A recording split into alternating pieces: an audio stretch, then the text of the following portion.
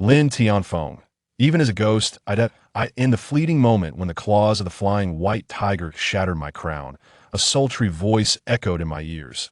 Little rascal, don't move. I abruptly opened my eyes, the woman in my arms teasingly brushing my throat with her hair, the open box on the bedside, the reflection of a handsome 22-year-old in the vanity mirror. Wasn't this the barmaid from the eve of the apocalypse? I grabbed my phone. December 24th, 2123, 23:30. Memories from my past life surged violently half an hour until the meteor shower descends, a scorching 50C that would melt Wang Xiaole's silicone chest, while I squander my last opportunity on her. Inga, the woman, coiled around me like a serpent. I swiftly seized her bra and stuffed it into her mouth, tossing a stack of cash in her direction. Get lost. You're hindering my mission to save the world. As the heavy security door slammed shut, I lit a cigarette, gazing at the crimson sky. This time, I desired the ungrateful contract master to witness how the cis-grade star crystal, which he cherished like a treasure, was trampled beneath my feet. Chapter 1. Reincarnation. A pair of iron pincers thrust into Zhao Yin's mouth, forcefully pulling out his tongue. With a sharp snap, Zhao Yin's tongue was severed by his adopted son, Zhang Dongliang. He could no longer utter a single word. His bloodshot eyes, filled with anguish, did not glance at the son who cruelly tormented him, but remained fixated on the three women across from him. Those three women were the foolish ones Zhao Yin had incessantly cursed. Having scarcely glanced at them, he never anticipated that they would ultimately risk their lives to save him, a man destined for death. Tears glistened in their eyes as they looked at Zhao Yin. Behind them lay the portal that Zhao Yin had strategically arranged as a precaution. All they needed to do was step through it, and they would find a path to salvation, yet the three women remained motionless. Brother Yin, where shall we go after we leave? Ningyu's face revealed a bitter smile. She shed her usual haughty demeanor, momentarily displaying a trace of tenderness.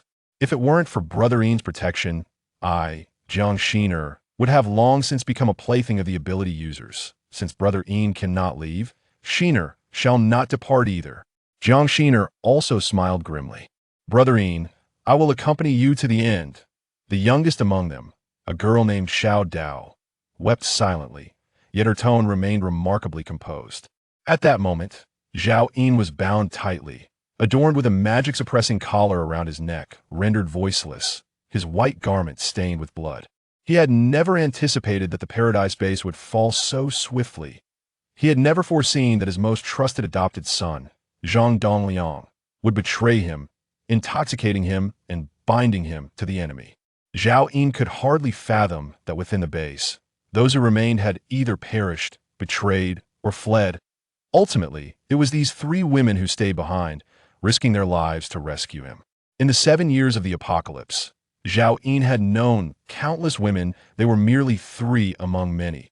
Had he not been driven to the brink, he might have never discerned who among them was genuine, and how many were mere curs. Alas, it was all too late. It was evident that these three women, lacking any abilities, were incapable of saving him. Tonight, no one shall leave. At that moment, a tall and handsome man stepped forth from the crowd. Zhao Yin, I never anticipated that you would entrust the thunder of daylight to these three women. In their desperate attempt to save you, they have obliterated nearly 10,000 of my subordinates. This debt must be settled with you. At last, Zhao Yin turned his gaze towards the newcomer. It was none other than his once dearest brother, Lin Tianfeng. Now, he stood as the master of contracts, one of the most formidable individuals in this apocalyptic world. Zhao Yin had first met him at the onset of the apocalypse, when Lin Tianfeng was utterly defenseless. Zhao Yin had saved his life, leading Lin Tianfeng to pledge allegiance to him as an elder brother. They had faced countless life-and-death situations together. Unlike Zhao Yin, who merely awakened a class ability and relied on cunning to survive, Lin Tianfeng had awakened an SS class power. The soul, a contract. 2 years prior, a trivial incident had caused a rift between them.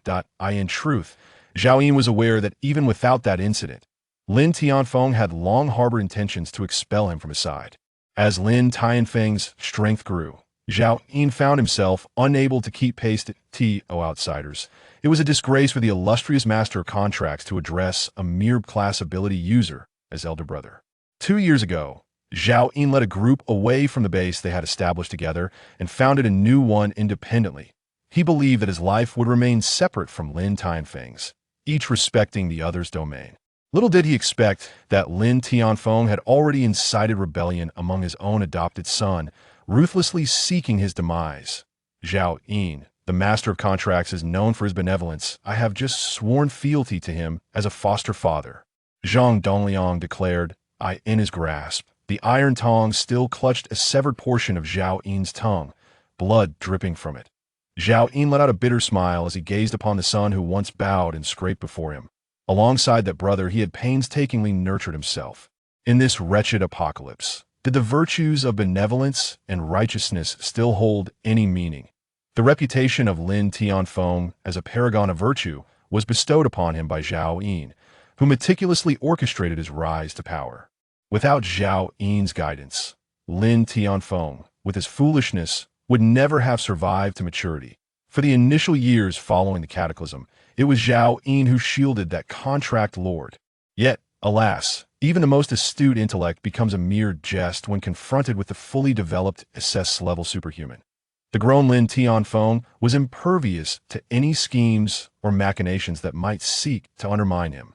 Zhang Dongliang approached Lin Tianfeng, brandishing Zhao Yin's severed tongue as a trophy, proclaiming, "Father, you had promised that as long as Zhao Yin surrendered the base, you would spare his life. However, he has caused the deaths of so many of your subordinates. So I took the liberty of severing his tongue. To deal with 3 inconsequential women, you still require my intervention. What purpose do I have for you as a son?" Lin Tianfeng remarked with indifference. Upon hearing this, Zhang Dongliang's expression shifted dramatically, and as he prepared to defend himself, a man behind him suddenly drew a blade. With a swift thrust, the blade pierced through his back, emerging from his chest. He stared wide-eyed in disbelief as he looked down at the point of the blade that had penetrated his heart. He had believed that by betraying his benefactor Zhao Yin, he would be able to live a more prosperous life thereafter. He never anticipated that he would meet such a fate. Lin Tianfeng's Zhang Dongliang lay on the brink of death. He yearned to voice his grievances, but the blade within him was abruptly withdrawn, causing a torrent of blood to erupt from his mouth, and his body slumped lifelessly to the ground. Upon hitting the earth, his breaths came in shallow gasps. In that moment, however, Zhao Yin felt no sense of satisfaction. When the cunning rabbit is hunted, the dog is cooked. Zhang Dongliang was no exception, neither was Zhao Yin. Now, as the master of the contract, he wielded the power of life and death, standing above all others. With a mere expression of discontent, his subordinates would draw their blades to kill those who align with him prosper, while those who oppose him perish. Who dares to utter a word of dissent? At that moment, Zhao Yin had never craved more fervently for an even greater power within himself. Even if it were merely in a class ability, how could he have fallen to such depths? Just then, Lin Tianfeng slightly raised his hand, and a terrifying beast descended from the heavens. This was the very creature Zhao Yin had once toiled to ensnare for Lin Tianfeng, an apex mutated beast of the contract, the flying white tiger.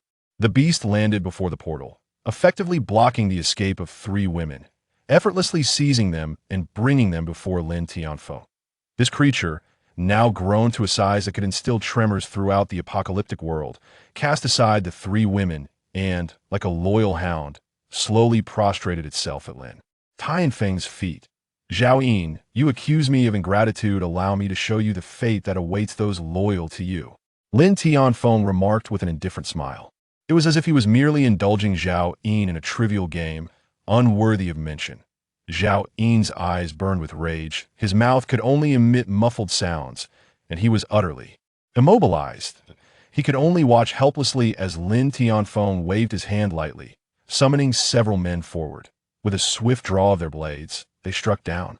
3 distinct thuds echoed in the air, and the heads of 3 women tumbled to the ground. These women, once regarded by Zhao Yin amidst millions, renowned for their unparalleled beauty even before the apocalypse, now lay as headless corpses. Throughout it all, they remained silent, exuding an eerie calmness. Ningyu's head rolled to rest before Zhao Yin, her eyes still wide open, gazing at him with a gentle expression. Zhao Yin stood frozen, at that moment transformed into a mere wooden statue kneeling in despair. Ha ha ha, the laughter of Lin Tianfeng's subordinates rang out, a cacophony of mockery. Around him, the sound of derisive laughter filled the air, as if they were indulging in a rather amusing game. Zhao Yin, whose heart was usually as hard as stone, felt a wrenching pain, and amid his overwhelming hatred, for the first time in this desolate world, he experienced regret. Ningyu, Xian Xiao Dao, may your journey be smooth. If I could relive this moment, I would cherish you all dearly. Lin Tianfeng, if given another chance, I, Zhao Yin, would personally rend your body to pieces. No, I would grind your bones to dust. If I could start anew, I, Zhao Yin, would ensure that I acquired even more formidable powers at the very first opportunity, if only. Yet where lies the possibility of if only? Lin Tianfeng spoke indifferently. Brother Zhao, it was you who taught me to eradicate the roots of the problem. So do not blame me if there is anyone to blame. It is you for knowing too much about my dark past. I shall etch my name into history. How could I allow you to linger in this apocalyptic world? Suddenly, the flying white tiger strode forward, its claws shattering Zhao Yin's skull. Do not move. As Zhao Yin's consciousness gradually returned, a languid female voice drifted into his ears, playfully murmuring, "Little rascal, don't move. Let sister sleep a little longer." Zhao Yin felt a wave of suffocation, as if something was pressing down on him. Instinctively, he raised his hand to touch it, only to be met with a soft, warm sensation.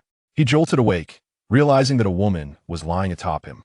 Her visage was unfamiliar, yet bore a hint of familiarity. The woman appeared to be around 24-25, with fair skin and cascading waves of hair that fell across Zhao Yin's chest, exuding a fragrant aroma of perfume. The sheets were white, and the room contained a vanity with an open box resting upon it. The floor was strewn with discarded tissues. In an instant, Zhao Yin recalled something. Chapter 2 Preparation. This was not the eve of the apocalypse, nor was she merely a woman he had flirted with at a nightclub. Zhao Yin found himself at a loss for her name, only recalling that after that fateful night, the world as he knew it had come to an end, and he had never seen her again. The scene before him mirrored that day precisely. 7 years into the apocalypse had forged within Zhao Yin a formidable psychological resilience, swiftly leading him to the realization that he had perished in the end times and had now returned to a time before the calamity. Little rascal, are you truly going to remain still? The woman's face was still nestled against Zhao Yin's chest, her slender waist twisting restlessly as she languidly expressed her dissatisfaction. When a woman like me ventures out to play with a man, she never offers a second chance. Are you certain you don't wish to indulge a little longer? In the next moment, the woman felt the man beneath her roll over, abruptly casting her off the bed. She fell onto the floor, clutching her chest and shrieking curses. What on earth is wrong with you? Zhao Yin paid her no mind, leaping off the bed to stand before the dressing mirror. He gazed at the youthful visage reflected back at him. Unlike the weariness that marked his face in the apocalypse, the 22-year-old Zhao Yin had fair skin, appearing somewhat gaunt, yet exuding an air of scholarly refinement. Standing at 6 feet tall, he embodied the very type that had captivated the hearts of many before the world fell apart. Zhao Yin's heart began to race. "Help me up, you scoundrel." The woman glared fiercely at Zhao Yin. "I, Wang Xiaolu, have come out to play and have never encountered such a heartless man." Zhao Yin regained his composure, silently turning away to don his clothes. In his memory, the impending dawn marked the arrival of the apocalypse. He was unwilling to squander his time on such a woman. Those who ventured out for pleasure were merely instruments for release. In his past life, he harbored no affections. In this life, he would not allow her to become a stumbling block. "What are you doing? Do you intend to leave just like that?" The woman, increasingly enraged, began to dress as well, seemingly prepared to confront Zhao Yin. Although it was not her first escapade, she felt a profound sense of abandonment. Zhao Yin finally finished putting on his shoes and socks, gathering the cigarettes, lighter, phone, and an open box of condoms from the table, stuffing them into his pocket. Suddenly recalling something, he turned back toward the woman. What are you planning to do?" Fear flickered across her face. At that moment, she noticed that the affectionate young man from the previous night now seemed like a completely different person. A mere glance into Zhao Yin's eyes sent chills coursing through her.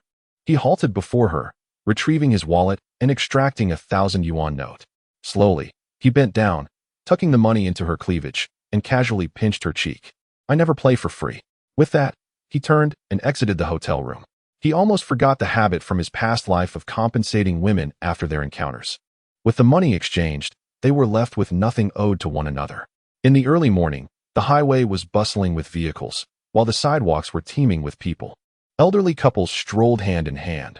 Women guided their children, and corporate professionals hurried to catch their early shifts. Each individual shared a common trait. They were all impeccably clean and tidy. The aroma of fried dough sticks and steamed buns wafted from a roadside breakfast shop, complemented by nearby roast duck, braised meat, cake, and bubble tea establishments. A long-lost sensation surged within Zhao Yin, stirring a tumult of emotions. Once, he had failed to appreciate such a tranquil existence. Yet in the aftermath of the apocalypse, he often found himself dreaming of this very scene. Had he truly returned? Zhao Yin slowly lifted his gaze towards the direction of Guangzhou No. 2 Middle School, where Lin Tianfeng, the future master of contracts, should still be teaching. However, the time for resolution was not yet upon him. He must wait until the apocalypse unfolded, using Lin Tianfeng's hand to locate the star crystal imbued with an SSS-grade ability. This time, Zhao Yin had no intention of establishing a base. He had come to understand that personal strength was paramount. As for Ningyu, Jiang Xiner, and Xiao Dao, their paths had crossed in the 6th year of the apocalypse, and he had never shown concern for their pasts. Now, amidst the vast sea of humanity, they were lost to him, leaving any future encounters to fate. In this era of peace, only Zhao Yin was aware that the brilliance of the present was but a fleeting spectacle before the storm. In the early hours of the night, an unprecedented meteor shower would grace the sky, as countless meteors descended, leaving the blue planet ravaged and scarred. The entire world is destined to transform into a cataclysmic furnace, with the majority of structures obliterated by meteorites and the resources essential for human survival reduced to rubble. Food, in particular, will suffer greatly. Even the remnants will mostly succumb to decay under the searing heat. A month later, an unknown radiation will permeate the Earth, resulting in 98% of humanity becoming zombies. While the survivors, both human and animal, alongside the flora, will undergo grotesque mutations. Zhao Yin, having gathered his thoughts, resolves to stockpile supplies. In the aftermath of the apocalypse, all ordinary food will rapidly spoil, giving rise to extraordinary sustenance. Hence, there is no need for excessive hoarding. He merely needs to endure until the meteor shower has passed. Zhao Yin returned home, a luxurious apartment in the heart of Guangzhou, a legacy from his parents. His parents, once executives in a state-owned enterprise, tragically perished in a car accident when he was 15. The inheritance and compensation they left behind afforded him a more comfortable existence than most prior to the apocalypse, and the absence of parental guidance fostered his unruly disposition. During the previous apocalypse, Zhao Yin was asleep in his home, fortunate enough to have his villa escape the meteorite's impact. Thus, he resolved to remain indoors when the catastrophe struck. He strode into the garage, steering his Audi A6 toward the ice cream factory 10 kilometers away. The meteor shower would continue for a full month, initially unleashing terrifying heat. He needed to procure ice to combat this impending crisis. In his past life, he had endured that month of extreme temperatures with great difficulty, barely surviving until the meteor shower concluded. He lacked the strength to search for supplies and consequently missed the opportunity to uncover the secrets of the star crystals.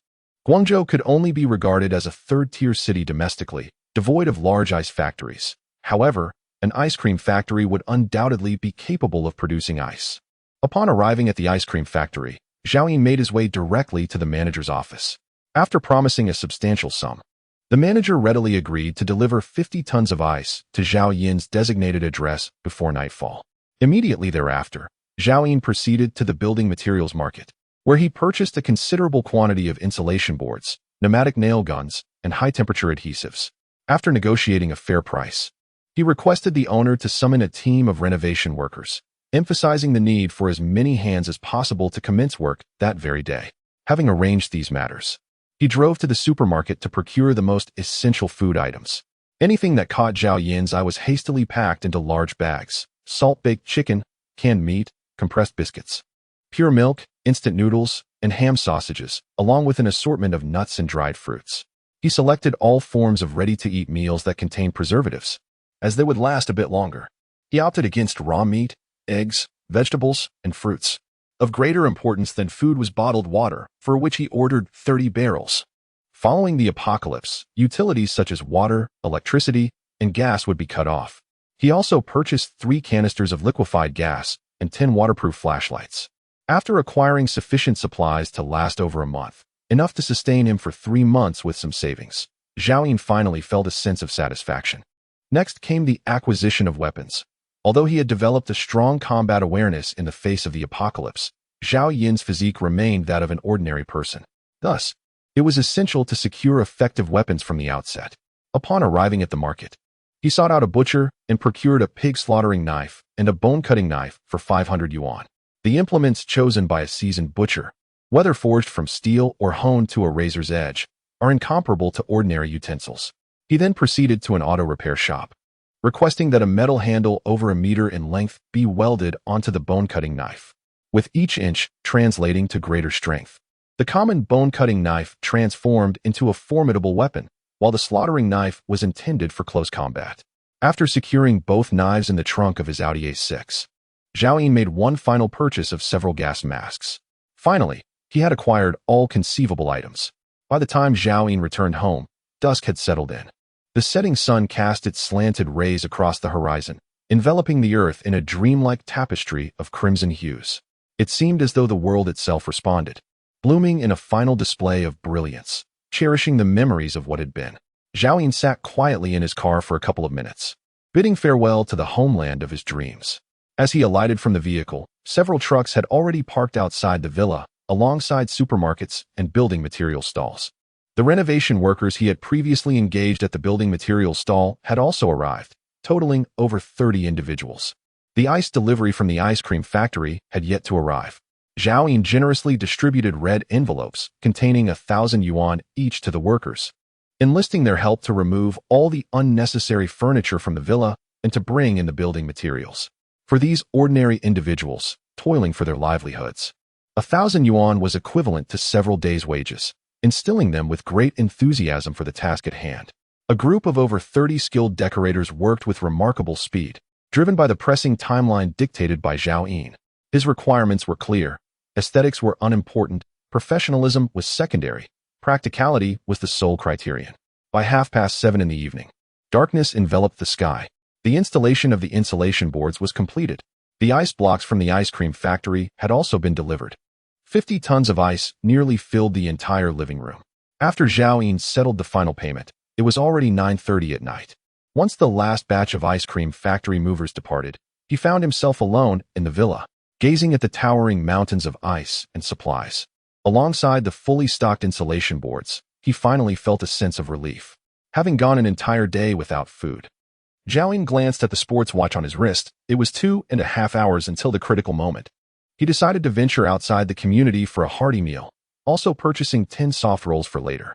Upon returning to the villa, the clock struck 10:30. Zhao Yin secured all doors and windows, completely sealing the remaining insulation boards, leaving only a small operable window to observe the outside world. As the clock approached 11:30, only half an hour remained until the arrival of the apocalypse. Sitting quietly in the frigid villa, Zhao Yin awaited the inevitable. Seconds ticked by. Buzz, buzz. The alarm on his phone finally sounded. The apocalypse had arrived. Chapter 3.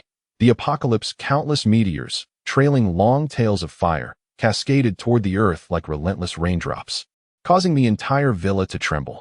Simultaneously, the chandelier above extinguished, plunging the surroundings into darkness as the power failed. Zhao Yin switched on a flashlight and approached the window, drawing aside the movable insulation board to peer outside. The apocalypse he had witnessed in his past life was now unfolding before him once more. Blinding beams of white light descended from the heavens, saturating the world in their brilliance. A torrential downpour of meteors battered the ground incessantly, leaving buildings in ruin, their facades riddled with gaping wounds. The city itself ignited, engulfed in thick plumes of smoke and flames. The artificial lake outside the villa bubbled violently, emitting hissing clouds of vapor. Help! Someone, please save me. What is happening? Why are there so many meteors falling? I am going to die. Why didn't the astronomical department provide a warning? Damn it! Zhao Yin's thoughts spiraled into despair. I don't want to die. The house has collapsed. My leg is broken. Outside, anguished cries and desperate wails echoed, A cacophony of hopelessness filled the air. With a sharp crack, an ancient osmanthus tree in front of the villa was shattered by a meteor the size of a bowl, quickly igniting amid the relentless barrage. A choking cloud of smoke, laced with searing heat, surged through the open window. Zhao Yin forcefully shut the movable insulation board, sealing it with high-temperature adhesive in haste. The brutality of the impending doom failed to penetrate Zhao Yin's heart, which had long since succumbed to numbness. The cries of anguish persisted until dawn, perhaps signaling the demise of everyone surrounding the villa. Zhao Yin prepared a pot of boiling water to brew a box of instant noodles, savoring it alongside a salted chicken leg. At this moment, no one was aware that amidst the countless meteors lay fragments of crimson crystals. In this post-apocalyptic era, they were referred to as star crystals. Each star crystal possessed the potential to randomly yield items essential for survival in this desolate world. It could produce extraordinary resources, weapons, or perhaps grant abilities that could transcend the mundane. Statistics from the apocalypse revealed that the majority of star crystals merely yielded low-tier resources, with only a minuscule fraction capable of producing equipment or evolution potions. The crystals that bestowed extraordinary powers were exceedingly rare. Similarly, whether resources, equipment, or abilities, a hierarchy existed among them. Following the cataclysm, a classification system emerged ranging from F grade to SSS grade. Shaking his head, Zhao Yin dismissed these thoughts. After satisfying his hunger, he retrieved the military coat left behind by his father.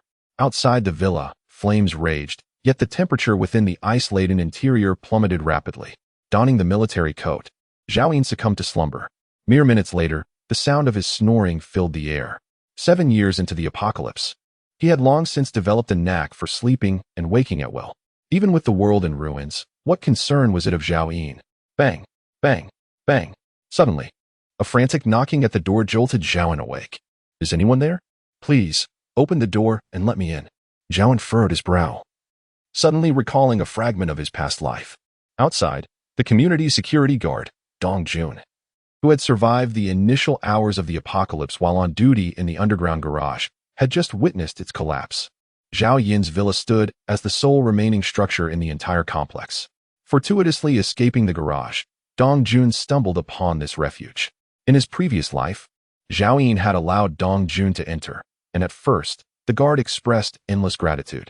However, as their food supplies dwindled, Dong Jun revealed his true nature, using his formidable strength to dominate Zhao Yin. A month after the meteor shower ceased, Zhao Yin, weakened by hunger, found himself entangled with Dong Jun. Had it not been for Dong Jun's reckless consumption of their provisions, Zhao Yin might have uncovered the secrets of the star crystal much sooner. Yet, just a few days later, after Dong Jun had squandered a considerable amount of food, Zhao Yin seized the opportunity in a fit of rage and ended his life in a brutal manner. Having endured countless horrors and bloodshed during the apocalypse, Zhao Yin had deliberately sought to forget those experiences, which is why he had not immediately recalled this incident. Zhao Yin, are you inside? I saw you return today. Open the door quickly, or I shall break it down. Outside, Dong Jun began to shout impatiently. A cold smile crept across Zhao Yin's face. In this lifetime, he would not repeat the same mistakes. Grasping the bone-chopping knife beside him, he approached the small window. After prying it open, Zhao Yin's face broke into a smile. Is that you, Brother Dong? Zhao Yin, you truly are here. Quickly unlock the door for me. I nearly met my demise. As Dong Jun spoke, a meteorite struck the ground beside him, causing him to leap in fright, his voice increasingly frantic. Brother, if you save me, I will do anything you ask. I am uncertain if you are truly Brother Dong. What if you turn out to be a villain? Zhao Yin replied, his tone grave. How could I possibly be a villain? It is indeed Dong Jun. You passed by the security station that day and even offered me a cigarette. Have you forgotten, brother? Brother Dong, come closer, so I may see you. Upon hearing this, Dong Jun, who could scarcely endure the sweltering heat, approached the small window, revealing a face scorched and reddened by flames. It is truly me, brother. Suddenly, a bone-chopping knife thrust through the window, piercing directly into Dong Jun's eye socket. And as it was withdrawn, a gruesome spray of crimson and white erupted. Zhao Yin retracted the knife and swiftly sealed the small window, as if nothing had transpired. In this life, Dong Jun had not yet had the chance to bring harm to Zhao Yin, yet Zhao Yin felt no remorse in ending his life. The other party could not escape this place. Eventually, They would pound on the door, and without the protection of a solid barrier, the searing heat would infiltrate the villa.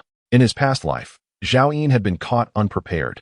In the initial days of the apocalypse, he barely survived by relying on the villa's isolation.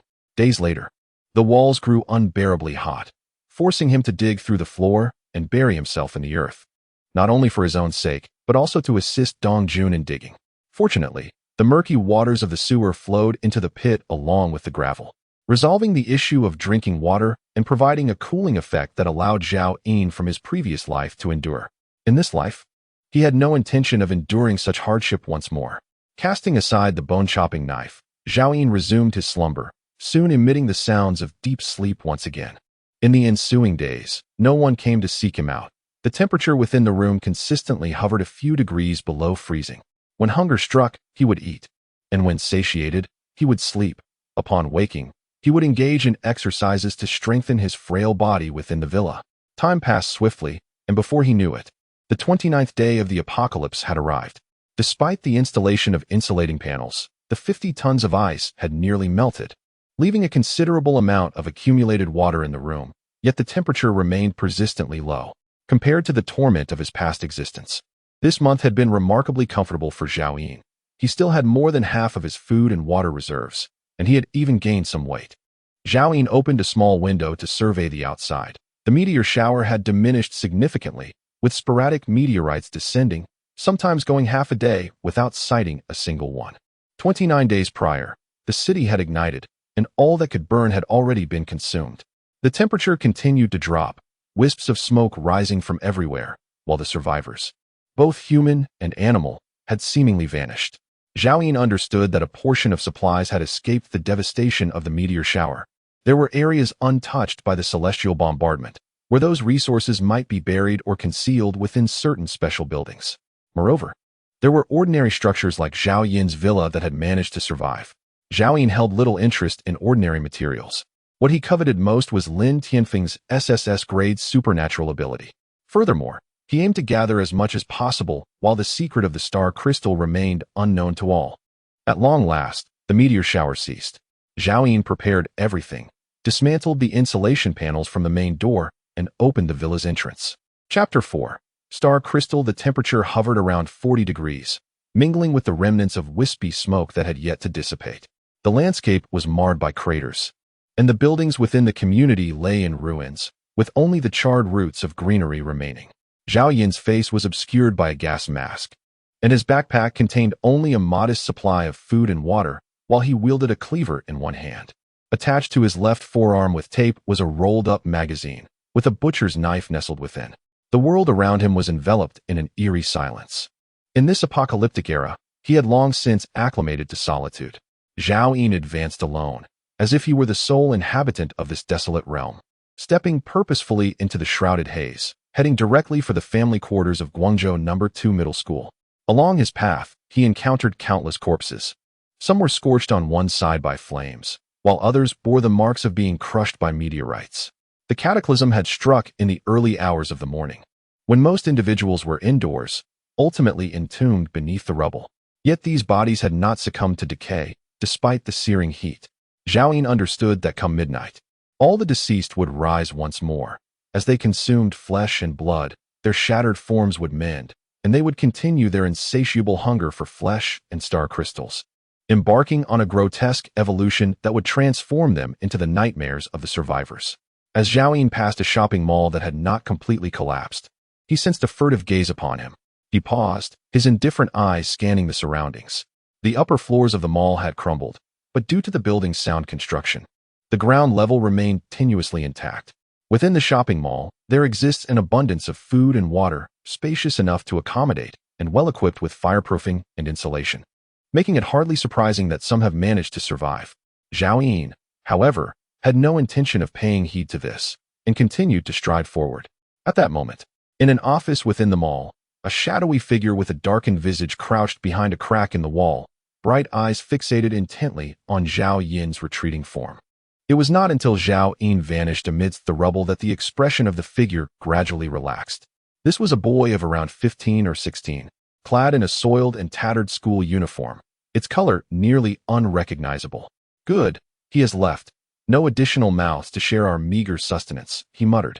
Brother, is what we are doing truly right? Came a timid voice from the corner behind the boy, belonging to a girl of about 11 or 12.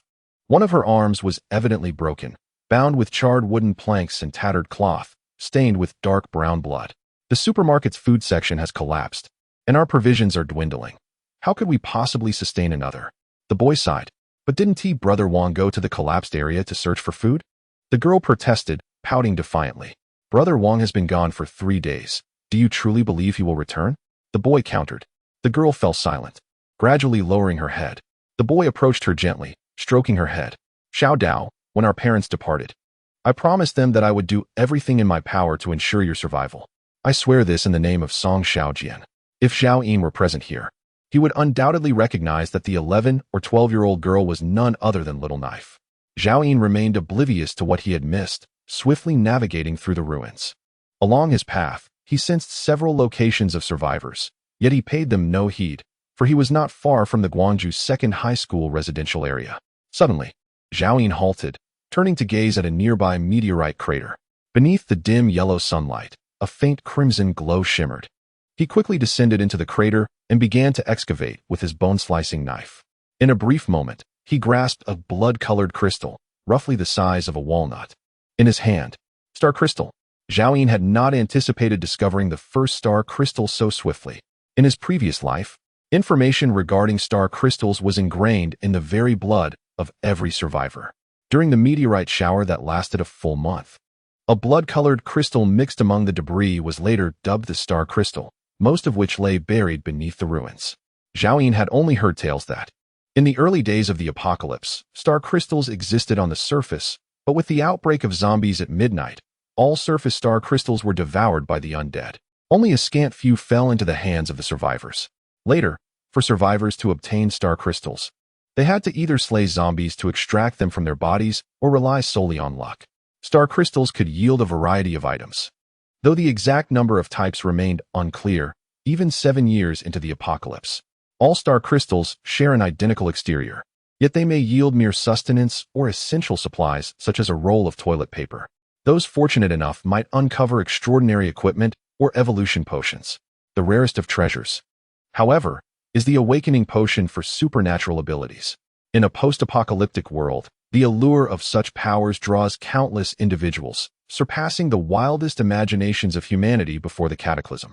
Before a wielder of these abilities, even the evolved must bow in submission, while ordinary people are deemed lesser than swine or dogs. Nonetheless, items of the same category are not equal in potency, and a classification system was later devised, ranging from F to SSS grades.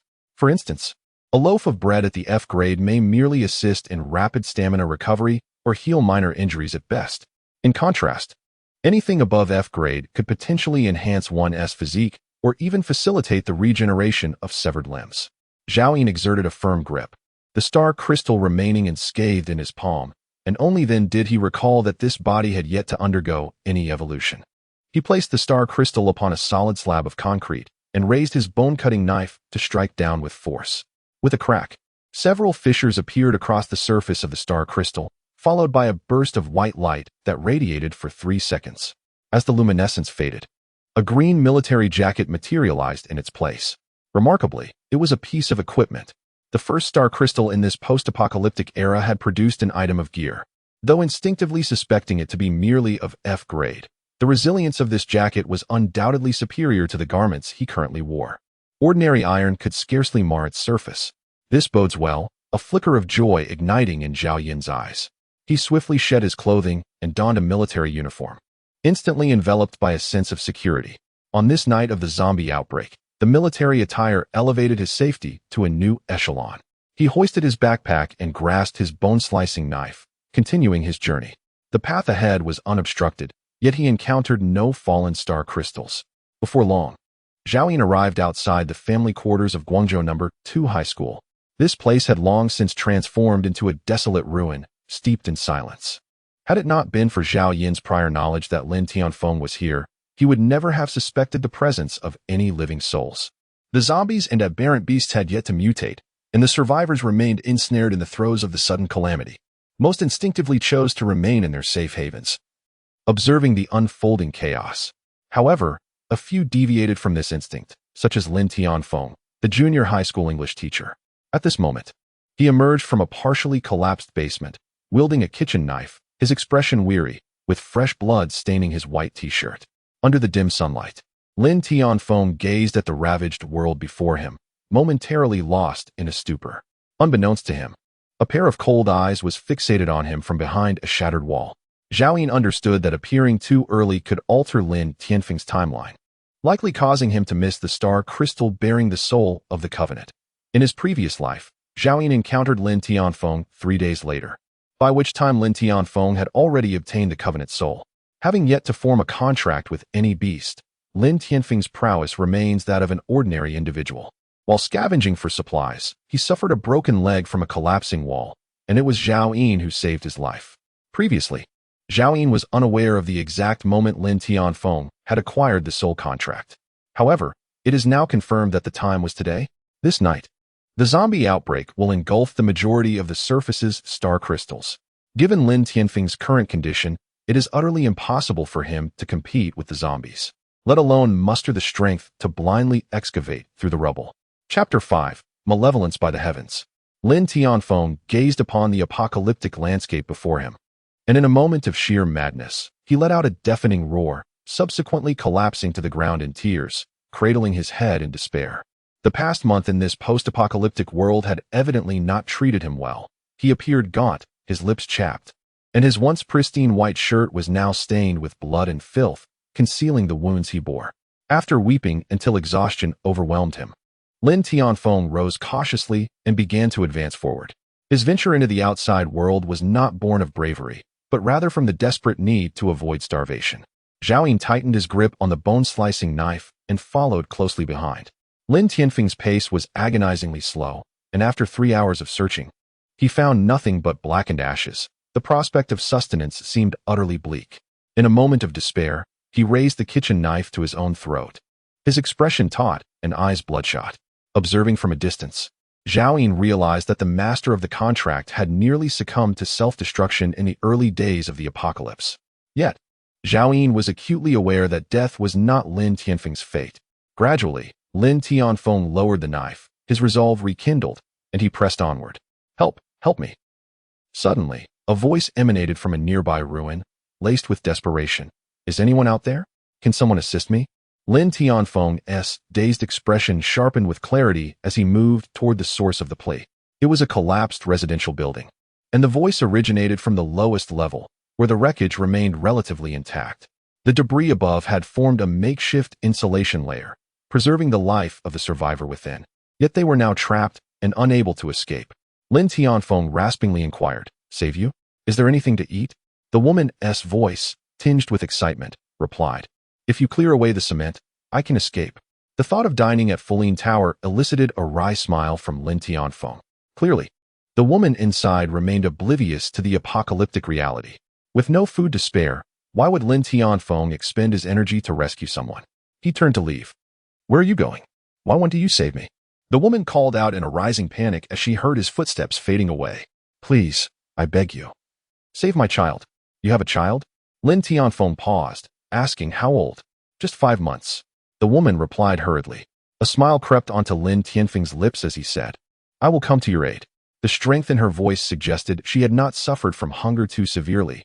Thus, he began to remove the concrete slabs, quickly revealing an opening. Inside was a spacious area, resembling an undamaged kitchen. A filthy woman sat on the ground, cradling an infant. "Thank you, big brother." Before she could finish her sentence, Lin Tianfeng climbed inside, recklessly rummaging through the debris. He discovered a broken refrigerator, which still contained some rotting vegetable scraps. Without hesitation, he seized a handful and stuffed it into his mouth, disregarding everything else. On the ground lay a pile of snack wrappers and numerous empty water bottles. It was evident that the woman had survived on these remnants. Lin Tianfeng twisted open the empty bottles, letting the residual drops of water trickle into his mouth. He then picked up the snack wrappers, licking them clean of any remaining food particles. His hunger was overwhelming, and these meager scraps were utterly insufficient. After confirming there was no food left, his blood-red eyes turned towards the woman. "Brother, The woman sensed Lin Tianfeng's palpable malice and instinctively recoiled. Her infant in her arms, also sensing the tension, bursting into tears. Why didn't you leave me any food?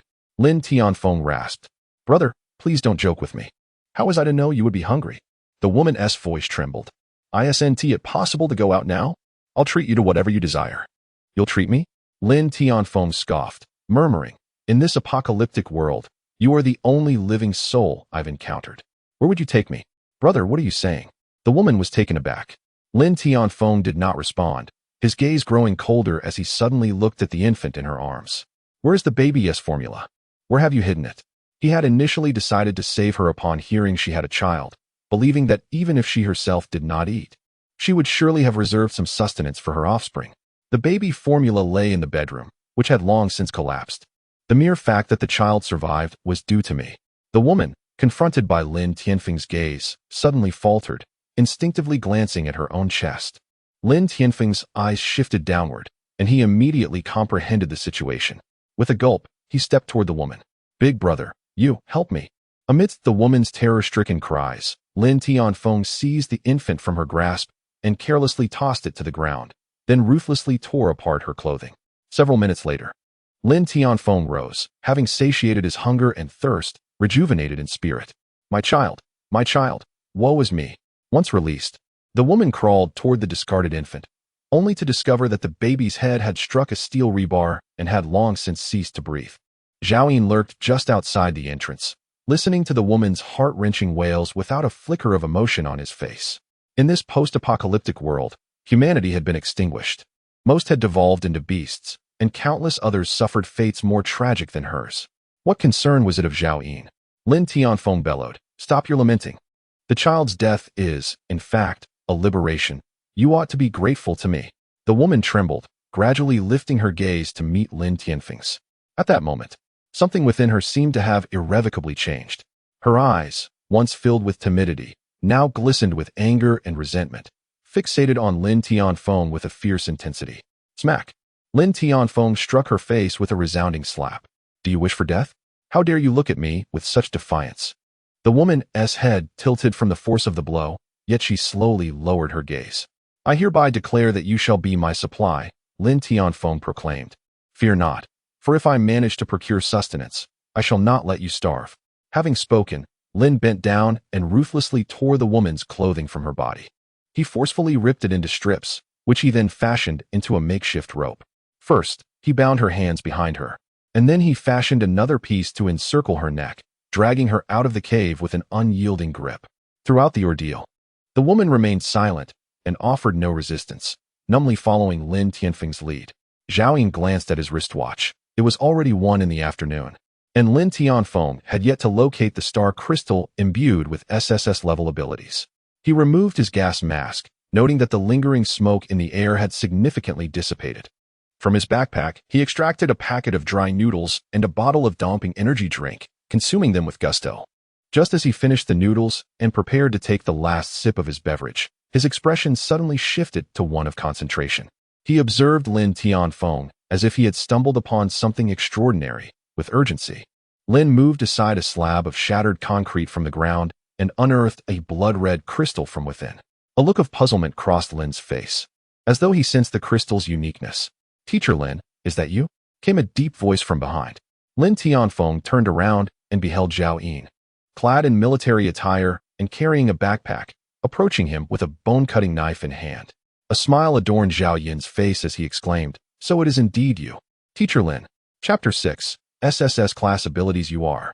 Lin Tianfeng instinctively cast a glance at the bone-slicing knife in Zhao Yin's hand, a sheepish smile spreading across his face. I have a niece who attended the 2nd middle school last year. She was your student. We met during the parent-teacher conference. Zhao Yin replied with a smile. Ah, so it's you. Lin Tianfeng exhaled a sigh of relief, a smile blooming on his face. In truth, he could not recall who Zhao Yin was, but as long as he was not here to seize his food supplies, all was well. Zhao Yin feigned surprise, pointing at the star crystal in Lin Tianfeng's hand. Mr. Lin, what is this? Lin Tianfeng swiftly tucked the star crystal into his pocket, chuckling, just a trinket I found. A keepsake. Zhao Yin raised the remaining sip of Dongping's special drink in his hand to his lips, about to take a drink. when suddenly he seemed to remember something. In the midst of the apocalypse, Mr. Lin still holds interest in such artifacts. Truly, you are a scholar. Wait. Lin Tianfeng then noticed that Zhao Yin had a beverage in his hand. Despite the small amount left, it was rich in sugar, precisely what he needed at the moment. Brother, you don't seem too thirsty. Since you're interested in this artificial gem, how about we trade for that drink? Do you take me for a fool? Zhao Yin's expression suddenly hardened. You wish to exchange a worthless item for my drink. Brother, if you give me that sip, you shall be my elder brother from now on. Lin Tianfeng pleaded, you still have plenty of food in your backpack. Why bother about a sip of drink? Zhao Yin successfully caught the glimmer of intense greed in Lin Tianfeng's eyes when he glanced at his backpack. Yet, his smile remained radiant. Indeed, I possess a multitude of beverages. Since Teacher Lin desires them so fervently, let us make an exchange. Upon hearing this, the greed in Lin Tianfeng's gaze deepened, and he readily handed over the craft. Brother, can we travel together? In this apocalyptic world, more companions mean greater safety. Lin Tianfeng restrained his gaze, trying not to look at Zhao Yin's backpack. Zhao Yin calmly placed the star crystal into his pocket and casually tossed the drink to him, suddenly becoming indifferent. No, I prefer not to be called brother. With that, Zhao Yin turned to leave. Hearing Lin Tianfeng address him as such ignited a desire to kill within him. Lin Tianfeng felt a wave of disappointment, but could not compel Zhao Yin. He could only conceal the drink close to him and continue searching for supplies with the woman. After Zhao Yin turned away, a murderous intent surged in his eyes. He did not reveal it, uncertain if this star crystal was the same as the one from his past life. If it were not, he would need to allow Lin Tianfeng to keep searching, without too much interference in his timeline. Otherwise, it could prevent Lin Tianfeng from acquiring that star crystal. Thus, Zhao Yin calmly extracted the star crystal from the man he loathed to the core. Upon reaching a crumbling corner, Zhao Yin decisively shattered the star crystal. This time, it emitted not a white light, but a dazzling golden glow. After a full minute, the golden radiance gradually dissipated, revealing a small golden vial at the spot. Zhao Yin swiftly grasped it in his hand and uncorked the bottle, revealing a single drop of golden liquid inside. It resembled flowing blood, and with just a glance, Zhao Yin understood. This was the SSS Great Ability Awakening Serum. Despite possessing unwavering determination, Zhao Yin's hands trembled uncontrollably. In his previous life, there were only a handful of individuals with SSS Great Abilities. Upon opening the vial, he felt his very soul quiver. He had only sensed this terrifying aura emanating from SSS Great Ability users before. Although Zhao Yin had envisioned countless scenarios of acquiring SSS grade powers in his mind, the reality felt surreal when it finally materialized. Without hesitation, he tilted his head back and consumed the golden liquid. It was difficult to articulate its flavor. As the liquid coursed through his body, it swiftly dissolved and spread throughout his limbs, enveloping him in a refreshing sensation. Contrary to his expectations of a cataclysmic experience or the searing heat associated with B-grade abilities from his past life, the SSS Grade Awakening Serum proved to be incredibly soothing. Zhao Yin's mind became serene as he gradually closed his eyes. A subtle transformation began to manifest within him, a sensation that deepened with the passage of time. Half an hour later, Zhao Yin opened his eyes. The world had undergone a profound change. Once indistinct objects were now remarkably clear, allowing him to perceive minute grains of sand hundreds of meters away. Even the faintest whispers of the wind from afar were distinctly audible. His senses had been heightened to an extraordinary degree, surpassing that of an ordinary person by several folds. With his current abilities, no subtle movement within a kilometer could evade his awareness. The soul of the contracted ability was to enhance mental prowess. This was merely the nascent stage of awakening. As his mental strength burgeoned in the future, his perceptual capabilities would become even more formidable. This was merely the preliminary effect associated with the SSS level ability. The true power of the contracted soul lies in its capacity to enslave any being, excluding humans. Even the terrifying aberrations, feared and spoken of in hushed tones 7 years after the apocalypse, regarded as divine beasts, comparable to lesser SSS level ability wielders, could be subjugated by Zhao Yin, should he possess the strength to do so. Moreover, he would not be constrained by his own capabilities. The reason the contracted soul was rated at SSS level was primarily due to the absence of limitations concerning the number of contracted subordinates. Theoretically, as long as Zhao Yin's strength was sufficient, he could amass a legion of aberrant beasts, dominating the apocalypse and ascending to the throne. Of course, this is contingent upon Zhao Yin's ability to locate and subdue such numerous aberrant creatures. Zhao Yin quickly regained his composure, understanding that prior to the contract with the mutated beast, he was merely an ordinary individual, much like Lin Tianfeng in his previous life, who, despite ascending to the status of an SSS-level ability user, nearly met his demise at the hands of a mere wall. What lay ahead for Zhao Yin was the quest to acquire sufficient star crystals to enhance his own strength, followed by the pursuit of a mutated beast to subdue and contract. Of course, there was another matter at hand. He vowed to obliterate Lin Tianfeng. He swore to dismantle him into 1,000 pieces, and not a fragment less. Zhao Yin closed his eyes, soon discerning the voices of individuals approximately 500 meters away. Although the distance rendered the conversation somewhat inaudible, it was undoubtedly Lin Tianfeng and the woman who had not strayed far. Meanwhile, Lin Tianfeng sat upon a crumbling piece of concrete, feeling a pang of hunger. Indeed, baby food was insufficient to sate an adult's appetite. His gaze shifted to the woman beside him as he commanded, "You, come here." The woman, with disheveled hair, wore nothing but a bra on her upper body, her black locks cascading down to obscure her face, reaching just above her fair chest. She remained motionless, her expression concealed.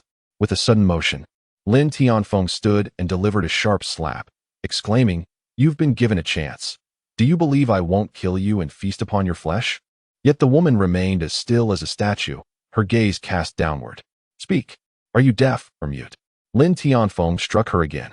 Before the apocalypse, he had been an ordinary teacher, earning a modest salary, merely existing day by day.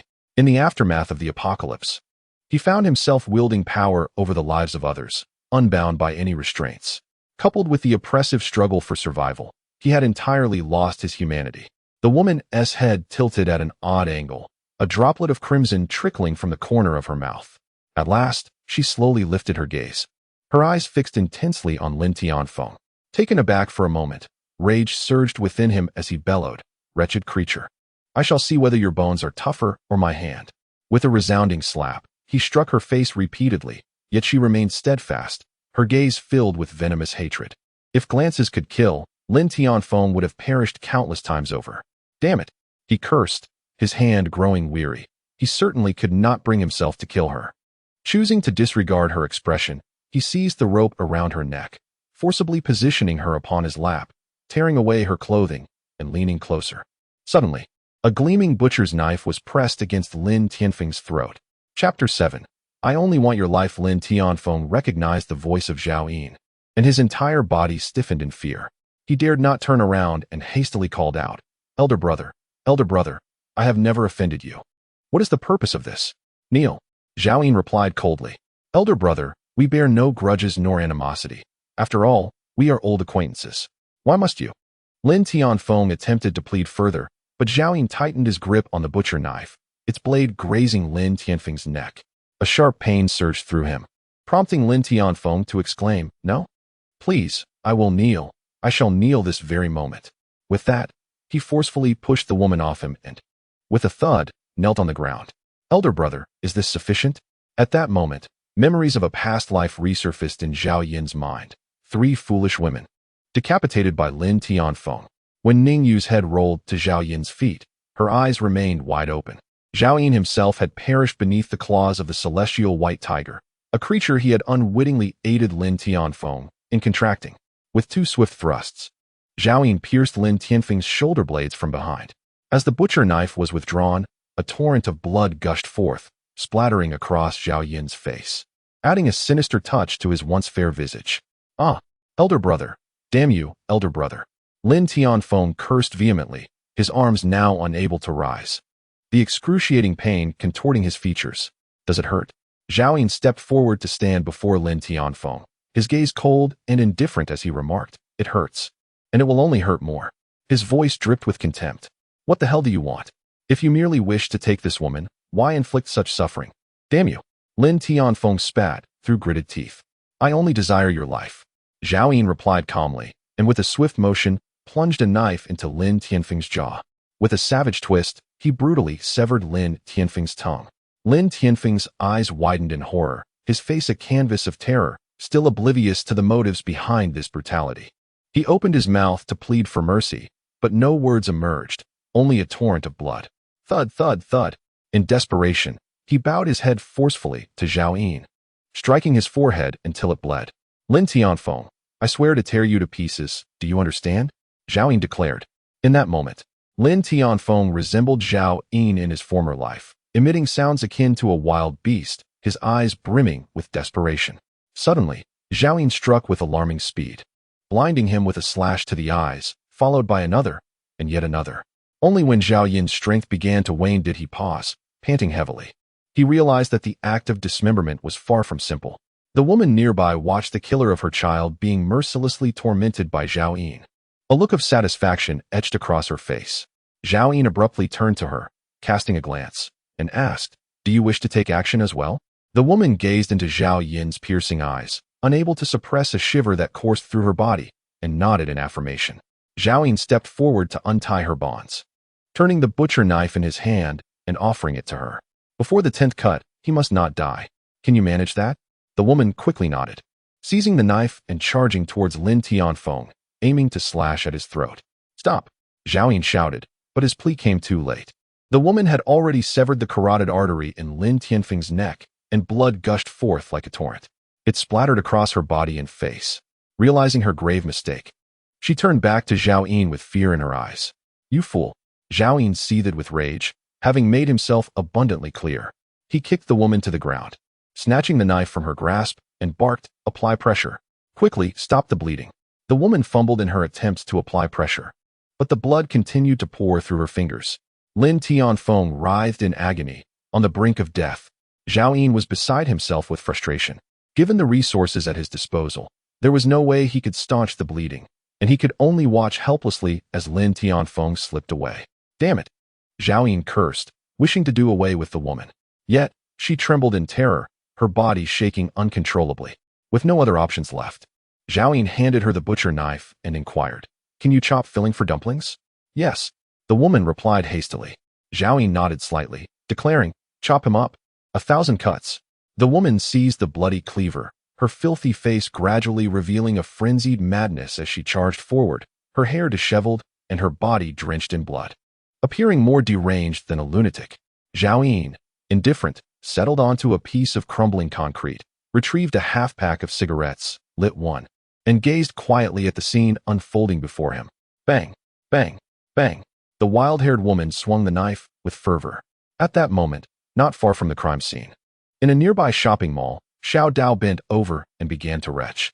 Beside her, Song Xiaojian's face turned ashen. They had both been the nation's blossoms before the apocalypse, sheltered by society, and had never witnessed such a gruesome spectacle. Brother, how can there be such cruel people? Did someone truly die? After Xiao Dao finished vomiting, tears streamed down her cheeks. They aren't filming a movie, are they? Song Xiaojian remained silent, unsure of how to console her sister. After a long pause, he murmured, "Little sister, this is the apocalypse. If one day I am killed in such a manner, you must be strong and live on." "Brother, what are you saying?" Xiao Dao rushed forward to cover her brother's mouth, bursting into tears again. "I don't want you to die. I want to be with you forever." Song Xiaojian gently patted her head, ultimately letting out a sigh. After all, his sister was still too young to grasp the realities of the apocalypse. Little Knife lamented, "Fortunately, that villain did not come here. Boo, he is too terrifying." Song Xiaojian admonished, "In the future, if you ever encounter that person, keep as far away as possible." Little Knife nodded vigorously.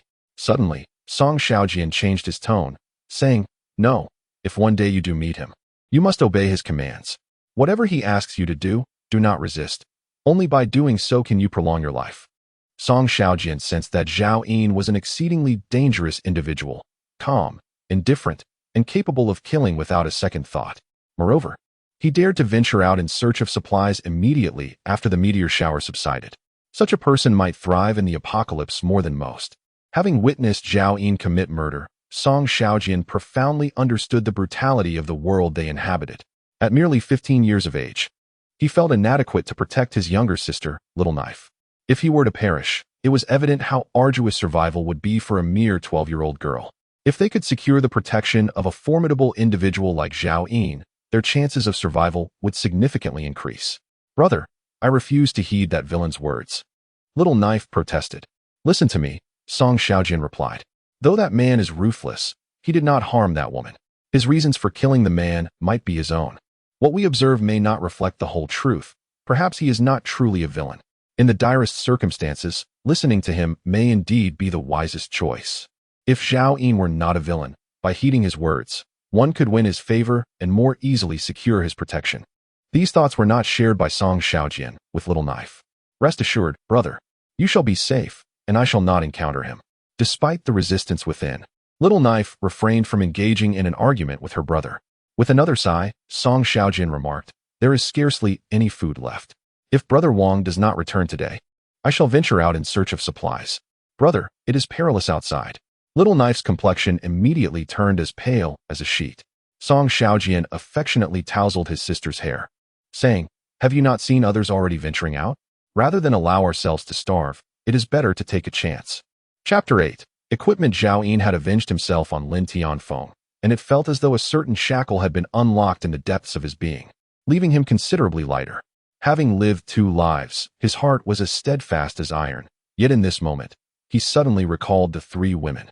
At that instant, they still existed in this world, though their whereabouts remained unknown. Should fate allow them to cross paths again, he would strive to ensure they led a good life. However, if they did not meet again, in the event of such an outcome, Zhao Yin had no intention of expending excessive effort. After all, his own survival was paramount. Without formidable strength, even if he were to encounter them, he would be unable to offer protection, ultimately allowing them to tread the same tragic path as in their previous lives. Suddenly, Zhao Yin overheard a conversation originating approximately 500 meters away, where he had previously discovered survivors in a mall. To his amusement, it turned out to be a brother and sister duo. He chuckled quietly as he heard the little girl chastising him. It did not bother him. There were already those who scolded him, and undoubtedly, many more would follow. Disregarding the siblings' banter, Zhao Yin turned his gaze back to Lin Tianfeng, who had been reduced to a mere pulp.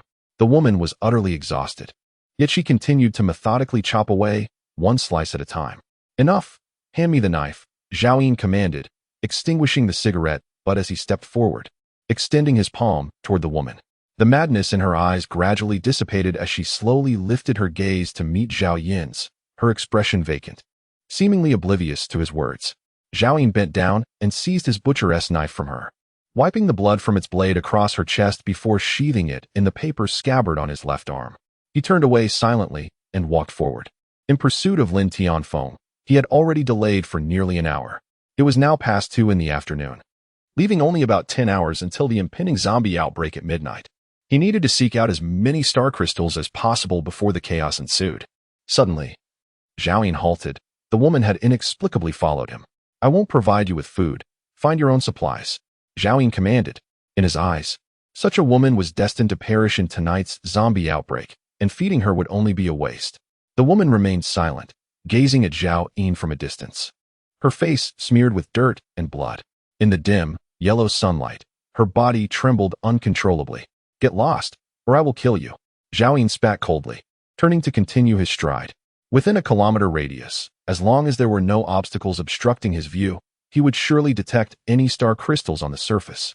Half an hour later, a streak of crimson appeared 300 meters ahead, prompting Zhao Yin to quicken his pace. Indeed, a star crystal lay mostly buried in the earth, reflecting a faint blood-like glow under the sunlight. Zhao Yin seized it and shattered it with his bone-cutting knife. 3 seconds later, he held a bottle of Nongfu spring water in his hand. A flicker of disappointment crossed Zhao Yin's face. This water was the most inferior resource that could be yielded from star crystals, classified as a Type F.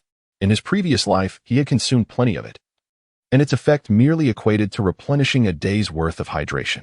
The ephemeral presence of Zhao Yin was marked by a sense of frustration as he carelessly tossed a bottle of Nongfu spring into his backpack, continuing his quest ahead. For the next hour, he encountered no trace of star crystals. As the clock struck 3:30, irritation brewed within him. The surface star crystals were far scarcer than he had anticipated. In his previous life, the abundance of advanced zombies was attributed to their ability to detect the star crystals buried beneath the ground. Here, however, anything that masked their presence rendered them nearly undetectable, even if one were to tread upon them. Suddenly, Zhao Yin's senses heightened as he heard a sound, halting his steps to glance back. A woman was sprinting towards him. What do you want? Are you seeking death? His mood already soured, Zhao Yin turned and, with a swift kick, sent the woman sprawling to the ground. He raised his bone-slicing blade, positioning it threateningly against her neck. "I avenged you. Allow me to accompany you," she stated, surprisingly calm despite her exhaustion and prolonged thirst. Her voice hoarse. "I can serve as your granary." At these words, Zhao Yin's expression darkened instantly. With a flick of his wrist, he struck the woman across the face with the back of his blade, leaving a deep gash. "Get lost," he barked, his patience wearing thin with this accursed woman who dared to waste his time. Suppressing his murderous intent, he turned and strode away. Though he was mindful of his surroundings and did not move quickly, the woman soon trailed behind him once more. Whenever he glanced back, she would retreat. When he advanced, she would follow. Zhao Yin found himself exasperated. This woman seemed utterly unafraid of death. "Certainly. Here is the refined and improved translation of your text. Very well. You desire sustenance, and I shall provide it." Zhao Yin was unwilling to squander his time on her. After all, they had only recently crossed paths, and he did not wish to resort to needless violence. From his backpack, he retrieved a salted chicken leg and a bottle of Dongpeng energy drink. Tossing them onto the ground, "Take it, and go as far away as you can. Do not follow me." Such commonplace provisions were abundant in the villa. In this apocalyptic era, ordinary food deteriorated rapidly for reasons unknown, making it futile to hoard vast quantities before the world changed. Thus, Zhao Yin had refrained from stockpiling. Regardless of how long it could be stored, he saw no harm in sharing some with her. Resolute in his decision, he vowed that should this woman dare to pursue him after accepting his offerings, he would not hesitate to eliminate her. After Zhao Yin departed with a string of curses, the woman approached to retrieve the chicken leg and drink, a flicker of gratitude illuminating her face, quickly replaced by a shadow of despair. 5 minutes later, Zhao Yin confirmed she had not followed him and breathed a sigh of relief. Soon, a star crystal came into view ahead. Instantly, Zhao Yin's gloomy disposition lifted as he hurried to pick it up and forcefully smashed it open. A sleek, black butterfly knife emerged before him. More equipment. Zhao Yin felt a surge of joy. With a swift flick, he unleashed the butterfly knife, slicing through a piece of meteorite. The cut was immaculate, akin to a polished mirror. Although the butterfly knife was merely of F-grade quality, its origin from the star crystal guaranteed its exceptional craftsmanship. According to statistics from previous lives, the probability of obtaining equipment from star crystals is less than 1 in 1,000. Yet, from the 4 star crystals he acquired, aside from the one bearing an SSS level special ability, astonishingly, 2 pieces of equipment emerged from the remaining 3. Could it be that his fortune had turned for the better in this lifetime? With the butterfly knife secured at his waist, he pressed onward in his search. After approximately half an hour, he encountered another star crystal. Upon a slight perception, he discerned that the granary had still not followed him, cursing it as a mere harbinger of misfortune. Without her presence, his pace in locating star crystals quickened. This time, he unearthed a sandwich. Zhao Yin had consumed such bread in his past life. It could sustain one's energy consumption for an entire day and, crucially, facilitate rapid recovery from injuries. In critical moments, it could prove life-saving, rendering it the most urgently needed resource for Zhao Yin at present. He carefully stowed the sandwich in his backpack and resumed his quest. 40 minutes later, Zhao Yin discovered yet another star crystal, only to find it yielded a bottle of Nongfu spring water. Indeed, obtaining equipment was not as straightforward as he had hoped. Soon, the vibrant red sun began its slow descent below the horizon, casting a somber twilight over the sky. The smoke that lingered in the air had completely dissipated. With the absence of sunlight's refraction, Zhao Yin found his search for star crystals increasingly arduous. As night fell, even the star crystals appeared indistinguishable from ordinary stones. At that moment, Zhao Yin's pockets held 3 star crystals, all newly discovered, which he refrained from opening on the spot to conserve time. At that moment, Zhao Yin seized the opportunity to shatter all the star crystals. The first one yielded a packet of instant noodles, sufficient to stave off hunger and withstand the biting cold. The second star crystal produced yet another bottle of Nongfu spring water. Not this cursed Nongfu spring again. Zhao Yin could not help but curse. This was the 3rd bottle already. He chose to disregard it and turned his gaze to the final star crystal. Upon breaking it open, a brilliant white light once again illuminated the space. Zhao Yin's breath hitched as he faintly discerned a piece of equipment emerging from the dissipating glow. Chapter 9. The Female Thief. Soon, the white light dissipated, and as Zhao Yin beheld the item he had acquired, he was momentarily entranced. A pair of black fishnet stockings. Zhao Yin could scarcely believe that such an item had emerged. At that moment, he was in dire need of lower body gear. Was he to wear this? Zhao Yin, a man of stature, would rather face death at the hands of zombies outside than don a woman's stockings. He resolutely made up his mind, raised his hand, and flung the fishnet stockings several meters away. His movements were remarkably nonchalant, exuding an aura of unyielding masculinity. Zhao Yin then strode away, his silhouette brave and undaunted against the night. A true man, even without trousers, would never resort to wearing such an item. Despite the fact that those fishnet stockings appeared to possess a quality exceeding F grade, and despite the additional layer of security they might provide. Just try them on once. Zhao Yin casually found himself back at the discarded fishnet stockings, frowning as he bent down to retrieve them, his face contorted in distaste. He quickly tore off the pants from his legs and pulled the stockings over his plush limbs. Having never encountered such stockings in his previous life, nor possessing the B-grade ability of true sight, he realized that only experimentation would reveal their effects. With a slight exertion of force, Zhao Yin propelled himself forward at an astonishing speed, covering nearly 100 meters in just 3 or 4 seconds. The wind whistled past his ears, his velocity far surpassing human limits. Even the fastest of men before the apocalypse would find themselves left behind. Zhao Yin came to a halt, inhaling deeply the surrounding air, a joyful smile gracing his face. In truth, as long as I do not voluntarily remove the cool attire beneath, no one would be any the wiser. Zhao Yin mused to himself, how delightful. This was undoubtedly E-grade equipment. Given Zhao Yin's current physical capabilities, he was yet to fully harness its utmost potential. Soon, he regained his composure, donned his trousers once more, and ignited a cigarette. Taking a deep drag, he silently calculated that thus far, he had acquired 3 pieces of equipment: an F-grade military jacket, a butterfly knife, and E-grade fishnet stockings. In addition, he had procured 3 bottles of Nongfu spring water, a piece of sandwich bread, and a serving of instant noodles. Continuing to aimlessly search for star crystals would no longer be prudent. There were far more pressing matters to attend to. It was time to reclaim the B-grade ability from his past life, the Eye of True Sight. This ability was located at the site of a former zoo, a place he remembered vividly, situated roughly 10 kilometers from his current location. Furthermore, Zhao Yin recalled that the star crystal containing the Eye of True Sight remained on the surface, untouched for 3 months, neither claimed by anyone nor devoured by zombies, owing to the presence of a mutated monkey in the vicinity. His mission comprised 2 objectives: to retrieve the Eye of True Sight and to see if he could subdue the mutated monkey. With the bone-cutting knife in hand, Zhao Yin set forth towards his destination. Thanks to the speed enhancement from the fishnet stockings, he arrived at the old zoo site in just 20 minutes. The architecture here has long been annihilated by meteor strikes, and the once lush vegetation has been reduced to ashes, leaving behind a landscape strewn with the lifeless bodies of both humans and animals, most of which lie in a state of disrepair. At this moment, the monkey has yet to undergo mutation, its whereabouts unknown. Zhao Yin sensed the stillness around him, unable to hear a whisper of the monkey. The zoo was enveloped in an eerie silence. The monkey, cunning beyond imagination, could be concealed deep beneath the ground. In his previous life, Zhao Yin had exerted considerable effort to assist Lin Tianfeng in capturing it, but he had failed several times. Ultimately, he resorted to acquiring an A-grade trapping net at a great cost, which allowed him to ensnare the monkey, now classified as C-grade. Its potential for growth was astonishing, making it one of the most promising anomalous creatures Zhao Yin had ever encountered.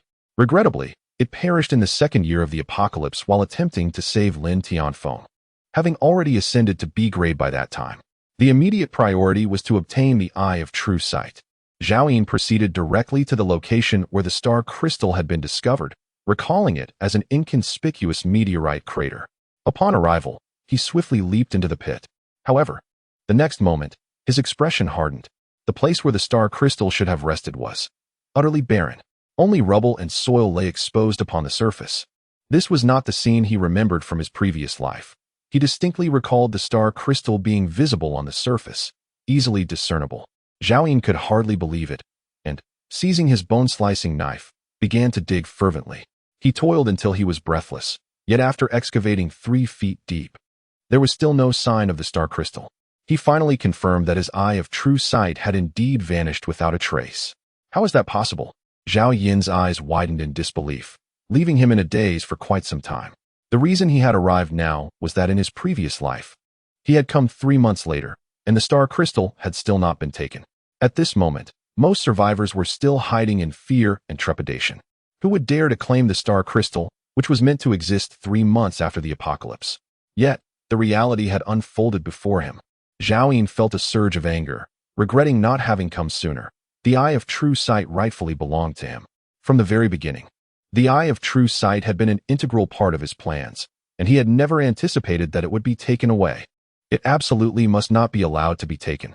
Whoever dares to seize what belongs to Zhao Yin shall face death, he seethed through gritted teeth. Soon, he regained his composure, realizing that the thief might not have ventured far. He immediately focused all his attention to listen intently. A few seconds later, Zhao Yin suddenly opened his eyes wide, his face contorted with rage, and he dashed forward. Approximately 1,500 meters away, he detected the faintest sound of footsteps belonging to a human, so subtle, yet it was audible to the furious Zhao Yin, driven by a murderous intent. He arrived within 100 meters of the figure in less than a minute. However, upon recognizing the silhouette, his gaze sharpened. A granary? In that moment, Zhao Yin fixed his eyes on the frail figure, finally piecing everything together. No wonder someone could take his possession. It turned out to be her. The woman who was destined to perish at the hands of Lin Tianfeng in her past life was miraculously spared by Zhao Yin, thus deviating from the timeline she was familiar with and appropriating what should not have been taken. At this moment, the figure of Grain Depot trembled, her steps unsteady, limping along the crater-strewn path. Her filthy face was etched with terror, and with each step upon the grotesque corpses lining the roadside, she let out a piercing scream. Why not survive in peace? Why not seek refuge somewhere, instead of coming to seize my extraordinary star crystal? I had already granted you a chance. It is your own choice to court death. The murderous intent in Zhao Yin's eyes intensified, and although she appeared somewhat pitiable, she too deserved to die. Zhao Yin tightened her grip on the bone-slicing knife and advanced purposefully. Grain Depot seemed to hear Zhao Yin's footsteps and slowly turned her head.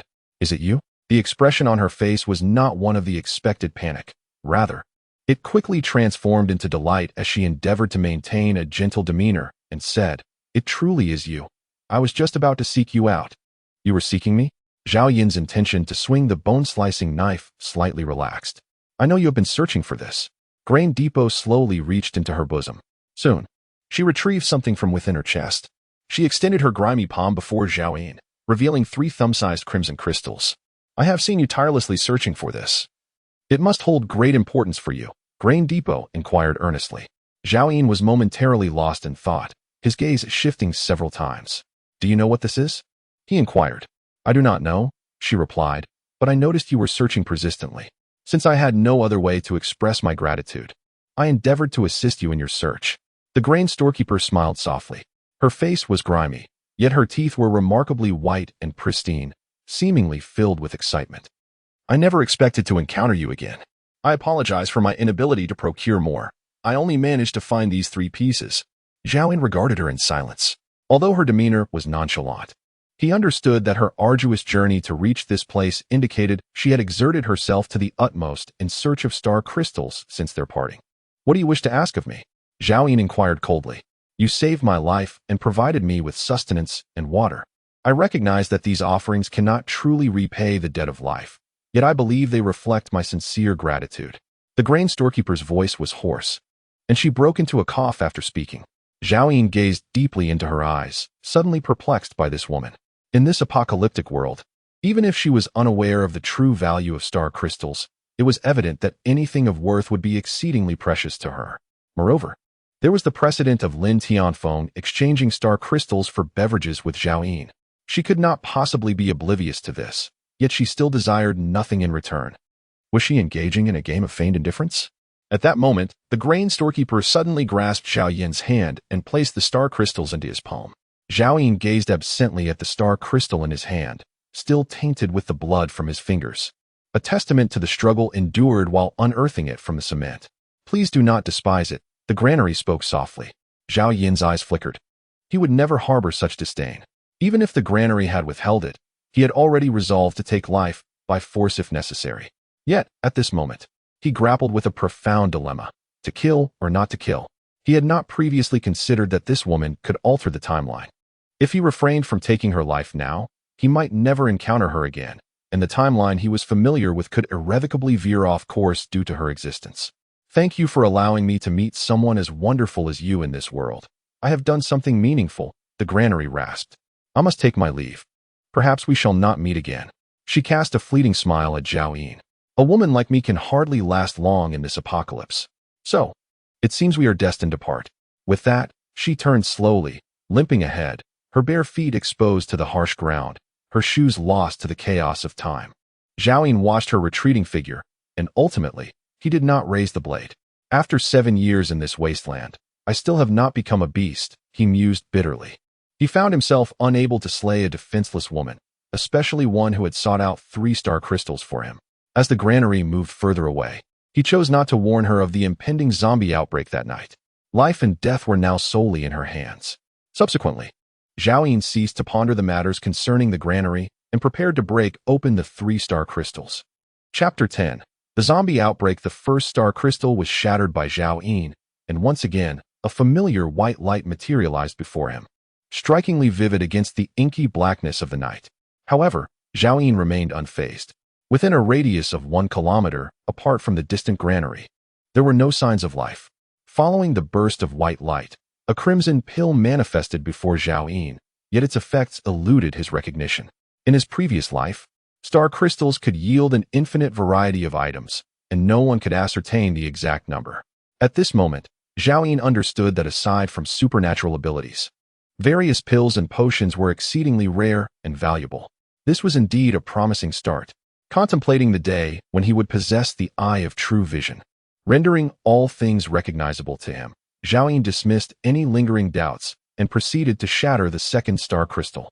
This time, the white light persisted for 3 seconds, astonishingly failing to dissipate. Zhao Yin's breath hitched. Based on his past experiences, the longer the luminous glow endured after the crystal's destruction, the more precious the resulting item was.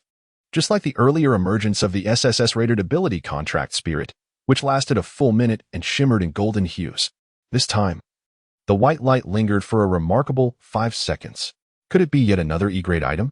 At last, the brilliance faded, revealing an unassuming bronze ring before Zhao Yin's eyes.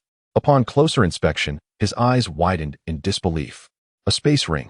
He could hardly contain his excitement. The worth of any space ring was tantamount to that of A-grade equipment. In the lawless apocalypse, a space ring was akin to a second life. In terms of rarity, it even surpasses A-grade equipment. In his previous life, when he acquired the spatial ring, it was already the 5th year after the apocalypse. At that time, Zhao Yin had already nurtured Lin Tianfeng, supported by a formidable faction, which enabled him to expend a great fortune to obtain one. Zhao Yin hastily adorned the spatial ring upon his finger, and with a mere thought, the bone-cleaving blade vanished from his grasp.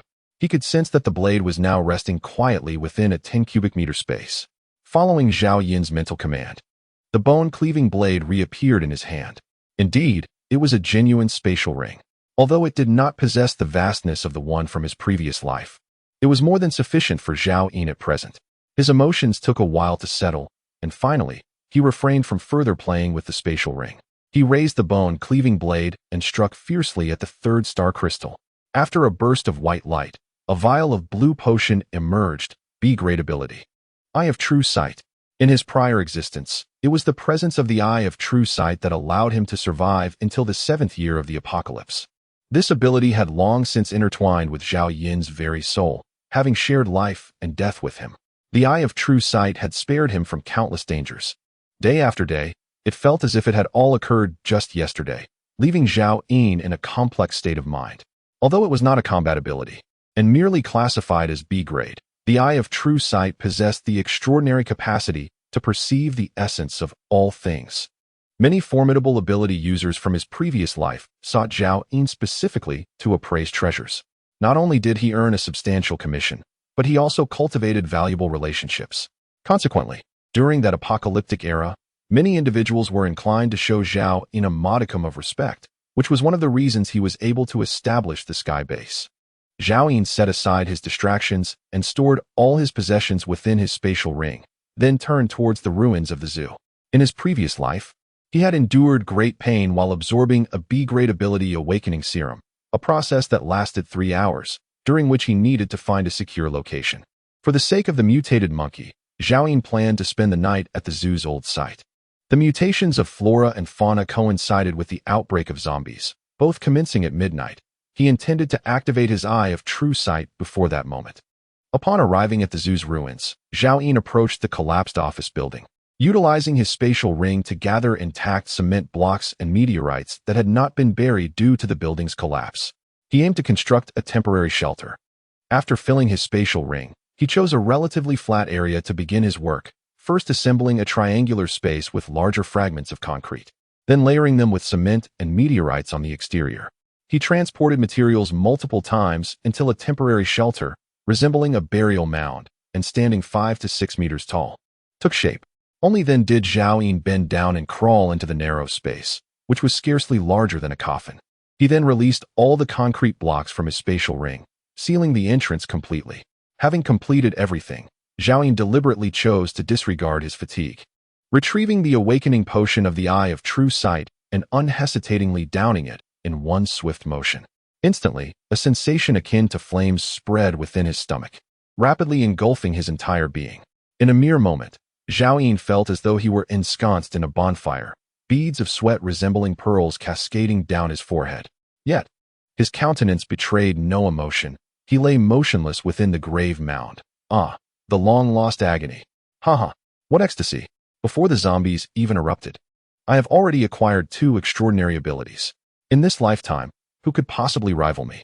Unbeknownst to others, in this desolate world, there exists a man enduring pain beyond the comprehension of ordinary souls, laughing maniacally.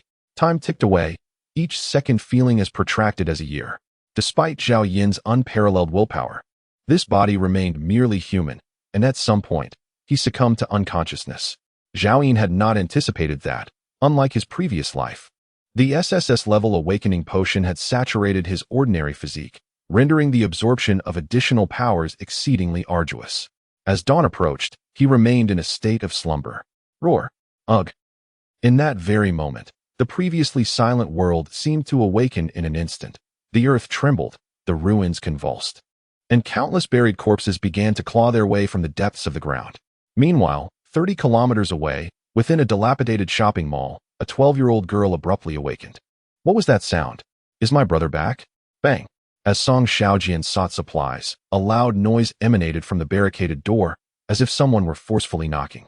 Brother, stop knocking. I will open the door for you, exclaimed Song Xiaodao, her heart swelling with joy as she approached to unlock the door. However, in the next moment, a half-darkened visage appeared before her, the head grotesquely shattered. A fist-sized piece of facial flesh clung to the stark white skull, swaying ominously from a bloodied tether.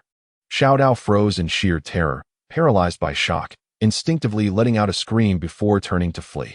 Yet, she was a moment too late. The zombie seized her collar, dragging her close, its foul mouth agape to bite down. Help! Xiaodao cried desperately. Bang! At that instant, the zombie's body stiffened, collapsing along with Xiaodao. Wounded, Song Xiaojian dropped the iron rod and kicked the recently dispatched zombie away, swiftly scooping up his sister and shutting the door behind them. Are you all right, little sister? He inquired, his face etched with concern, lowering his voice. Upon seeing her brother Song Xiaojian, Xiaodao burst into tears, only to be silenced by his hand over her mouth. Do not cry, the deceased have risen. Just outside, I witnessed our parents crawling out from the collapsed mall. Song Xiaojian's eyes were bloodshot, his voice trembling. They have all turned into zombies, just like in the zombie movies. Upon hearing this, Xiaodao stared blankly at her brother. Having seen zombie films herself, a pallor swept over her face as she contemplated the horror. Do not be afraid. Your brother is here and will not allow the zombies to devour you. But you must remember to obey, Song Xiaojian continued in a hushed tone. Xiaodao pushed Song Xiaojian aside and approached the wall crevice to peer outside. The number of zombies outside the mall was rapidly increasing, emerging from various places, some from the earth, others from the ruins. She even spotted a female zombie trapped within a mangled car, her lower body ensnared, struggling in a grotesque manner. Crack! It seemed something had snapped, and the female zombie suddenly crawled out, her lower half still wedged inside the vehicle, while her upper body moved with alarming speed, her intestines trailing behind her.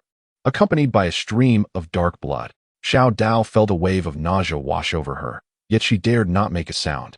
Tears streaming uncontrollably down her cheeks. Chapter 11. The spatial ring song. Zhao Yin did not intervene. He understood that his sister would eventually have to confront this reality. Xiao Dao, for the time being, we remain safe. If we conserve our food, it may last us 3 days. Perhaps by then, these zombies will have perished, he remarked. His words were meant to soothe Xiao Dao, yet they felt more like a balm for his own troubled heart. However, scarcely had he finished speaking when a commotion erupted outside the wall, followed by a figure bursting forth, hastening towards the mall. Song Xiaojin, Xiao Dao, are you still alive? Quickly, open the door. The person called from a distance. Xiao Dao recognized the individual and gasped, Brother, it's Brother Wang returning. Song Xiaojin furrowed his brow, his gaze fixed intently on the horde of zombies gathering behind Wang Quan, and he forbade his sister from opening the door. You must not go. But brother, when our parents were crushed, it was Brother Wang who saved us. Xiao Dao implored. If we don't let him in, he will die? Song Xiaojin gritted his teeth, beads of sweat forming on his forehead as he wrestled with his decision. Song Xiaojin, Xiao Dao, I have found plenty of food. Let me in first. And once the danger has passed, I will take you with me. Wang Quan had already rushed into the mall, standing anxiously outside the dilapidated office where Song Xiaojin and Xiao Dao were. Are you truly willing to watch me die? If I perish, who will ensure the survival of you 2 children? Perhaps it was the mention of food, or perhaps it was the debt of gratitude he owed Wang Quan. But ultimately, Song Xiaojin walked over and opened the door. Bang! As Wang Quan burst in, Song Xiaojin forcefully shut the door. Almost immediately, several zombies followed closely behind, crashing violently against the door. Bang! Bang! Xiao Dao, quickly! Help me move something to block the door. Song Xiaojin stated without hesitation. Xiao Dao hurriedly rushed forward to assist. The siblings dragged the only heavy object in the room, a desk, to barricade the door. The door continued to tremble. The strength of the zombies outside was astonishing. Were it not for the security door installed in the office, it would have given way long ago. Song Xiaojin could only position himself and his sister against the door, suddenly catching sight of Wang Quan, who lay gasping for breath on the floor. Brother Wang, come on. Wang Quan lifted his head, sensing the authoritative tone in Song Xiaojin's voice, a flicker of displeasure crossing his eyes. Yet he still approached to help block the door. However, he instinctively cast a glance at the corner of the room, where a pile of provisions lay, enough to sustain an adult male for a day. Zhao Yin slowly regained consciousness, opening his eyes in the darkness, a cacophony of roars filling his ears. In an instant, Zhao Yin comprehended that another calamity had unfolded, one that had lasted longer than the previous slumber he had endured. He did not rush outside immediately. Instead, he retrieved a flashlight from his spatial ring. With a click, the cramped space was illuminated. Zhao Yin's gaze fell upon the spatial ring in his hand, and a stream of information flooded his mind. Spatial ring, Grade A, spatial equipment, containing 10 cubic meters of space. He then directed his attention to his own body. Human male, awakened with extraordinary abilities, strength 7, agility 8, stamina 6, spirit 12, life countdown, days. With a physique akin to that of an ordinary individual, he could have potentially lived for another 60 years in a pre-apocalyptic world. Little had changed from his previous life. The Eye of True Sight, being a B-class supernatural ability, could not perceive abilities that surpassed its rank. Nevertheless, Zhao Yin felt a sense of contentment, as there were few awakened beings with powers exceeding B-class. The true merit of the Eye of True Sight lay in its capacity to identify treasures revealed by star crystals. Recalling the elixir he had previously uncovered, Zhao Yin promptly retrieved it from his spatial ring. Powerful enchantment incense, F-class control-type drug, capable of incapacitating any life form below F-class for 10 minutes. This succinct description caused Zhao Yin's expression to shift dramatically. Control-type drugs are rare among all classifications of substances. Although it ranks at the lowest tier, it was precisely what Zhao Yin required at this juncture. Considering the mutated monkey, which should have already undergone its transformation, he had previously been troubled by how to capture it. With this single piece of enchanting incense, the task would be effortless. Suddenly, Zhao Yin recalled that the 3-star crystals gifted to him by the granary had all yielded splendid items. Was she not a harbinger of fortune? He dismissed this trivial thought and promptly organized his equipment. Long-handled bone-cutting knife, no grade, durability 8, sharpness 6 butcher knife, no grade, durability 5. Sharpness 9 butterfly knife, grade F, offensive equipment, durability 13, sharpness 14 military jacket, grade F, defensive equipment, durability 16 fishnet stockings, grade E, auxiliary equipment. Increases movement speed by 28, with an additional charm effect of 3 currently. The highest grade equipment in Zhao Yin's possession is the fishnet stockings. Subsequently, Zhao Yin utilized the space ring to collect the concrete debris blocking the exit and crawled out. As he attempted to rise, a nearby zombie detected his presence and lunged at him with a roar. Zhao Yin's gaze sharpened as he raised the bone-cutting knife, thrusting it upward with precision. With a satisfying squelch, the knife pierced through the zombie's mouth, emerging from the back of its skull and releasing a torrent of thick black substance. Male zombie, no evolution. Strength 8, agility 6, spirit 0. Zhao Yin scrambled to his feet and glanced at the first zombie he had dispatched. The tattered clothing revealed it had once been a staff member at a zoo. Aside from the wound inflicted by Zhao Yin, its entire right shoulder was a gruesome sight, likely crushed by the collapse of a building. However, black flesh had already begun to sprout in that area. Had Zhao Yin not delivered the fatal blow, its decaying body would have gradually healed over time, eventually leading to its evolution. In the apocalyptic world, zombies perpetually stand as the foremost threat to survivors. Their numbers are staggering, exhibiting an astonishing capacity for growth. In comparison to the survivors, the count of zombies is nearly 50-fold. Only those who are evolved or possess extraordinary abilities can contend with them. However, in a previous life, the percentage of survivors who could become evolved was less than 1%, and those endowed with special powers were an even rarer 1 in 100,000. This night, the zombies awaken, and the mutated beasts stir. The true apocalypse has officially commenced. Roar!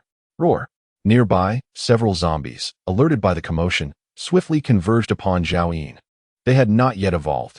Although their strength surpassed that of their former selves, their rigid bodies significantly hampered their speed. Zhao Yin boldly advanced, his formidable combat instincts honed in his past life surging forth as he swung his blade towards the head of a zombie. To vanquish a zombie, one must shatter its skull. The zombie's cranium was instantly obliterated, black brain matter mingling with stark white bones splattering in all directions. With a few droplets of gore staining Zhao Yin's face, he bore no expression, swiftly confronting the second zombie, delivering another decisive blow that crushed its skull. At that moment, the remaining 6 zombies had closed in completely. Zhao Yin pivoted and sprinted, leveraging the enhanced speed from his fishnet stockings to swiftly escape the encirclement, then turned back to strike, severing the head of the pursuing zombie. He proceeded with this method, and soon, all the remaining zombies were dispatched. With Zhao Yin's current physical condition, even slaying 8 ordinary zombies left him breathless and fatigued. He dared not linger, taking a few deep breaths before sprinting towards the area where the monkeys were kept. Chapter 12. The monkey before the evolution of the zombies commenced. Zhao Yin aimed to swiftly recruit the monkey and nurture it with utmost urgency. This would provide an additional layer of self-preservation. The zombies appeared to be the true protagonists of this world. Even in their inactivity, they evolved at an astonishing rate. In Zhao Yin's previous life, certain fortunate zombies that managed to consume fresh flesh or directly devour star crystals experienced a terrifying acceleration in their growth. The recently slain zombies bore no value. They had neither consumed star crystals nor evolved into variants that could enhance the strength of their evolutionists. Consequently, Zhao Yin refrained from dissecting them. As he continued on his journey, he encountered no human zombies, yet numerous animal zombies were present. Utilizing his speed, Zhao Yin deftly evaded them, as most animals possessed a physical advantage, making them exceedingly troublesome to confront in their zombified state. Roar! Roar! Squeak! From a distance, Zhao Yin discerned a cacophony of chaotic combat and thus slowed his pace. A diminutive monkey was frantically jumping about, its face contorted in sheer terror, while dozens of zombie monkeys encircled it, launching a frenzied assault. They could no longer recognize their former kin, their lifeless, fish-white eyes were filled with an insatiable hunger for fresh flesh. Zhao Yin had no intention of rescuing the small monkey. It would not perish so easily. In his previous life, when Zhao Yin encountered it, it had already ascended to C grade, reigning as the sovereign of this territory. Zhao Yin concealed himself behind a crumbling wall, donning a gas mask retrieved from his spatial ring. He then extracted a potent hallucinogenic incense, crushing it with the handle of his knife and wrapping it in tissue paper. Calmly, Zhao Yin observed the unfolding situation, poised for any eventuality. Squeaking incessantly, a small monkey leaped amid the rubble. Despite its remarkable speed, the overwhelming number of zombie monkeys forced it into a state of terror, emitting desperate cries. For reasons unknown, Zhao Yin sensed that the little monkey bore no intent to harm the zombie counterparts. Soon, a zombie monkey clawed at the small monkey's thigh, prompting it to weep with a strikingly human-like sorrow. In that moment of distraction, another zombie monkey seized its tail, lifting it off the ground. With its mouth agape, the zombie monkey lunged toward the small monkey's rear. Suddenly, a transformation occurred. The little monkey shrieked, and one of its legs swelled to a size comparable to that of a baby, quickly growing to that of an adult monkey. With a powerful kick, it propelled itself backward. Bang! The zombie monkey that had grasped it was sent flying, its head colliding with a piece of bluestone, shattering like a watermelon. The small monkey stood momentarily dazed, clearly struggling to adjust to this newfound change, one long leg raised elegantly in a stance reminiscent of a proud rooster, while the other appeared diminutive, akin to a mere toothpick. Zhao Yin, hidden behind the stones, felt a sudden clarity. At that moment, he unequivocally recognized the identity of this monkey. It was indeed the mutated monkey from his previous life. Initially, the C-grade monkey was already capable of full-body enlargement, and now it has merely just undergone a mutation awakening. After the little monkey dispatched a zombie monkey, it bared its teeth and postured menacingly at the remaining zombie monkeys. Unfortunately, the zombie monkeys, devoid of rational thought, were not intimidated by its threats and once again closed in on it. Thus, the previous scene was reenacted. A horde of zombie monkeys pursued a solitary little monkey, leaping amidst the scattered rocks while the little monkey howled in terror. The difference this time was that, with its newly elongated limbs, its two legs were utterly uncoordinated. Its speed did not increase. Rather, it slowed down. Within a minute, the little monkey was battered and bruised, its cries for mercy falling on deaf ears. How could the zombie monkeys forego the fresh flesh so tantalizingly within reach? Ultimately, the little monkey seemed to have been ignited with a fierce resolve. Its gaze turned vicious as one of its claws rapidly expanded, seizing a zombie monkey's head with ferocity. Bang! It crushed it instantly. In that moment, the little monkey transformed from its former timidity to a visage of wrath and ferocity. It swiftly confronted a second zombie monkey, delivering a swift blow that obliterated its skull. Yet, the little monkey's tears flowed more abundantly. Zhao Yin observed in silence, as if he were witnessing a reflection of his past self. In the early days of the apocalypse, he too had felt fear, wept, and mourned the loss of others. From fear to strength, and then from strength to a chilling detachment, he had resorted to slaying zombies, and even humans, in the name of survival. In this harsh world, all beings exist solely to survive, nothing more. This includes the fierce little monkey at this moment. A few minutes later, all the zombie monkeys attacking it were vanquished, leaving a gruesome scene strewn with the lifeless bodies of its kind. The little monkey stood there, trembling all over, as if just awakening to the horrific realization that it had slain so many of its own kind. It could not comprehend why these kin had suddenly morphed into such abominations. Covered in blood, it gazed upon the annihilation of its entire clan and wept bitterly. In its sorrow, the little monkey remained oblivious to the figure slowly approaching from behind. Suddenly, a peculiar fragrance wafted through the air, and it felt a dizzying sensation before stumbling to the ground. As if sensing something amiss, it then beheld a pig-faced monster drawing near with a smile. This pig-faced monster was none other than Zhao Yin, adorned with a gas mask. Eager to leave a favorable impression on his first contracted beast, he wore an especially kind expression. Growth stage, mutated beast of no rank, strength 14, agility 17, stamina 9, spirit 7, bloodline talent, gigantism, frenzy. Zhao Yin seized the little monkey by its tail and strode away with purpose. When the little monkey awakened, it found itself in a cramped space, surrounded by fragments of concrete. As it attempted to move, it realized it was tightly bound, confronted by a human. No, the pig-faced monster. The little monkey recognized those eyes, which carried a wicked grin. Upon noticing the monkey had regained consciousness, Zhao Yin's smile grew even more amiable as he magically produced a salt-baked chicken leg, tore open the packaging, and took a hefty bite. "Would you like some?" Zhao Yin inquired, his cheeks bulging as he chewed. The little monkey sniffed, its gaze fixated on the chicken leg. In a world ravaged by mutation, it had endured hunger for far too long. Zhao Yin spoke indifferently. "Allow me to introduce myself. My name is Zhao Yin, and I am to be your future master. Henceforth, I shall initiate a contract with you. Of course, you may choose to decline, and the contract will still be successful. However, as my first contracted beast, I sincerely hope you will do so willingly. Accept, and you shall enjoy a life of luxury. Refuse, and you shall face starvation. With that, Zhao Yin stepped closer, placing a hand atop the little monkey's head, directly unleashing the soul of the contract through his extraordinary abilities. Chapter 13. The zombie serpent. An invisible chain gradually extended from Zhao Yin's palm, forcefully penetrating the little monkey's head. This exemplifies the formidable power of an SSS level ability. No matter how powerful a mutated beast may be, even those of the royal caliber from previous lives, if Zhao Yin were granted just a minute, they would inevitably become his contracted beasts. The greatest flaw of the contracted soul lies in the inability to augment one's own combat strength prior to acquiring a formidable contracted beast. However, once it matures, there exists no other ability that can rival its might.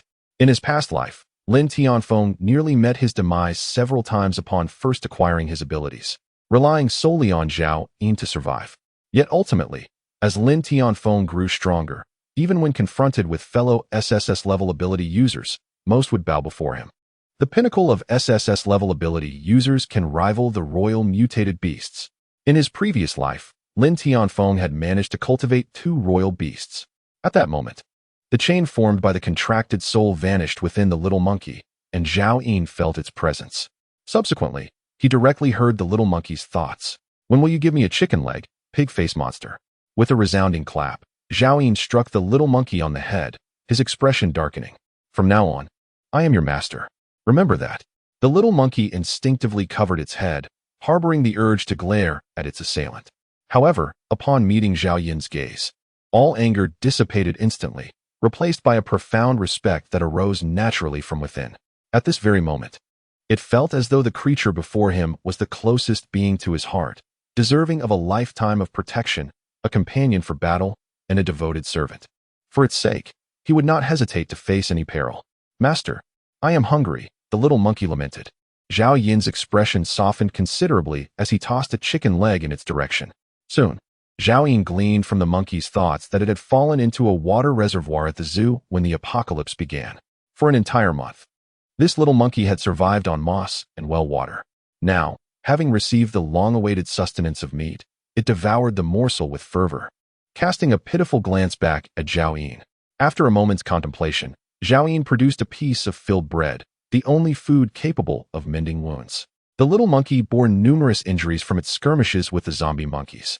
Go ahead, eat up, and then we shall get to work, Zhao Yin instructed, tossing the bread to it. As the monkey took a bite of the bread, its eyes widened in astonishment. The extraordinary food born of star crystal was incomparable to anything from the pre-apocalyptic world, delicious, fragrant, and dissolving upon contact. It immediately began to consume it voraciously. Zhao Yin swallowed hard, secretly envious. He had not dared to indulge in the food produced by the star crystal himself. He resolved silently that he could no longer allow the little monkey such indulgence.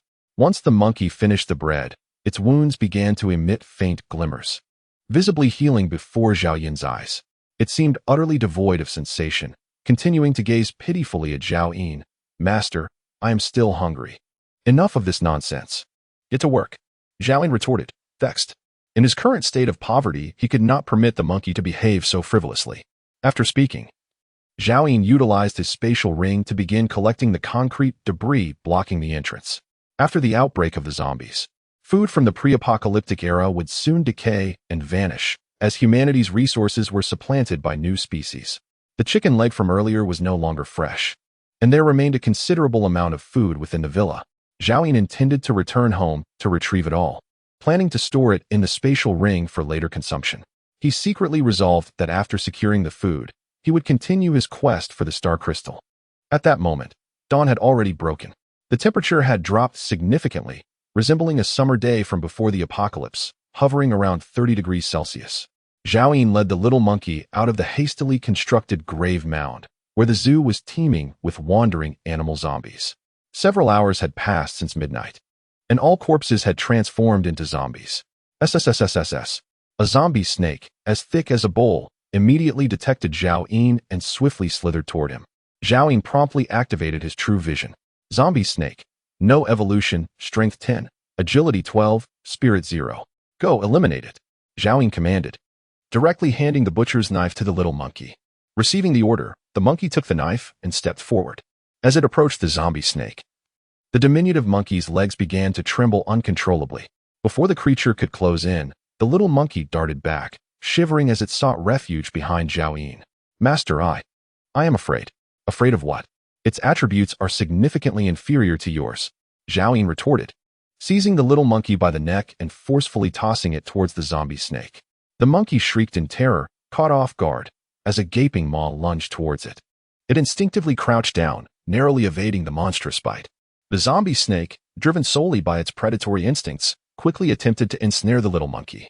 The monkey rolled to the side, squeaking in alarm, its mind racing for help. Master, save me. I am going to die. Master, I am doomed. Foolish monkey, I am not dead yet, Zhao Yin scolded. If you kill it, you will survive and enjoy a life of luxury alongside me. If you fail, consider yourself its next meal. He produced a packet of corn sausage, tearing it open only to discover it had soured. Nevertheless, he took a bite, smacking his lips in delight. Delicious. The little monkey sniffed the air, suddenly invigorated. Master, eat slowly. I will take down this vile zombie snake right away. Its expression shifted to one of fierce determination, baring its teeth as one hand expanded dramatically, seizing the snake by its vulnerable spot. Then, the little monkey brandished a butcher's knife, bringing it down with a fierce strike. Crack!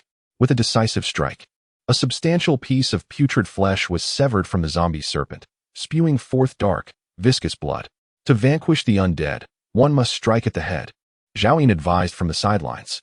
The little monkey exerted all its strength, drawing the massive body of the zombie serpent closer. With a swift motion of the blade, the creature's head was cleanly severed, not even a twitch betraying its demise. It fell silent immediately. Chapter 14. Steamed bun. After the little monkey vanquished the zombie snake, it scampered joyfully towards Zhao Yin, its face alight with excitement and a hint of adorableness, a stark contrast to the ferocious beast it had just been. Master, I have slain that foul serpent. Zhao Yin affectionately patted its head, saying, well done. Remember, you are a formidable mutant beast. The zombies aren't even worthy to carry your shoes. The little monkey nodded vigorously, understanding that its master was praising its prowess. However, its gaze remained fixated on the corn sausage in Zhao Yin's hand. Go ahead and eat. Zhao Yin extracted a corn sausage and offered it to the eagerly waiting little monkey. Without hesitation, it tore open the packaging and devoured it, showing no concern for the freshness of the food. In mere moments, it finished and looked up at Zhao Yin with longing eyes. Zhao Yin pointed to the butcher's knife it had discarded on the ground. Pick it up. From now on, unless I command you otherwise, do not put it down. In this apocalyptic world, a knife is your lifeline. The little monkey obediently retrieved the knife, though its expression clearly conveyed skepticism. Don't believe me? Just take a look behind you, Zhao Yin instructed. The little monkey turned to see 3 zombie wolves had inexplicably appeared behind it, one already lunging for its neck. Instinctively, the little monkey swung the knife, severing half the head of the attacking zombie wolf. The other 2, however, had flanked it, one on the left and one on the right, preparing to pounce. At that moment, the little monkey could only hope to fend off one. Inevitably, one would be bitten by another. Bang! A large blade suddenly descended, striking the head of the zombie wolf on the left, causing its skull to explode. The little monkey thrust a knife into the eye socket of the zombie wolf on the right, deftly stirring it, rendering the creature motionless. The terror etched on its face lingered for a while. In the wilderness, one must always remain vigilant of their surroundings. Once life is lost, no amount of food can be savored. Zhao Yin sheathed his bone-cutting knife, yet he withheld the remaining corn sausage from the little monkey. The creature lowered its head, discontent simmering within, yet too shy to ask for more. Zhao Yin stepped forward, deliberately nurturing this little monkey. He did not wish to treat his contracted beast merely as a weapon, as Lin Tianfeng had done in his past life. Once the thoughts of a contracted beast are shackled, it merely becomes a tool for slaughter. In the face of danger, they would struggle to respond independently and adeptly. What Zhao Yin truly desired was for the little monkey to someday assist him, much like a human. The morning dew dampened the concrete rebar, shattered glass, twisted metal doors and windows, and broken tiles amidst the ruins. The entire world lay desolate and dilapidated. Zhao Yin noticed several newly sprouted green shoots. In a single night, The devastated world began its new cycle. From henceforth, everything would transform. Many new species would emerge, including mutated animals and plants. There exists a monstrous, mutated beast with a penchant for slaughter, as well as crops that have undergone transformation, now sustaining the majority of survivors. The survivors have lost their homes. Yet they find themselves in a perilous, yet boundlessly potential new world. Most food has rotted away, but mutated beast meat and altered fruits and vegetables have emerged, along with the possibility of star crystals. Zhao Yin reminisces about his past life as he slowly departs from the remnants of the zoo. A roar echoes nearby. The cries of zombies reverberate through the air. Amidst the ruins, a multitude of heads surges forward, countless zombies aimlessly wandering about. Although Guangzhou City is not vast, it is a bustling urban area. Without the cover of buildings, the zombies swarm like villagers gathering at a market, densely populating the pedestrian streets. Should Zhao Yin and the little monkey reveal themselves, they would be besieged by an overwhelming horde of zombies, instantly torn to shreds and devoured. Hush, be silent. Zhao Yin gestures for the little monkey to quiet down. The little monkey, sensing the gravity of the situation, stealthily follows Zhao Yin. The pair skillfully evade the densely populated areas filled with zombies, cautiously utilizing the remnants of walls for concealment as they gradually make their escape. At last, they have left the bustling district behind, and the zombies ahead are no longer so concentrated. Just as Zhao Yin breathes a sigh of relief, he suddenly hears the little monkey's thoughts. Bun. What a huge bun. Turning back, he sees the little monkey drooling, its eyes fixated on a certain spot. A female zombie stands upon the inevitable path ahead, her tattered garments barely clinging to her form, with a pair of round, doughy mounds swaying upon her chest. Those mounds must be delectable. The little monkey licks its lips, eyes gleaming with longing. Zhao Yin firmly grasps its ear, lowering his voice. That is not a bun. It is a zombie, and it is inedible. But it resembles a bun. I have tasted one at the zoo before. The little monkey insists, pointing at the female zombie. Its stubborn thoughts conveyed. Look, there is even a red day to top it. At that moment, two more zombies emerge into view, a young man and a little boy, meandering not far from the female zombie. They appear to have been a family of three in their previous lives. Now, as zombies, they gather together. Yet they are oblivious to the significance of one another. The three zombies wear ragged clothing. The little boy's trousers have long since vanished, revealing a small sparrow-like leg. As for what is exposed on the man, Zhao Yin chooses to overlook it, primarily because the young male zombie is rather imposing, leaving him feeling somewhat inadequate. You take care of those two adult zombies. I shall handle the little one, Zhao Yin instructed in a hushed tone. Master, I am afraid. The little monkey quivers once more. You are correct. That truly is a bun with red dates. Eliminate them, and you shall have your reward. Zhao Yin tempted. The little monkey gazes at Zhao Yin with skepticism. Really? Of course, it is true. I swear it. Zhao Yin affirmed earnestly. The little monkey immediately brandished a cleaver, charging towards the nearest female zombie with fervor akin to that of a battle cry. Zhao Yin, trailing behind, shouted, "Remember to aim for the head." With a guttural roar, the female zombie turned her pallid gaze towards him, revealing her yellowed teeth. In the next instant, she succumbed to a frenzy and lunged at the little monkey. The little monkey deftly evaded the zombie's grasp, nimbly leaping behind her to thrust the cleaver forward. Thud! The blade plunged into her lower back, withdrawing with a viscous, dark brown ichor. Yet, the female zombie appeared unfazed, pivoting to continue her assault on the little monkey. Eek! The little monkey shrieked in terror, suddenly recalling its master's admonition to decapitate zombies, and promptly leapt aside to avoid the attack. At that moment, two additional zombies detected the commotion and began to charge towards the little monkey with terrifying growls. Help me, master! The little monkey cried out, its thoughts racing in desperate communication with Zhao Yin. Stop screaming. Do you wish to attract more zombies? Zhao Yin berated, foolish monkey. I told you to strike its head. Do you understand? As he scolded, Zhao Yin surged forward, wielding his bone cleaver to deliver a crushing blow to the child zombie's head, swiftly intercepting the male zombie that followed. The little monkey, upon witnessing the scene, finally calmed down, angered by the female zombie. Its hand gripping the cleaver suddenly enlarged and elongated, swinging forward with great force. Thud! The blade cleaved the female zombie's head in two. Immediately after, it observed Zhao Yin preparing to dispatch the male zombie. Master, let go of that zombie. Allow me to handle it. Fearing that its master might deny it the steamed bun, In a fit of urgency, its two furry monkey legs rapidly expanded, and after growing in size, it swiftly placed itself in front of Zhao Yin. Thud!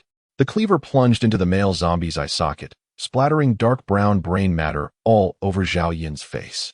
The skirmish concluded rather swiftly. "Master, can I eat that bun now?" The little monkey pointed at the female zombie, gazing at Zhao Yin with an eager expression. Wiping the brain matter off his face, Zhao Yin delivered a sharp slap to the monkey's head. "All you think about is eating." He had not anticipated that the once mighty mutated monkey from his past life would exhibit such foolishness and gluttony at the onset of the apocalypse. Unfazed by the slap, the little monkey remained steadfast, standing before Zhao Yin with longing eyes. "Go eat," Zhao Yin admonished, glaring at it. Chapter 15. Evolutionary Elixir. The little monkey instantly brightened with joy as its long legs swiftly diminished in size, bouncing over to the corpse of the female zombie. It reached out with its furry hand to grasp at it. However, the little monkey soon froze in surprise.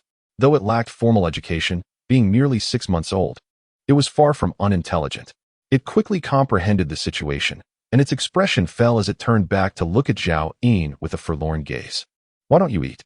Zhao Yin inquired, somewhat irritably. The little monkey, feeling aggrieved, retracted its hand and lowered its head, only to discover that it was merely a piece of flesh from the female zombie, which dampened its spirits. Zhao Yin then retrieved a somewhat moldy piece of bread from his spatial ring. "I have no steamed buns, but there are a few pieces of bread left." Upon receiving the bread, the little monkey's mood lifted once more.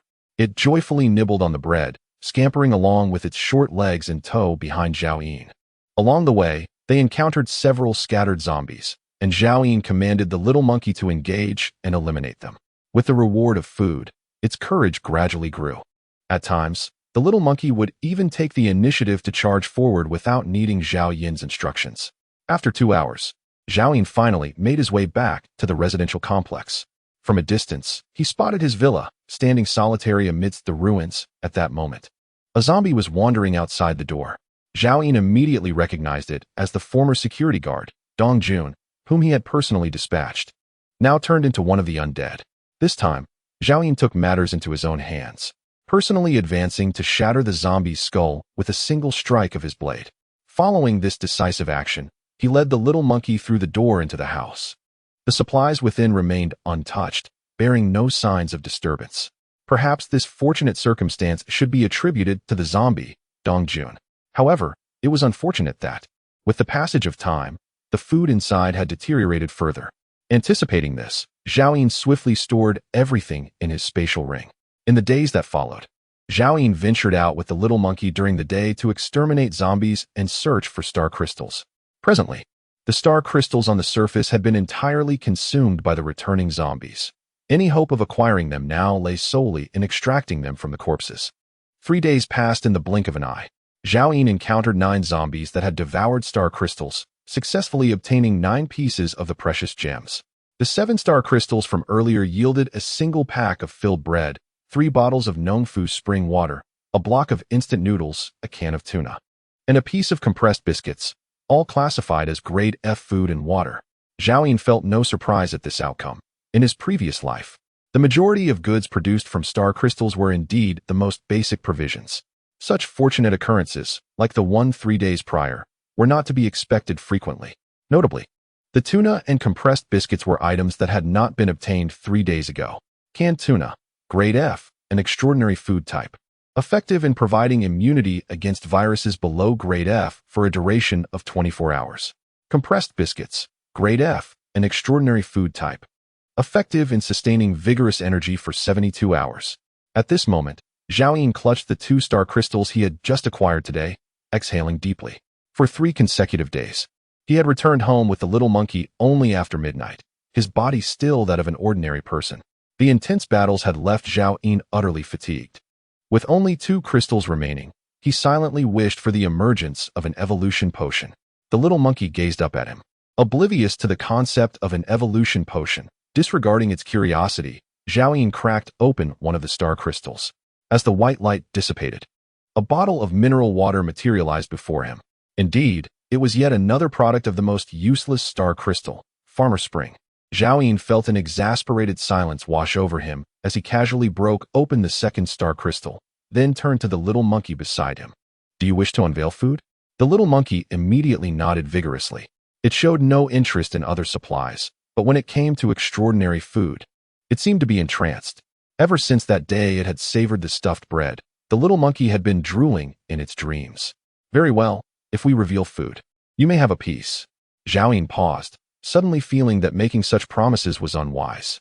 The little monkey's breath hitched, its pupils dilating, as it excitedly fixed its gaze upon Zhao Yin. After a meal, Zhao Yin remarked, "Here is a piece of ordinary bread for you."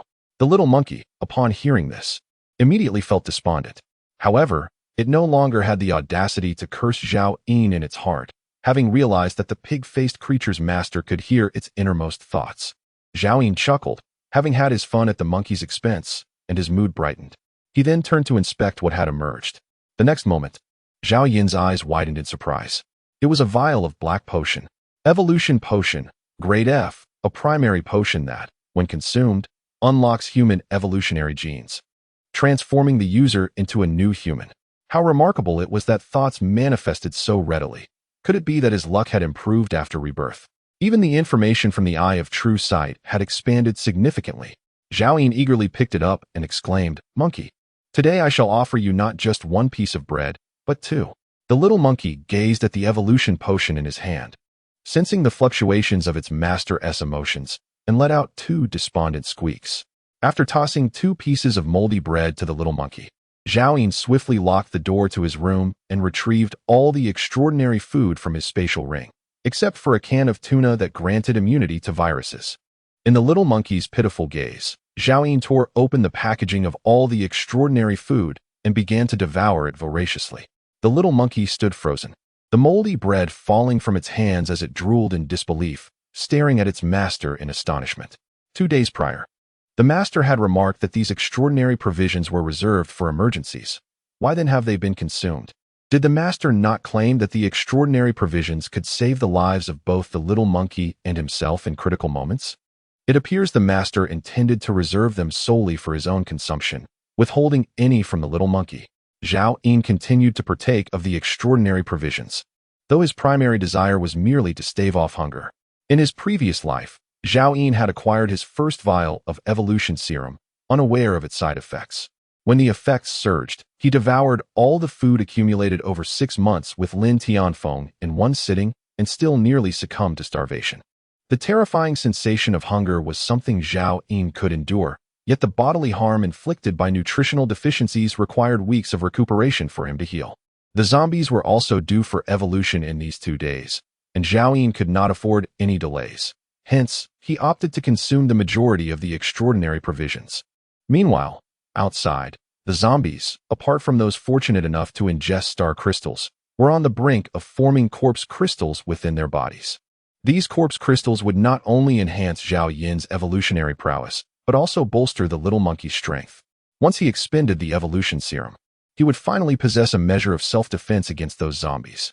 After finishing the extraordinary provisions, Zhao Yin retrieved 5 bottles of Nongfu spring water, gulping down 3 of them until his belly was round and taut, before finally pausing. The little monkey watched, swallowing in anticipation.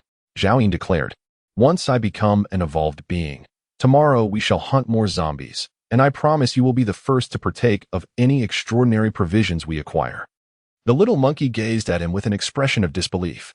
Zhao Yin then retrieved nearly 100 pounds of spoiled ordinary food from his spatial ring, stacking it all in front of him for later use. Subsequently, he directly opened the evolution potion. Gulp! The potion flowed down his throat, and an intense pain surged throughout Zhao Yin's entire being, as if every muscle in his body were being crushed and then reassembled. Simultaneously, Zhao Yin's physique visibly emaciated. His once rounded belly gradually shrank, as the extraordinary food he had consumed was rapidly depleted. 10 minutes later, Zhao Yin's body glowed a deep crimson, sweat pouring forth like a fountain, while dark stains seeped through his pores, filling the room with an unbearable stench. Such excruciating agony is challenging for an ordinary person to endure. It is said that many in his past life succumbed to despair and took their own lives, while others with weaker wills perished from the pain.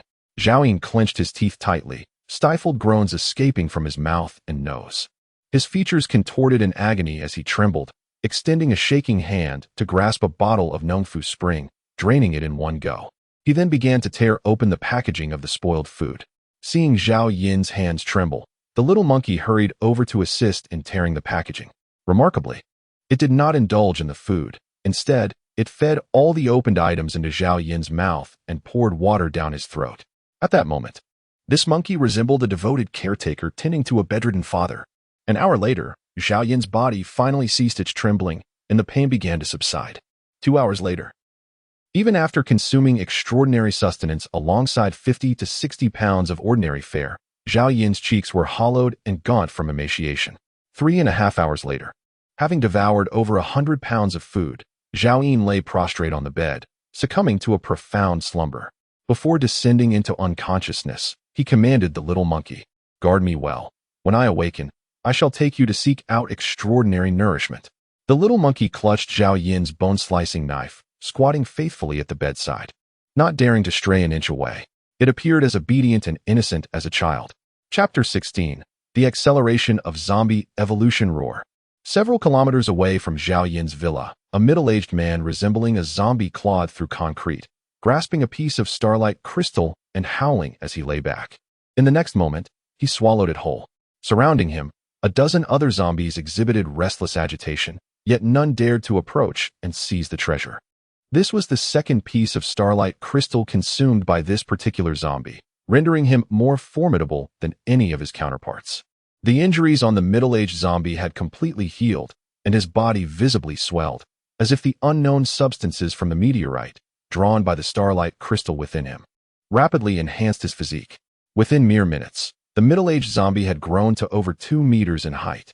His suit had long since torn apart, revealing a body adorned with bulging muscles, resembling an iron plate for a chest, and arms as thick as barrels. The fearsome aura radiating from him was palpable. Meanwhile, zombies across various locations began to exhibit signs of change. The first wave of evolved zombies was emerging. Even those who had not consumed starlight crystals or flesh were experiencing a restoration of their forms, slowly undergoing transformations. At this moment, most survivors continued to hide in various corners, while a small fraction ventured out of their shelters, either due to dwindling supplies or a refusal to succumb to despair. In any case, they chose to confront the apocalypse with courage. Amidst the emergence of mutated beasts that began preying on survivors, some have taken to feasting on the undead. Naturally, there exists the peril of becoming sustenance for either the zombies or the remnants of humanity. Before Zhao Yin's villa, a tender green shoot that had sprouted 3 days prior had now reached a height of 1 meter. Not far from the artificial lake shore, a lush expanse of emerald greenery flourished. Zhao Yin stirred from his slumber, awakening to the dawn of a new day. Feeling a surge of vitality coursing through his body, he sat up, clenching his fist as the sensations of his past life as an evolved being returned to him. Chirp, chirp, chirp. The little monkey gleefully bounded around the foot of Zhao Yin's bed, dancing with exuberance, its thoughts echoing. Master is alive. How splendid. Master has survived. How wonderful. There will be food once more. With a swift motion, Zhao Yin delivered a sharp slap to the monkey's head. Initially, upon hearing the first part of its exclamation, he felt a swell of gratitude, reassured that at least one creature in this world cared for him. However, the latter half of its declaration ignited a desire to silence the gluttonous creature for good. All you think about is food, Zhao Yin chastised. The little monkey, cradling its head, gazed up at him with timid eyes. A wave of hunger washed over Zhao Yin, prompting him to retrieve a few ordinary compressed biscuits from his spatial ring, consuming them with some mineral water. Presently, the only extraordinary sustenance remaining was the crucial tuna. While among the ordinary provisions, only the slightly spoiled compressed biscuits remained relatively unscathed. The little monkey looked up at him with longing. Master, I am hungry too. Zhao Yin recalled a moment before his unconsciousness, when the little monkey desperately assisted him in consuming food, never once indulging in theft. Thus, he casually discarded 2 severely spoiled sausages. No longer concerning himself with the monkey, Zhao Yin activated his true sight and began to examine his evolved self. As a male human and an awakened supernatural entity, he was an F-class evolver, strength 15, agility 17, stamina 13, spirit 24, with a countdown of life days. Compared to his pre-evolution state, his overall attributes surpassed those of an ordinary person by 2-fold. and even his lifespan had been extended by over 20 years. If no unforeseen circumstances arose, Zhao Yin could expect to live well into his 100th year. His strength and stamina had even increased beyond the levels he experienced at the onset of his previous evolution, likely a result of consuming extraordinary food prior to his transformation. Zhao Yin felt quite pleased and tossed 2 more sausages to the little monkey. The monkey no longer exhibited the same ravenous hunger as it once did. Now, it was discerning in its choices, no longer devouring the spoiled sausages with reckless abandon. It cast a furtive glance at Zhao Yin, who was munching on compressed biscuits. Its eyes filled with a sense of grievance. If you don't wish to eat, then return it to me. Do you have any idea how many people are starving right now? Zhao Yin glared. Truthfully, if he had access to better food, he would not be offering the monkey sour sausages and moldy bread. The less spoiled biscuits were reserved for his own consumption, leaving him no choice but to feed the monkey these. Zhao Yin reprimanded. Do you have any idea how many mutated beasts envy you? There are countless creatures out there, and now even the moss is beyond their reach. Many mutated beasts, far more intelligent and loyal than you, face starvation. Do you realize how fortunate you are to have a master like me? The little monkey's expression turned to one of terror, nodding fervently. Master, I do not despise the food you bestow upon me. It is delicious, truly delicious.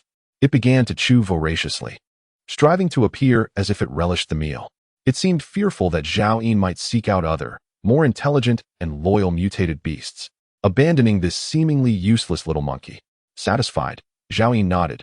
Once you are full, we shall get to work. He turned and began to pack up his belongings. The food and water had already been stored in his spatial ring, and he meticulously placed pots, dishes, clothing, and bedding, anything transportable, into the ring. Zhao Yin had no intention of returning. The nearby zombies that had consumed star crystals had mostly been eradicated by him and the little monkey over the past few days. To continue searching for star crystals would require venturing further afield, and returning was no longer feasible. In this apocalypse, what constitutes a home? As he departed from the villa, Zhao Yin glanced back. The villa, a legacy from his parents, had sheltered him through 2 lifetimes. Upon his return, it might well be ravaged by mutated beasts or zombies, or perhaps occupied by other survivors. After some contemplation, Zhao Yin decided to leave the key at the doorstep. It is not out of a benevolent heart, but rather a reluctance to allow the survivors to damage the door, a cherished relic left by his parents. The nearby zombies had been eradicated by Zhao Yin over the past few days, with only a few stragglers wandering about. Suddenly, several zombies detected Zhao Yin and the little monkey, rushing towards them without hesitation. Zhao Yin tightened his grip on the bone-slicing knife and surged forward. His physique, now twice that of an ordinary person, endowed him with astonishing explosive power. His already swift speed, augmented by the E-grade fishnet stockings, rendered his figure nearly a blur, stirring up a tempest behind him. Bang! Before one zombie could react, Zhao Yin shattered its skull. Only then did the remaining zombies sense his presence, howling as they lunged at him. To Zhao Yin, they moved with the sluggishness of refuse. He swung the bone-slicing knife, producing a series of resounding cracks. Thud, thud, thud. All their heads were crushed, dark brown brain matter splattering everywhere. Zhao Yin sheathed his knife and stood there, wiping the grime from his face, a surge of bravado swelling within him. In his previous life, after acquiring the evolutionary serum, these zombies had evolved into formidable foes, forcing him to tread cautiously for survival. Now, as an F-grade evolved being, he faced these unevolved zombies with an overwhelming superiority. The zombies were utterly feeble. The little monkey, clutching a curved butcher's knife, scampered over, only to freeze in astonishment at the scene before him. Then, the little monkey gazed at its master with awe, its thoughts murmuring, "Why has my master, who has been so fearful of death these past few days, suddenly transformed into such a fierce being?" It was only then that the little monkey remembered its master could hear its thoughts, and upon looking up, it met Zhao Yin's unfriendly gaze. The little monkey hurriedly clasped its head, mentally pleading, "Master, please do not strike me. I did not mean to speak of you." Zhao Yin chose to disregard the loquacious monkey, stepping forward with his bone-slicing knife to cleave the shattered head of the zombie. Bending down, he retrieved a crystal the size of a peanut from the dark brown brain matter. He then took out a cloth from his spatial ring to clean it, placing the crystal in his palm. The crystal was a pristine white, exhibiting a semi-transparent quality, reminiscent of the jade known as mutton fat from the world before. Under the dim sunlight, It reflected a beautiful radiance. Indeed, a portion of these zombies had evolved to possess corpse crystals. What level of evolution had those zombies that had consumed star crystals reached now? F grade or E grade? Zhao Yin recalled a particular type of zombie from his past life, which had the fortune of devouring multiple star crystals at the onset of the apocalypse, rendering them beyond the capacity of any survivor at that time. Survivors referred to them as zombie kings. It wasn't until later that SSS class ability users emerged, and only through the collaboration of numerous powerful individuals could they vanquish the zombie kings. However, in this previous life, this area had not witnessed the emergence of a zombie king, and he and the little monkey should be safe for the time being. Subsequently, Zhao Yin directly crushed the corpse crystal in his hand. An enigmatic force coursed through his palm and entered his body. In the next moment, sensation vanished. Zhao Yin gazed upon his own form, a human male, an awakened supernatural being, a Class F evolver, with evolution metrics indicating strength at 15, agility at 17, stamina at 13, mental acuity at 24, and a countdown of life, days. Chapter 17. The female zombie. The consumption of an ordinary corpse crystal resulted in a pitiful increase in evolution level. Zhao Yin aspired to ascend to an E-grade evolutionist, necessitating the expenditure of 10,000 such ordinary corpse crystals. However, with F-grade corpse crystals, merely 100 would suffice to elevate him to E-grade, and for E-grade corpse crystals, only one would be required. Each elevation in the level of corpse crystals bestows a 100-fold increase in energy. Zhao Yin pried open the skulls of several other corpses, yet none yielded corpse crystals. The rate of evolution among these zombies was alarmingly swift. It would not be long before all their heads bore crystals, and there was even a possibility of encountering F-grade ones. Accompanied by the little monkey and wielding his bone-slicing knife, he continued onward. Occasionally, he would collect a corpse crystal, steadily enhancing his strength. The process of evolution unfolded in an orderly manner. Ahead lay the ruins of a school, a mass of thousands of zombies stretching endlessly into the horizon. Zhao Yin was taken aback. He initially intended to circumvent the area with the little monkey, but suddenly halted, his gaze fixating on a female zombie clad in a school uniform. Female zombie, unranked. Evolution level 198, strength 18, agility 11, spirit 0. Remarkably, this zombie was on the verge of evolving to F grade. Zhao Yin was certain that such rapid evolution indicated the presence of a star crystal within her. Furthermore, she possessed a corpse crystal poised to reach F grade, precisely what he currently needed. Monkey, would you like to partake in extraordinary sustenance? Zhao Yin inquired softly. The little monkey's eyes instantly brightened, gazing eagerly in that direction. Zhao Yin pointed at the female zombie and whispered, "Did you see that? That is a zombie carrying a star crystal." The little monkey turned its head, staring blankly at the dense horde of zombies. "You distract the other zombies, and I will take down that one. Once we obtain the star crystal, we will flee together," Zhao Yin tempted. "If it turns out to be food, I shall share half with you, provided it does not possess healing or antiviral attributes." The little monkey swallowed hard and communicated with Zhao Yin telepathically. "Master, if I get caught by a zombie, you must save me." Zhao Yin reassured, "Do not worry, as long as I draw breath, I will never allow you to perish first." Over the past few days, the little monkey had accompanied Zhao Yin in slaying zombies, gradually mastering its powers, and its legs had rapidly expanded. In the blink of an eye, they transformed into the long legs familiar to Zhao Yin. Chirp, chirp, chirp. The little monkey let out a sharp cry and suddenly dashed out from behind the crumbling wall where Zhao Yin had taken refuge. With a powerful leap, it soared several meters high, swiftly racing around the periphery of the zombie horde. Roar, roar. The previously tranquil world erupted like a drop of water splashing into a boiling pot of oil, the cacophony of roars deafening. All the zombies, incited by the monkey's provocation, frenziedly pursued it.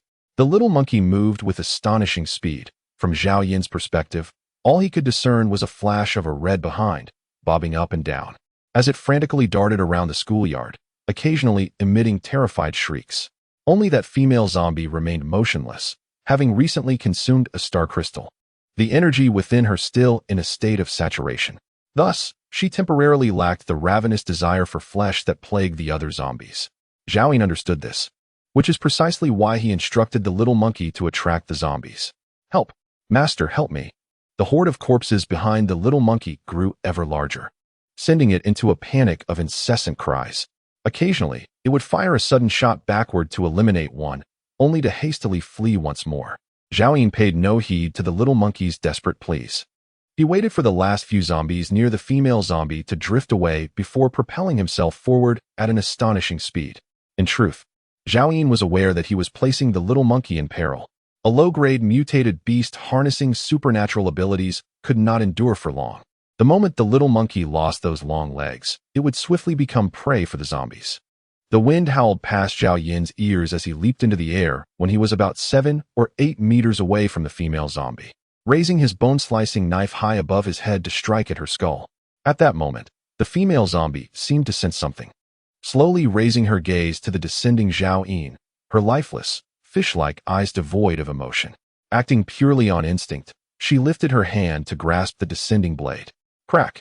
The strike severed the female zombie's right hand at the wrist, sending her body hurtling away under the force of the blow.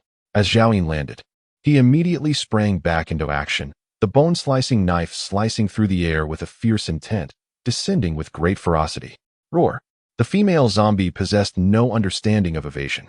It lunged forward, its jaws wide open. In a shocking twist, Zhao Yin's bone-cutting knife was surprisingly caught within its bite. The blade sliced through the corners of its mouth, releasing a stream of dark, viscous blood. Those 2 rows of yellowed, sharp teeth had penetrated the blade, indicating that this zombie had evolved from its dental structure.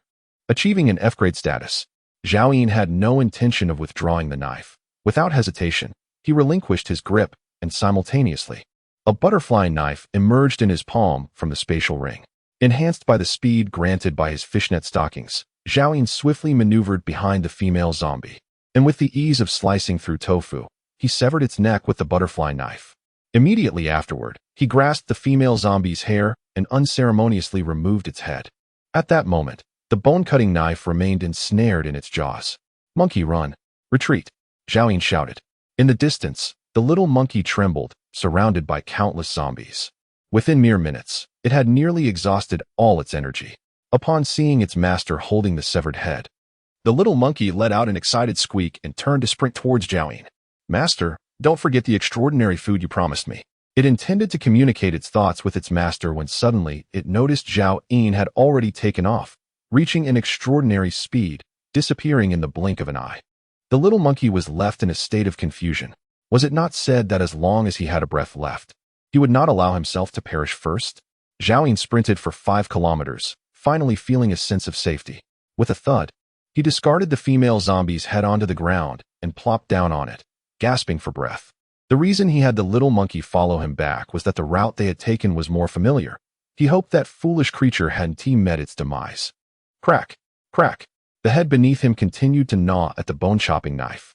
Zhao Yin withdrew the knife handle, only to find it encrusted with twisted iron debris. The blade had succumbed to the relentless biting. It seemed it was no longer usable. A pang of sorrow struck him, and finding a suitable long weapon became an immediate priority. Chirp, chirp, chirp. The little monkey finally caught up, its once magnified legs having reverted to stubby proportions. Blood streamed from its right upper arm and chest. "Master, master, I have returned."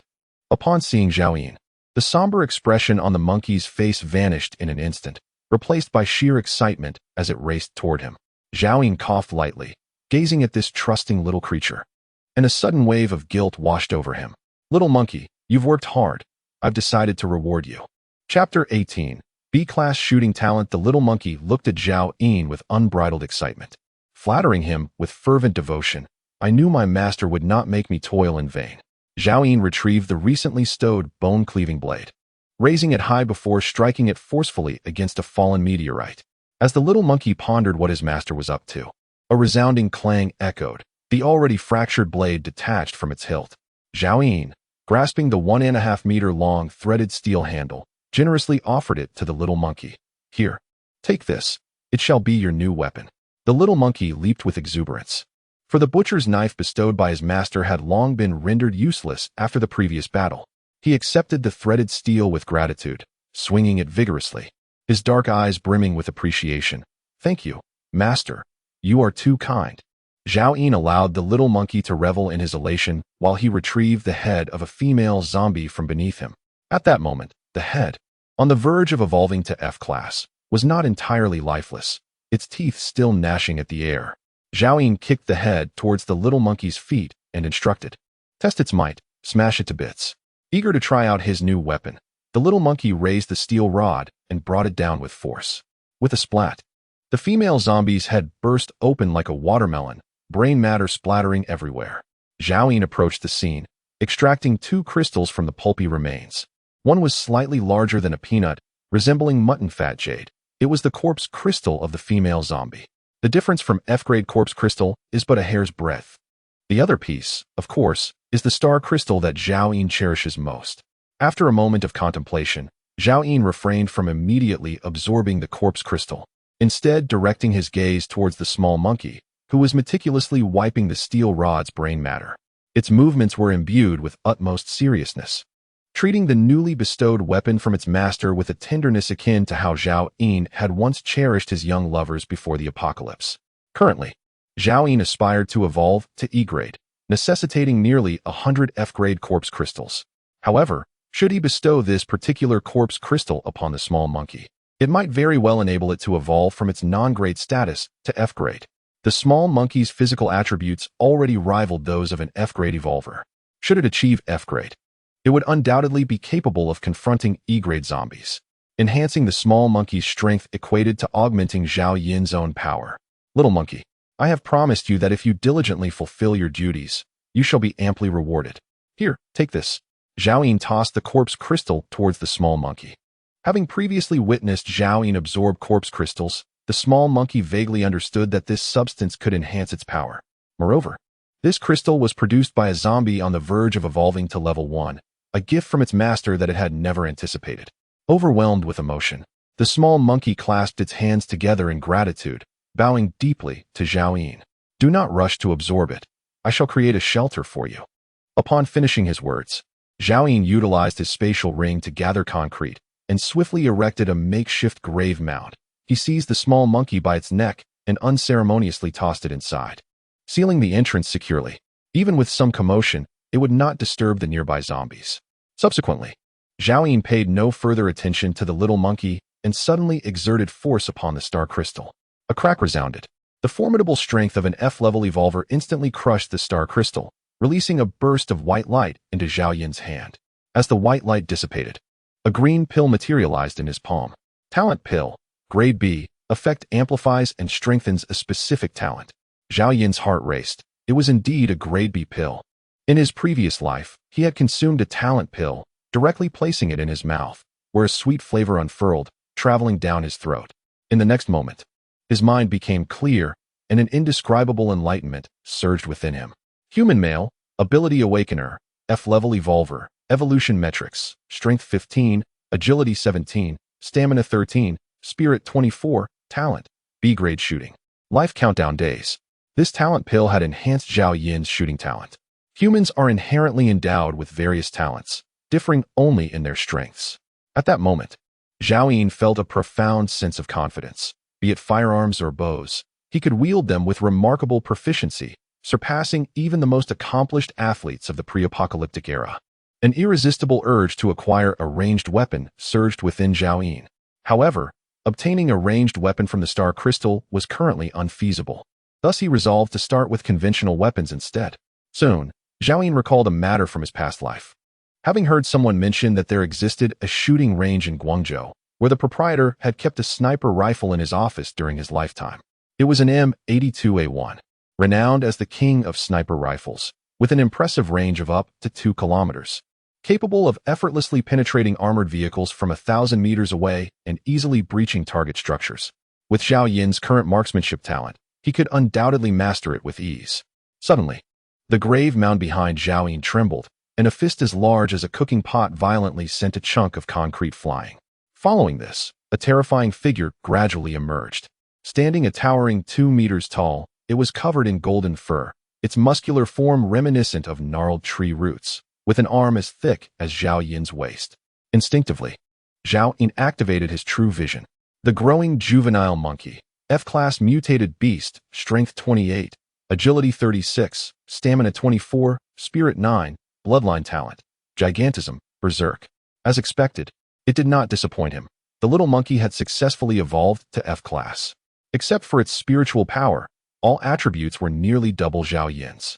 Faced with this colossal creature, Zhao Yin, despite being mentally prepared, could not help but feel a tremor in his heart.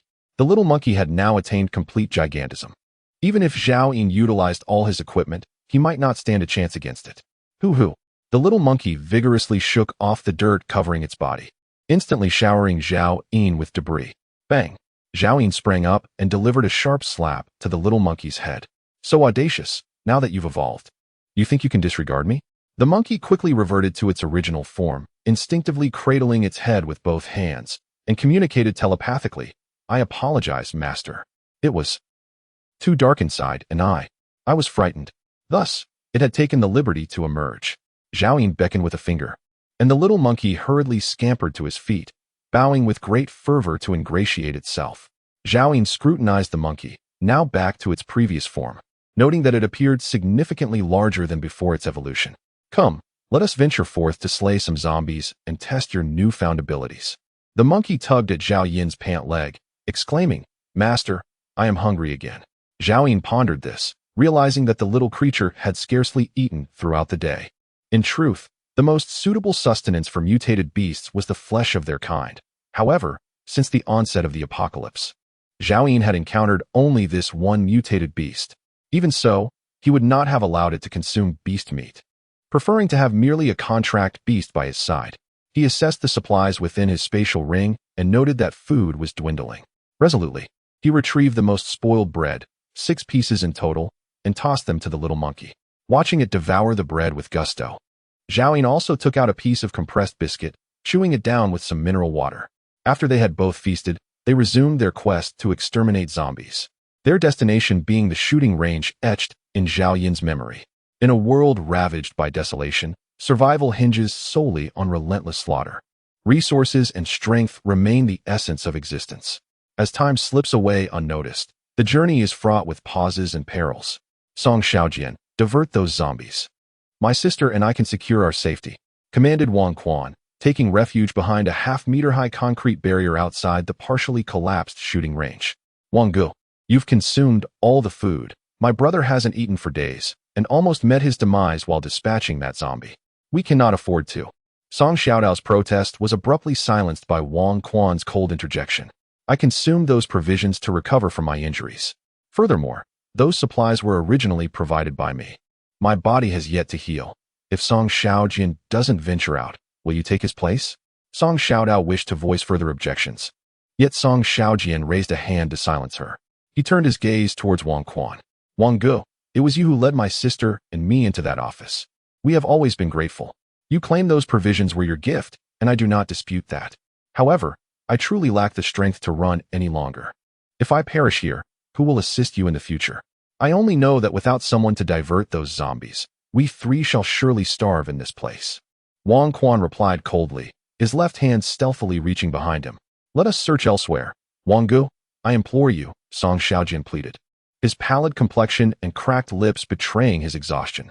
Zombies are rampant everywhere. After searching for quite some time, this is the only place that remains intact. Where else can we go? Suddenly, Wang Quan drew a dagger from behind and pressed it against Song Xiaodao's neck, declaring, if you do not go, I shall kill your sister. Chapter 19, The Horde and the Youth Little Blade. Song Xiaojian was taken aback. Brother Wang, what are you planning to do? Release Little Blade at once. Brother, I have no other choice. I am truly sorry, but if you do not go, we will all perish. This is the only way. Wang Quan said coldly. Though Wang Quan often spoke with a domineering tone, he was nonetheless the savior of the 2 siblings. They could hardly fathom that he would resort to such measures. Brother Wang, please let me go. Song Xiaodao struggled fiercely. I can run faster than him now. Besides, Brother Wang, your leg seems fine. Why must it be him who goes? Suddenly, a resounding slap echoed as Wang Quan struck Song Xiaodao across the face. The young girl's tender cheek swelled instantly, blood trickling from the corner of her mouth. I did not give you permission to speak. Wang Quan glared at her with fierce eyes. Song Xiaodao was momentarily stunned, unable to comprehend how someone could turn so quickly. Roar! Roar! A few zombies in the vicinity were startled by the sound of the slap and hastened towards their direction. Wang Quan, taken aback by his own actions, felt a wave of dread wash over him. His voice trembled as he shouted, Song Xiaojian, If you do not go now, your sister and I will perish here as well. Will it be just your death, or the both of you? Think carefully. Song Xiaojian's complexion drained of color, leaving him with little room to maneuver. Brother, you cannot go. Song Xiaodao cried, tears streaming down her face. Song Xiaojian offered a sorrowful smile, suddenly at a loss for words regarding what to say to his sister. His heart was laden with countless sentiments, too numerous to express in a lifetime, and he was uncertain which to convey first. Before our parents passed, I promised them that as long as I draw breath, I would protect you, he declared. Once uttered, he dared not meet his sister's gaze, instead fixating on Wang Quan and asserting, Brother Wang, I implore you to treat my sister with kindness. Otherwise, even if I were to become a zombie, I would not hesitate to seek vengeance upon you. Rest assured, little knife is but a child. What harm could I possibly inflict upon her? Wang Quan responded with a feigned smile. Out of the corner of his eye, he caught sight of the encroaching zombies and urged, hurry. Without a moment's hesitation, Song Xiaojian turned and dashed from their cover. Brother. Song Xiaodao attempted to call out, but Wang Quan tightly covered her mouth. She struggled fiercely, helplessly witnessing her last remaining family member depart without a backward glance in this apocalyptic world. A roar erupted as several zombies caught sight of Song Xiaojian, their frenzy igniting as they hastily pursued him with their stiffened gait. Song Xiaojian navigated the uneven ruins, his steps faltering, driven solely by the desire to lure the zombies further away, ever farther. Only thus could he ensure his sister's survival. Deep down, Song Xiaojian understood that should Wang Quan face peril, he would surely prioritize Song Xiaodao's demise above all else. Behind Song Xiaojian, the horde of zombies grew ever larger. As nearby corpses were drawn to the commotion, with the noise escalating, even more distant zombies began to converge upon the scene. At that moment, Wang Quan, observing Song Xiaojian's retreat, allowed a smile to creep onto his lips as he finally released Song Xiaodao. Rest assured, I shall not let you perish. Once I escort you to a safe haven, I will sell you for a handsome price. Song Xiaodao refrained from crying out, her gaze fixed on the direction her brother had vanished, silent tears streaming down her cheeks. She understood that if she attracted more zombies, her brother's sacrifice would be in vain. She vowed to survive, to live on in her brother's stead, outlasting all others.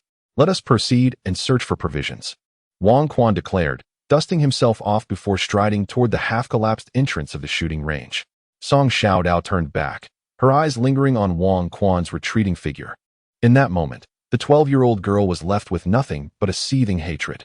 Wordlessly, she followed in his wake. In the distance, Zhao Yin caught sight of a dark wave of corpses, far more numerous than those he had previously encountered at the school, at least 5,000 or 6,000 densely packed, pursuing a solitary youth. Damn it, Zhao Yin couldn't help but curse. No one had informed him that a horde would emerge near the shooting range. He hastily guided the little monkey to safety, never once considering rescuing the boy. What an unfortunate turn of events. Zhao Yin berated silently, bewildered as to how an ordinary boy, lacking even the essence of an evolved being, could attract such a formidable swarm. Zhao Yin and the little monkey circumnavigated at a distance, waiting for the youth to lead the tide of corpses away before taking a detour to the outskirts of the shooting range. At that moment, not a single zombie lingered nearby. It appeared that the young man had deliberately drawn all the undead away. Zhao Yin grew increasingly perplexed. Had the youth lost his sanity? Soon, however, he dismissed such thoughts. In a post-apocalyptic world, one could encounter all manner of individuals. Perhaps he was simply weary of life and sought one last thrill in his final days. Zhao Yin proceeded directly into the shooting range, where the structures, still standing, were riddled with cracks and precariously poised. He made his way towards the remnants of the office. According to intelligence from his previous life, the owner of the range resided on the premises, keeping a little secretary in the lounge area. When the apocalypse struck, the office building had been crushed by a meteorite, and the sniper rifle was hidden in the basement of the lowest level, the very place where the owner had kept his clandestine affair. Zhao Yin swiftly located the entrance to the basement. Beneath a massive concrete slab weighing approximately 3 or 4 tons, a corner of a metal door was exposed, reminiscent of the descriptions from his former life. For an ordinary person, such an endeavor might require tremendous effort. Yet, Zhao Yin merely activated his spatial ring, causing the enormous concrete block to vanish instantaneously. He then produced a butterfly knife and, with a swift motion, plunged it into the electronic lock, forcefully twisting it to sever the spring mechanism. With a decisive action, he opened the door, withdrawing the knife and issuing commands. The little monkey advanced immediately, its body swelling with remarkable speed, revealing a terrifying giant covered in golden fur, its presence looming like a mountain, exuding an immense pressure. The little monkey's enormous hand grasped the doorknob and slowly applied force. Creak, creak. The jarring sound of metal grinding echoed, and soon the deformed metal door was forcefully torn down. A shadow burst forth from behind the door, lunging fiercely at the little monkey. Zhao Yin discerned that it was a middle-aged male zombie, still unevolved, presumably the proprietor of this shooting range. The little monkey swiftly extended its gigantic palm and struck downward. The zombie's head instantly retracted into its chest, yet its hands remained clutched onto the little monkey's thick fur, albeit failing to pluck even a single strand. Feeling a sense of humiliation, the little monkey lifted the massive metal door panel, bringing it down with great force. Thud! Dark brown blood splattered across the floor, transforming what was once a somewhat musty basement into a scene reeking of decay. When the door panel was raised, the zombie had been reduced to a pulp. Look at the state of the room. Zhao Yin glared at it. The little monkey, aware of its excessive strength, sheepishly scratched its head. Zhao Yin pinched his nose and stepped inside, when suddenly, another zombie sprinted out from the inner chamber. It appeared to have been a young girl in life, seemingly in her early 20s, clad only in a pair of small shorts. Even in its zombified state, one can discern that she was undoubtedly a beauty in life. The buns, 2 large ones, filled with red dates, made the little monkey drool instantly, completely forgetting its previous lesson. Zhao Yin brandished his butterfly knife and cleaved the beautiful zombie's head in two, then turned and remarked, "They are not buns." He bent down, probing the brains of 2 zombies with his butterfly knife, but found no crystal remnants.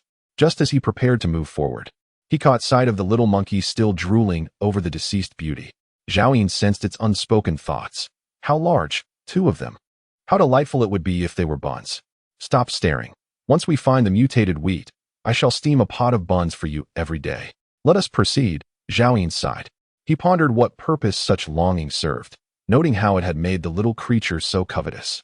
Reluctantly, the little monkey followed Zhao Yin into the inner chamber, where a foul stench assailed their senses, with the ground littered with excrement, used condoms, tissues, and food wrappers. Chapter 20. Armory in the Aftermath of the Apocalypse. It is conceivable that the proprietor of the shooting range and his petite secretary engaged in all manner of activities within the confines of this very bedroom. Ultimately, their provisions were exhausted, and the oppressive heat outside deterred them from venturing forth. Thus, they perished from starvation, transforming into zombies 4 days later. Zhao Yin and the little monkey rummaged through the surroundings, uncovering nothing of value except for 2 packs of cigarettes. The food and water had long been consumed by that ill-fated couple, and the sniper rifle was nowhere to be found. Zhao Yin pondered, recalling that in his previous life he had seen that very rifle. Surely, there must be a hidden chamber. With renewed determination, Zhao Yin began to scrutinize the walls. The eye of true sight proved ineffective against ordinary objects, yet the enhanced perception granted by the soul of the contract became invaluable at this moment. It wasn't long before he noticed an anomaly in the wallpaper affixed to the wall. A subtle gap was discernible behind it, a detail that would elude the untrained eye, but was evident to Zhao Yin. Approaching the wall, he knocked lightly, and a hollow sound echoed back. Drawing out his butterfly knife, he thrust it forward with force, piercing through the wallpaper and the alloy door concealed behind it. With a decisive tug downwards, the material yielded with a sound reminiscent of slicing through tofu. The extraordinary damage inflicted by the extraordinary weapon was unmatched by any metal from the pre-apocalyptic era. Zhao Yin deftly carved out a square section, sheathed his butterfly knife, and delivered a powerful kick. With a resounding crash, the severed portion was sent flying, revealing a square entrance approximately 1 square meter wide in the wall. Zhao Yin switched on his flashlight and stepped forward, with the little monkey swiftly shrinking its body to follow closely behind its master. The dimly lit room spanned approximately 50 square meters. Upon entering, Zhao Yin's gaze fell upon a towering pile of banknotes positioned in the center, which he estimated to be at least 70 to 80 million yuan and 100 yuan bills. In the pre-apocalyptic world, such a sum would have driven most individuals to madness. However, it had now become naught but worthless paper. For the owner of the shooting range during the onset of the apocalypse, this heap of cash was less valuable than a moldy piece of bread. Zhao Yin disregarded this rubbish and surveyed the entirety of the dark chamber. Various antiques and artworks adorned 3 full rows of shelves, with an exquisitely crafted wooden box resting atop the foremost table. Approaching the box, Zhao Yin opened it to reveal all the components of an M82A1 sniper rifle neatly arranged inside. Beside it lay 60 rounds of large-caliber armor-piercing ammunition. A smile spread across Zhao Yin's face. He had finally obtained it. He picked up the parts and began assembling them with remarkable speed. The sound of clicks resonating as his 7 years of experience in firearms from his previous life allowed him to surpass any special forces operative in assembly speed. Before long, a formidable sniper rifle stood complete in his hands. Zhao Yin aimed the weapon at an antique vase, a sudden surge of murderous intent blossoming within him. This type of rifle was typically utilized by the military, often mounted on small vessels or armed helicopters, wielding tremendous power. With Zhao Yin's current status as an F-grade evolver, he could effortlessly brace the rifle against the recoil, treating it as a mere ordinary firearm. With no intention of testing the weapon, he promptly stored it within his spatial ring. The bullets were limited to 60 rounds, and one must never squander them frivolously until absolutely necessary. His gaze fell upon another row of shelves, where he had previously noticed a tang knife displayed. Zhao Yin approached and lifted the tang knife, which weighed approximately 7 to 8 pounds. Drawing it from its scabbard, a cold glint emanated from the blade, revealing that it was sharpened. The spine and back of the blade were thicker than the usual tang knives, measuring 1 meter in length with a blade of 1.2 meters. Such a tang knife would have been wielded by very few before the apocalypse. The range owner likely regarded it merely as a collectible, and now it had fortuitously fallen into Zhao Yin's hands. The little monkey glanced at the striking tang knife in Zhao Yin's grasp, and then at the steel rod in its own hands, prompting it to eagerly rummage around, seemingly in search of a genuine weapon. Unfortunately, this dim chamber was reserved for the range owner's valuable items, and commonplace weapons were unlikely to be found here. After another thorough search, Zhao Yin concluded that there were no usable items left in the chamber. As he and the little monkey prepared to leave the basement, he casually picked up the metal door lying on the ground. Just moments ago, the little monkey had grown in size and wielded the metal door, effortlessly reducing a zombie to a pulp. In critical moments, entrusting the little monkey to unleash its full powers would undoubtedly allow them to sweep through a multitude of foes. Zhao Yin did not hastily exit the shooting range. He was acutely aware of the significance of this location. In his previous life, the individual who obtained the sniper rifle had departed without mentioning the armory at the range, simply because they had been unable to excavate it at the time. Zhao Yin, however, was different. Though the armory of the shooting range had collapsed, Zhao Yin was convinced that some firearms and ammunition had survived. The shooting range was a vast expanse of open land, easily identifiable, and the armory should not be far from it, given that the nearby structures had all succumbed to ruin. As Zhao Yin traversed the debris with the little monkey, he suddenly heard voices, one belonging to a man and the other to a youthful girl. The specifics of their conversation eluded him. Were there survivors within the shooting range? Zhao Yin contemplated seizing a weapon and departing, deeming the remainder of the situation irrelevant to him. As for whether the individuals would pose a threat, Zhao Yin did not perceive himself as an easy target and was indifferent to the notion of taking a few lives. Before long, he stumbled upon a piece of bulletproof glass, emblazoned with the words weapon storage. This had once been a standalone structure, and the concrete that had collapsed here was undoubtedly sturdier than that of the surrounding ruins, confirming it as the armory of the shooting range. Without hesitation, Zhao Yin utilized his spatial ring to clear the debris, while the little monkey enlarged its arms to assist. Now classified as an F-grade mutated beast, it could wield its abilities for a significantly longer duration than before. If it fully activated its size transformation, Zhao Yin estimated it could endure for at least 3 minutes. However, if it merely enlarged its arms, sustaining the effort for half an hour was certainly within its capabilities.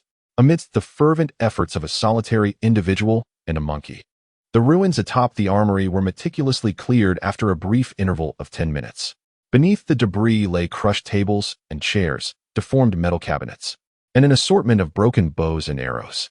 Zhao Yin and the little monkey diligently tidied the area, discovering several compound bows that had not been entirely rendered useless. Despite their severe deformation, Zhao Yin managed to extract numerous usable components.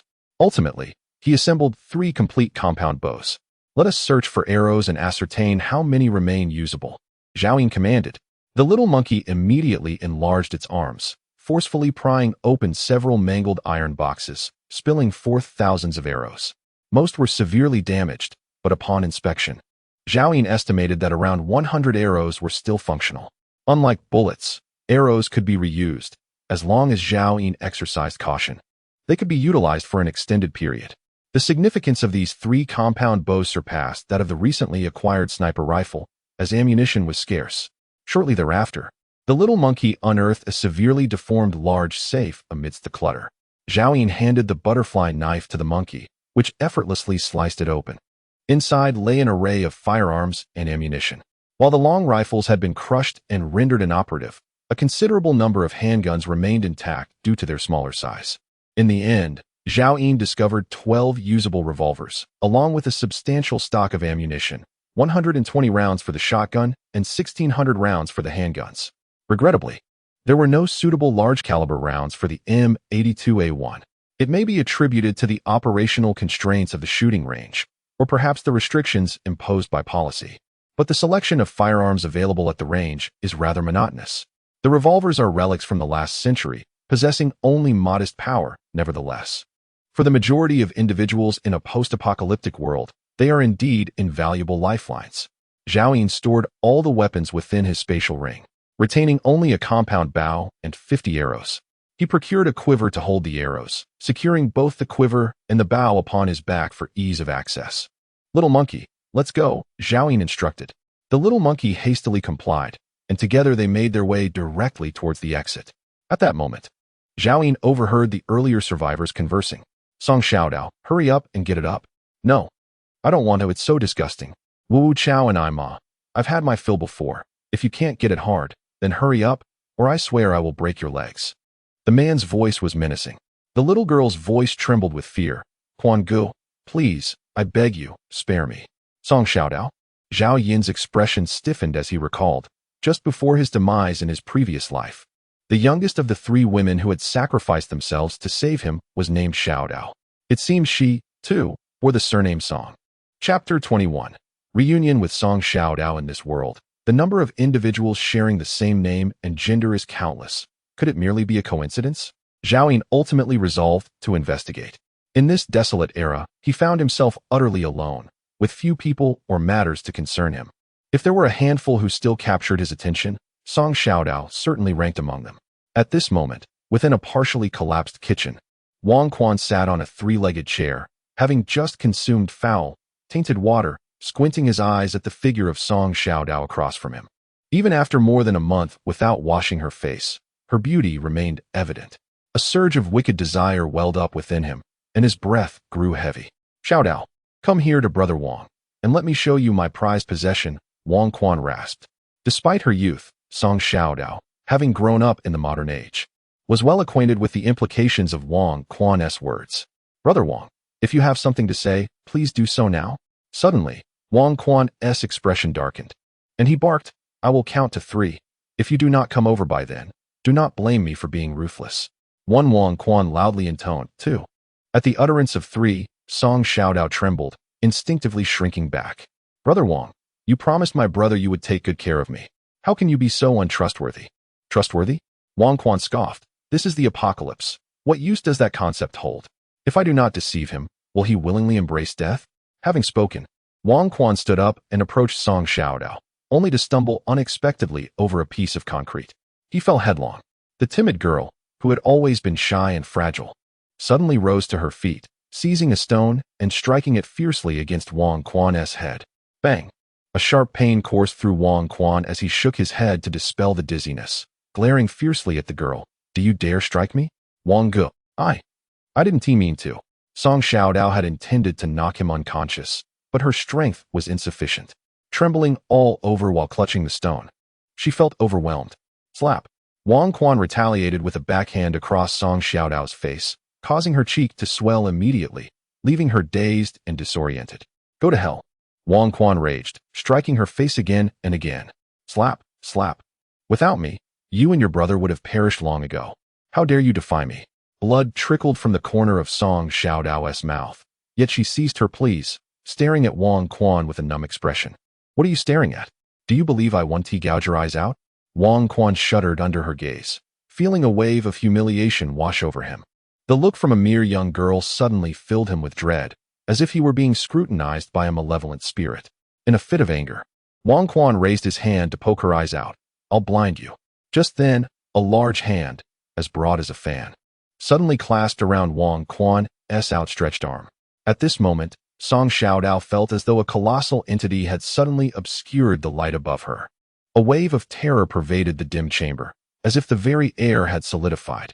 Wang Quan, rigid with fear, turned his head, his body trembling uncontrollably. A fearsome beast loomed beside him.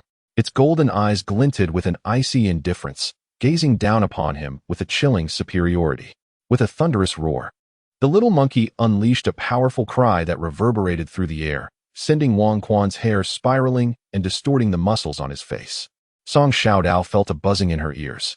"Please, don't kill me." Wang Quan, paralyzed by fear, could not help but attempt to withdraw his hand.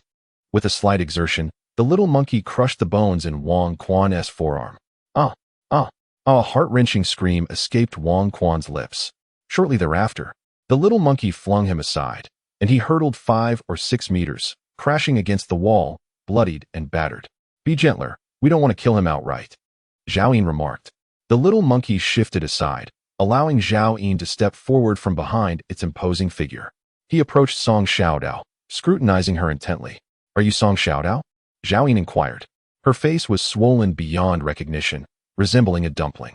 Song Xiaodao lifted her gaze to meet Zhao Yin's, her expression betraying sheer terror. It didn't take long for her to identify him. She had encountered this individual on 2 prior occasions, once when Zhao Yin had passed through a shopping mall. The second time, he witnessed him mercilessly torturing another man from a distance. At that moment, Zhao Yin emanated an aura of power, mystery, cruelty, and malevolence that enveloped Song Xiaodao. "Have you lost your voice?" Zhao Yin impatiently inquired. "Uncle, I am Song Xiaodao." Song Xiaodao finally spoke. "Uncle?" Zhao Yin was taken aback, his fingers brushing against the stubble on his face. Unshaven for a month. Was he truly that old? However, given the girl's tender age, it was not entirely incorrect for her to address him as such. "Get up, let me have a look," Zhao Yin commanded directly. "Uncle, what do you want?" "Please." Song Xiaodao recoiled in terror. Zhao Yin, growing impatient, reached out and grasped her ponytail, effortlessly lifting her frail form off the ground. "Let go of me." In a moment of desperation, Song Xiaodao bit down on Zhao Yin's wrist. The sharp pain elicited a deeper frown from Zhao Yin, yet he did not release her. He was too disinterested in explanations, flipping her body over, and there, on her slender waist, he spotted a butterfly-shaped pink birthmark. "So it is you." Zhao Yin finally released his grip, cursing under his breath. She was indeed the Song Xiaodao. In his previous life, Zhao Yin had never inquired about her background, as he had encountered her when she was already an adult. He had previously overlooked a crucial detail. He had been reborn 7 years into the past, and now, Song Xiaodao was merely 12 years old. At this moment, the young girl before Zhao Yin suddenly stirred a sense of irritation within him. "Do you know me?" Song Xiaodao stared blankly at Zhao Yin, perplexed by the man's actions. "Uncle, do you recognize me?" Just then, the little monkey snorted and leaned its large head towards Song Xiaodao. "Ah, help!" Song Xiaodao instinctively turned to flee. Zhao Yin swiftly grasped her ponytail and yanked her back, raising his hand to deliver a sharp slap to the little monkey, exclaiming, "Don't scare her." The monkey promptly withdrew its head, obediently standing behind Zhao Yin like a well-behaved child. Trembling in fear, Song Xiaodao gazed at the duo before her, stammering, "What do you want from me?" Zhao Yin frowned and stated plainly, "To save you." Song Xiaodao was momentarily taken aback, struggling to comprehend his words. Observing the tattered and filthy state of her clothing, which resembled a layer of mud, he retrieved a white t-shirt from his spatial ring and tossed it to her, saying, "Put this on." Dazed, Song Xiaodao could not fathom what this intimidating figure intended to do. She quickly lowered her head to accept the garment and turned away to change. Standing at just under 1.60 meters, the t-shirt hung on her like a dress, surprisingly not unflattering. Zhao Yin then turned his attention to the still lying and wailing Wang Quan, asking, "Have you ever killed anyone?" Song Xiaodao was momentarily taken aback, realizing the question was directed at her. "No, I have never killed anyone." She recalled the chilling scene when Zhao Yin had mercilessly slaughtered Lin Tianfeng, a shiver coursing through her heart. That person has treated you so cruelly. Have you ever contemplated how to deal with him? Zhao Yin inquired. Song Xiaodao bit her lip and replied, Uncle, could you assist me in killing him? With a clang, Zhao Yin unsheathed his tang knife and hurled it forcefully. The blade embedded itself in the ground before Song Xiaodao, the hilt trembling incessantly. Are you without hands, or simply without a blade? Zhao Yin remarked coldly. Chapter 22, Feeding the Zombie Eye.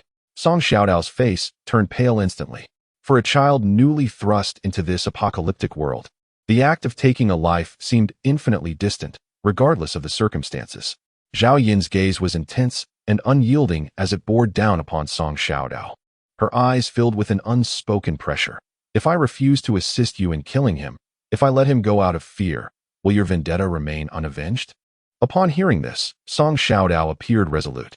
Zhao Yin watched with keen interest as she grasped the hilt of the sword embedded before her, summoning all her strength to withdraw it. The young girl, wielding a saber taller than herself, advanced step by step toward Wang Quan. Brother, I can offer you anything you desire. I beseech you, do not let her take my life. I implore you, dear brother. At that moment, Wang Quan lay prostrate on the ground, his bones shattered by the relentless assault of the little monkey. Zhao Yin laughed, a chilling sound that echoed in the air. Even if Song Xiaodao were to be a burden, she must evolve into a useful one. This individual would be the first she would slay in this desolate world, destined to become a stepping stone on her path to maturity. In her past life, Song Xiaodao's admission into Zhao Yin's inner circle was no mere coincidence. She possessed unique qualities. Among the many gifted individuals, beautiful women were commonplace, yet without a steadfast heart. How could she have captured Zhao Yin's attention? Wang Quan, my brother considered you a benefactor. To save you, we nearly lost our lives to the zombies. Song Xiaodao's voice suddenly grew hoarse. We acknowledge you as our elder brother. Having given you our last morsels of food, yet in the end, you still seek to harm my brother. Xiaodao, Wang Dage was mistaken. The previous events were merely a moment of confusion. Wang Quan attempted to plead further, but in the next instant, a knife plunged into the root of his thigh. Ah! Wang Quan let out a wretched scream akin to that of a slaughtered pig. Xiaodao, please listen to me. With both hands firmly gripping the hilt, Song Xiaodao raised the knife once more and thrust it down again. Wang Quan, if my brother dies, it will be your doing. Do you understand? With a sickening thud, the blade pierced Wang Quan's abdomen, blood gushing forth as it was withdrawn. You wretched little brat, if you have the guts, just kill me. Wang Quan shouted, now fully aware that he was destined to die today. Thus, he resolved not to plead for mercy any longer. Song Xiaodao fell silent, raising the knife once more for another strike. The sound of steel meeting flesh echoed as blood splattered. Despite his efforts, Song Xiaodao's strength was insufficient. Each blow merely inflicted wounds without claiming Wang Quan's life.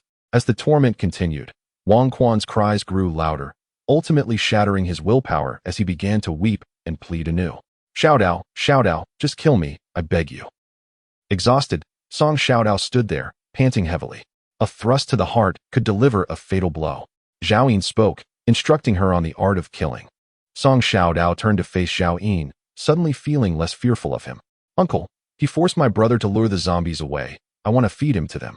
Such words should not escape the lips of a 12-year-old girl. Yet, in Zhao Yin's eyes, a flicker of admiration passed through. At last, he felt that this burden was not entirely useless. Monkey, take him along. We shall depart. Zhao Yin commanded. The little monkey had already retracted his abilities. Returning to his normal size, he stepped forward, seizing one of Wang Quan's legs and dragging him out of the shooting range, leaving a long trail of blood on the ground. Zhao Yin looked into Song Xiaodao's eyes and stated earnestly, you now have two choices. First, accompany me. I can promise to do my utmost to preserve your life within my capabilities. However, should we encounter a crisis that exceeds my abilities, I will abandon you without hesitation. Second, I can leave you some food and this knife, and the rest will be entirely your concern. Uncle, why are you being so kind to me? Song Xiaodao gazed at Zhao Yin, unable to believe that he was a person overflowing with kindness. If I were to say that in 7 years, you will be one of my women, would you believe it? Zhao Yin fixed his gaze upon Song Xiaodao, speaking calmly. Song Xiaodao nodded, I believe you. Zhao Yin, however, paused, staring intently at the girl before him. Soon, he let out a silent laugh. What could a 12-year-old girl possibly understand? Uncle, I will follow you. Song Xiaodao bit her lip. This response was entirely anticipated, Even a fool would know how to choose. Zhao Yin turned to follow the little monkey. Let us go. Take your enemy to feed the zombies.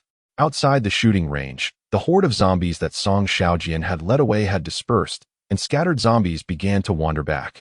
The little monkey let out a shrill scream, instantly attracting the attention of two zombies in the distance. The scent of blood emanating from Wang Quan drove them into a frenzy as they lunged forward recklessly. After her scream, the little monkey slowly retreated, hiding behind the door where Zhao Yin and Xiao Dao stood. Wang Quan, who was already on the verge of death, regained a flicker of spirit upon seeing the two zombies. Xiao Dao, please save Brother Wang. I don't want to die. I beg you. Don't let me be fed to the zombies. Damn you, Xiao Dao. The two zombies pounced upon him, and in an instant, they tore open Wang Quan's chest, ripping out his heart, lungs, and intestines. His mouth gaped wide, and even in his final moments, his eyes betrayed a lingering unwillingness. Blood bubbled and steamed as the two zombies voraciously gnawed and devoured. Zhao Yin glanced back at Song Xiaodao, unlike other survivors, who reacted with terror and nausea upon witnessing the zombies feast on flesh.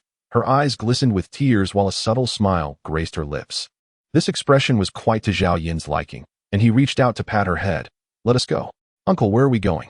Song Xiaodao inquired. To survive. Zhao Yin replied with a mere 3 words. Survive. Song Xiaodao felt a chill run down her spine. In this apocalyptic world, the only aspiration of all survivors was singular: how to endure.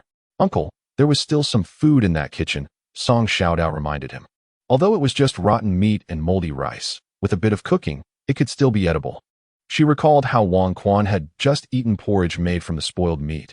He was on the brink of starvation, and she did not find it particularly unpalatable. As for the potential harm to her health, that was a trivial concern in the face of starvation. Many survivors were likely consuming such fare, and numerous others were yearning for it, yet had none. I still have some food, Zhao Yin said, without turning his head. The rate at which food spoiled in this post-apocalyptic world was astonishing. The supplies in his spatial ring were nearing the point of inedibility. One could only imagine how unpalatable the remnants in the shooting range's kitchen were. He would never stoop to consuming such sustenance, nor would he allow such refuse to occupy space in his ring. After all, the storage capacity of the spatial ring was only 10 cubic meters, and half of it was already occupied. Zhao Yin furrowed his brow. With another mouth to feed by his side, it was time to consider food more seriously. Uncle, there are zombies ahead. Aren't you going to avoid them? Song Xiaodao warned as she noticed Zhao Yin heading directly towards the zombies. Just as she spoke, she saw a compound bow suddenly appear in Zhao Yin's hand. Whoosh! 2 arrows were released, striking the 2 zombies that were gnawing at Wang Quan, their heads exploding like watermelons. The little monkey immediately rushed over, skillfully prying open the zombie skulls. Don't move. Zhao Yin suddenly called out to the little monkey, turning to Xiao Dao and saying, from now on, you will handle such matters. The little monkey cast a discontented glance at Song Xiaodao. Previously, after assisting its master in collecting corpse crystals, it would always see the master's smile. But now that opportunity to please its master had been usurped by another. Zhao Yin was oblivious to the monkey's silent grievances as he walked over to retrieve the arrows. He then pried open the skulls of the 2 zombies, extracting 2 unrefined corpse crystals. As the day wore on, the number of corpse crystals produced by the evolved zombies had increased significantly. Even random pairs yielded crystals. This substance is known as corpse crystal. Take note, every zombie's head will contain one. Your task is to assist me in retrieving arrows and excavating corpse crystals, Zhao Yin remarked, holding the brain matter-covered corpse crystal. Song Xiaodao's expression morphed dramatically, despite her temperament surpassing that of her peers. These zombies were once human just a month prior. To search for items within their brain matter? I do not keep useless individuals by my side. If you do not wish to participate, feel free to go wherever you desire, Zhao Yin said coldly. With that, he crushed the 2 corpse crystals and absorbed them. Song Xiaodao lowered her head and replied, I will do it. Uncle, I will do whatever you ask. Having spoken, she trembled as she stepped forward, preparing to sift through the remnants of brains. There were no corpse crystals left, each zombie possessed but a solitary one. Zhao Yin remarked. When Song Xiaodao turned around, Zhao Yin finally observed that her once swollen cheeks had turned a ghastly white, tears streaming down her face. For a 12-year-old girl, Zhao Yin's actions were exceedingly cruel. Yet, this was the apocalypse. No one could afford to remain a little princess. Such occurrences would be plentiful in the future. I will compel you to slay zombies, to battle mutated beasts, and perhaps even to engage in conflict with other humans. The tranquil life of the world before will never return. Death could befall you at any moment. Zhao Yin's expression was devoid of compassion. If you wish to accompany me, you will uncover my secrets, and I cannot shield you from the truth at every turn. Thus, should you ever wish to depart, I will take your life with my own hands. Chapter 23. Song Xiaojin has passed away. Upon hearing this, Song Xiaodao recalled her brother's words from a few days prior. He had said that, should he no longer be present, if she were to encounter that villain, she should follow him and heed his commands. He had also remarked that only by aligning herself with such a person could she hope to survive. I will not flee, nor shall I succumb to fear. Song Xiaodao trembled as she spoke. Suddenly, a ghastly roar emanated from the recently departed Wang Quan. In an uncanny manner, his back twisted, and he stood upright from the ground. Blood flowed from his hollow abdomen, and a single intestine trailed behind him, while his lifeless eyes, resembling those of a dead fish, immediately fixed upon Song Xiaodao not far away. Roar! Uncle! He is alive! Song Xiaodao exclaimed in terror, rushing towards Zhao Yin without a moment's hesitation. He has merely transformed into a zombie, Zhao Yin stated, producing a butterfly knife and offering it to Song Xiaodao. You must slay him. Initially intending to hide behind Zhao Yin, Song Xiaodao was momentarily taken aback. Just moments ago, Zhao Yin had mentioned that she would one day have to personally eliminate a zombie. She had thought that such a time was distant, yet here she was, confronted with the necessity to act. I am afraid that I cannot kill him, she stammered. The recently awakened zombie exhibited stiff movements. You can indeed slay him. It is an excellent opportunity for you to hone your skills. In the future, when you encounter a zombie you must face alone, this experience will be invaluable for your survival. With an unwavering look in his eyes, Zhao Yin reiterated as he extended the butterfly knife. Go, I shall not repeat myself. Song Xiaodao grasped the butterfly knife, gritting her teeth as she approached the zombie that had once been Wang Quan.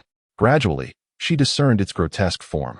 Its nose and eyes had been devoured by the previous zombie, and its body was still drenched in crimson blood, the stench wafting towards her from several meters away. Far more revolting than that of a slaughterhouse. With a guttural roar, Wang Quan lunged at her with renewed vigor.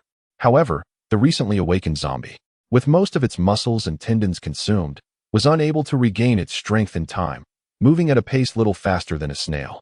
Song Xiaodao felt her body weaken, narrowly evading its attack.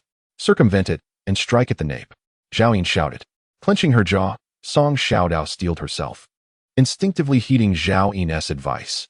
Utilizing her slight frame, she maneuvered beneath Wang Quan's arm and positioned herself behind him to thrust her knife.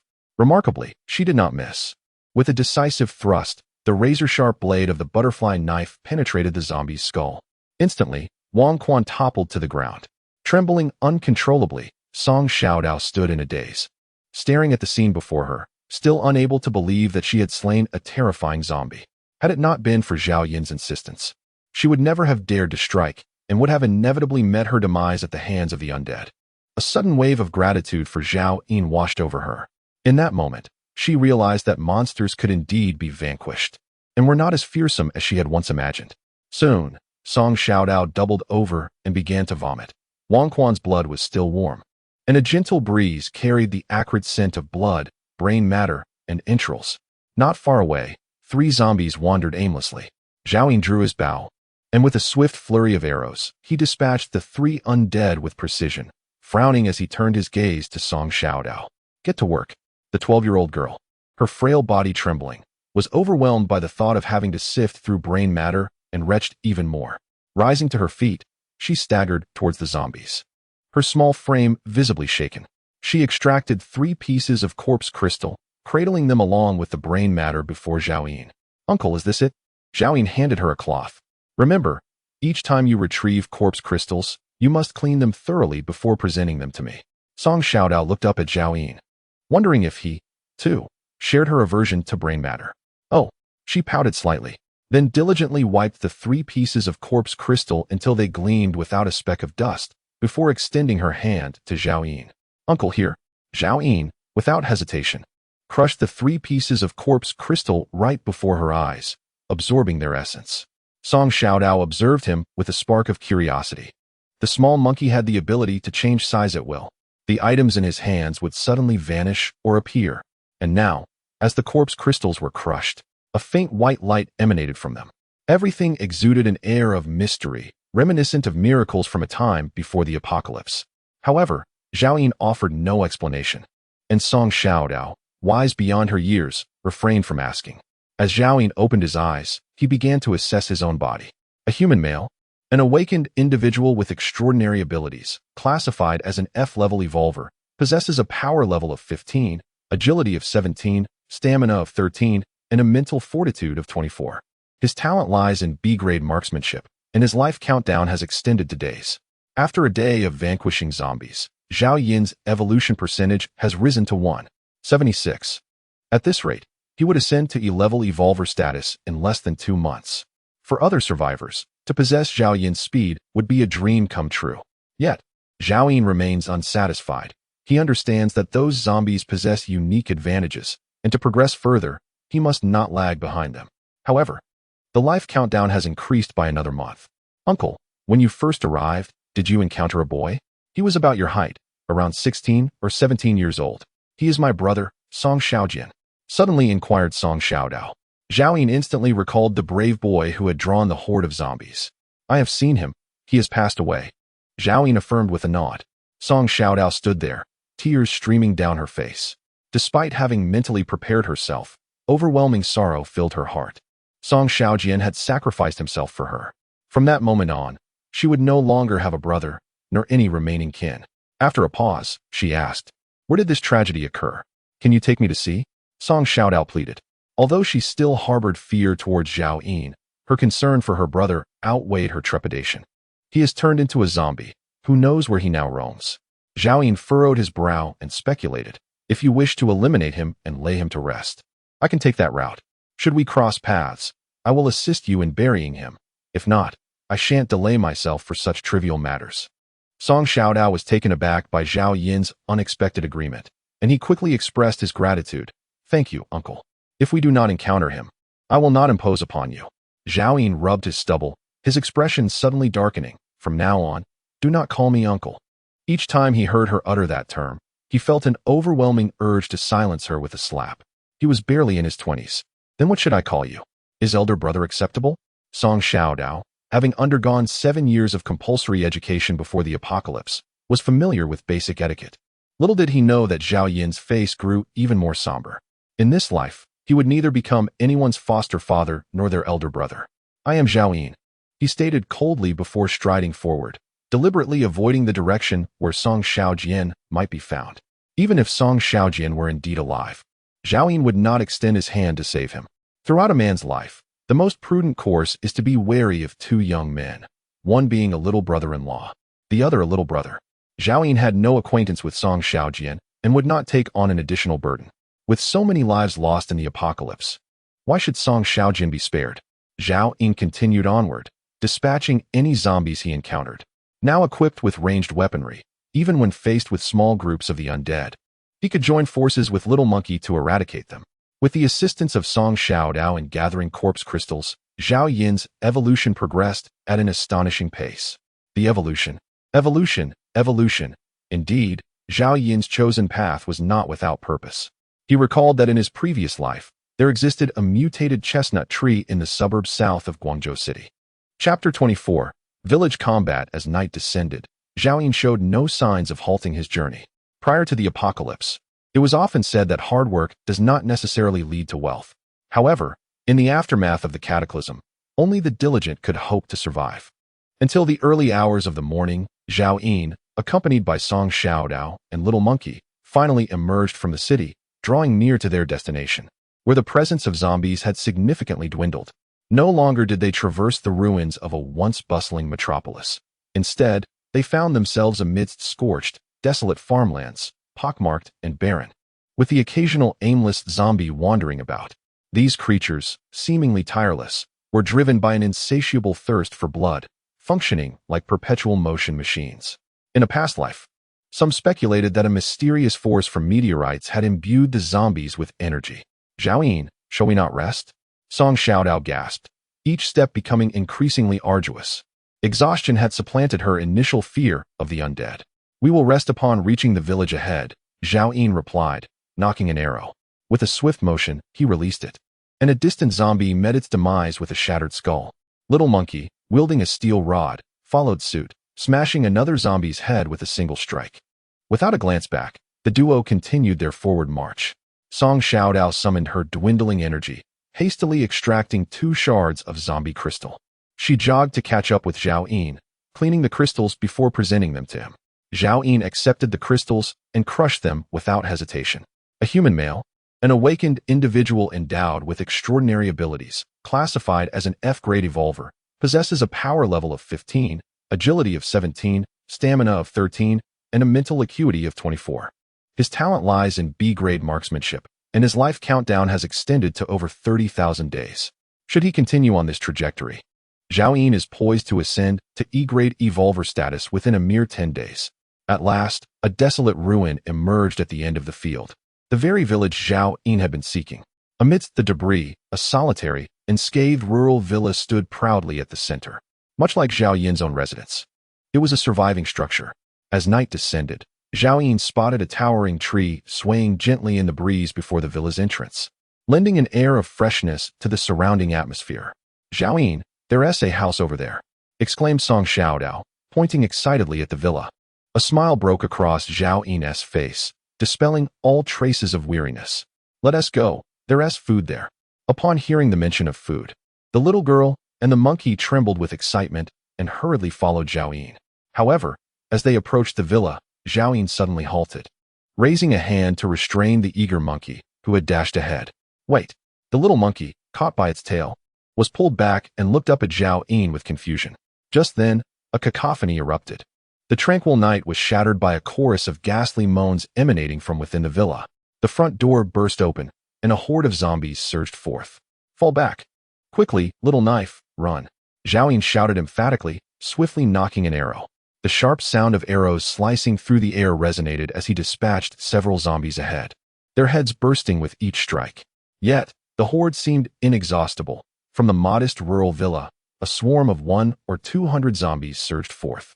Among them, 2 had already evolved to the F-grade, moving with a speed that rivaled Zhao Yin's own as an evolved human.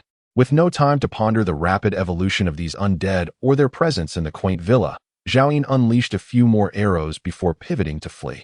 Should he become encircled by this relentless throng, death might not be immediate, but even the slightest scratch from a zombie could lead to infection. He possessed only a single can of tuna, his sole defense against the zombie virus, and the threat posed by these creatures was not worth the risk. Song Xiaodao, with her short legs, could barely keep pace, her terrified cries echoing into the air, inadvertently attracting more of the undead.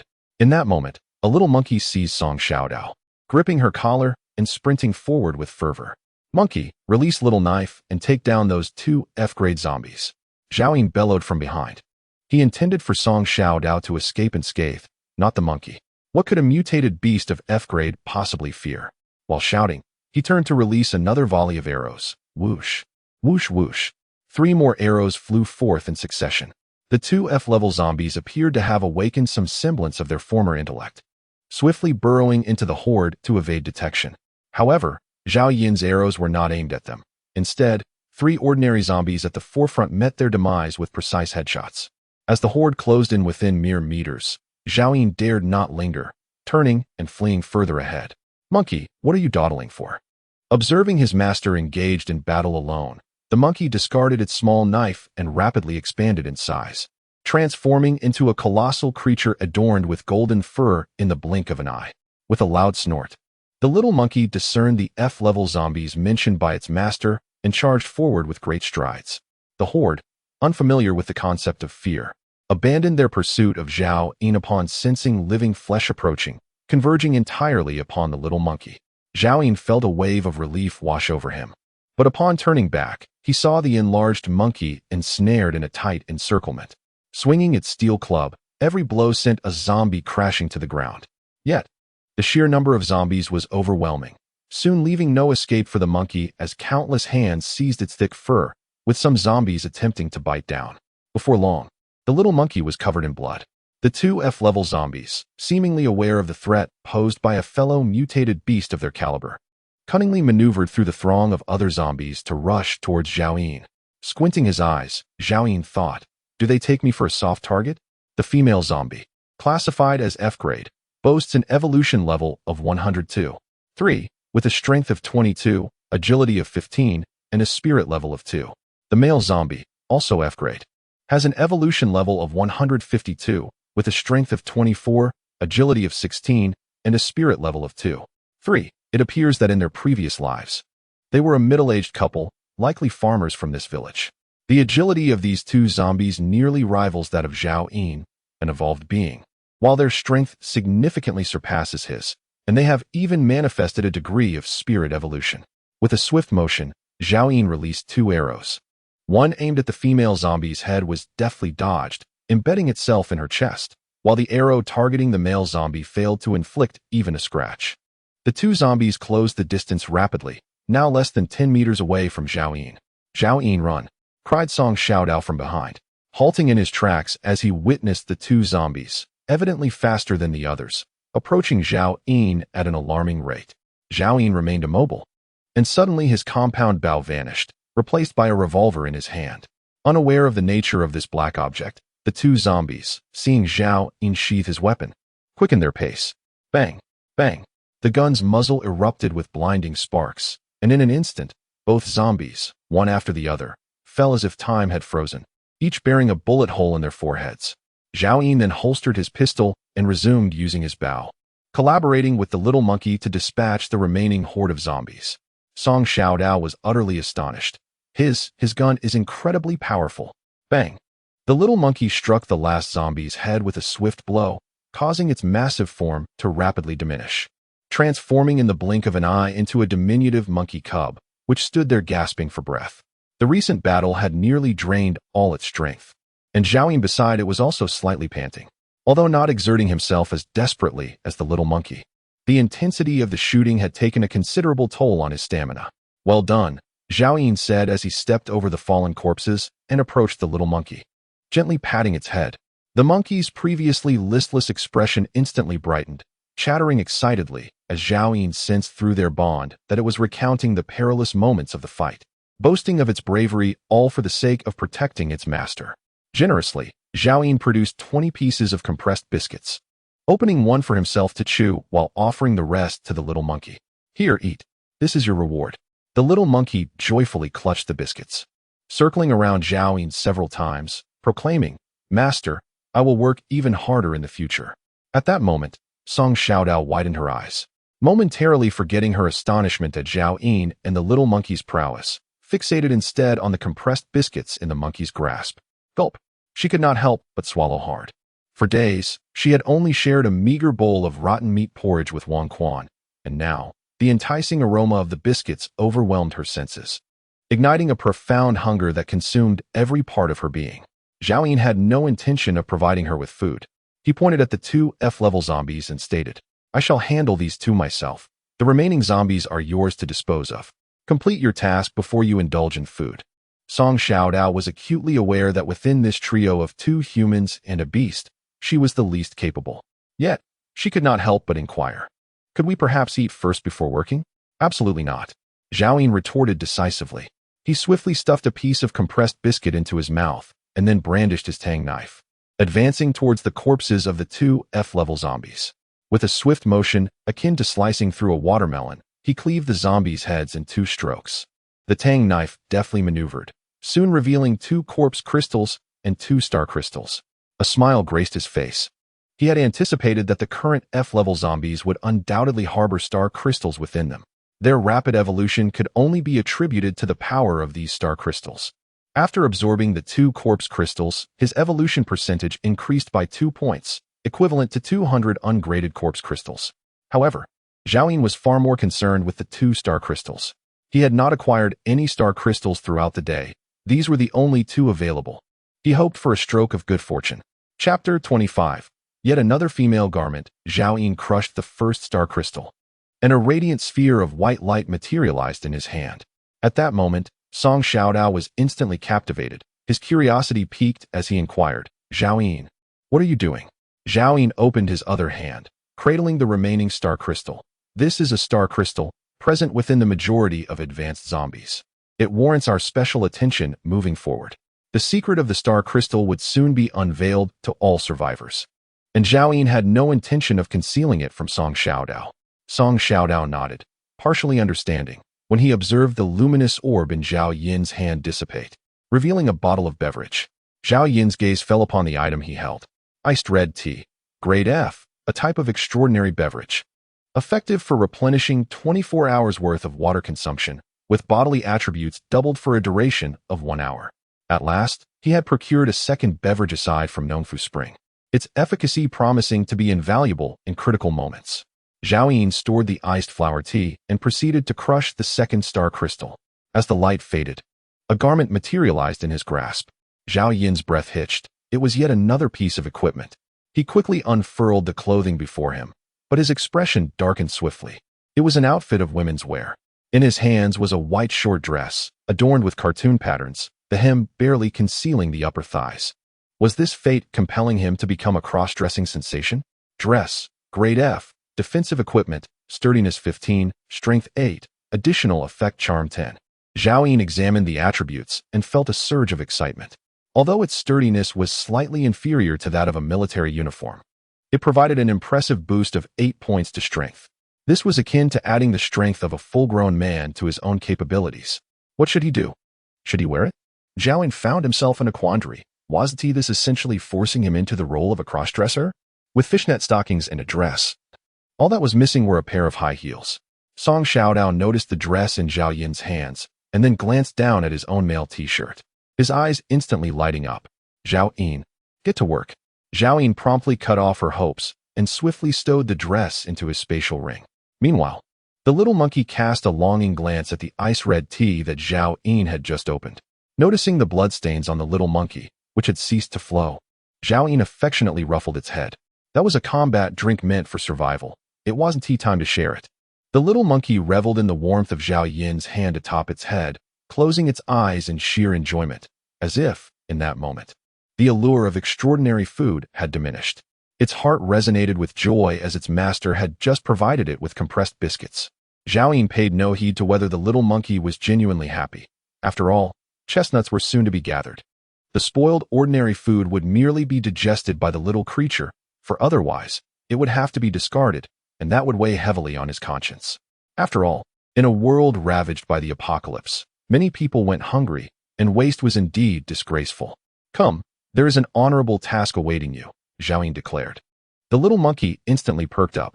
I relish the tasks assigned by my master. Each time it accomplished a mission, it was rewarded with a glance of approval from Zhao Yin. Occasionally, there were even treats, but most importantly, it did not want to lose its esteemed position in its master's heart to Song Xiaodao. Just moments ago, Zhao Yin had given it compressed biscuits while Song Xiaodao had received none, and the little monkey swelled with pride at this thought. Next, you shall pluck every single chestnut from that tree, Zhao Yin instructed, gesturing towards a towering chestnut tree not far off. Numerous chestnut balls adorned its branches. Each mutated chestnut was the size of a human head, covered in sharp, glistening spines that shimmered ominously. Upon hearing the command to climb, the little monkey was filled with excitement. An innate thrill surged through it, making the task seem both playful and exhilarating. No sooner had Zhao Yin's words left his lips than the little monkey sprang up the tree with remarkable agility and swiftly grasped a chestnut ball. In the next moment, a chorus of squeaks erupted. Ouch, ouch, ouch. Master, help. The spines of the mutated chestnut were as sharp as blades, piercing even the tough skin of the little monkey's fingers. Foolish creature, use a stick to poke it, Zhao Yin shouted. The little monkey suddenly came to a realization. Brandishing a steel rod and striking down with a resounding thud, chestnuts cascaded to the ground like meteorites, and after a brief span of 10 minutes, a layer had accumulated beneath. Soon, the little monkey smashed the final chestnut, inadvertently ravaging numerous branches and leaves, leaving a carpet of debris. Descending from the tree, the little monkey's face was alight with excitement as it scampered over to Zhao Yin's feet to claim its praise. Well done. Zhao Yin generously offered his commendation.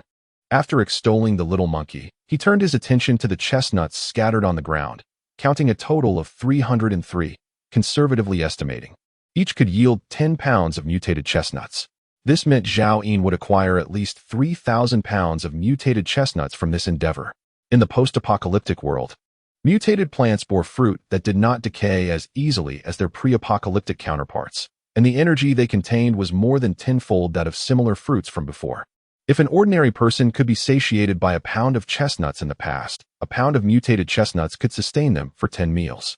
With prolonged consumption, one could gradually enhance their physical constitution.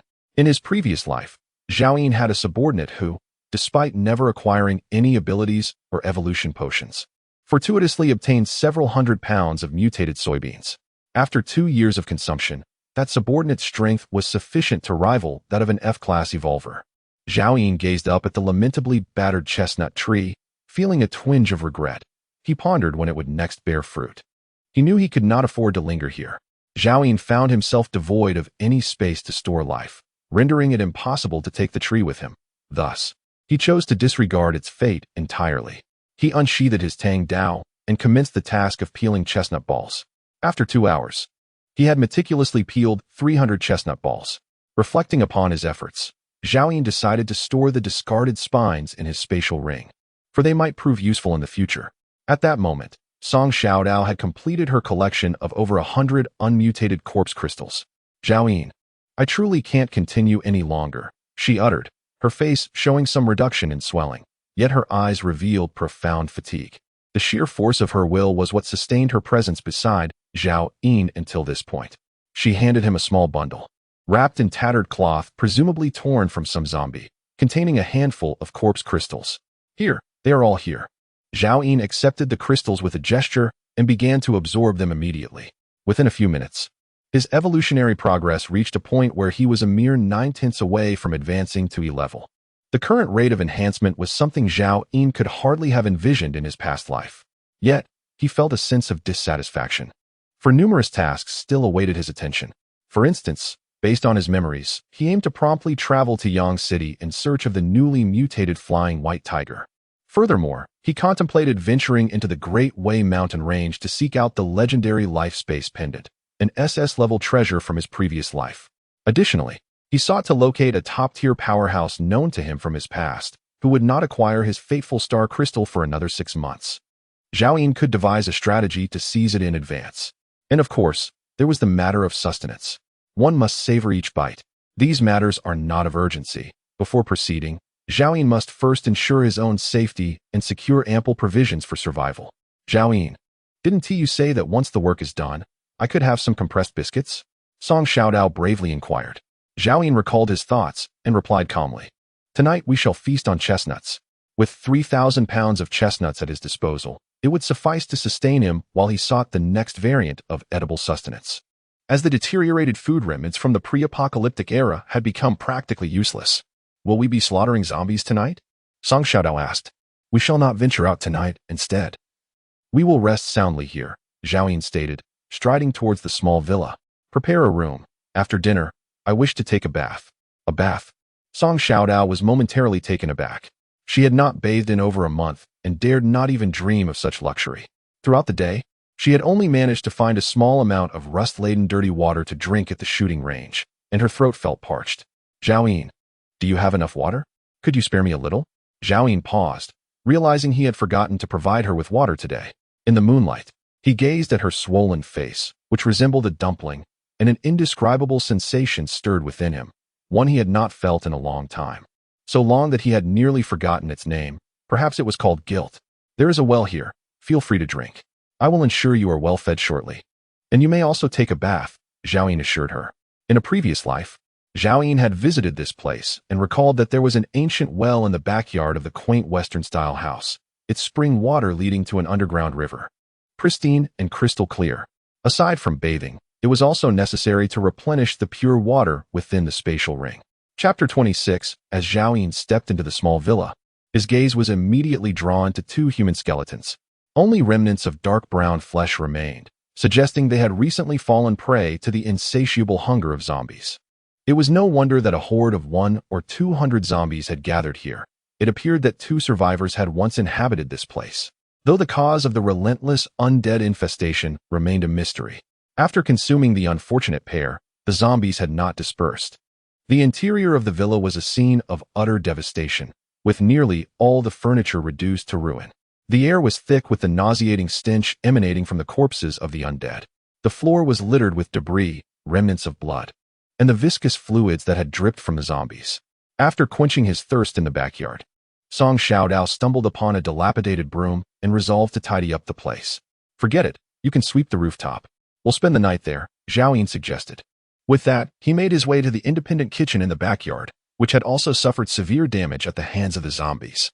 The firewood stove had collapsed, and pots and pans lay shattered across the floor. Utilizing his spatial ring, Zhao Yin collected the scattered pieces of wood before heading to the ancient well to fetch water. Fortunately, the wooden bucket remained intact, with half a bowl of clear water still at the bottom, a remnant of what Song Xiaodao had just consumed. Zhao Yin filled 2 buckets with water and ascended to the rooftop of the villa.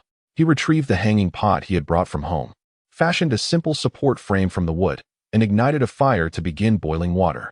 Beside them, Song Xiaodao had cleared a spacious area, devoid of mats or bedding. And she, along with the little monkey, lay on the rooftop with their limbs sprawled, gazing vacantly at the dark sky. Zhao Yin retrieved a handful of chestnuts, each the size of a fist, and cast them directly into the fire. Soon, a delightful aroma wafted through the air, prompting the little monkey to spring up, chattering excitedly and rushing to Zhao Yin. Master, is it time to eat? Song Xiaodao sniffed the air, intrigued. What smells so delightful? Mutated chestnuts, Zhao Yin replied, using his tang knife to extract the charred, blackened shells from the fire. He split one open, revealing the golden-hued chestnut flesh within. The fragrance intensified, captivating the eyes of both Song Xiaodao and the little monkey. Come over, let us eat together. Zhao Yin beckoned. The little monkey immediately seized a chestnut, gnawing at it without concern for the heat. Zhao Yin, respecting the animal's instincts, cut another chestnut in half and offered one piece to Song Xiaodao. The water in the hanging pot had come to a boil, and Zhao Yin added a pinch of salt, filling 3 bowls with the saline solution. He leisurely nibbled on the chestnut alongside the salt water, while the little monkey finished one and stared longingly at the remaining ones in front of Zhao Yin. In the past, we had so little food. From now on, we shall no longer suffer from hunger, Zhao Yin declared. Really, master? The little monkey thought, his eyes wide with disbelief. The appetite of mutated beasts and evolved beings was several times greater than that of their pre-evolution selves. Since the little monkey followed Zhao Yin, it has seldom been satiated. Go ahead and eat, Zhao Yin offered, providing little explanation. He himself devoured 3 chestnuts in one breath, weighing about 3 to 4 pounds. Enough to equate to 30 to 40 pounds before the apocalypse, and he could eat no more. The little monkey consumed 7 or 8, its round belly now full, contentedly lying back on the cleared patch of ground. Song Xiaodao, on the other hand, managed only a few bites before belching in fullness. Suddenly, she set down the chestnuts, tears streaming down her cheeks. Why are you crying? Zhao Yin inquired. Zhao Yin, I miss my brother. We haven't encountered him along the way. Sob. Song Xiaodao sniffled, large teardrops cascading down her face. He went to lure the zombies for me, forced by Wang Quan. If he is dead, he never even had a full meal in his lifetime. Sob. Zhao Yin furrowed his brow and said, he must be dead, as a zombie. He can feast on humans and will no longer suffer from hunger. Although intended as a comforting remark, Song Xiaodao wept even more fiercely upon hearing it. Sob. Sob sob. Zhao Yin, weary of her lamentations, poured the remaining water into a pot, brought it to a boil, and then returned it to the bucket before descending from the rooftop. Arriving at the previous well, Zhao Yin stripped off his clothes and retrieved soap and a bath towel from his spatial ring, beginning to wash himself. After more than a month without a bath, only hot water could cleanse him thoroughly. As the nauseating aura of the undead gradually dissipated, Zhao Yin finally felt a semblance of normalcy return to him. Aside from the fishnet stockings and military jacket, he resolutely discarded all of his other garments, preparing to don the clean clothes stored within his spatial ring. Suddenly, he recalled the exquisite dress he had recently acquired within that very ring. Holding it in his hands, he found himself once again engulfed in uncertainty. Should he wear it? Adorning himself in the dress would undoubtedly enhance his strength, providing him with an additional means of survival in this apocalyptic world. After all, he had already donned the fishnet stockings. As a straight man, what did he have to fear? Yet, wearing this dress would forever stain his identity. Zhao Yin's name would inevitably echo throughout the wasteland, and he could not bear to be associated with such a disgrace. This form-fitting skirt resembled those worn by popular female streamers from before the apocalypse. After much contemplation, he ultimately resolved to wear it. As long as he refrained from shedding his outer garments, no one would discern that he was clad in a dress. With a renewed sense of vigor, Zhao Yin returned to the rooftop, casually bringing along 2 buckets of fresh water, intending to boil it so that Song Xiaodao and Little Monkey could also cleanse themselves. At that moment, Song Xiaodao had ceased her tears, fervently stuffing the remaining half of a chestnut into her mouth, ravenous, as if possessed. Zhao Yin tossed the water buckets down and instructed, "Once you've finished eating, boil water for your bath." Song Xiaodao nodded, tugging at her collar to carefully store the last small piece of chestnut within her clothing. Lacking pockets, she deemed it safest to keep such a delectable morsel close to her. Immediately thereafter, Song Xiaodao busily set about boiling water, while Zhao Yin retrieved a tent from his spatial ring and erected it by the campfire, laying down a moisture-proof mat and bedding inside. As an ordinary individual, Song Xiaodao was utterly exhausted from a day's strenuous labor and deserved a good rest that night. Moreover, the little monkey, having sustained an injury, also required time to recuperate. "Zhao Yin, do you have any clean clothes?" Song Xiaodao suddenly inquired after finishing boiling the water. The white t-shirt she wore and her exposed thighs were smeared with the dark, viscous remains of zombie brains. Zhao Yin glanced back. Were it not for the slight protrusion of her chest, one could hardly discern whether she was male or female amidst the filth. He then tossed her a t-shirt, saying, "Wear this one, and don't discard the other. Wash it, and you can wear it again tomorrow." After a brief moment of contemplation, he added, "By the way, my clothes that I just changed out of are by the well. You might as well wash those too. Do you have any laundry detergent?" "None. Just use hot water and scrub it well," Zhao Yin replied, before promptly lifting the little monkey. The little creature, still half asleep, emitted a disgruntled squeak. "Master, do I have to work again?" "Bathe," Zhao Yin retorted, unceremoniously dropping the little monkey into a bucket of cold water. Meanwhile, Song Xiaodao, carrying the hot water, descended from the rooftop, heading for her bath. The little monkey was jolted awake by the cold water, instinctively attempting to climb out. Zhao Yin promptly pressed it back down, stating, "You must wash tonight. Otherwise, you shall not eat chestnuts tomorrow." "Master, I do not wish to bathe. Tomorrow, while slaying zombies, I will surely become dirty again. Why must I wash?" "We shall address the dirtiness of tomorrow when it arrives. But from now on, you must bathe whenever there is an opportunity," Zhao Yin insisted sternly. He was fully aware that no matter how thorough the cleaning was tonight, the stench of corpses would linger by morning, and perhaps even the spring water would be elusive. Nonetheless, in both his past life and this one, Zhao Yin refused to relinquish the notion of being a normal person. Whenever the chance arose, he would cleanse himself, even if it were just for a fleeting second of normalcy. Having bathed, this lazy monkey must also undergo the same treatment. Under Zhao Yin's coercion, the clear water in the bucket soon became murky. When Zhao Yin deemed the monkey sufficiently clean, he pulled it out of the bucket. At that moment, a sudden thought struck Zhao Yin. Chapter 27. The mutant water buffalo. Zhao Yin suddenly recalled that he had been bound by a contract to this little monkey for quite some time. Yet he remained oblivious to its gender. He seized the monkey by its 2 legs and forcefully spread them apart. In an instant, the familiar physiological characteristics were laid bare before him. It was but a tiny twig, accompanied by 2 quail eggs. At that moment, for reasons unbeknownst to him, Zhao Yin felt an inexplicable sense of relief. The little monkey, unaware of the concept of shame, noticed its master's curiosity and willingly spread its legs further, exclaiming, "Master, please continue to observe. Do you not enjoy it? I relish the sight of your mischief." Zhao Yin retorted with a swift slap. The monkey, bewildered by the sudden reprimand, scurried aside. Squeak! Help! At that moment, a piercing scream echoed from downstairs. It was the voice of Song Xiaodao, startling Zhao Yin into a sprint down the stairs. Upon his arrival, he found Song Xiaodao seated in a bucket brimming with hot water. His face contorted in terror as he stared in a certain direction. "Zhao Yin, what? What is that creature?" Zhao Yin turned to look, and there, beneath the chestnut tree, stood an enormous beast, its jaws gnawing on the branches and leaves that had just been dislodged by the little monkey. The creature regarded Zhao Yin with a gaze that bore an air of indifference and disdain. Adult water buffalo, E-level mutated beast, strength 42, agility 39, stamina 50, defense 63. Spirit 8, bloodline talent, gigantic strength, iron armor. Zhao Yin inhaled sharply. This buffalo had astonishingly evolved to E-level, its overall strength far surpassing that of the little monkey, several times greater than Zhao Yin himself. Once any mutated beast reaches E-level, its physical attributes significantly enhance, resulting in an additional defensive property. Remarkably, the defense of this E-level mutated buffalo is an extraordinary 63 points. Since Zhao Yin forged a contract with the little monkey, he had not encountered any other mutated beasts, secretly yearning for this moment.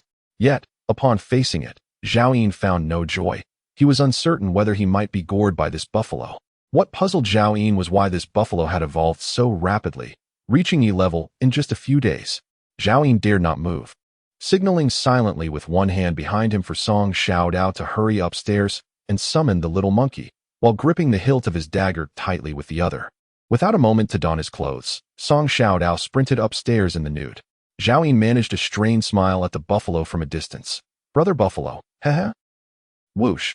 The buffalo snorted, dismissing Zhao Yin with a glance, seemingly uninterested, before lowering its head to resume munching on leaves. Zhao Yin exhaled in relief, quickly regaining his composure. He realized that, given his current abilities, all means at his disposal would struggle to exert overwhelming influence over this water buffalo. Fortunately, the formidable bull had no intention of attacking him at the moment. Soon, the little monkey descended from the upper floor. Upon spotting the water buffalo, its golden fur bristled with alarm, and its body rapidly expanded, activating its ability to grow in size. It could sense the threat posed by the bull. The little monkey refrained from making the first move, firmly gripping a steel rod as it positioned itself in front of Zhao Yin, shielding its master with its own body. "Master, where did this bull come from?" The monkey communicated with Zhao Yin, its inner trepidation palpable. "Heaven knows how an E-level mutated beast appeared. Let me ponder how to deal with it," Zhao Yin replied silently, not yet prepared for a desperate fight. At that moment, the water buffalo seemed to have had its fill, lifting its head to glance at Zhao Yin and the little monkey before lazily swishing its tail and turning to leave. Its size was more than 5 times that of an ordinary water buffalo, its 4 legs traversing the ruins with ease. Cold sweat trickled down Zhao Yin's forehead as he distinctly felt the disdain emanating from the creature's eyes. Just as the water buffalo was about to vanish from sight, Zhao Yin silently commanded, "Monkey, quietly follow it and see where it goes." The little monkey's massive form instantly shrank, stealthily trailing behind. "Wait," Zhao Yin called out, quickly removing his trousers and then tearing off the fishnet stockings. "Its speed surpasses yours. Wearing this will allow you to outpace it. Remember, do not engage in conflict." The bull possessed the abilities of immense strength and iron armor. The presence of 2 extraordinary abilities within a human being is not particularly rare. However, when bestowed upon a water buffalo, it becomes undeniably formidable. The little monkey obediently donned the fishnet stockings, its golden fur immediately ensnared, giving it a more svelte appearance as it swiftly pursued the direction in which the buffalo had vanished. Zhao Yin also slipped into his trousers and turned to ascend the stairs, only to be met by the peculiar gaze of Song Xiaodao. The fishnet stockings are equipment produced by the star crystal, not what you might think," Zhao Yin explained, his expression devoid of emotion. "And that cartoon pattern dress, you wore it too?" Song Xiaodao inquired, having awaited Zhao Yin to gift her the dress, only to be surprised that he had chosen to wear it himself. "The equipment produced by the star crystal is imbued with formidable attributes that can enhance my combat prowess," Zhao Yin earnestly clarified, insisting, "I absolutely do not harbor such inclinations." "Oh, I understand now," Song Xiaodao nodded in acknowledgement. Suddenly, she turned and extracted an item from the pocket of the trousers Zhao Yin had just changed out of. "Zhao Yin, what is this?" Initially pleased with his previous explanation, Zhao Yin was taken aback upon seeing what Song Xiaodao held. It was a half-used box of condoms. Vaguely recalling that he had inadvertently taken it from a hotel shortly after his rebirth, he realized he had overlooked it for over a month. Zhao Yin quickly stepped forward to snatch it away, stowing it directly into his spatial ring. Such items are not for children to handle. With that, he turned and ascended to the rooftop. Song Xiaodao cast a peculiar glance at him. Modern girls often engage with the internet, allowing them to grasp many matters at an early age. It was not until Zhao Yin's silhouette faded from view that she withdrew her gaze and resumed washing clothes, a smirk of triumph playing at the corners of her mouth. Meanwhile, Zhao Yin felt a flush creeping onto his face and decided not to dwell on it any longer. He added a handful of firewood to the bonfire and sat silently beside it, awaiting the return of the little monkey. He had no intention of risking his life for a contract beast at this moment. However, he was determined to ascertain the water buffalo's territorial range. When his strength increased, or when he acquired capturing tools in the future, he could return to seek it out. Half an hour later, Song Xiaodao returned, hanging the freshly washed clothes beside the fire before crawling into the tent for a deep slumber. The little monkey did not return until 3 hours had passed. It emerged wielding a steel rod smeared with the blood and brain matter of zombies, its lower half clad in fishnet stockings, and bearing numerous new wounds. Upon inquiring, he learned that these injuries were not the result of a struggle with the water buffalo. The buffalo had seemingly gone mad and, after leaving the vicinity, had charged towards the western suburbs industrial park of Guangzhou City. This area, the most densely populated in Guangzhou, had become a gathering place for a multitude of zombies since the outbreak. Recently, Zhao Yin had avoided venturing near that region. Like a creature possessed, the buffalo rampaged through the industrial park, indiscriminately colliding with zombies, leaving a trail of destruction in its wake, having already crushed 5 or 6 F-level zombies along the way. At the very end, an exceedingly terrifying zombie emerged, the likes of which the little monkey could not classify. Its strength was so formidable that it could overpower a water buffalo. A fierce battle ensued between the undead and the buffalo, ultimately resulting in the shocking defeat of the fearsome beast, which fled in injury. The little monkey, having followed the buffalo deep into the industrial park, found itself ensnared in a horde of corpses and had to exert its extraordinary abilities desperately to escape. Chapter 28. The chestnut tree leaves at that moment. The little monkey was utterly frightened, leaving me with no choice but to cease my pursuit. The small creature cast a sheepish glance at Zhao Yin, marking the first occasion on which I had failed to fulfill a task assigned by him. Zhao Yin retrieved several chestnuts and tossed them into the fire, then gently stroked the little monkey's head, saying, "It is not your fault. Once you finish these chestnuts, you may rest." The little monkey was taken aback, astonished that its master would offer it food. With an eager expression, it proclaimed, "Master, should we encounter that bull again, I will slay it for you to enjoy the beef." Zhao Yin frowned, aware that it was a mad bull. Ultimately, if capturing it proved impossible, they would have to devise a means to kill it for sustenance. "Eat up," Zhao Yin urged, extracting the half-cooked chestnuts from the fire, each one rolling before the little monkey. It eagerly picked them up and devoured them voraciously. Within minutes, the once flat belly was once again round and plump. "Time to sleep. Dawn is merely 2 hours away," Zhao Yin remarked while gazing at the sky. "Master, I can keep watch," the little monkey communicated telepathically. Under the influence of the contract spirit, the mutated beast felt an instinctual drive to protect its master. "Sleep, and cease your chatter," Zhao Yin commanded. The little monkey still needed to recuperate from its injuries, for after dawn, Zhao Yin would continue his battle against the zombies, with the monkey remaining a vital asset. Presently, this soul-contracted beast was crucial. Many perilous tasks that Zhao Yin was reluctant to undertake himself would have to be entrusted to this little monkey.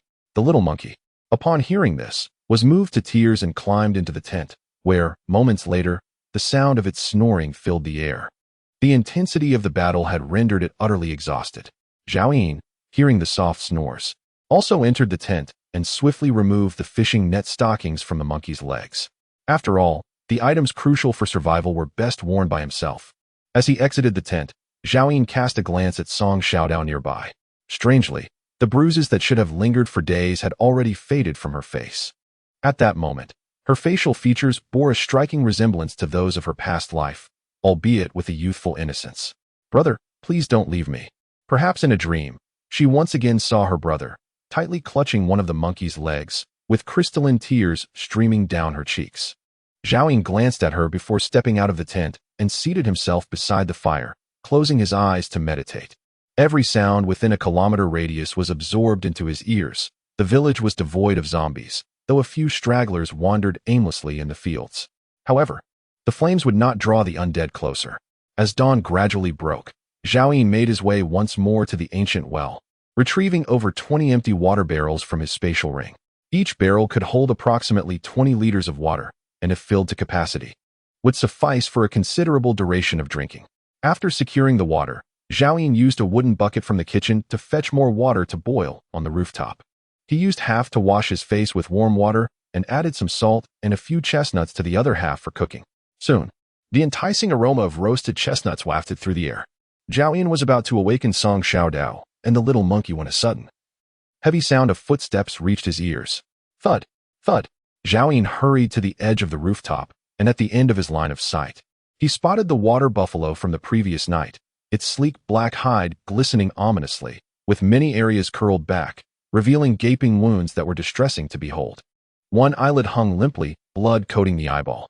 The buffalo galloped furiously, swiftly arriving in front of Zhao Yin's villa, panting heavily before lowering its head to consume the chestnut leaves that remained on the ground from the night before.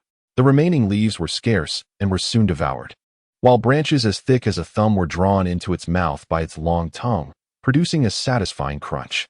At that moment, a miraculous scene unfolded. The buffalo's wounds visibly ceased bleeding and began to heal. Zhao Yin's eyes widened in astonishment. He was aware that certain mutated plants possessed healing properties. Yet he had not realized that the leaves of the chestnut tree could also hold such power. In his past life, many were familiar with chestnuts. Yet none knew that the leaves were the true treasure. In that instant, Zhao Yin comprehended everything. It was no wonder the buffalo had come to eat the leaves last night. No wonder Song Xiaodao's facial injuries healed so swiftly. That gluttonous girl must have secretly indulged in the leaves. It was not entirely surprising that Zhao Yin had only now discovered the leaves' efficacy. In his previous 7 years, he had never heard of any mutated plant capable of serving dual purposes. This chestnut tree surpassed Zhao Yin's understanding of mutated flora from both his lives. Zhao Yin produced a chestnut and activated his true vision to examine it. Chestnut, grade F mutated plant fruit, rich in nutrients. Tree leaves, grade F medicinal attribute mutated crop, which, when consumed, rapidly restores injuries. To his astonishment, there truly existed mutated plants capable of yielding 2 types of beneficial crops simultaneously. At that moment, Zhao Yin's heart bled. The tree leaves harvested by the little monkey last night weighed at least several hundred pounds. All of that had been squandered by this buffalo. At this juncture, the water buffalo had finished devouring the branches on the ground and circled the chestnut tree, gazing up at the leaves above with longing in its eyes. Unfortunately, this chestnut tree stood over 30 meters tall, and the buffalo could not climb trees. Finally, the buffalo charged at the trunk with great force. Bang! A resounding crash echoed as the massive tree trembled violently, and scattered leaves were forcibly shaken loose. The buffalo let out an excited low grunt and eagerly flicked its tail, rushing to collect the fallen foliage. Zhao Yin's breath hitched. Those were his chestnut leaves. How could he allow this buffalo to continue feasting? With those leaves, he would never again fear the little monkey getting injured. In the future, after taming other contracted beasts, he could hardly fathom the potential reduction in casualties. The star crystal could only produce food to heal injuries by chance, making the leaves of the chestnut tree particularly vital for Zhao Yin at this moment. With thousands of pounds of leaves remaining on the tree, how many injuries could they heal? Zhao Yin resolved instantly. No matter what, he must protect this chestnut tree. Just then, the water buffalo charged once more, causing a large number of leaves to plummet to the ground. In a moment of exasperation, Zhao Yin could no longer endure. He swiftly retrieved a powerful sniper rifle from his spatial ring, disregarding the conservation of ammunition. The bullets were chambered, and he aimed directly at the water buffalo. Bang! Without hesitation, Zhao Yin pulled the trigger. He harbored no illusions of slaying the armored beast endowed with extraordinary abilities. His sole intention was to drive it away. The water buffalo reacted with remarkable speed, tilting its head just in time for the armor-piercing round, which could easily penetrate steel, to collide with its horn, resulting in a shower of sparks. The bullet shattered upon impact, yet the horn remained unscathed. The creature's single eye fixated on Zhao Yin once more. Incited by a surge of anger, it bellowed fiercely and charged toward the villa. Zhao Yin continued to pull the trigger. Bang! Bang! No longer targeting the buffalo's head. He aimed for the vulnerable area of its neck, where the defenses were weakest. The first bullet penetrated the neck, causing blood to spray forth. However, this degree of injury was far from sufficient to incapacitate an E-class mutated beast like the water buffalo. In pain, the buffalo's fury intensified. In the blink of an eye, a layer of fish scale-like armor sprouted from its hide, enveloping its body entirely. Its extraordinary ability, iron armor. The creature's formidable muscles expanded dramatically, its already massive frame swelling several times larger, brimming with terrifying explosive power. Its other ability, giant strength. At this juncture, Zhao Yin's bullets could only rend the skin, ultimately becoming lodged within the buffalo's thick hide. With a thunderous crash, the water buffalo collided violently with the villa's wall. The entire wall suddenly collapsed, and the rooftop beneath Zhao Yin's feet trembled violently. Chapter 29. The Zombie King Monkey. Rise at once. Zhao Yin bellowed. In truth, there was no need for Zhao Yin to shout, for the little monkey had already emerged from the tent, brandishing an iron rod and glaring at the water buffalo below, its eyes bulging with intensity. It was merely an F-grade mutated beast, vastly inferior in strength to the water buffalo. Activating its abilities and accompanied by Song Xiaodao, it took flight.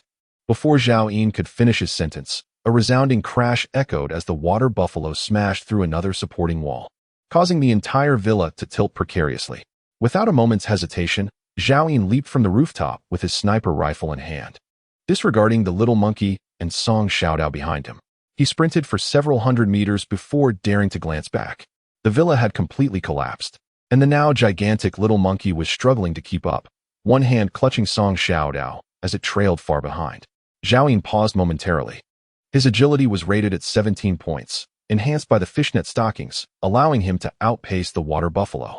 He swiftly turned his weapon towards the beast, taunting, "Come here, you wretched bovine." Bang! A shot rang out, striking the buffalo's front shoulder with minimal damage but a significant insult. With one eye aglow with rage, the water buffalo charged toward him. Despite the little monkey's size enhancement, it lagged behind the buffalo and was even slower than Zhao Yin. Its furry legs left mere afterimages as the buffalo relentlessly pursued it. Master, it's going to ram me," the little creature wailed. "Didn't you say last night that you would help me slay this water buffalo for a feast?" Zhao Yin retorted with exasperation. This monkey possesses not only the extraordinary ability of gigantism, but also a berserk power that can only be unleashed upon reaching E-grade. However, the consumption of this berserk ability is immense, and its diminutive body is currently incapable of withstanding such a burden. In truth, the potential of the young monkey is not inferior to that of the water buffalo. How did the dead buffalo return? The little monkey remained utterly bewildered, entirely unaware of the events that had transpired. "Take it far from that chestnut tree," Zhao Yin commanded. Bang! Zhao Yin fired another shot, momentarily halting the buffalo's advance, before swiftly turning to flee. Fortunately, the little monkey exhibited greater agility than the buffalo, although its speed was not on par with the buffalo's. It skillfully dodged each impending collision with a nimble twist of its rear. Poor Song Xiaodao was jostled about, retching and vomiting bile all over the little monkey. 10 minutes later, the collapsed villa and chestnut tree were no longer in sight. Zhao Yin fired several rounds to fend off the buffalo and communicated telepathically with the monkey. "Monkey, I will hold it off. You take Xiaodao and run ahead. Remember to take a detour back to the chestnut tree. Once I shake off the buffalo, I'll gather the leaves. Master, please be cautious." The little monkey transmitted its thoughts before Zhao Yin could utter another word, seizing Song Xiaodao and turning to depart. Just then, a thunderous roar echoed in the air, reverberating ominously. Zhao Yin abruptly turned back, only to behold a colossal zombie, towering over 2 meters, charging towards him from a distance of 1,000 meters, trailed closely by a horde of over 20 ordinary-sized zombies. Male zombie, grade E, evolution level 179, strength 61, agility 36, defense 72, spirit 7. Male zombie, grade F, evolution level 105, strength 23, agility 15, spirit 2. 7. Female zombie, grade F, evolution level 171, strength 26, agility 17, spirit 3. 3. Male zombie, grade F, evolution level 119, strength 25, agility 16, spirit 2. 8. In total, there are 27 zombies, with the lowest being grade F. The towering zombie at the forefront has even reached grade E. "Master, that zombie," the little monkey exclaimed, its fur standing on end, no longer concerned with its own escape, but swiftly positioning itself to shield Zhao Yin. Even the water buffalo behind them ceased its pursuit of Zhao Yin and the little monkey, its singular eye gleaming with a blood-red intensity as it let out a ferocious roar and charged at the towering zombie. In an instant, Zhao Yin comprehended the situation. This was the very zombie that had battled the water buffalo the previous night. In his past life, he had only encountered such a colossal zombie half a year into the apocalypse, and he had never heard of such a formidable zombie appearing so early in Guangzhou. If the abilities of mutated beasts corresponded to the powers of the survivors, then the capabilities of zombies were akin to those of the evolved. The towering zombie before him evidently possessed power that surpassed that of a mere evolved being, capable even of overpowering mutated beasts of the same rank. This could only imply one possibility. A chilling title surfaced in Zhao Yin's mind, one that had instilled fear in the hearts of many in his past life. The Zombie King. A zombie king that had, in the early days of the apocalypse, devoured several star crystals. Without a moment to ponder, Zhao Yin raised his sniper rifle and took a shot. The armor-piercing round struck the chest of the Zombie King, merely breaking the skin before being deflected away. The terrifying defense of 72 points meant that even a higher-tier D-class zombie would struggle to compete. This was the true horror of the Zombie King. Each Zombie King could effortlessly crush any opponent of equal standing. Moreover, this one was a level above Zhao Yin, rendering him utterly powerless. Zhao Yin promptly stowed his sniper rifle and shouted to the monkey, "Let us gather the leaves and depart from Guangzhou."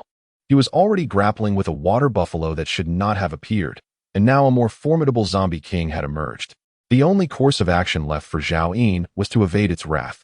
The soul of the pact offered him little assistance. After all, he was merely an F-class evolved being. Even with the little monkey by his side, they would simply be delivering a feast to the Zombie King.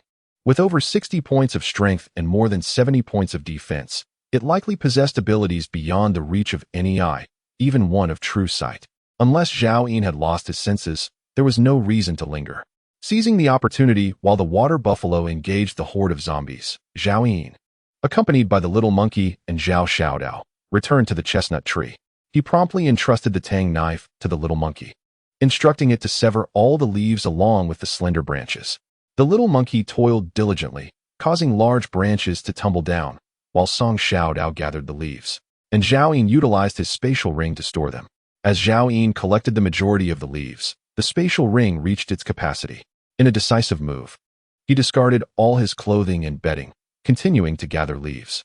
However, the spatial ring, limited to 10 cubic meters, already contained over 3,000 pounds of chestnuts, hundreds of pounds of spiky shells, as well as weapons and provisions, leaving insufficient space for nearly 2,000 pounds of leaves.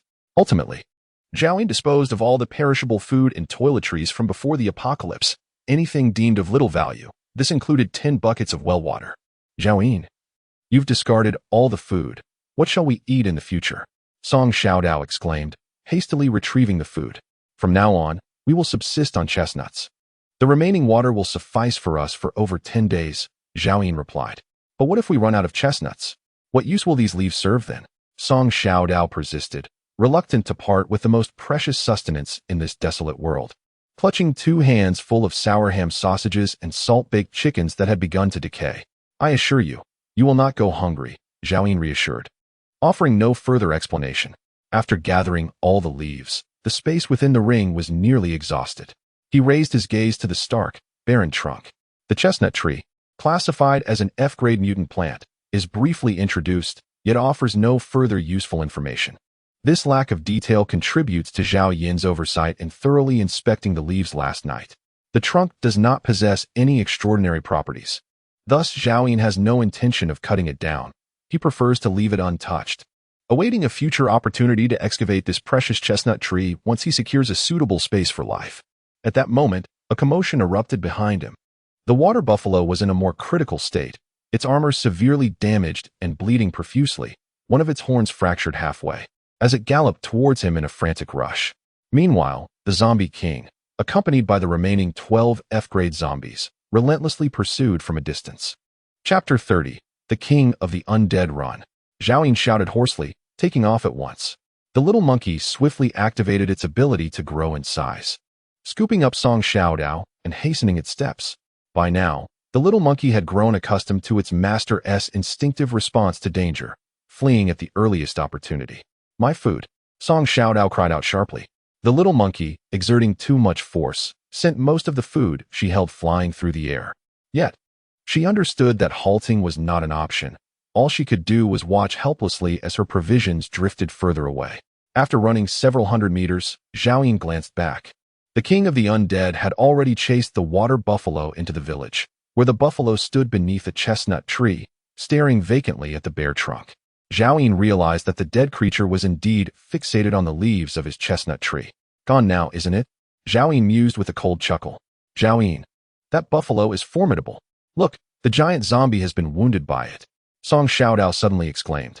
Upon hearing this, Zhao Yin turned to see that a broken horn from the buffalo was lodged in the right shoulder of the king of the undead, oozing dark blood.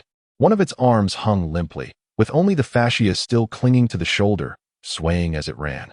Additionally, there was a gaping wound in the creature's waist, causing its speed to diminish compared to before.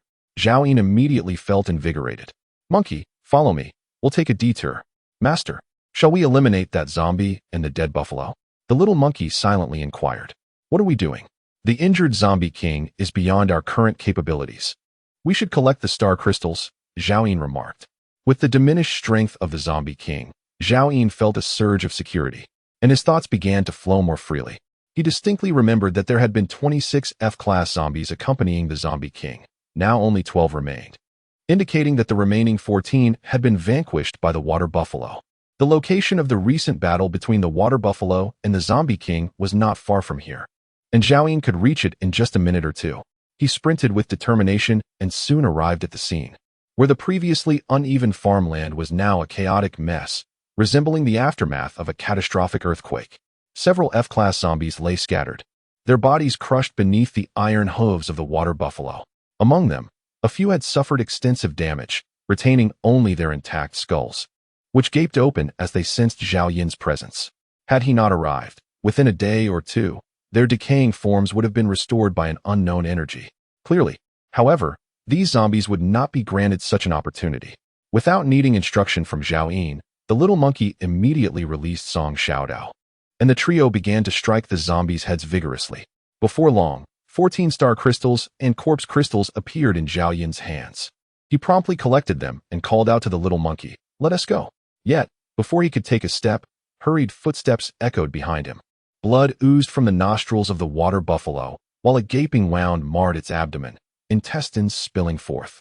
In the blink of an eye, it charged forward, mere hundreds of meters away, with the zombie king trailing behind, though the 12 F-class zombies were nowhere to be seen. The buffalo, its single eye ablaze with fury, fixed a resentful gaze upon Zhao Yin, as if it had finally comprehended the truth. The leaves that could have healed its wounds had been seized by this very human. It was this human that had brought it to ruin. Thus, unable to vanquish the zombie king, it resolved to eliminate Zhao Yin before its demise. Zhao Yin realized it was too late to escape. The buffalo unleashed its final reserves of life force, its speed overwhelming. Without a moment's hesitation, Zhao Yin drew his sniper rifle and fired. The bullet struck the fractured armor of the buffalo's skull, penetrating directly into its brain. With a thunderous crash, the buffalo barreled past Zhao Yin and collapsed onto the ground. Had Zhao Yin faltered by even a fraction of a second, he would have met his end beneath the beast's charge. Before he could exhale a sigh of relief, the zombie king arrived, its focus redirected in the absence of the buffalo. It let out a deafening roar and surged toward Zhao Yin. Bang! Bang! Zhao Yin fired several shots, each one hitting the place where the zombie king's arm had been severed. The scant connective tissue that remained was instantly obliterated, causing the severed limb to plummet to the ground, and the zombie king staggered. Run, run, run! Zhao Yin bellowed, stowing his sniper rifle and sprinting away. However, the zombie king had been thoroughly enraged, and the very calamity he had dreaded had come to pass. Before him, the zombie king, already an imposing figure, suddenly swelled even further, its speed increasing dramatically.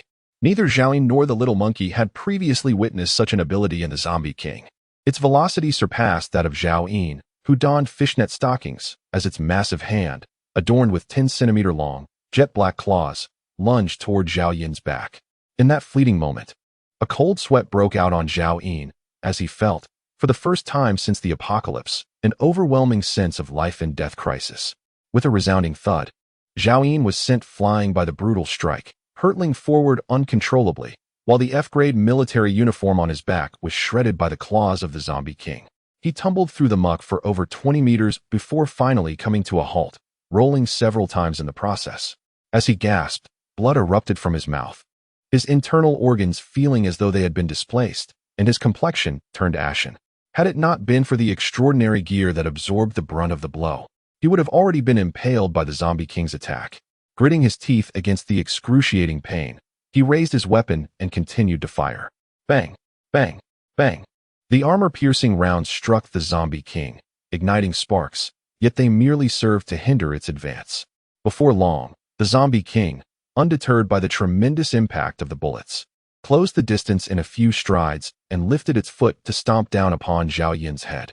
Anticipating the move, Zhao Yin executed a roll to evade, simultaneously firing to slow the creature's momentum, desperately maneuvering his body to create distance between them. However, the disparity in strength between the two parties was insurmountable. The fishnet stockings merely enhanced Zhao Yin's mobility, while the zombie king boasted an astounding agility of 36 points, more than double that of Zhao Yin. With a swift motion, it seized Zhao Yin by the collar and lifted him effortlessly into the air. Roaring, the zombie king glared at Zhao Yin, seemingly accusing this insignificant ant of daring to break its arm. Suspended in midair, Zhao Yin could hardly fathom that he would one day be hoisted aloft like a mere chick by a zombie king, its gaping maw exuding a foul stench, revealing a close-up view of its decayed teeth. A roar erupted from behind the zombie king as the little monkey, having already reacted, rushed forward.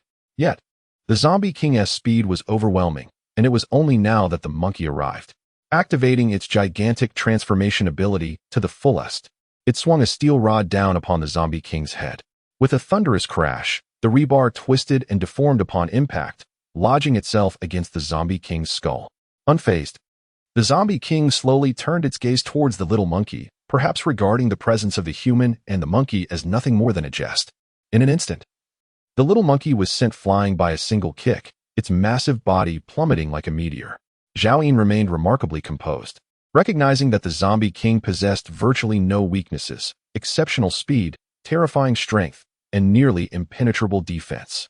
The only vulnerability lay in the damage inflicted upon it by the water buffalo earlier. Indeed, its vulnerability lies in the damage inflicted by the water buffalo. Zhao Yin thrust the sniper rifle into the gaping wound of the zombie king, pulling the trigger with fervor at such close range.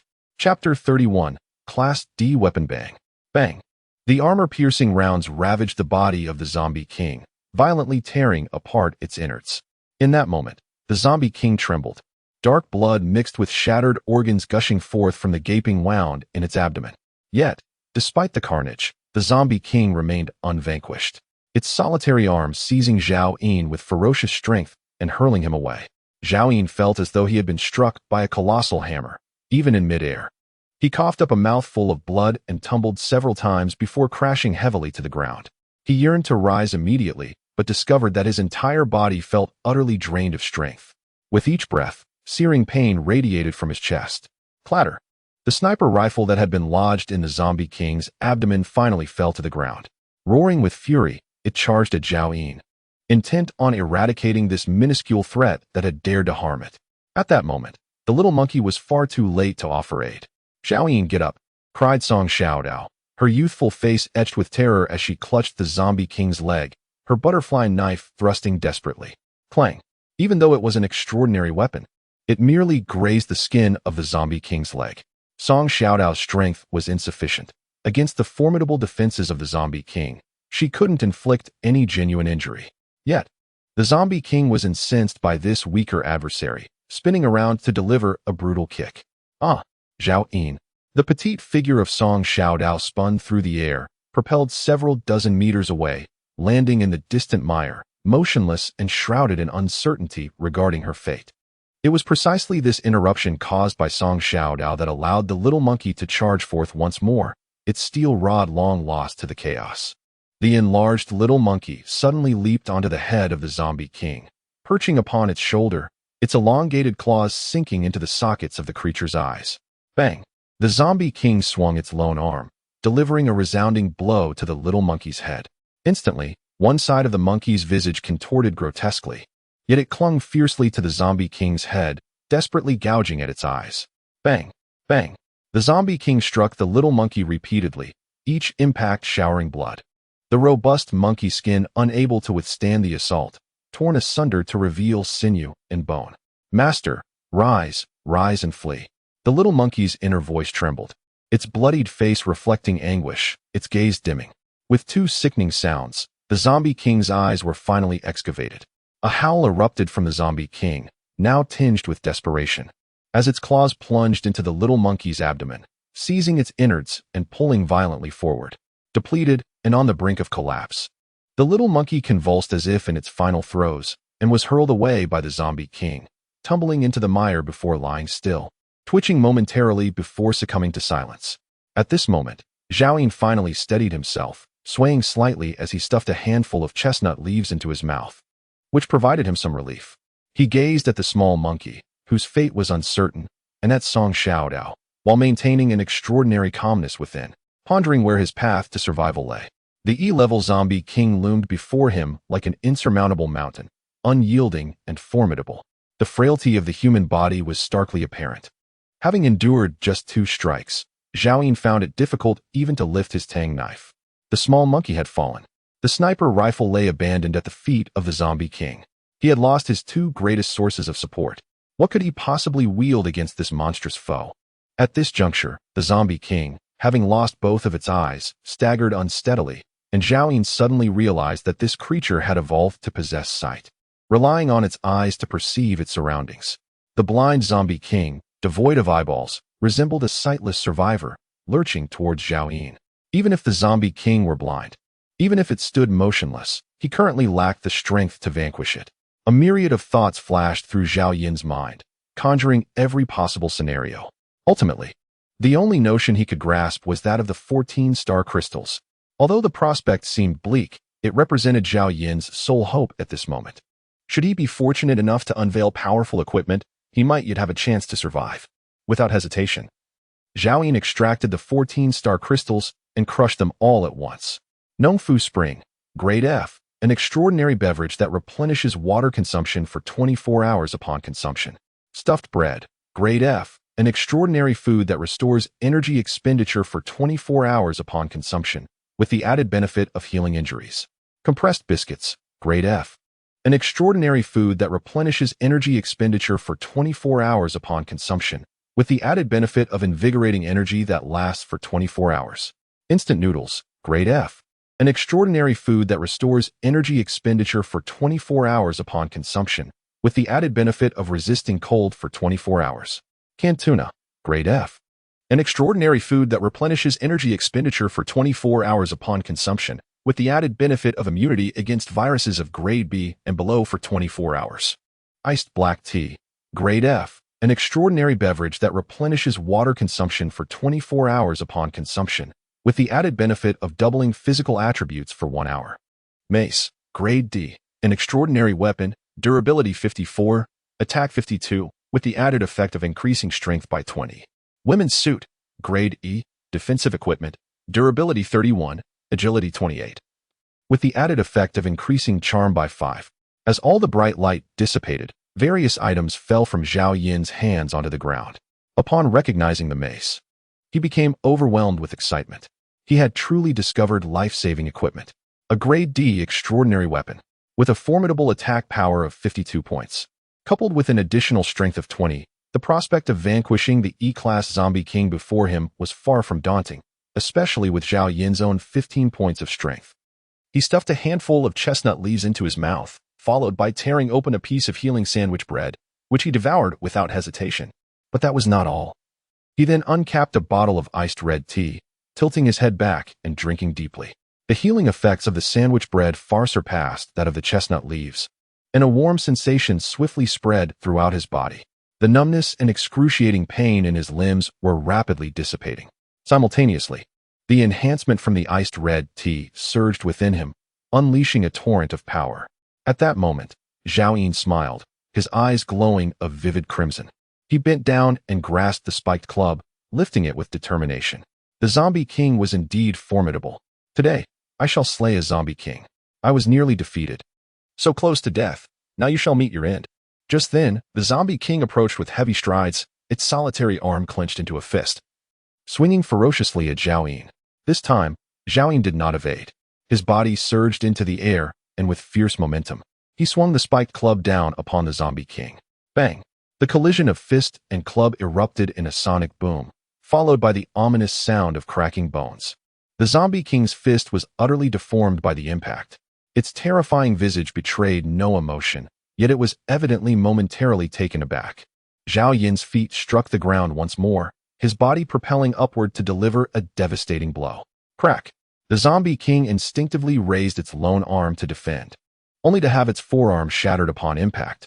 The zombie king roared in fury, instinctively attempting to raise its hand to slay Zhao Yin. However, the limp arm could scarcely muster the strength to swing. At that moment, the spiked club came crashing down again, aimed squarely at the zombie king's head. The creature swiftly attempted to evade, but the blow landed forcefully upon its neck, resounding with a thunderous impact. The massive form of the zombie king toppled to the ground like a mountain. By all that is foul, Zhao Yin stood upon the chest of the zombie king, relentlessly striking down with the club. Again and again, he hammered until the zombie king's skull was pulverized, rendering it utterly motionless. Satisfied that it was irrevocably dead, Zhao Yin finally ceased his assault. Breathless and spent, he let the heavy spiked club, weighing 300 to 400 pounds, fall to the earth. Wiping the blood from the corner of his mouth, he lifted his gaze to the little monkey and Zhao Xiaodao. In the mire, the two diminutive figures lay still, resembling little clay sculptures, utterly unmovable. Chapter 32 The Sound of Puff Little Knife, Monkey. Zhao Yin called out. Neither of the two responded. Memories flooded back to her of the moment they had fought desperately to save her, and her once hardened heart felt a sharp pang of pain. Are you both dead? Ignoring her own exhaustion, Zhao Yin trudged forward with great difficulty. The little monkey's skull was fractured, exposing its brain, and its fur was missing in patches, likely torn away by the zombie king. A gaping hole in its abdomen bore a resemblance to that of the water buffalo, with intestines spilling out. As for Song Xiaodao, his chest had completely caved in, blood still gushing from his mouth and nose, leaving him unconscious. Thankfully, both still clung to a breath of life. Zhao Yin quickly retrieved a handful of chestnut leaves and placed them in the little monkey's mouth, only to find it lacked the strength to chew. After a moment's thought, she chewed the leaves herself until they became a pulp, then pried open the monkey's mouth. With a puff, she spat the mixture into its mouth and followed it with a drink of water. Once the little monkey was tended to, she employed the same method to nourish Song Xiaodao. After consuming the chestnut leaves, their wounds began to staunch and heal, their vitality gradually returning. Yet, the injuries were far too severe. A mere handful of leaves would not suffice. Zhao Yin promptly extracted 10 kilograms, chewing vigorously to feed them. In fact, only a single piece remained of the stuffed bread she had recently opened. Yet that substance restored injuries at a far swifter pace, proving far more beneficial in battle than the leaves of the chestnut tree. Thus, Zhao Yin refrained from utilizing it.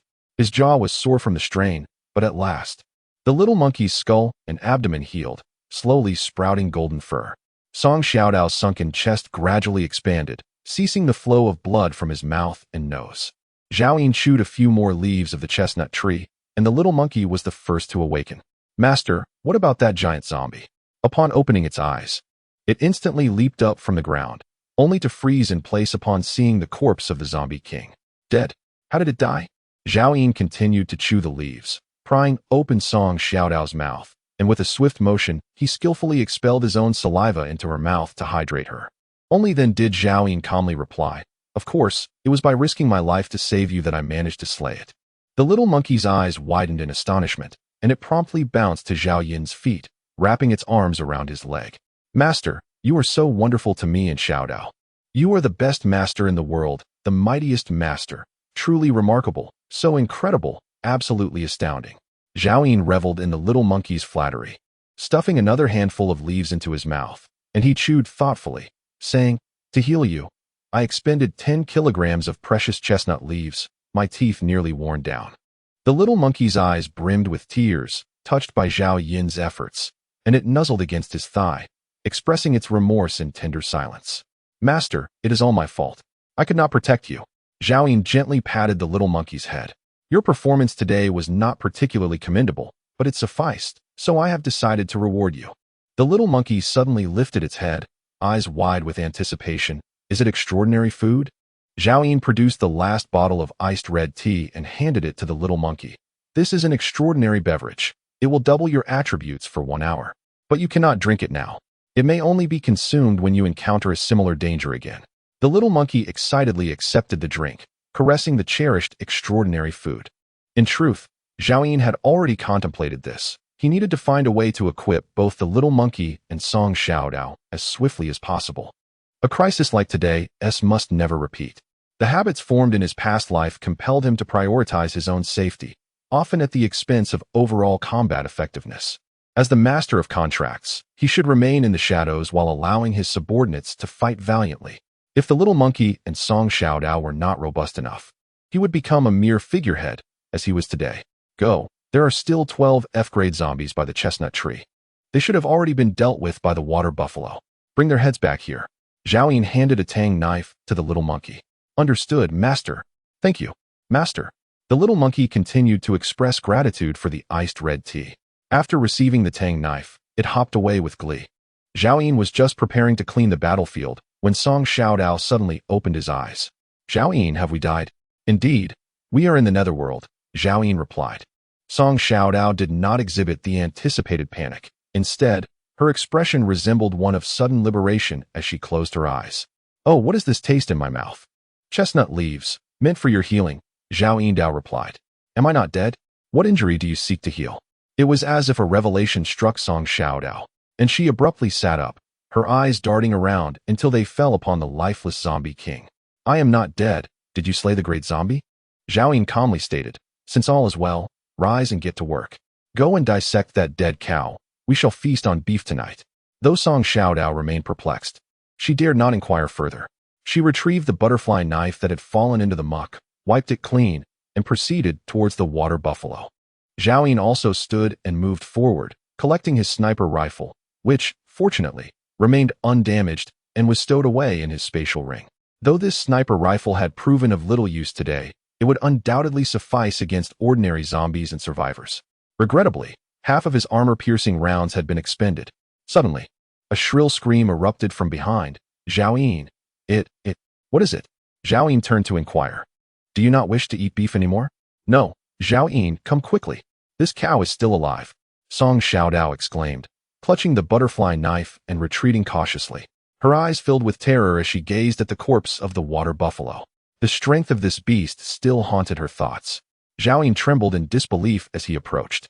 Indeed, he saw the water buffalo's eyelids fluttering slightly, its gaze fixed on him with palpable hatred. Had it not been devoid of breath? How was it alive? Zhao Yin was astonished. It had sustained such grievous injuries, yet still clung to existence. The vitality of this creature was unprecedented. Why not just kill it from a distance? Suggested Song Xiaodao. Zhao Yin swiftly retrieved some chestnut leaves and arranged them before the water buffalo. What are you doing, Zhao Yin? Wasting chestnut leaves on its treatment? Song Xiaodao asked in shock. If this beast seeks revenge, it could have easily turned against us during our confrontation with the zombie king, nearly costing us our lives. Zhao Yin remained silent. He was determined to heal the creature. The strength of this water buffalo was indisputable, and he was in dire need of such a formidable contract beast. Is the prospect of beef now lost? Song Xiaodao sighed in disappointment, muttering, what good will it do to heal it? Aren't you afraid it will retaliate against you? In her perception, although Zhao Yin was not malevolent, he was certainly not the benevolent type overflowing with compassion. Cold sweat trickled down Zhao Yin's forehead. The water buffalo was on the brink of death. He hastily chewed a handful of leaves, then pried the buffalo's mouth open and spat the leaves inside. Song Xiaodao's eyes widened in disbelief as she watched him. He had opened a bucket of water, pouring it into the buffalo's mouth, while continuing to chew the chestnut leaves, green juice trickling down his chin. She felt a wave of nausea rise within her and bent over to vomit. Thus, Song Xiaodao beheld the expelled substance, which was nothing but clear water mingled with the chewed remnants of chestnut tree leaves, prompting her to retch even more violently. Zhao Yin, how could you? How can you do this? She questioned with reddened eyes, struggling against her nausea. Zhao Yin appeared oblivious to her distress, continuing to masticate the leaves. After consuming approximately 2 kilograms of foliage, the vitality within the water buffalo significantly intensified. Its eyes gradually widened, glaring at Zhao Yin with palpable animosity. Chapter 33. The second contract beast with a decisive kick, Zhao Yin struck the water buffalo's head, causing it to tilt to one side. Your life was saved by me, and yet you dare to glare at me? Zhao Yin scolded. The water buffalo emitted a feeble sound from its throat, still glaring at Zhao Yin with unabated fury. Showing no gratitude whatsoever, Zhao Yin raised his foot once more, yet ultimately refrained from delivering another kick. What was the point of arguing with a stubborn beast? Once it was contracted, the essence of the contract would surely alter its mindset. He ceased feeding it leaves, wary of being countered by the bull. Placing a hand upon the buffalo's head, he summoned the essence of the contract from his mind to invoke the power of the pact. A faint golden light gradually coalesced into a chain-like form, penetrating the buffalo's brow from Zhao Yin's palm. Immediately, the water buffalo began to tremble violently, and as if it comprehended something, it thrashed about desperately.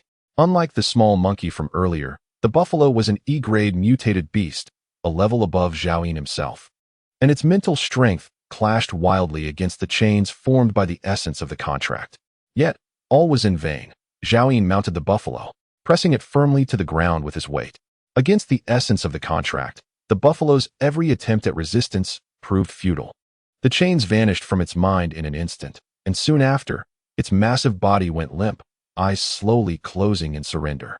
Zhao Yin rose to his feet and turned to glance at Song Xiaodao, exclaiming, "Are you out of your mind? Without me chewing on leaves to feed you, where would you find the strength to be here spitting out nonsense? Who are you disgusting?" Song Xiaodao, already intimidated by Zhao Yin, recognized the validity of his words, wiped away her tears, and dared not retort. Yet, the turmoil within her heart refused to subside. It is unpleasant for anyone to have to endure the taste of another's saliva. "Come here." Zhao Yin beckoned with a flick of his finger. Slowly, Song Xiaodao shuffled forward to stand before him. "What is it?" Smack. Zhao Yin delivered a sharp tap to the crown of her head. "Do you wish to cause a ruckus?" Song Xiaodao clutched her head with both hands and looked up at Zhao Yin, her eyes brimming with tears of grievance. "Did you brush your teeth this morning?" "Brush my teeth?" In this apocalyptic world, clean water is an invaluable resource. Had it not been for their arrival here, Zhao Yin wouldn't have even taken a shower the night before. He had left without even bringing a toothbrush. How could he brush his teeth?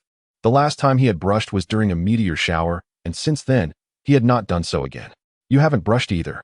"I did so last week." "My mouth is cleaner than yours," Zhao Yin retorted defiantly. Song Xiaodao was momentarily at a loss for words. It had been over a month since she last brushed her teeth, and even drinking a single sip of water had become a challenge, causing her to forget all about it. Why should she be judged? "Is there any other issue?" Zhao Yin remarked. "Once everything is settled, join me in chewing these leaves. They possess antibacterial properties, akin to brushing one's teeth. By the way, you may rinse your mouth with clean water, but do not waste mouthwash on a dead cow." "Is chewing leaves truly comparable to brushing one's teeth?" inquired Song Xiaodao, her innocence shining through. "Why not give it a try and find out?" Zhao Yin responded, turning back to seize a handful of leaves, which he then commenced to chew. Soon after, Song Xiaodao witnessed him skillfully prying open the mouth of the water buffalo. "Uft." Song Xiaodao hurriedly approached, grabbing a handful of leaves to stuff into her mouth, her cheeks bulging as the bitterness caused her brows to furrow. After a bout of chewing, Song Xiaodao also exclaimed, "Uft." By the time the two of them had consumed approximately 5 kilograms of leaves, the little monkey returned, having procured a length of grass rope adorned with 12 severed zombie heads. Thus, the trio, 2 humans and 1 monkey, resumed their leaf chewing. "Uft, uft, careful, you mischievous monkey. You've sprayed me." Chirp, chirp. Laughter erupted as the dead cowling on the ground was being fed, its life force gradually revitalizing. After consuming around 100 pounds of leaves and 3 large buckets of water, all of its wounds finally healed, save for the 1 blind eye and the broken horn that remained unrepaired. The regeneration of severed limbs would require a more advanced potion derived from star crystals. For now, this was the best they could do. Before long, the water buffalo opened its solitary eye and, with great effort, rose from the ground. The little monkey wore an expression of calm indifference, while Song Xiaodao was taken aback, hastily discarding the leaves in her hand and retreating swiftly. "Zhao Yin, what shall we do now?" Zhao Yin bent down to gather the scattered leaves, responding with tranquility, "It's all right. Henceforth, it shall be our companion." At that moment, a voice resonated within Zhao Yin's heart. "Master." The water buffalo approached him, its anthropomorphic front limbs kneeling as it bowed its head. Song Xiaodao gazed in astonishment at this scene, fixating on both the water buffalo and Zhao Yin, then briefly glancing at the little monkey. In an instant, comprehension dawned upon her. Zhao Yin, the little monkey, was it summoned in a similar manner? She had witnessed Zhao Yin signing the contract moments ago. Finally, the realization struck her. She understood the nature of his actions. In Song Xiaodao's eyes, the man before her grew increasingly enigmatic, undoubtedly concealing countless secrets. Zhao Yin nodded, opting not to elaborate further, merely stating, "It is different. I rescued the little monkey, and we have never had any unpleasantness." Chirp. The little monkey immediately chimed in agreement, though unfortunately, Song Xiaodao could not comprehend its utterances. Zhao Yin then kicked the water buffalo lightly, instructing, "Go find some grass to eat. Without my command, do not wander off, or I shall break your legs." "Yes, master." The water buffalo's voice echoed in response. Unlike the lively tones of the little monkey, its voice sounded somewhat clumsy. It rose and moved aside, grazing on the tender green shoots sprouting in the field. Zhao Yin retracted all his belongings into the spatial ring and approached to retrieve the wolf fang club, pointing at the 14 severed heads brought back by the little monkey. He instructed Song Xiaodao, "Attend to this matter." Song Xiaodao acknowledged and adeptly moved over to commence his task of slicing the watermelon. Finally, Zhao Yin arrived beside the corpse of the zombie king. At this moment, the head of the zombie king had been utterly pulverized, and Zhao Yin used the wolf fang club to rummage through the brain matter. Soon, 3 star crystals and 1 E-grade corpse crystal rolled out. Zhao Yin gazed in astonishment at the 3-star crystals. It was no wonder that this E-grade zombie was so formidable. It was indeed a zombie king. In his previous life, he had only heard tales of such entities, often fleeing with Lin Tianfeng and the others at the first hint of trouble, never truly encountering one. Had this zombie king not crossed paths with Zhao Yin, it would have swiftly evolved to D-grade, dominating Guangzhou City, controlling all zombies within its territory and potentially conquering Jiangnanzhou, unstoppable in its advance. Regrettably, such a possibility was now extinguished. Zhao Yin pondered whether the alteration of the timeline had summoned this previously unheard-of zombie king, or if it had always existed in his former life, but had simply migrated elsewhere, eluding his knowledge. However, this was not the time for such considerations. Zhao Yin's gaze fixated on the E-grade corpse crystal, more fervent than when he had first glimpsed the star crystals. Chapter 34. Grade A Artifact. The invisibility tint. Zhao Yin resolutely crushed the E-grade corpse crystal, and a surge of pure energy instantaneously flooded into his body, rekindling the familiar sensation of evolution that enveloped him. Human male, awakened psychic, E-grade evolver, evolution metrics, strength 31, agility 35, stamina 25, spirit 48, talent B-grade shooting, lifespan countdown, days. All attributes had doubled, and even his lifespan had extended by 30,000 days. Thus, it could be inferred that Zhao Yin, barring unforeseen circumstances, was destined to live for another 160 years. In that moment, Zhao Yin's entire aura transformed, radiating newfound vitality and exuberance. Zhao Yin Yu, Zhao Xiaodao, holding a collection of corpse crystals and star crystals, stared blankly at Zhao Yin. "What is it?" Zhao Yin inquired, turning back. "And nothing." Song Xiaodao snapped back to reality, hastily shaking her head. She merely sensed that Zhao Yin had become distinctly different, yet she could not articulate precisely how. "Here, the corpse crystals and star crystals are all here." Zhao Yin accepted the corpse crystals into his spatial ring and then arranged all the star crystals before him. Among them were 3 from the zombie king and 12 from the 12 F-grade zombies, totaling 15 pieces, which formed a small mound. At that moment, Zhao Yin's sight and hearing reached out to a radius of 2 kilometers. Excluding a few scattered zombies, there were no traces of any other life forms. Zhao Yin sat in the mud, methodically opening the star crystals one by one. Famer Spring, Grade F, an extraordinary beverage that replenishes 24 hours of fluid loss upon consumption. Indeed, it begins with Famer Spring once more.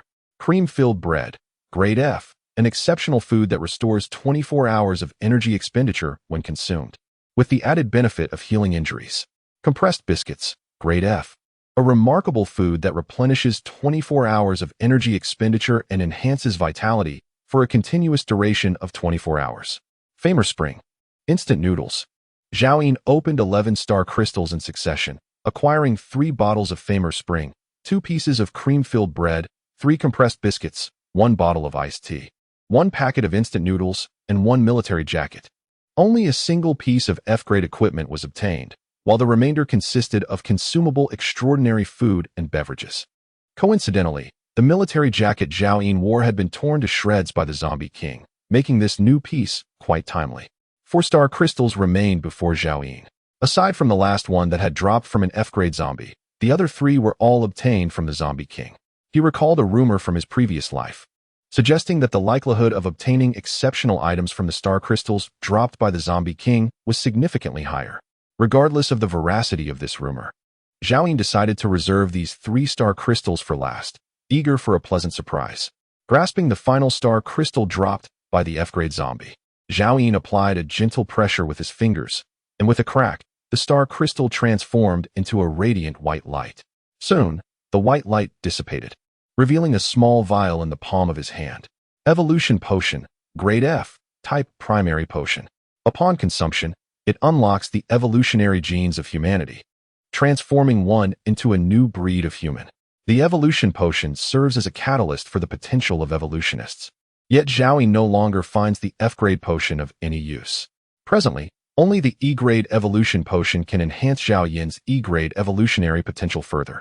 Naturally, should Zhao Yin remain unable to procure the E-grade potion, he could still ascend to D-grade through the aid of corpse crystals.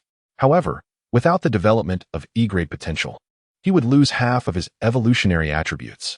Zhao Yin instinctively glanced at Song Xiaodao beside him. As a mutated beast, the small monkey could only benefit this little girl. At that moment, Song Xiaodao sensed Zhao Yin's gaze and stared blankly at the small vial in his hand. Although Zhao Yin had not explicated the knowledge of the post-apocalyptic world to her over the past 2 days, she had observed all of Zhao Yin's actions and vaguely understood that star crystals could yield exceedingly precious resources and equipment, spatial rings could store items, and corpse crystals could enhance Zhao Yin's strength. Additionally, Zhao Yin possessed the capability to form contracts with mutated beasts. Zhao Yin, what is this? Is it for me? Song Xiaodao inquired eagerly. Zhao Yin raised his hand and tossed the evolution potion to her. Hold it. You may only use it when I permit. Song Xiaodao joyfully received the vial, cradling it in her palm as though it were a treasure. Thank you, Zhao Yin. Though she was unaware of the contents of the vial, the mere fact that it elicited such a reaction from Zhao Yin indicated its immense value. Indeed, Song Xiaodao was unaware that a single vial of evolution serum could exchange for the lives of hundreds, if not thousands, in this apocalyptic world. Zhao Yin chose to disregard Song Xiaodao any further.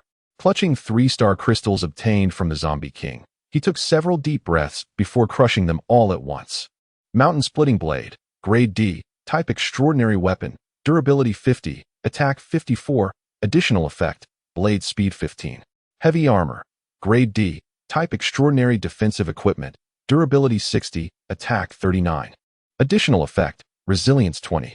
Invisibility Tent, Grade A, Type Extraordinary Mobile Shelter, Durability 430, Attack 0, Additional Effect, Invisibility. As the 3 beams of white light dissipated, Zhao Yin's breath quickened. The 3 star crystals had indeed yielded remarkable items. 2 D-grade weapons and defensive gear, along with an A-grade mobile shelter. The rumors from his previous life were undeniably true. It was the star crystal that birthed the Zombie King, and through the unknown energy within the Zombie King's body, the quality of the items within the star crystal was enhanced. If an E-grade Zombie King could produce an A-grade item, what might a more formidable Zombie King be capable of? S-grade? SS-grade? Quickly, Zhao Yin dismissed such thoughts. Encountering a Zombie King had nearly cost him his life. Who could fathom the abilities of an even more powerful Zombie King? As long as he remained alive, Zhao Yin firmly believed that with the memories of his rebirth and the SSS grade abilities he had already acquired, he would eventually attain everything he desired. Subsequently, Zhao Yin promptly gathered all his belongings, preparing to depart. Suddenly, he caught sight of a glimmering bull's horn amidst the nearby mire. Casting a glance at the remaining water buffalo with its solitary horn, he discreetly retrieved the severed horn. Although this horn was not an extraordinary weapon forged from star crystals, in terms of hardness and sharpness, it was certainly on par with the D-grade weapon in Zhao Yin's possession, capable of piercing a substantial wound in even the abdomen of a Zombie King, while Zhao Yin had no immediate use for it. Such a fine item ought not to be squandered in this place. Zhao Yin, where shall we go next? Our house is gone. Song Xiaodao pointed towards the distant village, where the small rural villa they had inhabited the previous night lay in ruins, her eyes filled with reluctance. Do not worry. We shall find shelter, Zhao Yin reassured her. He glanced skyward. After the recent battle, midday had arrived. Having just consumed a piece of filled bread and some extraordinary iced tea, he did not feel hunger. But he knew that Song Xiaodao and the little monkey must be famished. Instead of making a fire to roast chestnuts, Zhao Yin gathered the little monkey and Song Xiaodao, calling for the water buffalo as they returned to the village. With a decisive crack, Zhao Yin unsheathed the newly acquired D-grade weapon, the mountain-cleaving blade, and with a single stroke, felled the chestnut tree at its roots. The bare trunk crashed down with a resounding thud. "Zhao Yin, why did you cut it down?" Song Xiaodao exclaimed in shock. "Dig up the roots," Zhao Yin commanded. "Monkey, use your abilities to assist." Previously, due to the limited space within his spatial ring, Zhao Yin had not considered bringing the chestnut tree with him. At this moment, he had contracted a water buffalo, its massive form resembling a living, breathing truck. The little monkey immediately activated its ability to grow larger, swiftly digging into the earth with hands that moved as quickly as a pre-apocalyptic excavator. Within minutes, it unearthed a colossal tree root exceeding 3 meters in diameter. The little monkey laboriously extracted the root from the deep pit, and Zhao Yin snapped his fingers, calling, "Old bull." The water buffalo promptly trotted over, its single eye gazing affectionately at Zhao Yin. "From now on, this root must be carried wherever we go, and it shall not be set down without my command," Zhao Yin declared in a solemn tone.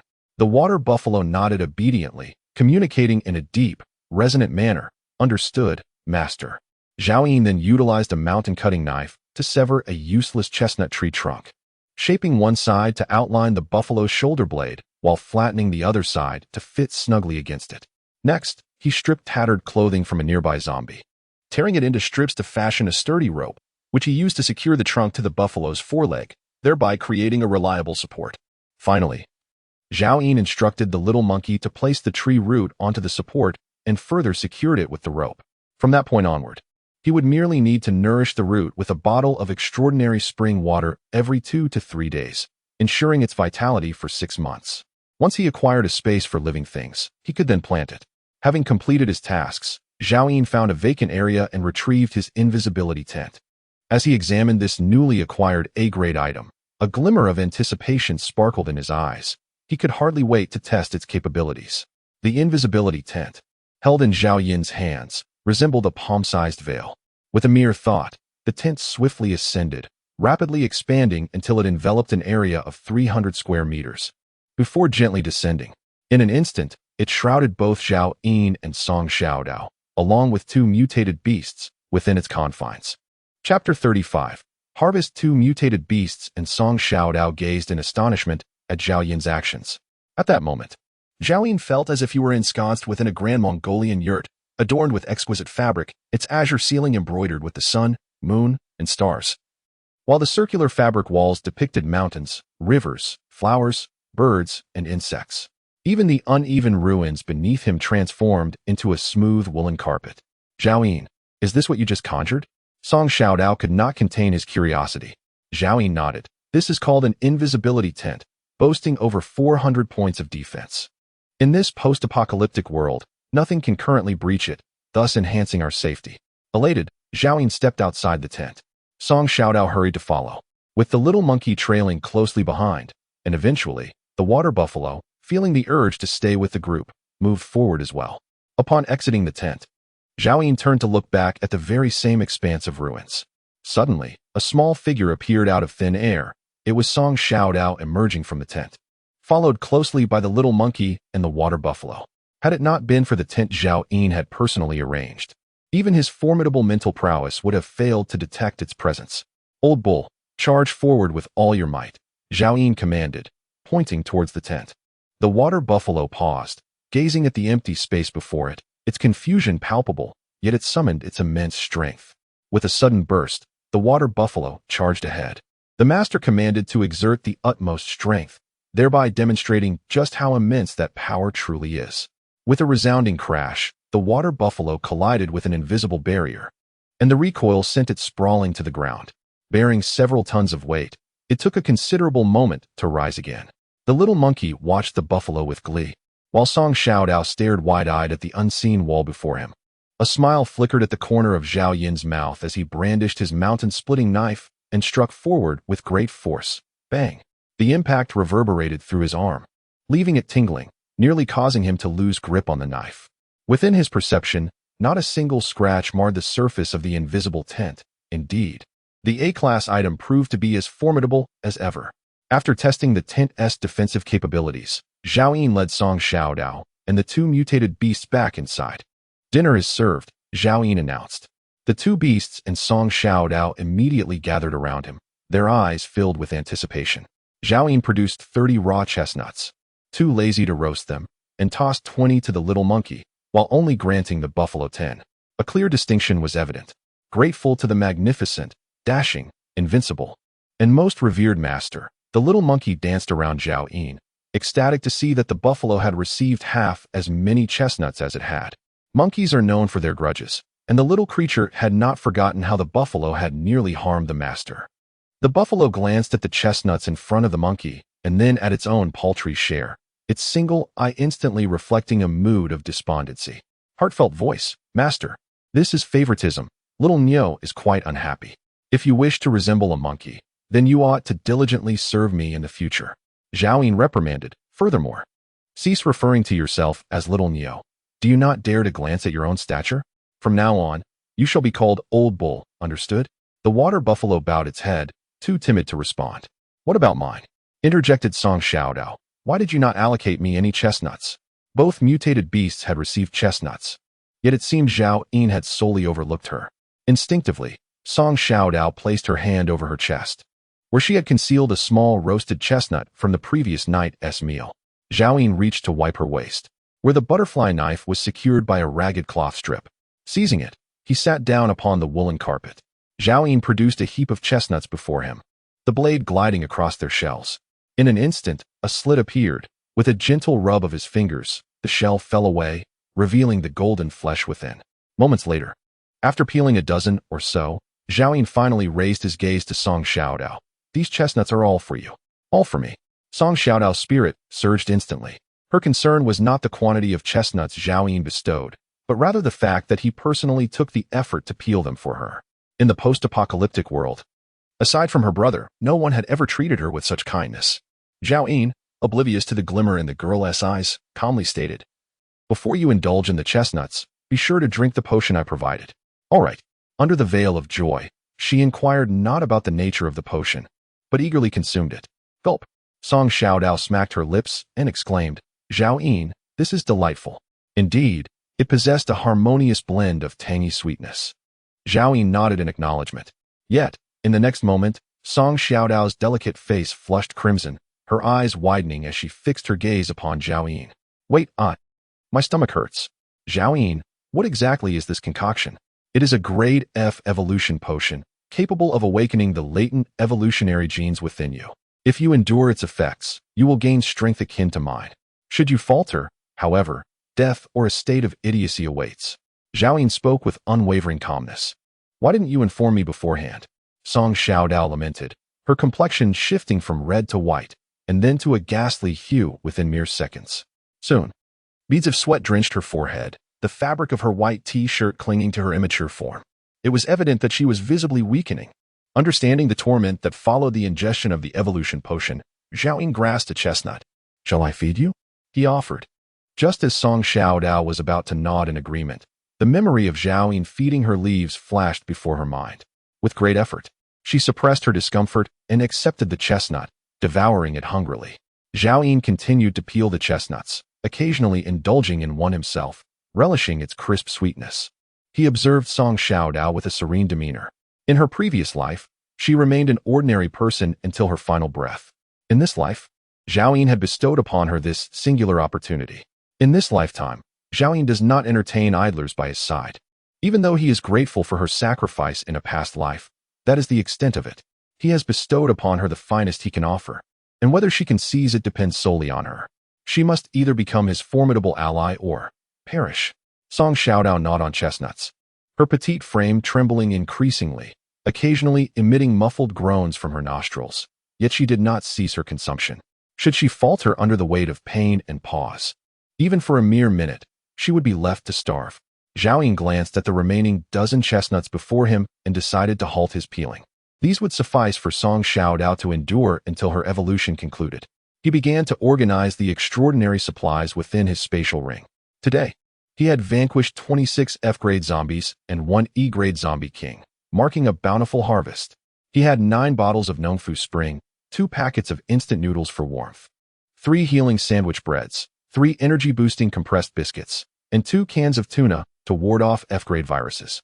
With only 1 bottle of iced tea left that doubled attributes for an hour, a bottle of iced tea remained with the little monkey. His original military jacket had been damaged, but he had acquired a new one today. Additionally, he found a wolf fawn club and a mountain-cutting knife, as well as a women's suit. Zhao Yin was reluctant to readily utilize the extraordinary food and water. Had it not been for the dire lack of sustenance to support his evolution last time, he would have been loath to consume even a morsel. After stowing away all extraordinary provisions, he commenced organizing his equipment. Firstly, the spiked club used to vanquish the zombie king is undoubtedly intended for the little monkey. This formidable weapon is excessively heavy. Zhao Yin was able to defeat the zombie king solely due to the amplified power he gained from consuming iced red tea. Although the little monkey's strength pales in comparison to Zhao Yin's current prowess, once her gigantic ability is activated, her strength will be doubled, enabling her to wield it effortlessly. The D-grade mountain-cutting knife possesses attributes that are not inferior to those of the spiked club, but is significantly lighter, so Zhao Yin plans to retain it for his own use. Consequently, the Tang Dao is naturally discarded by Zhao Yin, leaving it for the evolved Song Xiaodao. The butterfly knife will also be entrusted to Song Xiaodao, allowing her to continue wielding the watermelon cutter. Zhao Yin himself does not favor close-quarters combat. As for firearms and bows, Zhao Yin has selected the best-maintained handgun, along with 100 rounds of ammunition, which he intends to give to Song Xiaodao, while the remainder will be stored away. Next, there are D-grade heavy armor, E-grade women's suits, F-grade military jackets, and F-grade dresses available for allocation. As for the fishnet stockings, Zhao Yin did not even consider distributing them. They are an essential tool for his escape and survival. How could he possibly share them with others? Chapter 36. The secret of the old ox. The heavy armor appeared reminiscent of the Qin and Han dynasties, crafted from a pitch-black extraordinary metal, which Zhao Yin estimated weighed at least 1 to 200 pounds. Although he could don it himself, doing so would prove exceedingly laborious, ultimately diminishing his combat efficacy. Thus, he resolved to bestow it upon the little monkey. One could easily envision the scene of the little monkey, after awakening its gigantic transformation ability, clad in impenetrable armor, wielding a wolf-toothed club, cutting through hordes of zombies with ease, vanquishing formidable foes, and collecting star crystals. Zhao Yin wiped away his drool, finally recalling that it was time to present the dress to Song Xiaodao. He could manage wearing at most 2 upper garments. Any more would hinder his mobility. The military jacket must be worn on the outside, while the recently acquired women's suit was of E-grade, its attributes incomparable to that of the dress. Therefore, the dress was intended for the long-desired Song Xiaodao. After contemplating the distribution of items, Zhao Yin turned to glance at Song Xiaodao. The freshly peeled chestnuts had all been consumed, and she had succumbed to unconsciousness, requiring at least 5 or 6 hours to revive. He donned the necessary equipment, categorizing what he would allocate to the little monkey and Song Xiaodao into 2 distinct piles. Then Zhao Yin summoned the little monkey. Monkey, this heavy armor and wolf-toothed club are both D-grade, the finest equipment in my possession. Initially, I intended to keep them for my own protection, but considering that I raised you from infancy, I am prepared to give them to you. The little monkey widened its eyes in astonishment, gazing blankly at the heavy armor and spiked club pointed out by Zhao Yin. It vividly recalled how the terrifying zombie king was vanquished by its master wielding that very spiked club. It never imagined that its typically frugal master would bestow upon it such a formidable weapon. This heavy armor, however, was the true treasure. Defensive gear is far rarer than weaponry, and with a sturdiness of 60 points, it was only slightly inferior to that of the zombie king. Once donned, even armor-piercing rounds would struggle to inflict harm. Zhao Yin elaborated further. The little monkey looked up at Zhao Yin, tears brimming in its eyes, overwhelmed by emotion. Master, you are too kind to me. This armor should be worn by you. It noticed its master was clad merely in a military jacket, underneath which was a pink women's suit, nearly causing it to weep. I insist you wear it. Put it on and venture forth to slay zombies. Do not return until before dusk. Zhao Yin's face took on a stern expression, resplendent with righteous authority. Bring me back all the star crystals and corpse crystals. Before Song Xiaodao awoke, how could he allow the little monkey to rest? With this set of D-grade equipment, every moment for the little monkey would be an opportunity to gather corpse crystals and star crystals. As the little monkey prepared to leave, Zhao Yin pondered for a moment, and then presented it with 30 chestnuts, a bottle of farmer's spring water, and a slice of sandwich. Zhao Yin advised, "If you feel hungry, you may eat chestnuts. This bottle of Nongfu spring will suffice for your daily hydration needs, so there is no need to bring additional supplies. However, the sandwich and the bottle of iced black tea I have given you are invaluable resources. They should not be consumed lightly unless absolutely necessary." The little monkey nodded repeatedly. Despite its cravings for extraordinary food, influenced by Zhao Yin, it now understood the rarity of such delicacies and chose to conserve them. The extraordinary defensive gear could adapt its size according to the wearer's physique. Clad in heavy armor, the little monkey struggled to move, dragging the wolf fawn club as it exited the tent without activating its powers.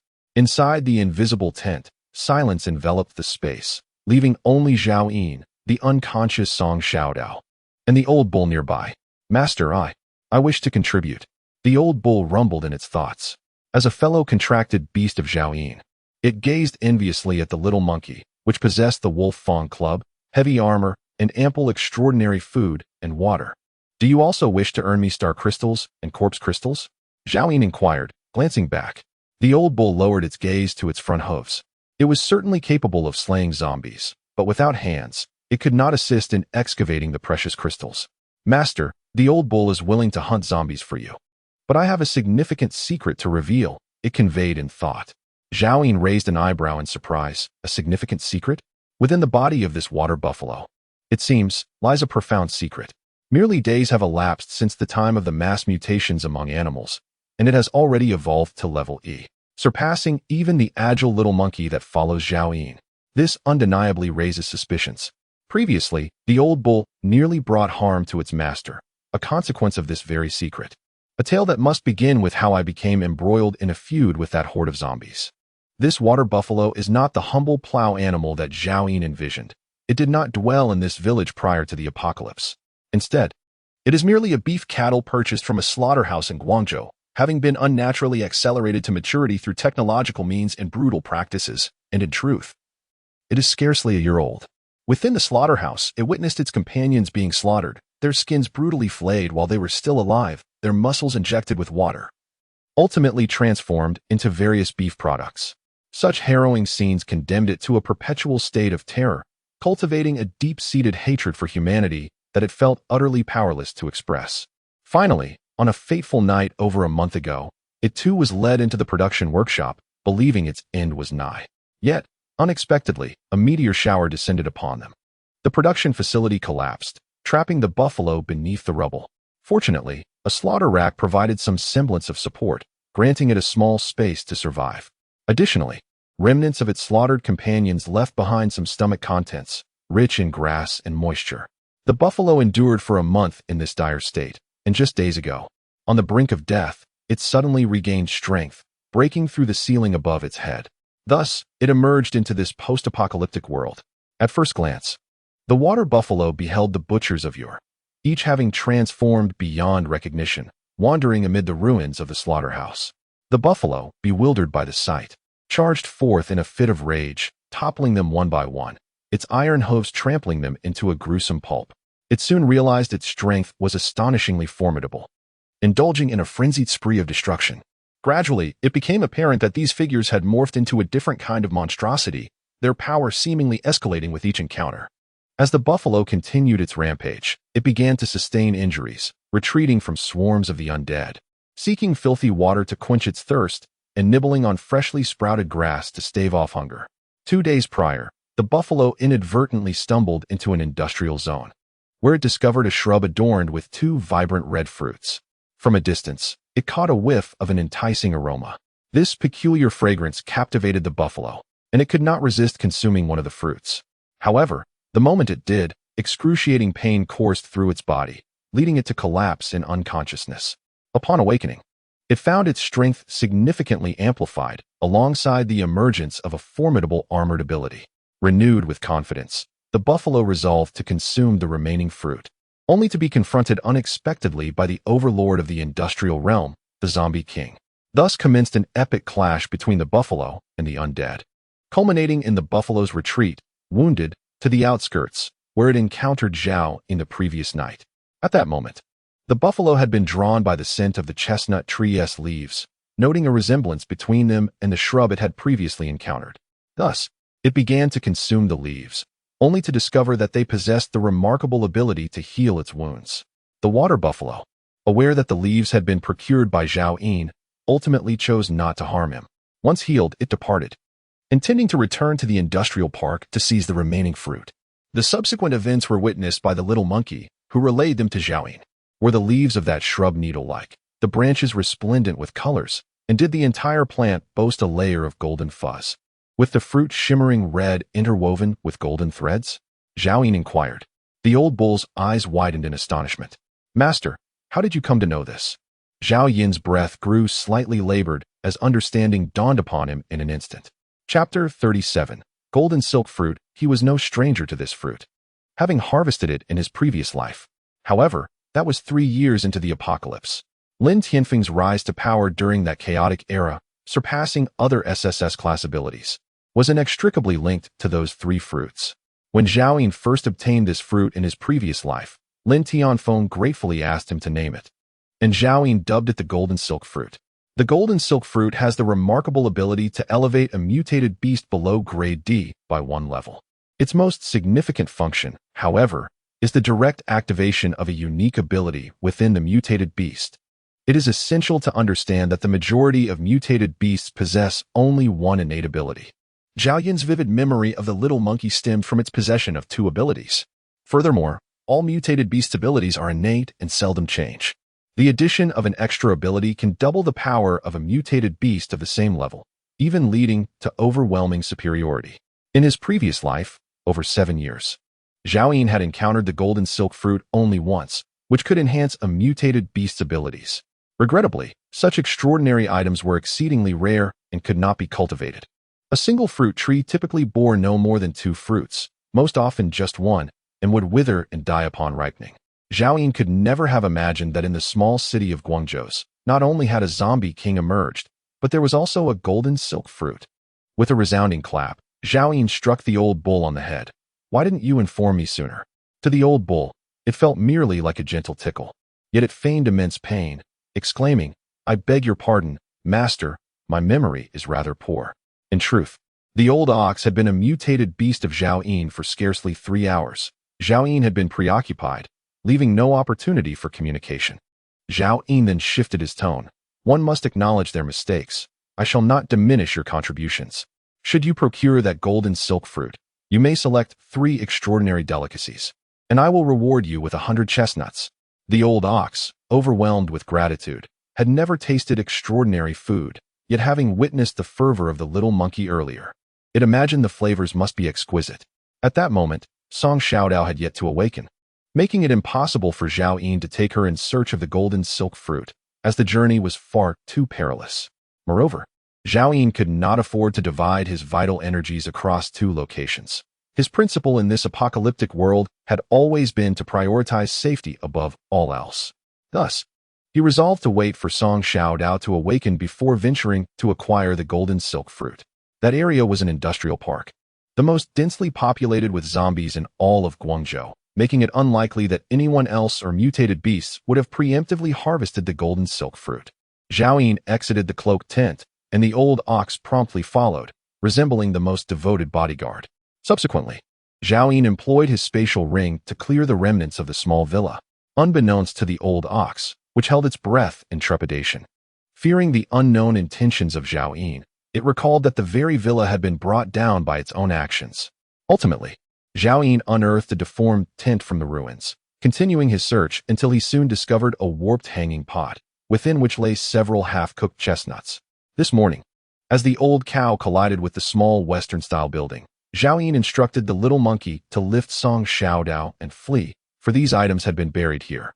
Zhao Yin casually struck the deformed hanging pot a few times. It appeared less unsightly, and he subsequently stored it in his spatial ring. He then proceeded to the area where he had previously discarded food and daily necessities. After a considerable amount of time had elapsed, the discarded food, devoid of the spatial ring's protection, had deteriorated even further. The self-heating rice and instant noodles were now covered in a layer of green mold, while the salted chicken, cooked beef, marinated eggs, and ham sausages had all rotted and emitted a foul odor. With a fleeting glance, Zhao Yin chose to disregard it. He gathered the daily necessities he had previously discarded along with the tin barrels of well water. Next, Zhao Yin crafted a wooden frame to secure all the retrieved supplies onto the old cow's back. With this bovine freight vehicle, Zhao Yin had no reason not to utilize it. The old cow huffed heavily, bearing not only a massive tree root, but also these supplies. Resembling a small mountain upon its back, Zhao Yin nodded in satisfaction. Work diligently. I shall not forget your contributions. When the opportunity arises in the future, I will ensure you become a more formidable mutated beast. Thank you, master. Keep it up. Zhao Yin patted the old cow's head. Resembling a leader of a pyramid scheme at that moment, he casually tossed a few half-cooked chestnuts, covered in mud, to the old cow. The cow, undeterred by their appearance, chewed and swallowed them eagerly, feeling invigorated as it followed Zhao Yin into the tent. 3 hours later, as the sun dipped in the west, the little monkey returned.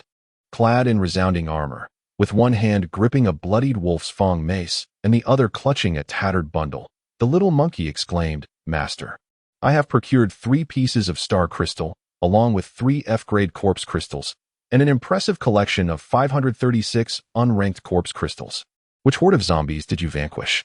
Zhao Yin inquired, astonished by the little monkey's unexpected bravery. It was evident that it had dispatched at least 500 to 600 zombies, among which 3 were of the F-grade. In a proud mental exchange, the little monkey revealed, "It was that school. The zombies there dared to injure my backside yesterday, and today I annihilated the majority of them." Zhao Yin recalled the school where he had encountered the female zombie, remembering how he had instructed the little monkey to divert the horde, and indeed, it had returned with an injury to its rear. A day had passed, and now the little monkey was capable of independently dispatching half a horde of zombies. "You weren't hurt, were you?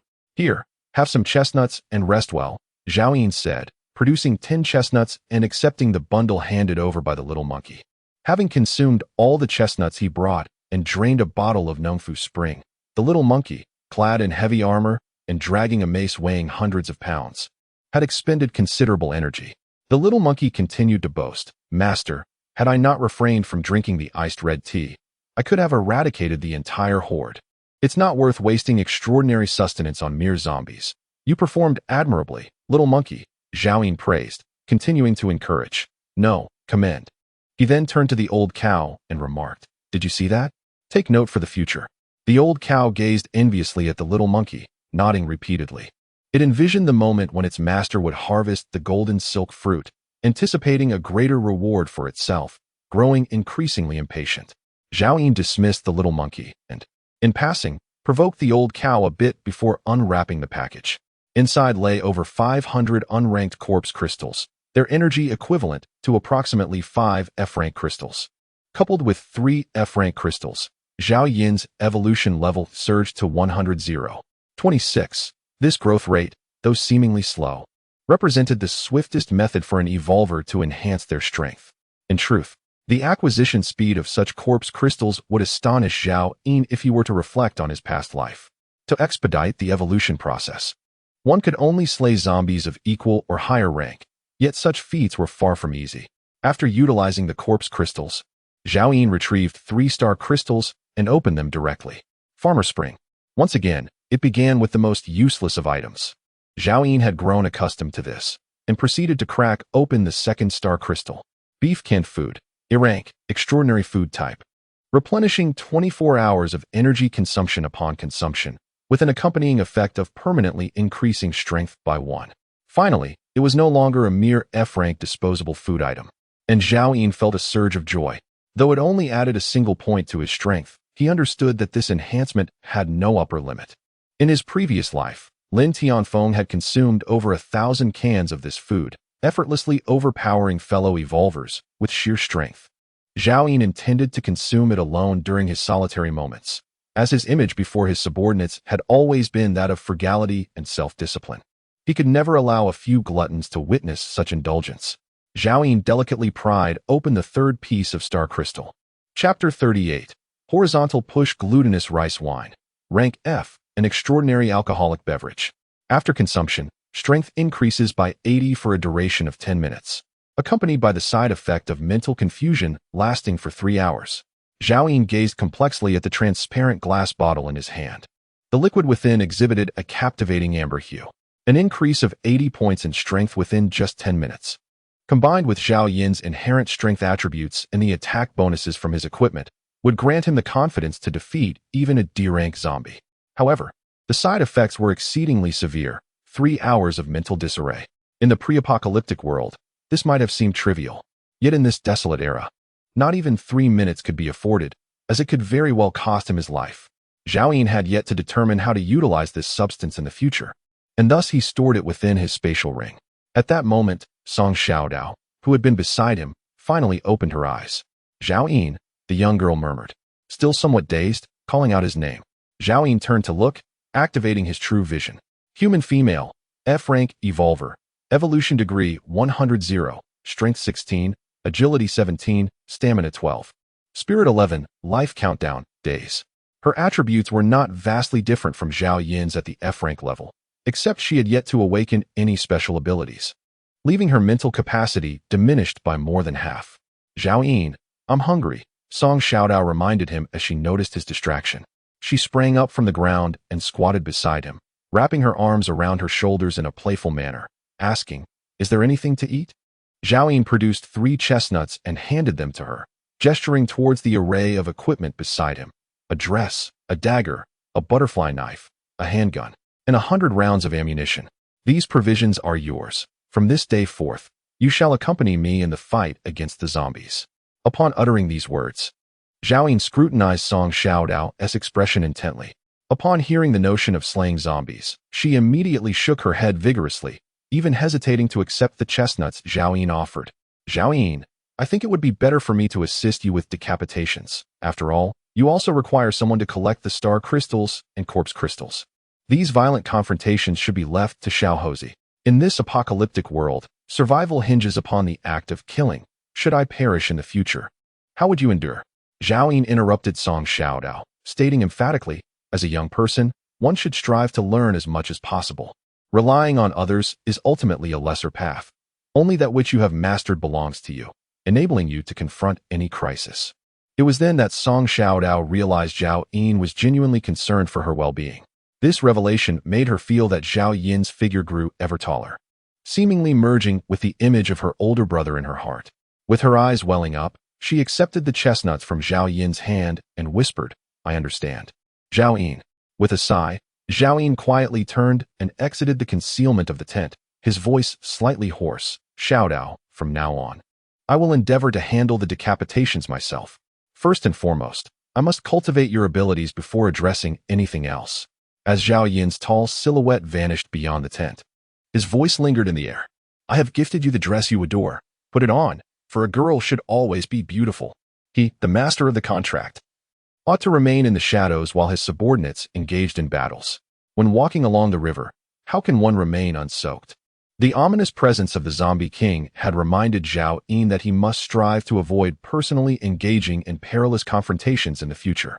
Song Xiaodao's eyes brimmed with tears, rendering her momentarily lost in thought. She clenched the chestnut in her hand, her small knuckles turning pale from the pressure. Mom, Dad, brother, do you know? I have encountered a kind soul. Having donned the dress, Song Xiaodao emulated Zhao Yin, binding a butterfly knife to her arm, with a tang knife and a pistol secured at her waist, while spare bullets were wrapped in tattered cloth and tucked into her bosom. She swiftly devoured the 3 chestnuts. And suddenly, the light before her brightened as Zhao Yin retracted the cloaking tent. Zhao Yin, where shall we venture next? In that moment, Song Xiaodao felt that as long as this man was by her side, any place in this apocalyptic world could be her home. Let us return to Guangzhou and eradicate the zombies. Unbeknownst to them, a breeze had begun to stir in the desolate world, tousling Zhao Yin's short hair even more. He gazed at Song Xiaodao, noticing that the little girl seemed to have grown slightly taller after her evolution. The dress suited her, accentuating her delicate curves. Yet, she remained barefoot, standing amidst the mud. Zhao Yin lowered his head to observe the athletic shoes that revealed his toes, sighing inwardly. Despite having acquired numerous pieces of equipment from the star crystal, he pondered why there were no trousers or shoes among them. Have the monkey and the old bull had their fill? If so, it is time to get to work. Having uttered these words, Zhao Yin gestured towards the industrial park in Guangzhou, instructing, Monkey leads the way, Xiao Dao provides cover, and Old Bull stays by my side for protection. Chirp. Whoosh. Both the little monkey and the Old Bull perked up with excitement. Even Song Xiao Dao wore a solemn expression. Without delay, the little monkey, wielding a wolf fang club, charged ahead, with Song Xiao Dao hastily following suit, while Zhao Yin and Old Bull trailed at the rear. The trio of 2 humans and 2 beasts gradually ventured forth into the distance. The wind howled, the stars and moon ascended, casting a somber hue over the world. Suddenly, Zhao Yin recalled a phrase uttered by an elderly survivor in his former life just before passing. This world was meant to belong to humanity by day and to other creatures by night. Yet, humans had encroached upon both, leading to the emergence of punishment upon the earth. People had transformed into zombies, endlessly wandering without respite.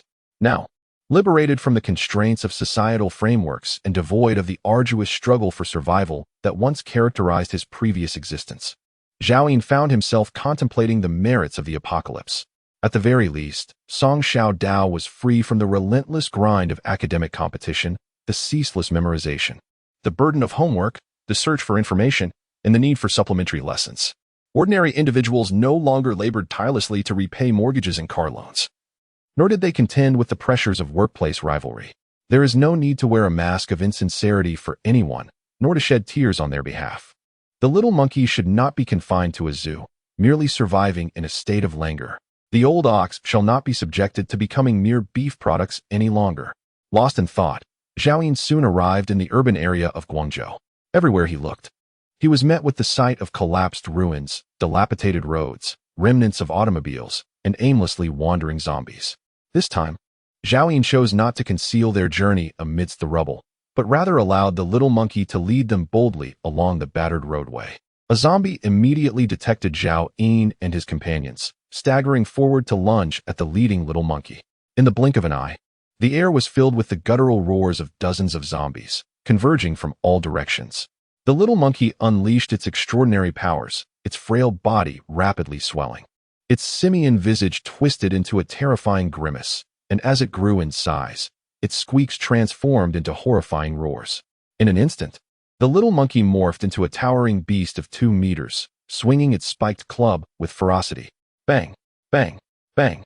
The 3 zombies charging forward were instantly obliterated, their skulls shattered. The little monkey then plunged into the horde, each swing of its weapon bringing down multiple zombies. The undead clinging to the little monkey's heavy armor could not even dent it. At that moment, it resembled a relentless meat grinder, leaving a trail of dark blood in its wake. The old ox, breathing heavily, exclaimed, "Master, I wish to join in. Go on, compete with the monkey, and see who can slay more swiftly," Zhao Yin urged, giving the old ox a playful pat on the rear. The old bull felt a surge of spirit, after all. It was an E-level mutated beast, not one to be outdone by a mere monkey. It unleashed its dual abilities. Its already imposing figure of over 2 meters swelling even further, muscles brimming with explosive power. In an instant, a layer of fish scale-like armor enveloped its body, and it charged forward. In the next moment, the area densely populated with zombies to the right of the little monkey was violently breached by the bull's formidable presence, scattering the zombies into disarray. Among the debris, a severed arm, belonging to an unknown zombie, thudded to the ground at Zhao Yin's feet. Zhao Yin glanced down, wiping a drop of black blood from his face. In terms of combat awareness, the old bull surpassed the little monkey, having roamed the industrial park since its mutation and undoubtedly having dispatched countless zombies. At that moment, the zombies had not even formed a significant horde before being decimated by the 2 mutated beasts. Song Xiaodao had anticipated a fierce battle for survival, only to find that not a single zombie made it to her vicinity. She stood momentarily transfixed, gazing at the imposing figures of the 2 mutated beasts. "Go assist.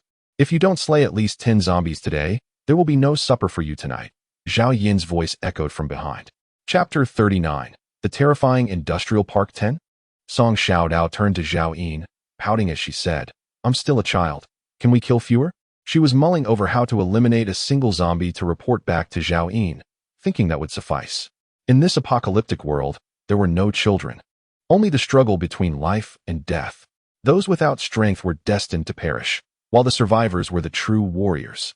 Zhao Yin exclaimed, "You are now an evolved being, stronger than most survivors." He gave her a minute to slay the first zombie, Failure would result in her replacing the monkey as the vanguard tonight. Song Xiaodao felt her legs weaken at the thought of being the vanguard. Wasn't that a certain death?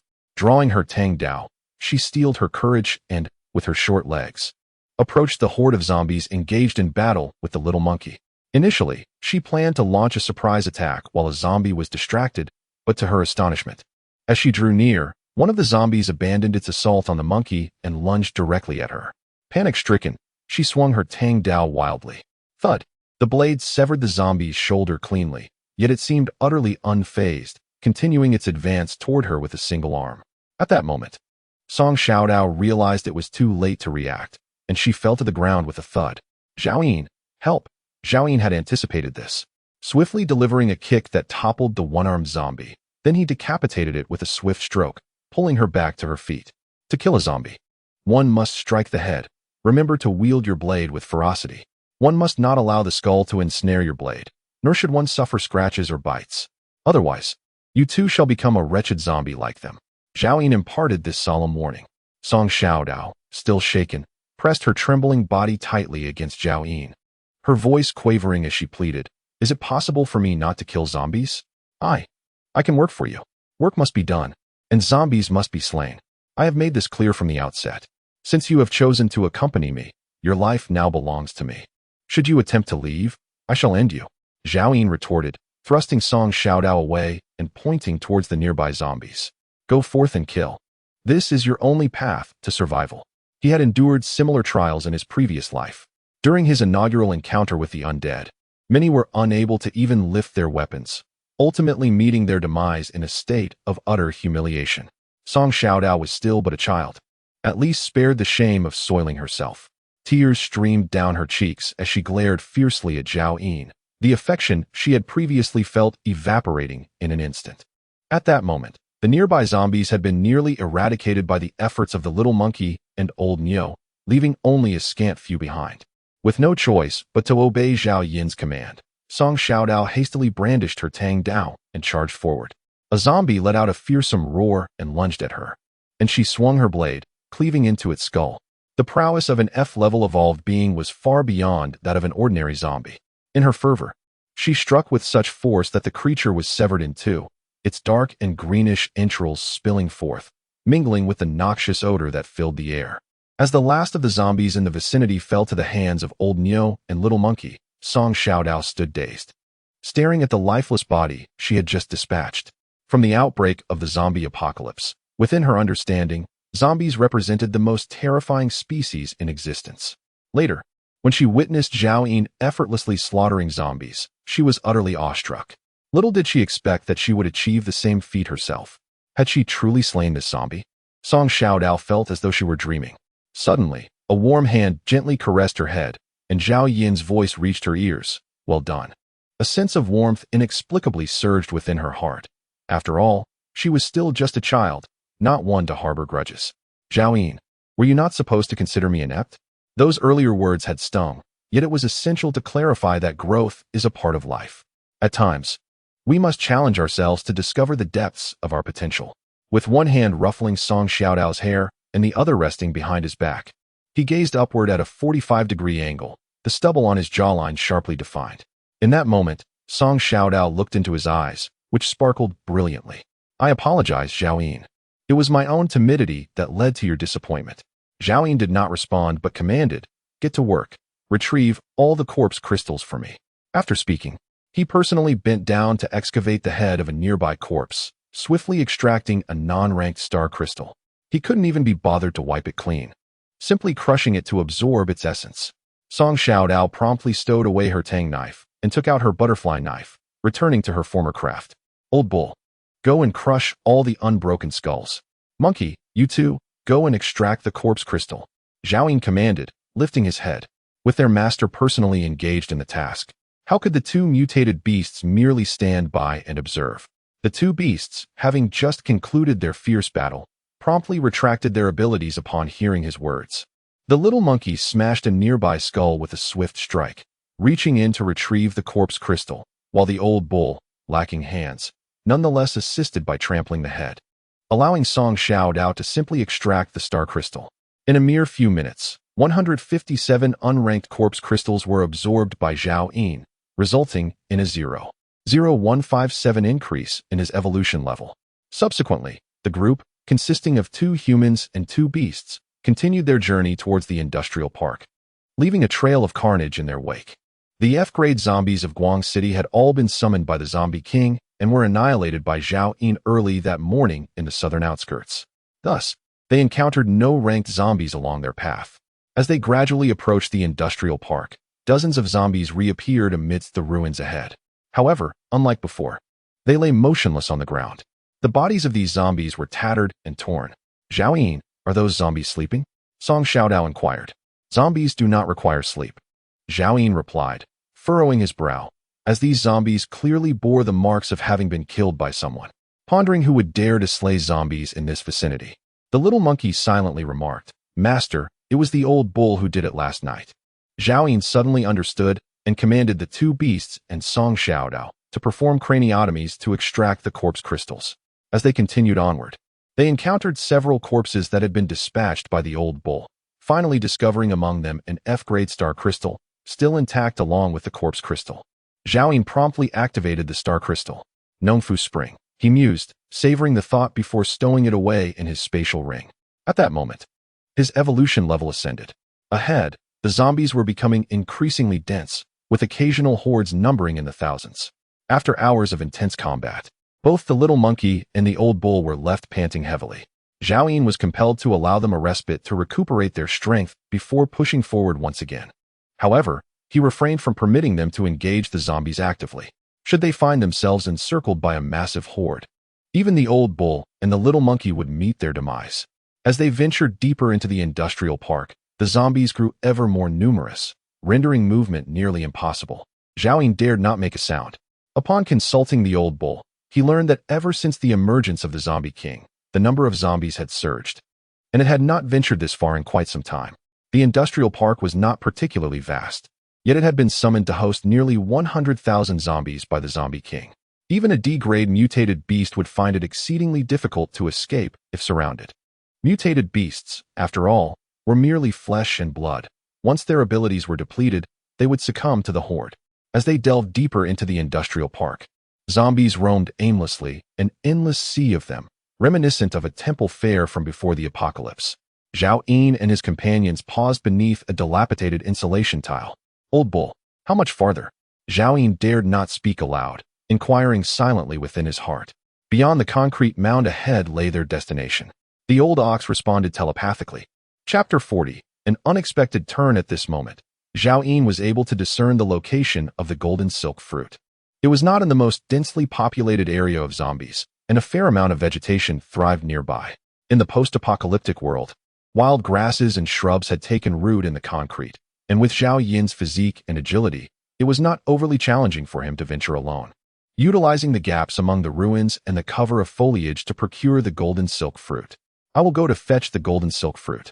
You all stay here and await my return, Zhao Yin murmured, lowering his voice. Zhao Yin, Song Xiaodao grasped the hem of his shirt, her small face etched with concern as she pouted. I want to go with you. No, Zhao Yin replied sternly.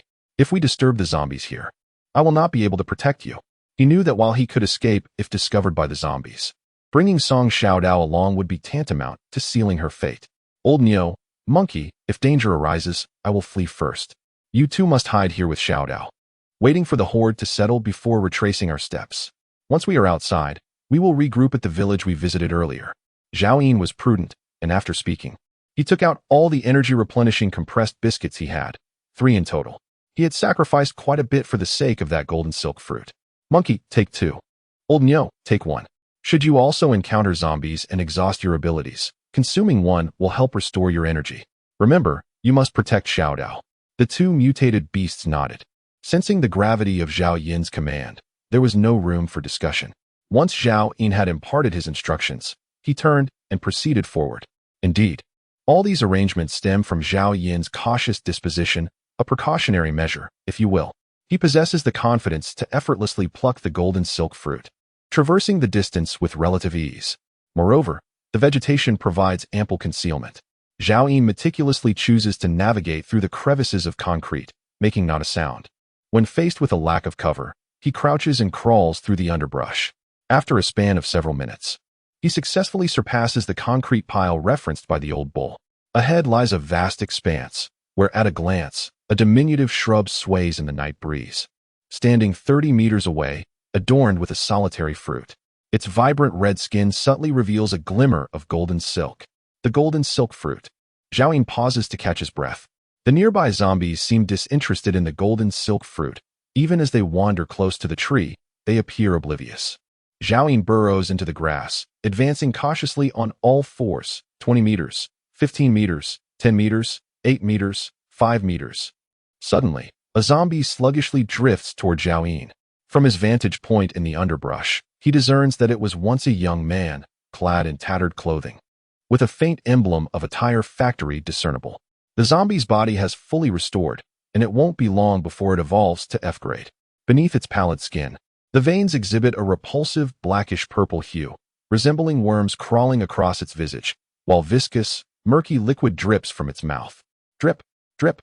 As the undead drew near, a drop of saliva fell upon Zhao Yin's eyelid, rendering him motionless.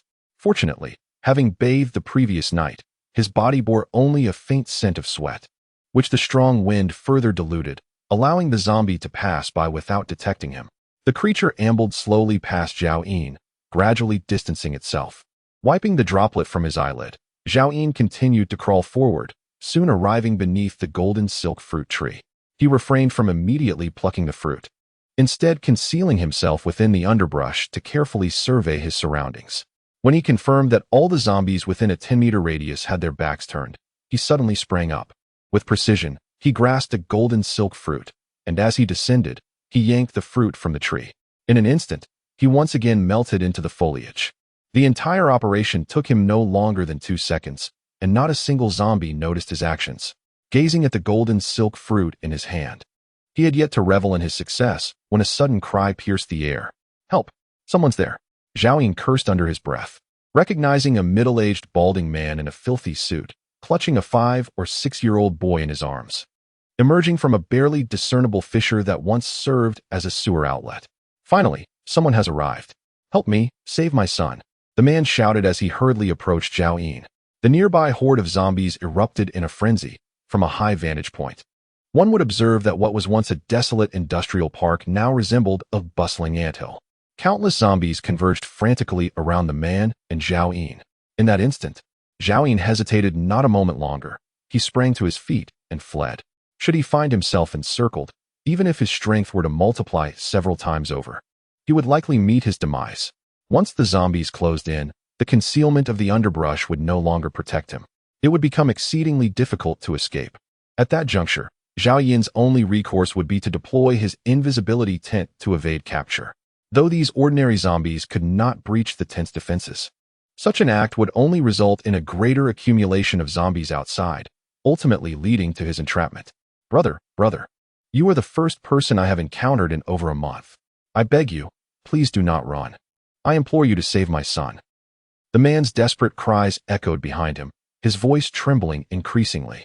Zhao Yin cursed under his breath, utterly taken aback that, in this barren industrial park devoid of any survival prospects, a human had managed to endure thus far.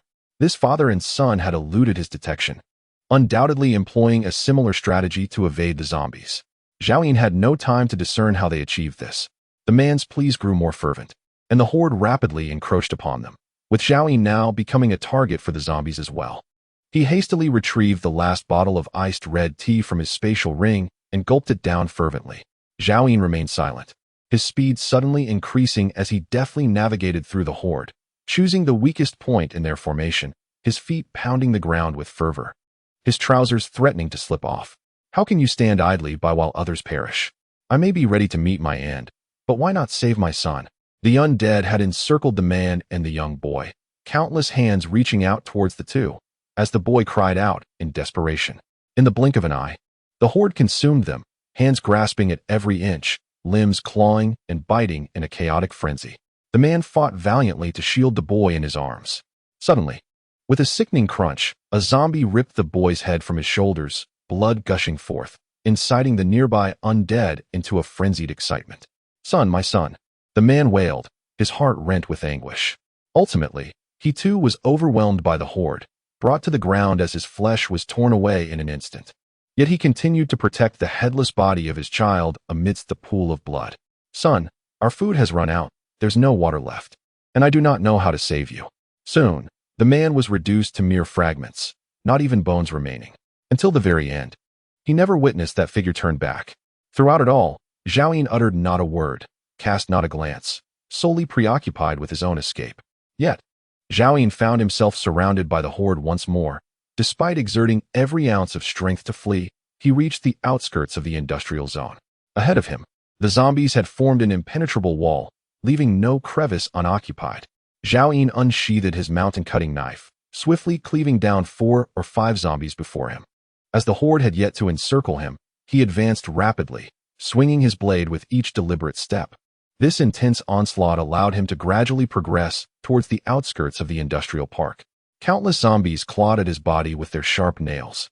Although the ordinary zombies could not penetrate the defenses of his military uniform and fishnet stockings, the exposed skin of Zhao Yin had already been marred by numerous wounds. After dispatching the zombies nearby, he quickly retrieved a can of tuna, fortified against the virus, pried open the lid, and hastily stuffed the contents into his mouth. This brief delay had cost him dearly, as several zombies had latched onto his arms, thighs, and chest. While they could not tear through his clothing, the bites were excruciating. Had he not evaded in time, his neck would have been pierced by one of the undead.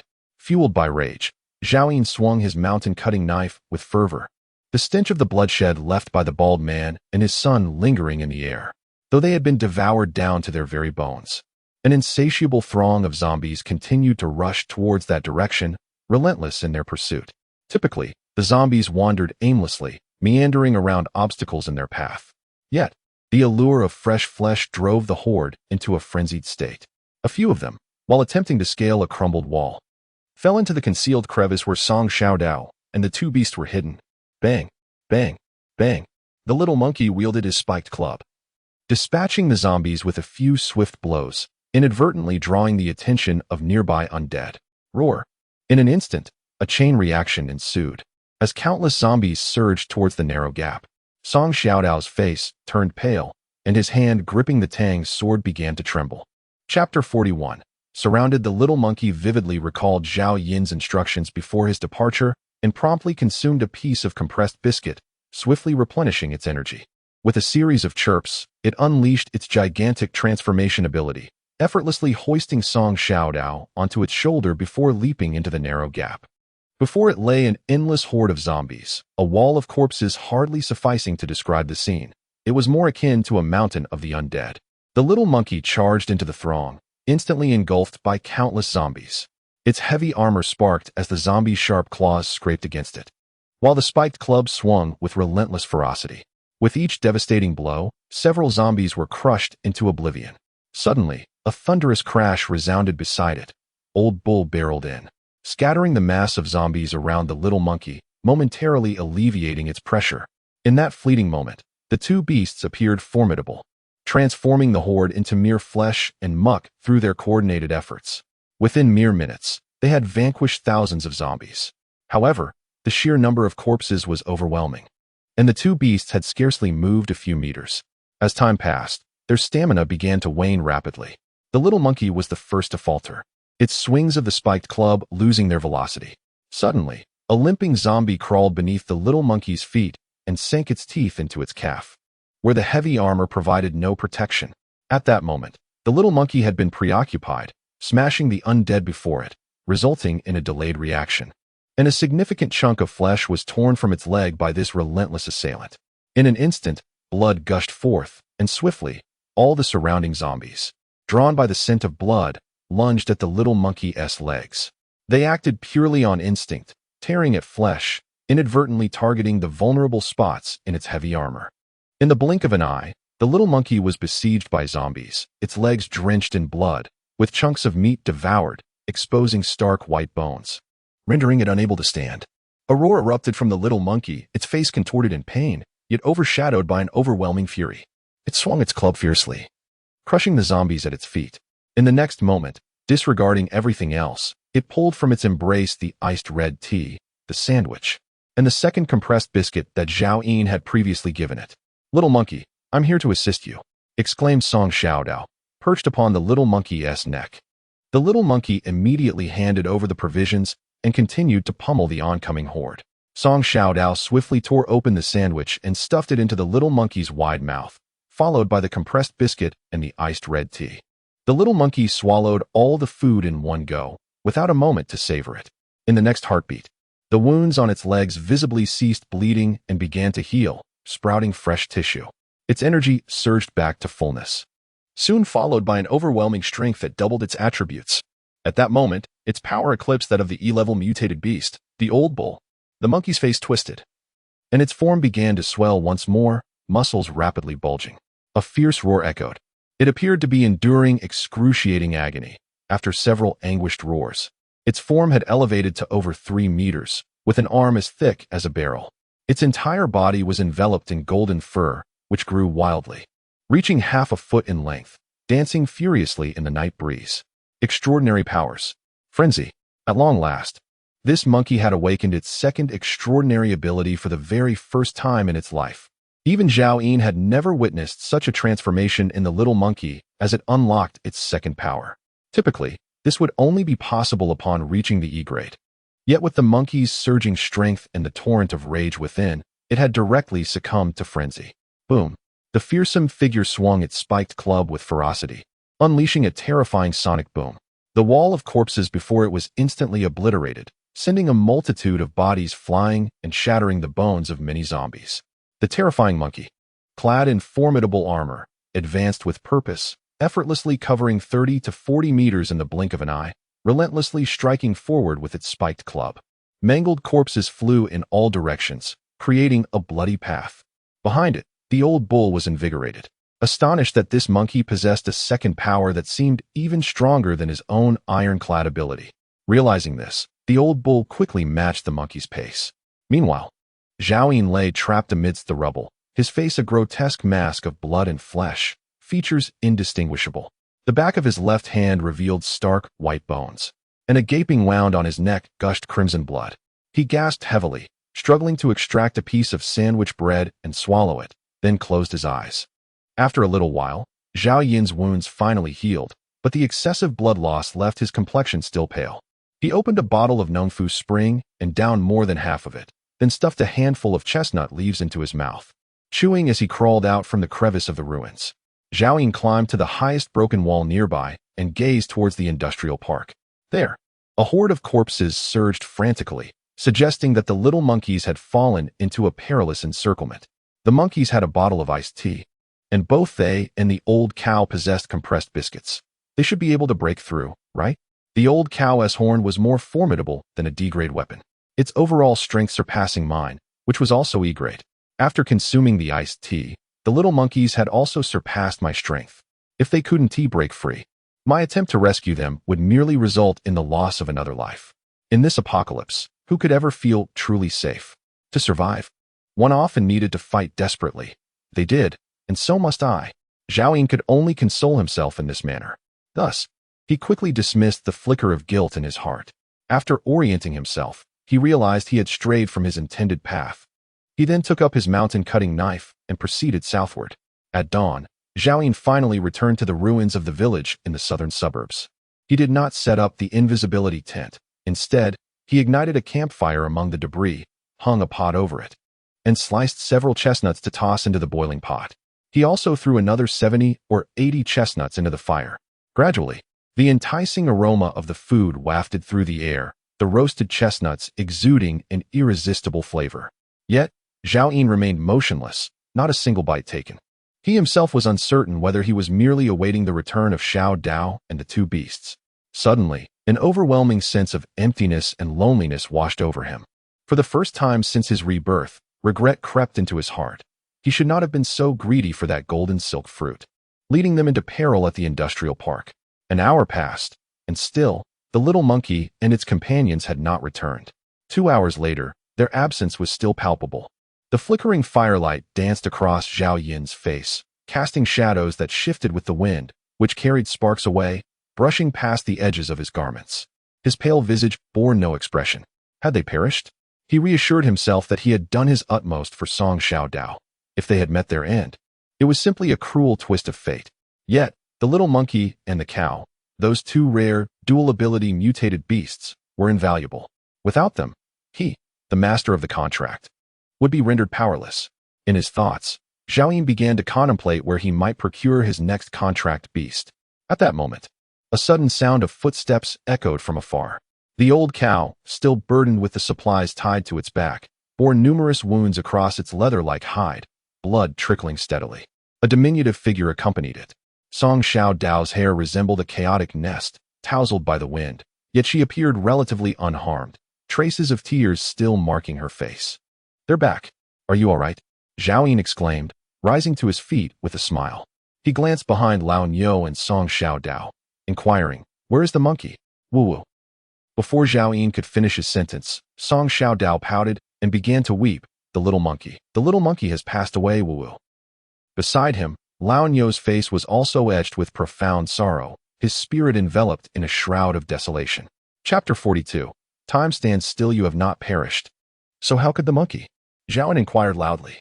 Though his words were devoid of compassion, they encapsulated his most authentic thoughts at that moment. "Woo. The little monkey, it sacrificed itself to protect me. Woo." Song Xiaodao, upon seeing Zhao Yin, found solace and wept uncontrollably. "Master, the horde of zombies was overwhelming, and we nearly did not return. It was the monkey that activated its berserk ability, guiding us to the periphery of the industrial park. However, it exhausted all its strength to divert the horde from us." The voice of old Niu was filled with despair. Zhao Yin had not anticipated that the monkey possessed such a spirit of sacrifice. "Did you witness its demise?" "And no, we did not see it." Song Xiaodao hastily shook his head. "Master, although I did not see it either, by that time, the monkey had run out of supplies. Alone, it faced the horde, and it seems nearly impossible for it to survive." Zhao Yin composed himself, suddenly struck by a thought. He closed his eyes, reaching out to sense the contract spirit within his mind. After a moment, he opened his eyes and asserted with certainty, "The monkey is not dead." In his mind lingered the faint essence belonging to the little monkey. In a previous life, Lin Tianfeng had mentioned to Zhao Yin that a contract master could sense the life or death of their contracted beast. However, the time that had passed was too great, and he had nearly forgotten. He had not paid attention to this aspect recently. "Really?" Song Xiaodao immediately ceased his tears, lifting his tear-streaked face in hope. The old ox was momentarily startled, lifting its gaze to Zhao Yin. Although their time spent with the little monkey had been brief, they had shared the harrowing experience of life and death together. Nothing could forge bonds of friendship quite like the trials of survival. "Everyone, partake of some food. Once the wounds on the old ox heal, we shall set off in search of the monkey," Zhao Yin declared. Hours passed, and since the little monkey had not perished, it must have departed from the horde of corpses. At present, the only formidable force beside Zhao Yin was the old ox, which had yet to recover from its injuries. Recklessly approaching the corpse group would be a perilous endeavor. Zhao Yin retrieved leaves from the chestnut tree and arranged them before the old ox, which promptly bowed its head to eat. The chestnuts in the pot had already been reduced to a mushy consistency. Zhao Yin rummaged through the old ox's back and found 2 large bowls, filling one for Song Xiaodao. "Eat up." Song Xiaodao wiped away his tears, accepting the bowl, yet stared vacantly into the fire, unable to take a single bite. Zhao Yin served himself a bowl as well, leaving the remainder of the chestnut mush for the old ox. The 70 or 80 roasted chestnuts were thoroughly cooked. Zhao Yin offered 3 to Song Xiaodao, kept 5 for himself, and divided the rest into 2 portions, one half for the old ox and the other half he reserved for the little monkey. The E-grade mutated beast had a substantial appetite. Zhao Yin pondered whether that monkey was hungry. Shaking his head, he then lowered himself to eat. "Zhao Yin, I cannot eat." Song Xiaodao eventually murmured. "If you cannot eat, then do not. Should we be encircled by the corpse horde again, and you lack the strength to flee, do not expect me to come to your rescue." Zhao Yin savored his chestnut porridge, mumbling indistinctly, "If danger arises again, will you abandon us and flee alone?" Song Xiaodao inquired with a hint of grievance. "Should I accompany you to your demise?" Zhao Yin retorted. Silence enveloped Song Xiaodao as he lowered his gaze, resuming his consumption of the chestnut porridge. After a meal, old Niu's injuries had mostly healed. While the effect of the chestnut leaves was not as potent as that of the stuffed bread, old Niu's wounds were not fatal. Zhao Yin still possessed a piece of stuffed bread, yet he intended to reserve it for the little monkey. "Let us go back to the industrial park," he announced, not intending to rest despite having gone 2 days and nights without sleep. 3 hours earlier, amidst an endless tide of corpses, the little monkey observed the retreating figure of old Nyo carrying Song Xiaodao, a trace of human-like sorrow crossing its simian visage. A zombie sank its teeth into the monkey's neck, tearing away a considerable chunk of flesh. It released a pained roar towards the heavens, exhausting its last reserves of potential to maintain its frenzied powers, swinging its weapon to hurl the surrounding zombies away. In the midst of the torrential black rain of blood, the colossal monkey trembled. After a brief moment of respite, the horde surged forward once more. With the scent of blood emanating from the monkey, the zombies became increasingly frenzied. At that moment, the remaining energy within the little monkey could barely sustain a few more swings of its wolf-toothed club. Boom! The horde of corpses nearby was once again sent flying, and the little monkey trembled increasingly, having abandoned all hope of escape, praying only to endure a few more minutes. It was merely an F-grade mutated beast. The overwhelming strain of its frenzied abilities had devoured and withered its internal organs, perpetually sapping its vitality. Just as the little monkey believed its end was imminent, an unexpected silence enveloped the surrounding zombies. In that moment, the entire world seemed to freeze. All the zombies stood motionless, as if transformed into lifeless statues. The little monkey was perplexed by this occurrence. Suddenly, a raspy and unpleasant voice broke the stillness. "Aren't you leaving?" The little monkey turned, surveying the area filled with zombies, yet finding no trace of a human presence. At that moment, the voice grew more urgent. "Go. Quickly." The little monkey, now devoid of hesitation, propelled itself forward, its long legs covering 7 or 8 meters in a single bound, recklessly charging towards the exit of the industrial park. With no zombies to impede its progress, it burst forth from the industrial area in under a minute. At that point, its last reserves of strength were finally exhausted, and in the next instant, its massive form began to shrink rapidly. The once frail body, forced into activating its second ability, appeared even more emaciated, resembling a blood-stained child's skeleton from a distance. The little monkey could no longer lift its spiked club, the heavy armor weighing down upon it like a mountain. Roar! Roar! Roar! In that moment, the horde of corpses behind stirred suddenly. It seemed as if they had merely taken a brief slumber. In an instant, the atmosphere was thick with a terrifying oppression. The little monkey turned around, witnessing the zombies swarm forth like an army of ants, frantically advancing. Summoning all its strength, it discarded the wolf-toothed club, shed its heavy armor, and with great difficulty, began to sprint forward with its short legs. In its panic, it lost all sense of direction. The distance between the horde and the little monkey was considerable, and the slower zombies gradually lost the scent of their prey. Additionally, the monkey's small stature allowed it to slip through the crevices of the ruins, and as it fled, the pursuing zombies fell further behind, until only a handful remained in pursuit. The little monkey was unaware of how long it had been running.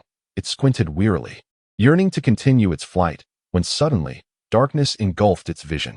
With a thud, the little monkey collapsed onto the ground. By now, dawn had broken, yet its sight remained clouded.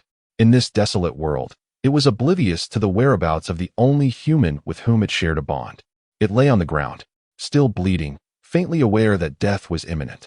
The little monkey turned its head, wishing to gaze upon this world one last time, but a fallen meteorite obstructed its view. It suddenly found itself missing Zhao Yin. In the depths of its consciousness, the little monkey felt that its master was still alive. He was alive. How wonderful! Slowly, the little monkey closed its eyes. Behold, what is that ahead? Unbeknownst to us, a group of 5 individuals, 4 men and 1 woman, has approached the little monkey, ragged and tattered, their faces obscured by layers of grime that render their ages and features nearly indistinguishable. It's a child, one observes. No, it is a monkey. Indeed, a monkey. How did it survive that meteor shower? Regardless of its survival, capturing it is the priority. How splendid. It has been over a month since we last savored meat. Though this monkey is lean, each of us could still enjoy a morsel. Can monkeys eat? I wonder if they are akin to humans, the woman mused. One of the middle-aged men stepped forward, seizing the monkey by its tail and lifting it with a firm grip, declaring, "If you are hesitant to partake, we shall divide its flesh among ourselves." In this apocalyptic world, not even a mere monkey is off limits. I would not hesitate to consume it. Even if it were a child. The woman suddenly laughed. Zhao Yin arrived at the outskirts of the industrial park, where the remnants of the deceased had notably thinned, returning to a state of aimless wandering. Old Niu, is this where you parted ways with the monkey? Zhao Yin silently inquired. Master, it lies within the industrial park ahead, Old Niu replied in thought. Chapter 43. Pursuit. Zhao Yin did not immediately delve into the industrial park. Instead, he, along with Old Niu and Song Xiaodao, concealed themselves among the ruins, surveying the movements of the nearby horde of corpses. If Little Monkey had indeed vacated the industrial area, he would undoubtedly have left traces behind. After a moment, his gaze sharpened as he discerned 3 F-class zombies wandering deep within the industrial park. Recalling that all previous F-class zombies had been taken to the southern outskirts by the Zombie King, it was evident that these few must have recently evolved, catalyzed by the flesh and blood of the bald man and his son. Quickly averting his eyes, Zhao Yin continued his observations. A few minutes later, he finally noted a particularly dense cluster of corpses moving northward from the interior of the industrial park. This must have been the horde attracted by Little Monkey's departure. Let us proceed to the northernmost part of the industrial park, Zhao Yin commanded, setting off briskly ahead. Zhao Yin, why are we heading north? We separated towards the southeast. Song Xiaodao whispered, his voice low. I did not permit you to speak. Remain silent. Zhao Yin snapped, his agitation palpable. After circling the industrial park for a while, Zhao Yin at last reached the true northern perimeter. At this point, the density of zombies within 500 meters outside the industrial park nearly rivaled that within. The entire horde appeared as though the industrial park had sprouted a tail. Zhao Yin, accompanied by Song Xiaodao and Old Niu, stealthily advanced towards the tip of this tail, utilizing the ruins for cover. After half an hour, the throng of corpses finally began to thin out. Zhao Yin drew his machete and emerged from the hidden ruins, charging directly towards the horde of corpses. With a swift motion, he cleaved a zombie in two before it could react. As the nearby undead began to stir, Zhao Yin unleashed a flurry of strikes, swiftly dispatching 7 or 8 more zombies. Grasping the machete stained with dark blood, he strode forward with resolute determination. Both Lao Niu and Song Xiaodao watched in wide-eyed astonishment, rarely having witnessed such ferocity from Zhao Yin. He did not permit Lao Niu to clear the path, nor did he ask Song Xiaodao to slice watermelons. In that moment, it seemed as though the corpse crystals held little value in Zhao Yin's eyes. The dark brown blood splattered across his head, face, military uniform, pants, and shoes, rendering him a gruesome sight, akin to a machine of slaughter.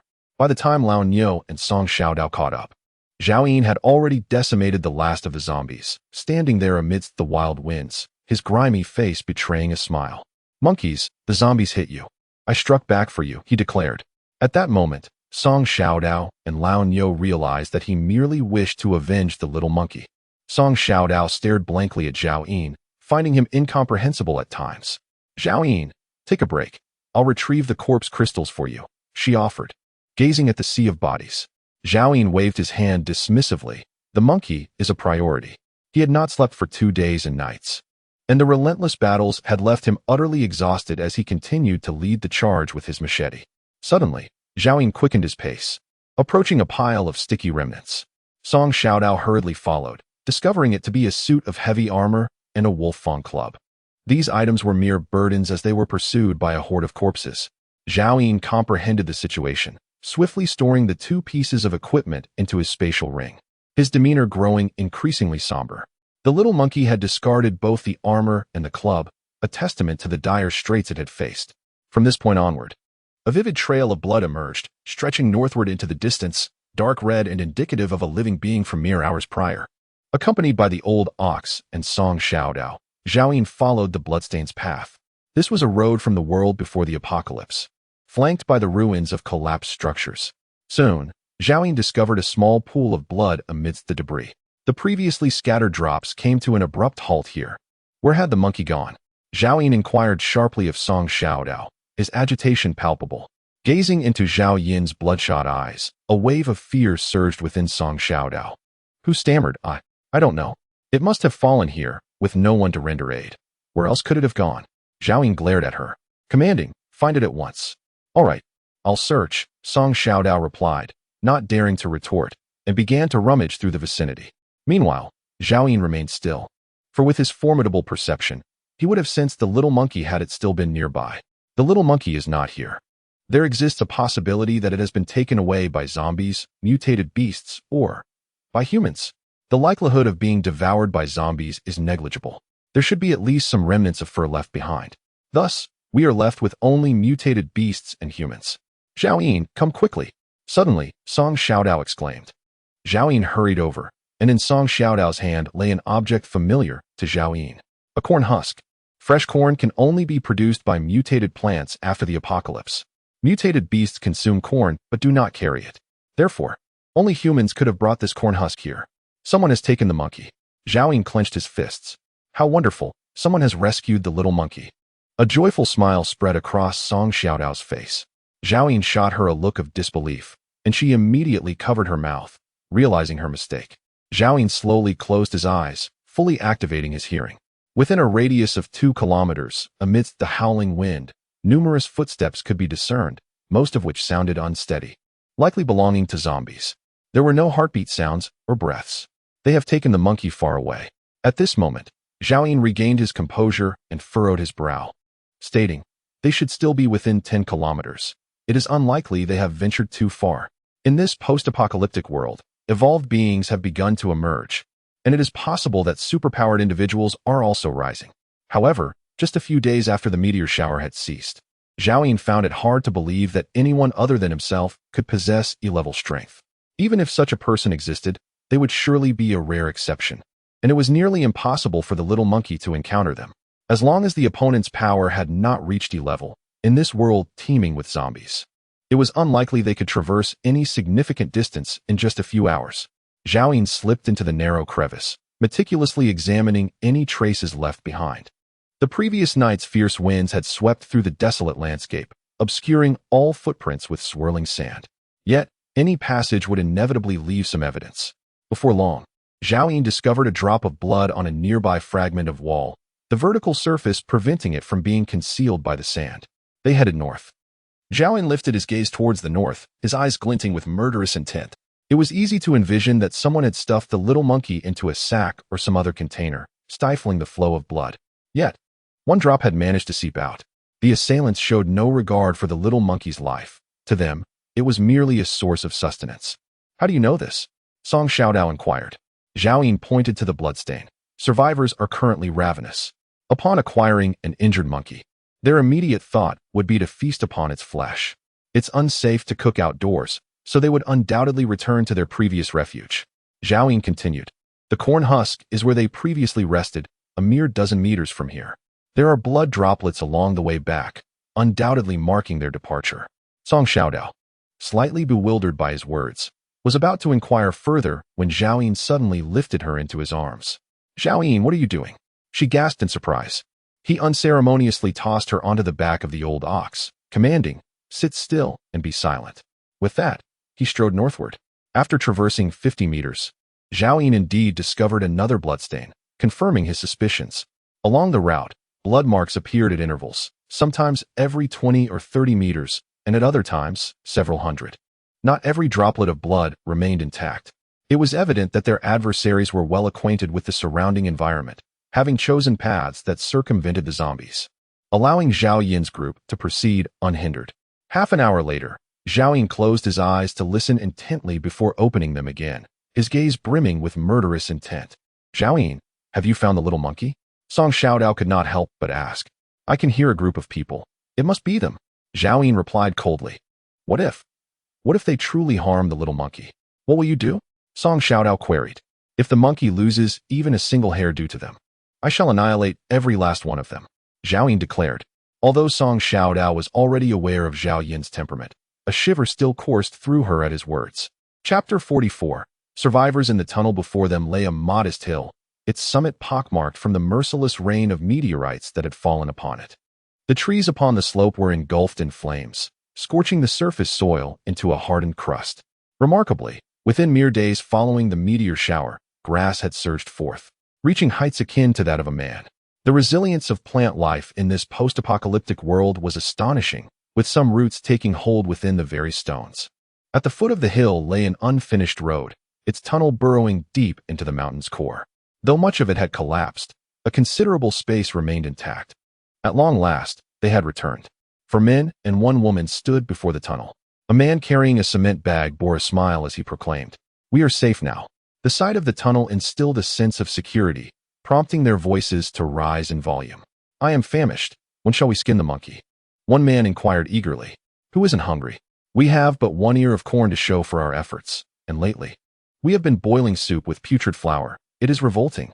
The woman lamented. The man with the cement bag suggested, "Let us first boil some water to scald the monkey and pluck its fur. The skin is edible too. It would be wasteful to discard it. Better to scald it alive. Killing it would result in blood loss, and the blood is consumable." Another man chimed in with a grin. "Indeed, we must conserve our provisions." The woman concurred. The 4 men were originally senior members of the tunnel construction team. On the night the meteor shower struck, the workers had taken a brief respite a kilometer away at their designated resting area, in pursuit of excitement. 4 men drove a woman from a KTV into a tunnel for amusement. Thus, they narrowly escaped an unprecedented calamity. As they ventured deeper into the tunnel, a frail figure emerged. "Have you found anything to eat?" she inquired. The man burdened with a cement bag retorted angrily, "All you think about is food. Can't you ask if we are in danger?" The woman, equally grimy, reflected the desolation of the post-apocalyptic world where everyone can serve their drinking water. Yet, she had managed to wash her legs to a pale sheen, clad in tattered stockings. At that moment, none of the 4 men paid her any heed as they eagerly anticipated a meal. Some began to gather timber to ignite a fire, while another produced an inner pot from a rice cooker and approached a nearby puddle, their sole source of drinking water. Water dripped intermittently from the tunnel's ceiling, accumulating around 7 or 8 liters of clear liquid. The man meticulously filled a pot with a small portion and returned to the fire to boil it. Finally, the man with the cement bag set it down with a thud, causing a bloodied little monkey to tumble to the ground, motionless. The woman in stockings widened her eyes. "What creature is this? Is there meat to be had?" The men remained silent, and the woman who had accompanied them on their supply hunt spoke up. "Though you haven't exerted much effort, you shall not be without your share. You may have the monkey's tail, but what meat could possibly be found on a monkey's tail?" The woman in stockings expressed her dissatisfaction, exclaiming, "How can you say I haven't contributed? I stayed behind to guard old Chin, didn't I?"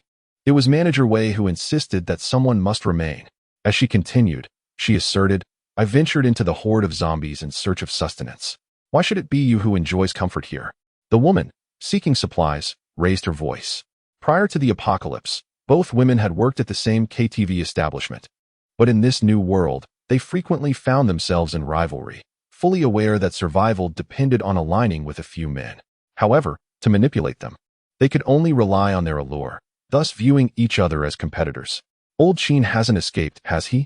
At that moment, the man who had previously returned carrying a monkey, referred to as Manager Wei by the 2 women, interjected, interrupting their quarrel. The woman in stockings promptly donned a smile, replying, "He hasn't fled. I will certainly do my utmost to fulfill your instructions, Brother Wei. Bring him out. Let him assist with plucking the monkey's fur," Manager Wei commanded. Shortly thereafter, a frail man was dragged forth by the woman in stockings, tethered by a rope. He appeared to be in his 40s, with his hands bound behind his back, exhibiting a notably weak gait. "What purpose does keeping this useless man serve?" the woman in stockings complained. "It hardly costs anything to sustain him, a bit of urine to drink and some maggots from decaying flesh to eat. And he can perform some tasks for us and provide amusement in our spare time." Manager Wei chuckled. "Should a zombie ever breach our defenses, he could serve to divert its attention."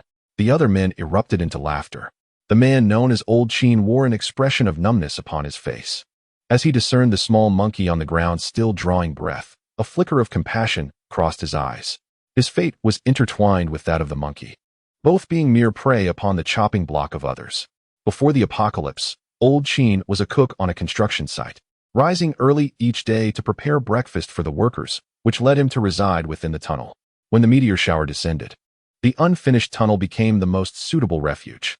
He possessed a substantial stockpile of provisions, which naturally drew the attention of Manager Wei and his associates, who had previously disregarded him.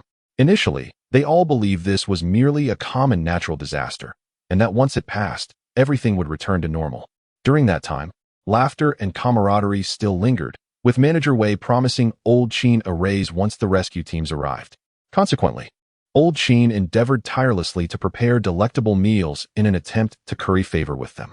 However, just a few days ago, as the meteor shower ceased, circumstances took a drastic turn. All the stored provisions spoiled overnight, leaving only a few bags of flour, which, despite their moldy and foul state, could be cooked into something barely palatable.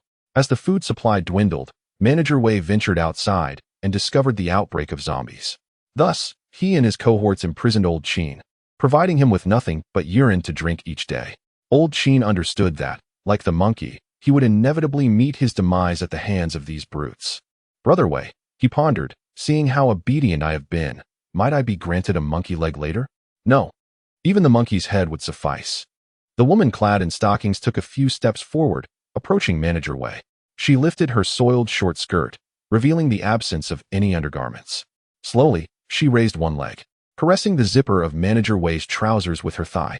Wei Gu, if a girl becomes too thin from hunger, she won't look appealing. Get away. Manager Wei forcefully pushed the stocking-clad woman aside.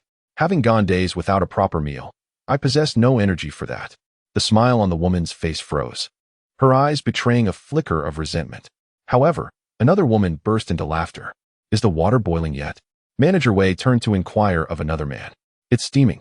It will be ready shortly, replied the man, his gaze fixated on the pot over the fire, licking his cracked lips. Water that's been heated over monkey fur can be filtered and is still drinkable. Let us not waste it, Manager Wei instructed. A veiled warning against the man who was tasked with boiling the water to refrain from taking sips. Having said that, Manager Wei proceeded deeper into the tunnel. Leave Lao Qin and Yu Donghai here to pluck monkey fur. The rest of you, follow me to inspect the corn.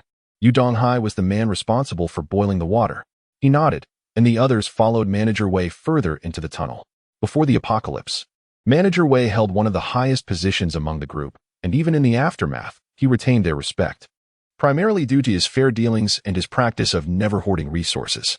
By bringing everyone to see the corn, he effectively communicated that he would not act in selfishness, allowing for mutual oversight among the group. 2 days prior, they intended to discover additional water sources and delve deeper into the areas affected by the tunnel collapse, inadvertently stumbling upon an unexpectedly sprouted corn. This corn towered to a height equivalent to 5 stories, yielding a remarkable 49 ears of corn. This morning, as they prepared to venture out in search of supplies, they noticed that 1 ear had ripened. They decided to harvest it and share it amongst themselves on their journey, only to find that a handful of kernels was sufficient to satiate their hunger, revitalizing their spirits. The group quickly realized that this was a mutated crop born from the apocalypse, containing nutritional values far surpassing those before the cataclysm.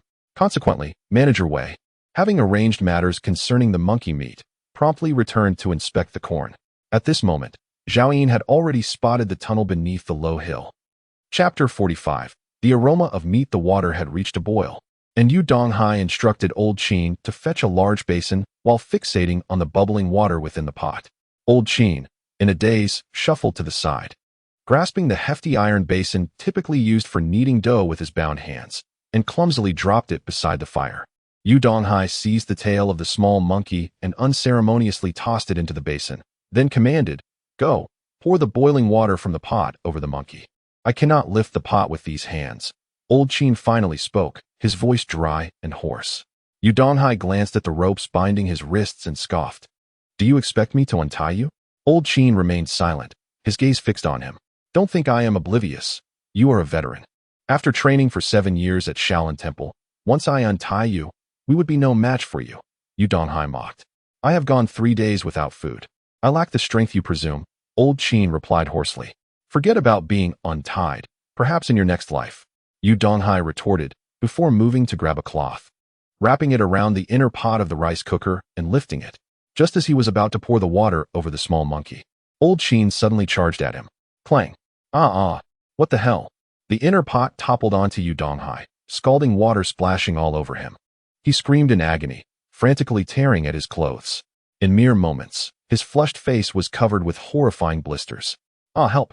Old Qin wore an expressionless face, coldly observing him without any inclination to flee.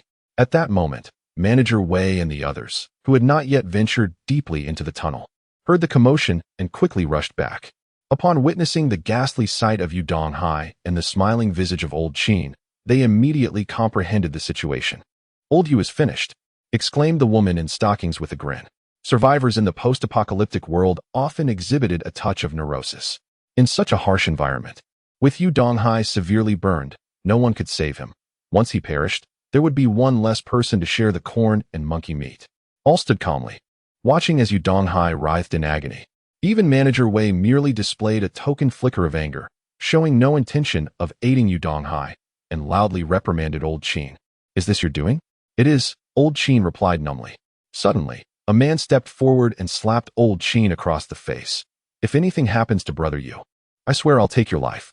Old Qin, already weak, staggered slightly, blood trickling from the corner of his mouth. Bang! Another man seized a rolling pin and struck Old Qin from behind, knocking him to the ground. "I'll kill you." Following this, two men began to pummel Old Qin with fists and kicks. At that moment, Manager Wei interjected, "Stop hitting him. Yu Donghai is beyond saving. We will need Old Qin to dig a grave shortly." His words were delivered with a flatness that starkly contrasted the gravity of witnessing a companion's fate. Two men halted their actions and looked up. One of them spoke, "Manager Wei is right." The other immediately concurred. Indeed, keeping him would be of no use. Suddenly, Old Qin, his face and head drenched in blood, erupted into laughter. "What are you laughing at?" Manager Wei said coldly. "Hee. I laugh at your decision to keep me alive. Sooner or later, you'll end up killing another one. And won't that leave even fewer to share the corn?" Old Qin replied with a grin. Everyone understood the implications of Manager Wei's intentions. Yet, as Old Qin's words hung in the air, all eyes turned towards Manager Wei. "Are you seeking death?" Manager Wei roared in fury. He stepped forward and kicked Old Qin back down as he attempted to rise. In quick succession, he drew a dagger from his waist and plunged it violently into Old Qin's thigh. "Hee." Old Qin continued to laugh, as if the pain did not belong to him. "Wei Gu, kill him," urged the woman in stockings. Another woman, unusually in agreement, nodded and added, "Wei Gu, let Xiao Li dig a grave later. It seems Old Qin cannot be spared." They both understood that, in the presence of Old Qin, a ticking time bomb, they were the most vulnerable. If anyone were to fall victim to Old Qin, it would undoubtedly be them. With his intentions laid bare, Manager Wei, in a bid to prove his innocence to everyone, had no choice but to take Old Qin's life. It seemed this was precisely what Old Qin had been anticipating. Life and death are but two sides of the same coin. He yearned for a swift resolution. "Go on, kill me," Lao Qin declared, "for if given the chance, I shall undoubtedly bring about your demise." As he spoke, Manager Wei unsheathed a dagger, his eyes ablaze with ferocity, aiming for Lao Qin's throat. Just then, a resounding gunshot echoed through the tunnel. A young girl, clutching a pistol, strode in from outside, the barrel still emitting wisps of smoke. All gazes turned to Song Xiaodao, their faces etched with disbelief. In this apocalyptic world, apart from themselves, how could there be other living souls to reach this place? Soon, tension dissipated as they realized she was merely an 11 or 12-year-old girl. Even with a pistol in hand, could she truly summon the courage to take a life? Manager Wei, concealing his dagger behind him, forced a smile. "Little sister, that toy of yours is hardly amusing. Kindly set it down." To their astonishment, Song Xiaodao complied. And at that moment, a tall man entered, followed by an immensely powerful water buffalo. "Did you all witness that?" Zhao Yin inquired. "I apologize, Zhao Yin. From now on, I shall heed your counsel," Song Xiaodao murmured. Initially, she believed not everyone in this place deserved death. Thus, upon Zhao Yin's arrival, having ascertained that little monkey would not perish just yet, she was permitted to observe from outside. Children must inevitably grow.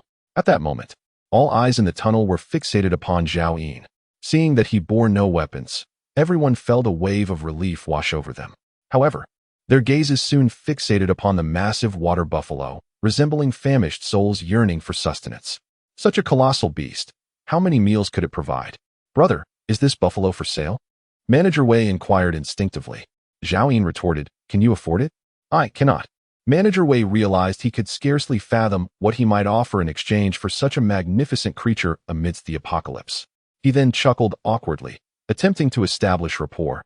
"Brother, you must be here seeking refuge. Since you've arrived, we are all comrades." Zhao Yin, ignoring him entirely, strode purposefully towards the little monkey. Manager Wei's smile faltered, and he discreetly signaled to the woman in stockings beside him. The woman promptly approached Song Xiaodao with silent stealth, her peripheral vision fixed on the firearm in Song's grasp. "Little sister, may I see your toy?" she cooed. "Go away." Song Xiaodao shot back, glaring at her. "I don't converse with the dead." in her eyes. If they intended harm upon the little monkey, Zhao Yin had declared that he would annihilate everyone present. Thus, she regarded them all as already deceased. Dead. The woman in stockings hesitated momentarily, a flicker of malice igniting in her eyes as she chuckled. Little sister, you possess a fine sense of humor. With that, the woman swiftly seized Song Xiaodao's gun hand, making a desperate attempt to snatch the firearm. You're overstepping your bounds. At that moment, Manager Wei and the others collectively inhaled sharply. Then, in the next heartbeat, everyone was astonished to witness the little girl suddenly struggle, her delicate arms striking the chest of the woman in stockings. The latter let out a piercing scream as she was violently propelled backward, landing fortuitously into a nearby fire pit. She should have rolled and cried out in agony, but instead, the woman lay motionless amidst the flames, as if resting on the softest bed before the apocalypse. She was dead. She had perished even before tumbling into the fire. Everyone was left in a state of shock, the silence in the room so profound that one could hear a pin drop. Soon, the tunnel was permeated with the acrid scent of charred flesh. Ugh! Song Xiaodao was the first to double over and retch. Manager Wei and the others felt a chill run down their spines. They could not comprehend how the little girl possessed such immense strength. In fact, they had barely caught a glimpse of what had transpired. Chapter 46. All killed my brother. My woman was merely curious about that handgun. There is no other intention, Manager Wei stammered, explaining to Zhao Yin, who stood nearby. At that moment, Zhao Yin had already approached the injured monkey, not glancing in the direction of Song Xiaodao. He bent down cautiously, gently lifting the bloodied little monkey from the basin. Holding it in his embrace, he gazed at the monkey's tightly shut eyes.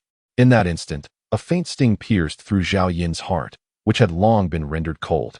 In his past life, he had placed his trust in Lin Tianfeng, in Zhang Dongliang, in many so-called close friends and confidants, only to end up witnessing the destruction of his camp and the demise of his comrades.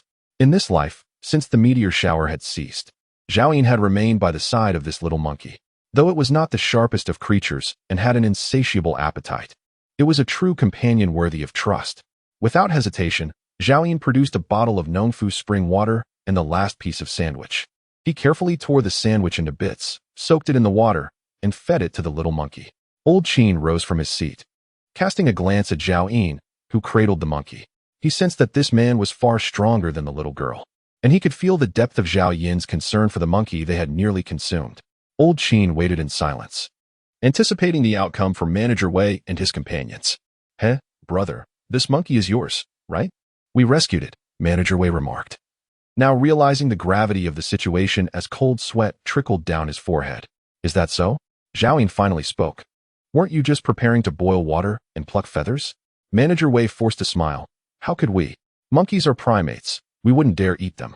He stealthily approached Zhao Yin from behind, suddenly brandishing a knife concealed in his right hand, thrusting it violently toward Zhao Yin's neck. In that moment, Manager Wei envisioned that once he had taken this man hostage, the small girl, whose strength was terrifying, would immediately capitulate, allowing them to toy with her at will. Meanwhile, Zhao Yin remained squatting there, cradling the little monkey, seemingly oblivious to the unfolding events. Until the knife pressed against his neck, he slowly raised his head, gazing calmly at Manager Wei. Do you wish to kill me? Zhao Yin inquired. Don't move. Quickly, make that girl surrender her handgun. Manager Wei's face betrayed his agitation as he shouted loudly.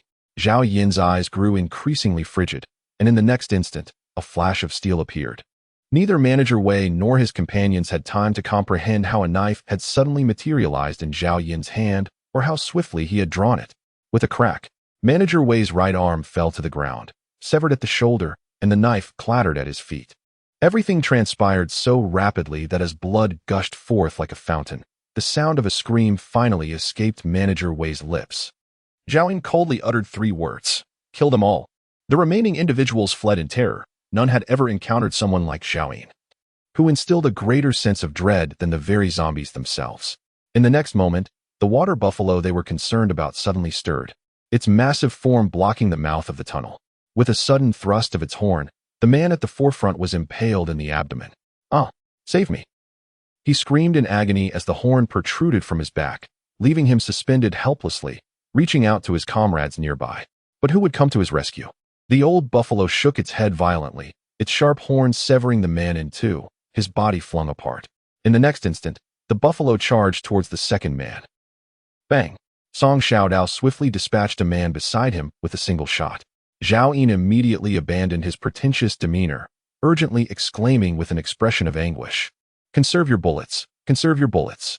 Their lives are not worth as much as my ammunition." Oh, Song Xiaodao, who had intended to embody the fierce female warrior from an action film, found his aspirations extinguished by Zhao Yin's reprimand. He could only draw his Tang Dao and slash at a fleeing woman. Mere seconds later, all 4 men and 2 women lay dead. Even Yu Donghai, who had been scalded by boiling water, met his end under the crushing hoof of the old buffalo. Only old Qin remained standing, his eyes wide with astonishment, taking in the scene before him. After a while, noticing that neither the buffalo nor the little girl had come to end his life, old Qin curiously inquired, "Aren't you going to kill me?" However, no one paid him any heed. Even the old buffalo cast a disdainful glance in his direction, as if to say, "Do you even deserve it?" Earlier, when Yu Donghai intended to scald the little monkey, it was old Qin who intervened, a fact that both Song Xiaodao and the buffalo had witnessed. Thus, Zhao Yin remained silent, and they refrained from targeting old Qin. At that moment, Zhao Yin fed an entire piece of filled bread into the little monkey's mouth. Soon, on the monkey's body, countless wounds began to emit glimmers of white light, gradually stopping the bleeding and healing. When the little monkey opened its eyes, the first sight it beheld was Zhao Yin's face. In its pitch-black eyes appeared a hint of confusion, which swiftly transformed into delight. "Squeak, master, I thought I would never see you again," it chirped joyfully. It happily leapt from Zhao Yin's embrace, bounding around him in a circle, only to tumble to the ground with a thud. Zhao Yin swiftly picked up the little monkey, saying, "Your wounds are not yet fully healed. You must stay here." With that, he cradled the little monkey like a child, a smile gracing his face. He retrieved several roasted chestnuts he had previously set aside, expertly peeling them to feed to the little monkey. The little monkey had never experienced such warmth before. As it chewed on the chestnuts, tears of gratitude welled up in its eyes. "Master, you are too good to me," Zhao Yin, with an air of disdain, remarked. "Look at you, in such a pitiful state. It's a miracle the zombies didn't take your life, and those few scraps nearly turned you into a snack." "Scraps?" The little monkey's eyes reflected confusion. Soon, it noticed several corpses within the tunnel and vaguely recalled hearing human voices before losing consciousness. At that time, it had thought it was the person who had immobilized the zombies and rescued it from the industrial park. Thus, the little monkey conveyed everything that transpired in the industrial park to Zhao Yin through its thoughts. "All the zombies are immobile?" Zhao Yin inquired in astonishment. The little monkey nodded and communicated, "Not only have the zombies ceased their movement, but even the wind has come to a standstill.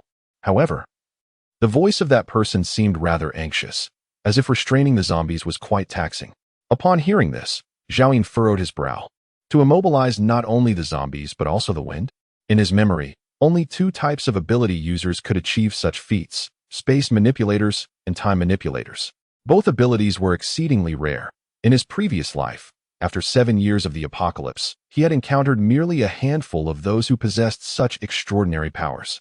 Although their abilities varied in strength, the lowest tier was classified as S-grade. Now, Zhao Yin had not even encountered a single evolved individual. And yet there was an S-grade or higher ability user in Guangzhou.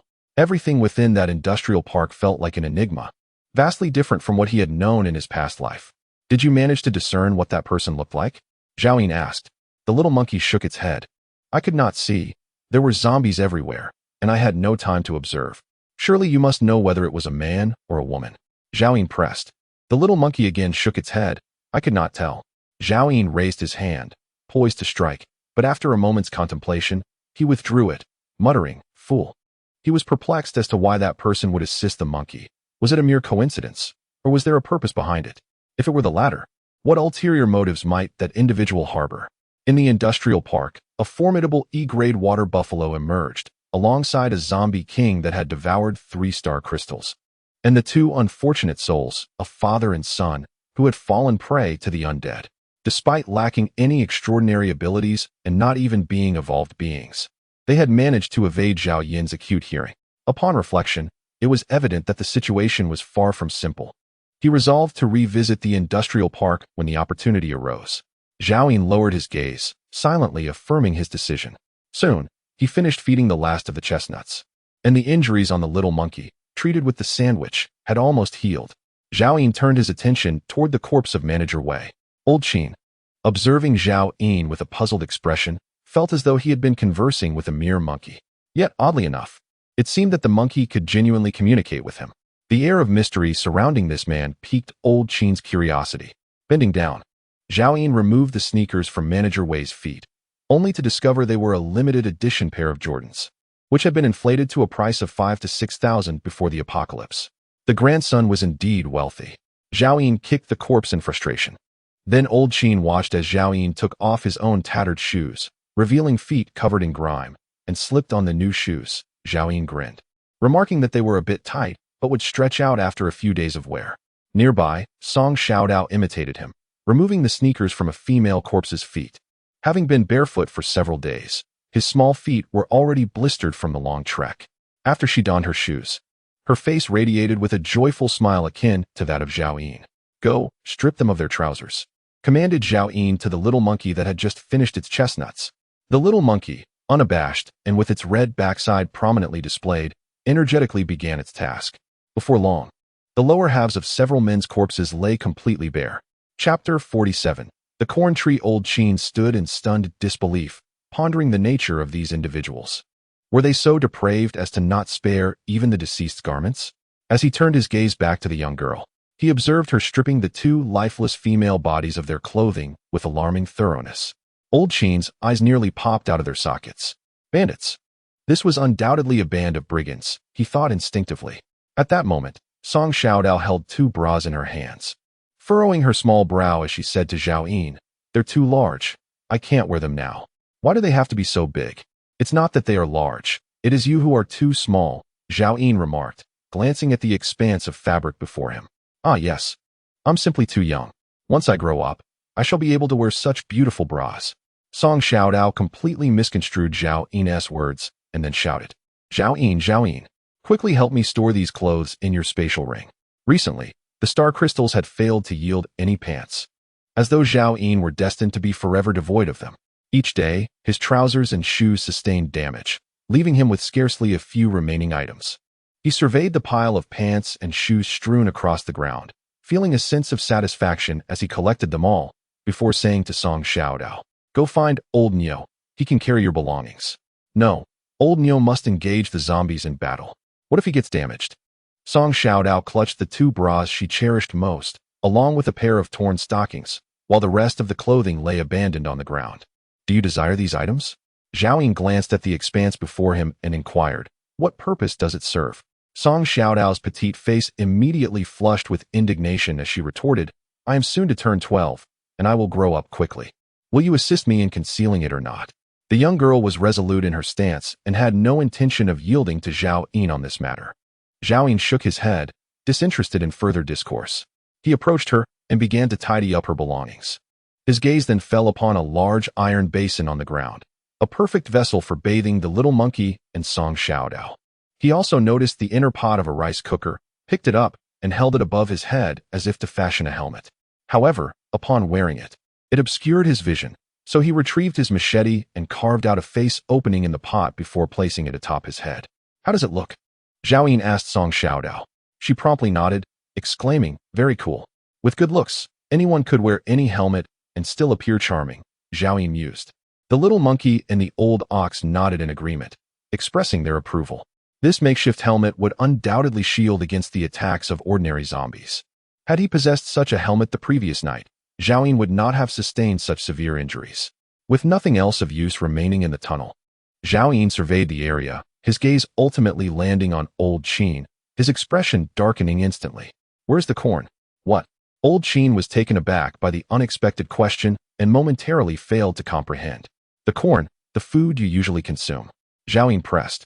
"They provided me only with urine to drink and the maggots from decaying flesh to eat." "Ah, indeed, there exists corn within the tunnel." "A corn tree," Old Qin stammered. He was no longer afraid of death, yet inexplicably, he felt a twinge of nervousness in the presence of this man. Upon hearing this, Zhao Yin turned and ventured deeper into the tunnel, with Little Monkey and Old Nyo hastily following suit. "Zhao Yin, wait for me," shouted Song Xiaodao as he too trailed behind. Only Old Qin remained, standing there in a daze, hesitating whether to join them. Yet he was unfamiliar with the others. And the man appeared rather unapproachable. What if they misconstrued his intentions? But if he chose not to follow, where else could he go? Zhao Yin soon discovered the corn, or rather, it should be aptly termed a corn tree. The main stalk was thicker than a water barrel, towering at least 5 stories high. Its foliage was lush, resembling a colossal tree that reached the ceiling of the tunnel. Zhao Yin counted, and there were a total of 48 ears of corn on the tree. One area bore the marks of having been harvested, and Zhao Yin surmised it was related to the corn husks discarded by Manager Wei and his companions. He scrutinized the corn tree thoroughly, from top to root, with his true sight. Corn, a level F mutated crop, rich in nutrients, with a countdown to maturity of 52 hours. Corn, a level F mutated crop, rich in nutrients, with a countdown to maturity of 61 hours. Corn, with a countdown to maturity of 49 hours. Corn seedlings, level F mutated plants. This corn plant does not possess the unique ability to yield 2 types of produce, unlike the chestnut tree. However, this is to be expected in 2 lifetimes. Zhao Yin has only encountered the peculiarities of the chestnut tree. At this moment, the little monkey eagerly tilted its head back, fixated on the corn ears above, drooling and yearning to climb up. Wait, Zhao Yin interjected, these corns are not yet mature. We need to wait a few more days. The little monkey, filled with disappointment, reluctantly climbed down, occasionally looking up, its eyes fixed on the corn ears above. Zhao Yin, are we going to wait here for a few days? Song Xiaodao inquired. The latest corn ears will require 3 days to reach maturity. During these 3 days, the consumption of chestnuts by the 2 mutated beasts will undoubtedly exceed the value of 48 corn ears. Corn is not for eating. Once mature, they become seeds. Zhao Yin elucidated. He currently lacks not food, but rather variety in his sustenance. Let us rest here for 3 days. With that, Zhao Yin led the group towards the tunnel's exit, intending to find a spacious area to set up a cloaking tent. As they passed the tunnel's mouth, Zhao Yin spotted Old Qin still standing there. You haven't left yet? Zhao Yin asked in surprise. Old Qin felt a sense of trepidation in the presence of Zhao Yin, instinctively bending slightly at the waist as he had done before the apocalypse. Little brother, I am uncertain where else I might go. Will you allow me to? Absolutely not. Zhao Yin interrupted, decisively rejecting Old Qin's plea. In his previous life, he had encountered countless survivors who, unable to endure, sought refuge in the strong. They would often attach themselves like sycophants to those more powerful, yearning for shelter from the storm, yet at the first sign of danger, they would flee quicker than anyone else. Upon hearing Zhao Yin's response, Old Qin's face momentarily turned a shade of ashen gray. After a pause, he nodded slightly, I understand. With that, he wasted no time and turned to leave. You are departing just like that? Zhao Yin remarked, somewhat surprised. Old Qin glanced over his shoulder and inquired, Little brother, do you have any further instructions? Take off your trousers and shoes, Zhao Yin commanded without hesitation. Old Qin felt a bead of cold sweat trickle down his brow. He could not fathom why such a formidable individual was so fixated on his trousers, yet he complied and removed them as instructed. After receiving the garments, Zhao Yin waved his hand dismissively, be on your way. The old pair of liberation shoes appeared quite fitting for Zhao Yin, in a world ravaged by chaos. Such durable footwear proved far more practical than ordinary sneakers. Having eliminated Manager Wei and his associates and seized control of the tunnel, Old Qin was now a captive, and that included the clothes upon his back. Old Qin gradually emerged from the tunnel, harboring little gratitude towards Zhao Yin, nor could he claim to feel any animosity. A pair of trousers and shoes hardly compensated for a life he himself deemed worthless. Indeed, Zhao Yin's intervention was not born of altruism. It merely coincided with the demise of his adversary. As Old Qin reached the tunnel's mouth, he spotted the place where he once cooked and pointed to a kitchen knife. Inquiring, may I take this with me? Zhao Yin remained silent, merely nodding in response. Seizing the knife, Old Qin stepped cautiously into the daylight.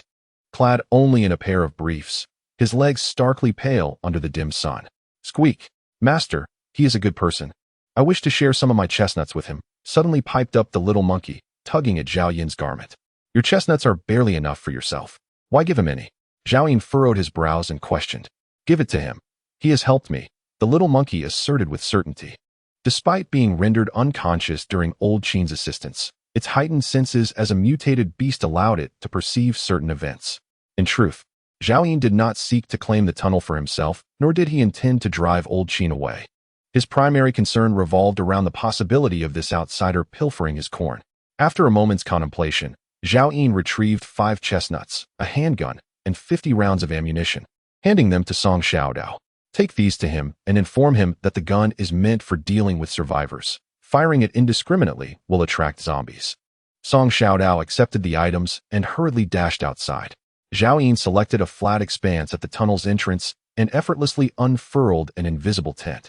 Shortly thereafter, he produced the golden silk fruit, saying, "Monkey, for your commendable protection of old Nyo and little knife this time, this is your reward." Chapter 48. The little monkey vividly remembered that its master had ventured deep into the industrial park, nearly losing his life for the sake of this fruit. Holding the golden silk fruit bestowed upon it by Zhao Yin, it incredulously asked, "Master, is this truly for me?" "Of course, I would never neglect a loyal servant." Zhao Yin replied. The old bull, observing from the side, immediately cast a glance filled with envy. This golden silk fruit had been on its mind for a long time, yet it now lay in the possession of that little monkey. However, recalling how the little monkey had risked its life to save him, the old bull refrained from contesting its claim. Each mutated beast could only consume a single golden silk fruit in its lifetime. Consuming more would be futile. Zhao Yin's words swiftly extinguished the old bull's hopes. The little monkey, eager to express its gratitude to its master, attempted to flatter him, but Zhao Yin's stern gaze interrupted. "Are you going to eat it?" The little monkey, fearing the loss of such a precious opportunity, hesitated no longer. It promptly shoved the golden silk fruit into its mouth. Cheeks puffed as it began to chew. Moments later, the little monkey suddenly collapsed to the ground, convulsing violently. The old bull looked on with a gleeful expression. It had its share of experience with the golden silk fruit. The last time it had endured immense pain until losing consciousness. Fortunate that the zombie king had not been present then. However, in matters of experience, Zhao Yin possessed far greater knowledge about the golden silk fruit than anyone else. The fruit could elevate a mutated beast by 1 level and grant an additional extraordinary ability. The excruciating pain accompanying such a transformation was undoubtedly formidable. However, the monkey was certainly untroubled. Zhao Yin nonchalantly spread a cotton quilt on the carpet, lit a cigarette, and gradually succumbed to slumber. Upon awakening, 5 hours had elapsed, and the sky had darkened considerably. At some point, Song Xiaodao had returned, curled up beside Zhao Yin. Zhao Yin had sustained severe injuries the previous night. Although he had recuperated somewhat thanks to a sandwich, his blood loss had left his body far from fully restored, resulting in a deep sleep. Nearby, the little monkey and the old cow exchanged blank stares, both lost in thought. Zhao Yin activated his true vision, focusing on the little monkey. Growing macaque, E-grade mutated beast. Strength 40, Agility 42, Stamina 48, Defense 32, Spirit 15, Bloodline talent, Gigantism, Berserk, Fire control. Mutated beasts, much like zombies, acquire an additional defense attribute upon evolving to E-grade. What piqued Zhao Yin's interest was that the little monkey had evolved with the extraordinary ability of fire control. Among all combat abilities, fire-based powers undoubtedly rank at the forefront. Zhao Yin had previously worried that the little monkey might evolve into a useless ability. To his surprise, it turned out to be fire-based. "Monkey, let's explore your fire control ability. But hold on, let's step outside the tent first," Zhao Yin cautioned, concerned that the little monkey might accidentally damage the tent. Upon noticing Zhao Yin's awakening, the little monkey expressed its excitement, communicating with a tone of pride, "Master, I feel incredibly strong now." Indeed, having evolved to E-grade, it was only natural that it had become significantly more powerful. Zhao Yin emerged from the tent with the little monkey and settled onto a plastic chair, lighting a cigarette as he awaited the monkey's performance in quiet anticipation. The air was thick with expectation. The little monkey, wary of inadvertently scorching its master, positioned itself a good 20 meters away, its gaze sharpening as it slowly raised a hand toward a nearby pile of wood. With a puff, a small flame flickered to life between its fingers, scarcely larger than a soybean, extinguishing almost as quickly as it ignited. The little monkey's eyes widened in shock. Frozen in place, Zhao Yin was equally bewildered. Was this truly its fire-based ability? "Master, I haven't eaten enough. I lack the strength to unleash my powers." The monkey communicated awkwardly in its thoughts. Zhao Yin furrowed his brows. In his previous life, when he had procured the golden silk fruit for Lin Tianfeng, The little monkey had already perished. Beasts with dual abilities were exceedingly rare. Even Lin Tianfeng had only awakened a second ability for his contracted beast. As for a third ability, it existed merely in theory. One must first locate a dual ability beast and then leverage the effects of the golden silk fruit to make it a reality. In truth, Zhao Yin had never witnessed such a phenomenon. Was it possible that the limit for mutated beasts was merely dual abilities? Uncertain of the truth, he observed the little monkey. Its expression composed, while internally lamenting the lost potential of the golden silk fruit. Master, could you provide me with extraordinary sustenance? Once I am full, I can demonstrate my flames for you. The little monkey implored telepathically. No need. I am not inclined to watch, Zhao Yin replied, rising to retreat into the concealed tent. His heart ached with longing for a golden fruit. Master, chestnuts will suffice. Just let me feast, and I shall reveal it to you, the little monkey implored, tugging at Zhao Yin's garment. Wait until Xiao Dao awakens, and we shall dine together, Zhao Yin replied. In the ensuing 2 days, Zhao Yin, along with Song Xiao Dao and the 2 beasts, took refuge in the tunnel. On the 3rd morning, he ventured alone into the depths of the passage. The corn plants had begun to wither, their leaves turning a sickly yellow. After plucking the last ear of corn and stowing it away in his spatial ring, he roused Song Xiao Dao and the beasts, preparing for their departure. He had resolved not to return to Guangzhou City, setting his sights on the Dawei mountain range. In his previous life, during the 2nd year of the apocalypse, Zhao Yin had aided Lin Tianfeng in laying traps in the Dawei mountains, successfully capturing a flying white tiger that was then merely a C-rank mutated beast. That creature later ascended to the royal level. This time around, he aspired to thrive, not only by enhancing his strength, but also by continuously amassing resources. At present, what Zhao Yin lacked most was a space for life. He vaguely recalled that in the 4th year of the apocalypse, a life space had materialized in the Dawei Mountains, claimed by a formidable ability user. This tale reached Zhao Yin's ears in the 5th year of the apocalypse, recounting how that powerful ability user had joined forces with over a dozen A-rank evolvers to vanquish a zombie king. Ultimately, only that ability user survived, obtaining a star crystal that yielded an SS-level treasure.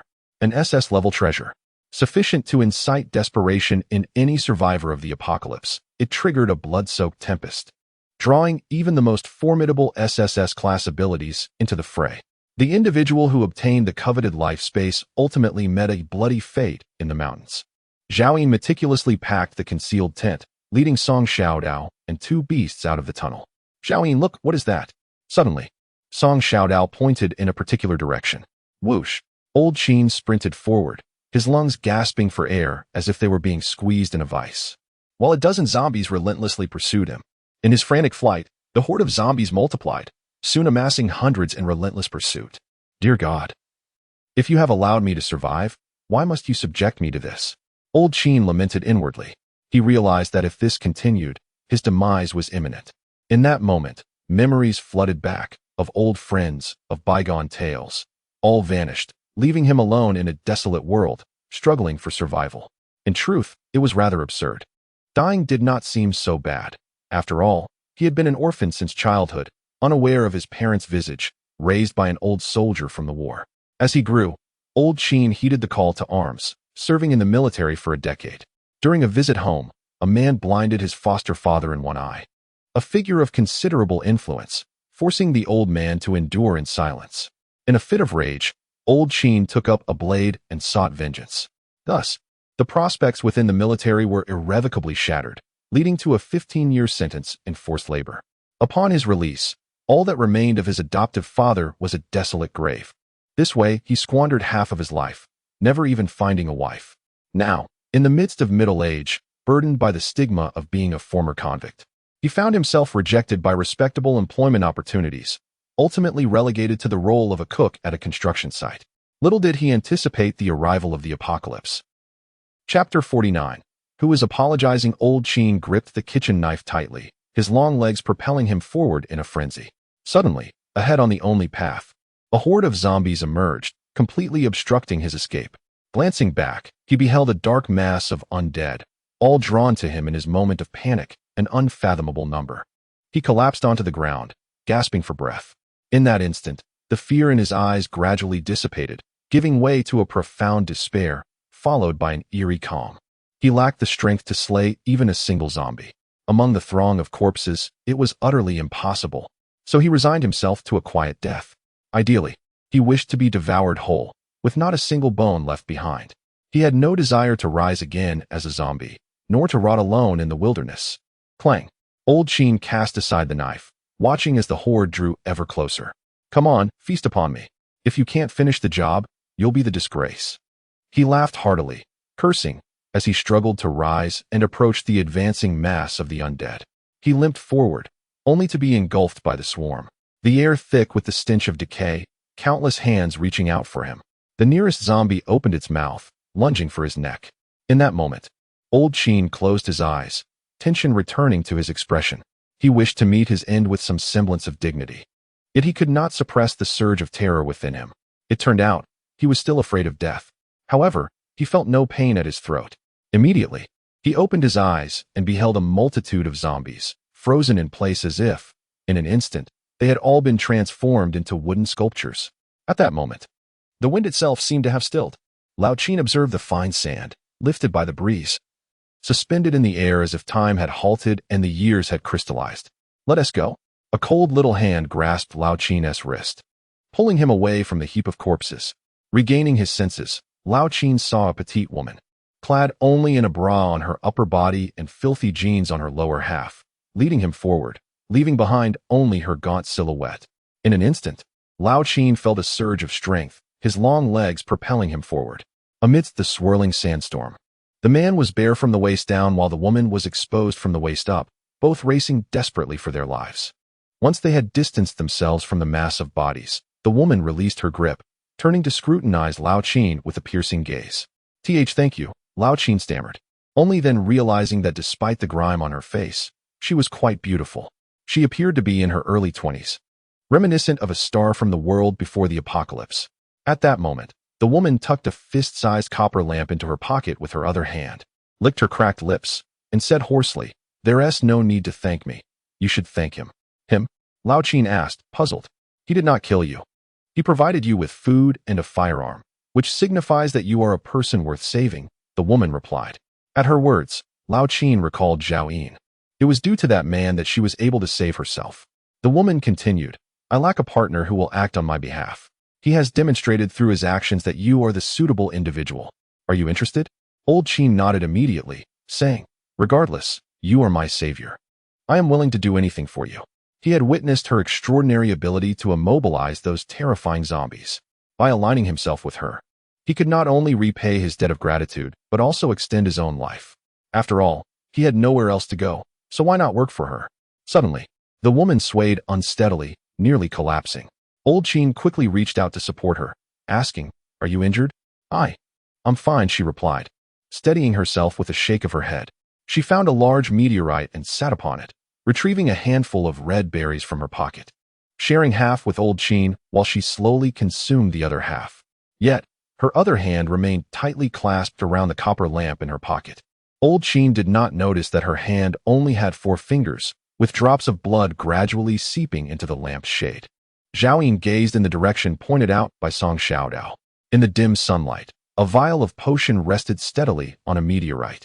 Healing potion, grade D. Effective for treating injuries. Any life form of grade D or below will experience immediate regeneration of severed limbs upon consumption. Zhao Yin was momentarily lost in thought. How could there be a vial of grade D healing potion here? Since the apocalypse descended, Zhao Yin had never encountered such a truly life-saving treasure. In his previous life, any potion capable of reattaching severed limbs commanded astronomical prices, rivaling even that of equivalent evolutionary serums. Zhao Yin pondered. Given that few are privy to the secrets of the star crystal nowadays, even if such a treasure were unearthed, it would likely be kept for personal use. Who would carelessly abandon it here? Could it be that some zombie, having lost its essence, chose to forego devouring the star crystal, opting instead to play with it as a marble, inadvertently shattering it, and yielding this vial of evolutionary potion? How absurd. The very thought made Zhao Yin chuckle to himself. Look here, there are words. Song Xiaodao pointed to a certain spot on the meteorite. Zhao Yin's attention had been entirely absorbed by the healing potion, and he had previously overlooked it. There, scrawled in charcoal ash, were 3 crooked characters. I am sorry. Written by a human. One must wonder what unspeakable act they committed. Zhao Yin whispered. Who knows? Perhaps there are other survivors here. Song Xiaodao mused in confusion. Zhao Yin, having been preoccupied with harvesting corn, had not noticed the commotion outside. Now, with his senses heightened, he discerned that the wind howled more fiercely today, rendering it impossible for him to detect any signs of life, be it breath or footsteps. Within a 2-kilometer radius, with no answers to be found, Zhao Yin resolved to think no further on the matter. Even if there were survivors, anything that entered his spatial ring could never be retrieved. Let us depart, Zhao Yin declared. As he finished speaking, he hastily departed, like a thief in the night. Song Xiaodao and the two beasts hurriedly followed suit. After running for 2 kilometers, Zhao Yin finally slowed his pace. Song Xiaodao, trailing behind with his short legs, was already panting heavily. Zhao Yin, could it be that someone is apologizing to you? He inquired. Impossible.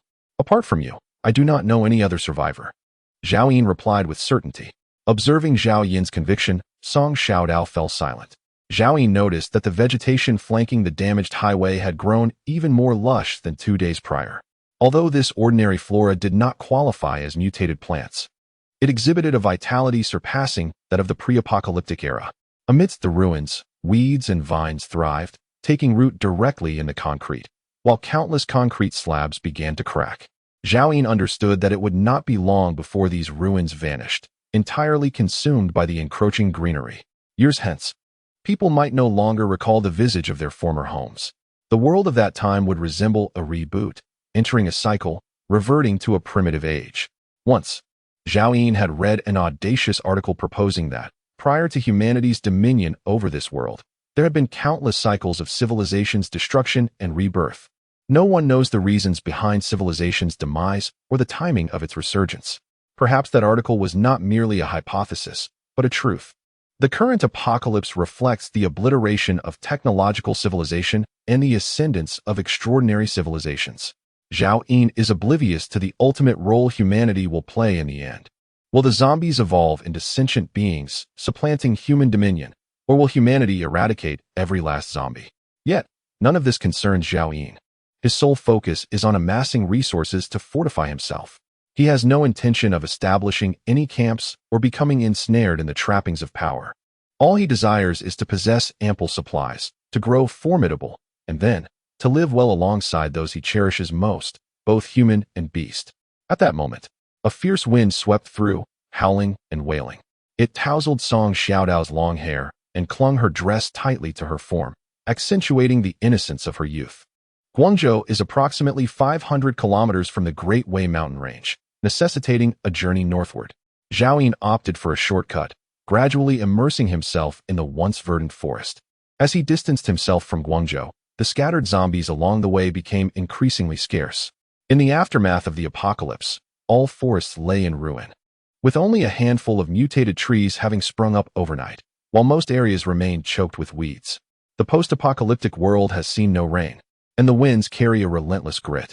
Zhao Yin produced 2 gas masks, donning one himself and giving the other to Song Xiaodao. As for the old cow and the little monkey, they would simply have to endure the elements.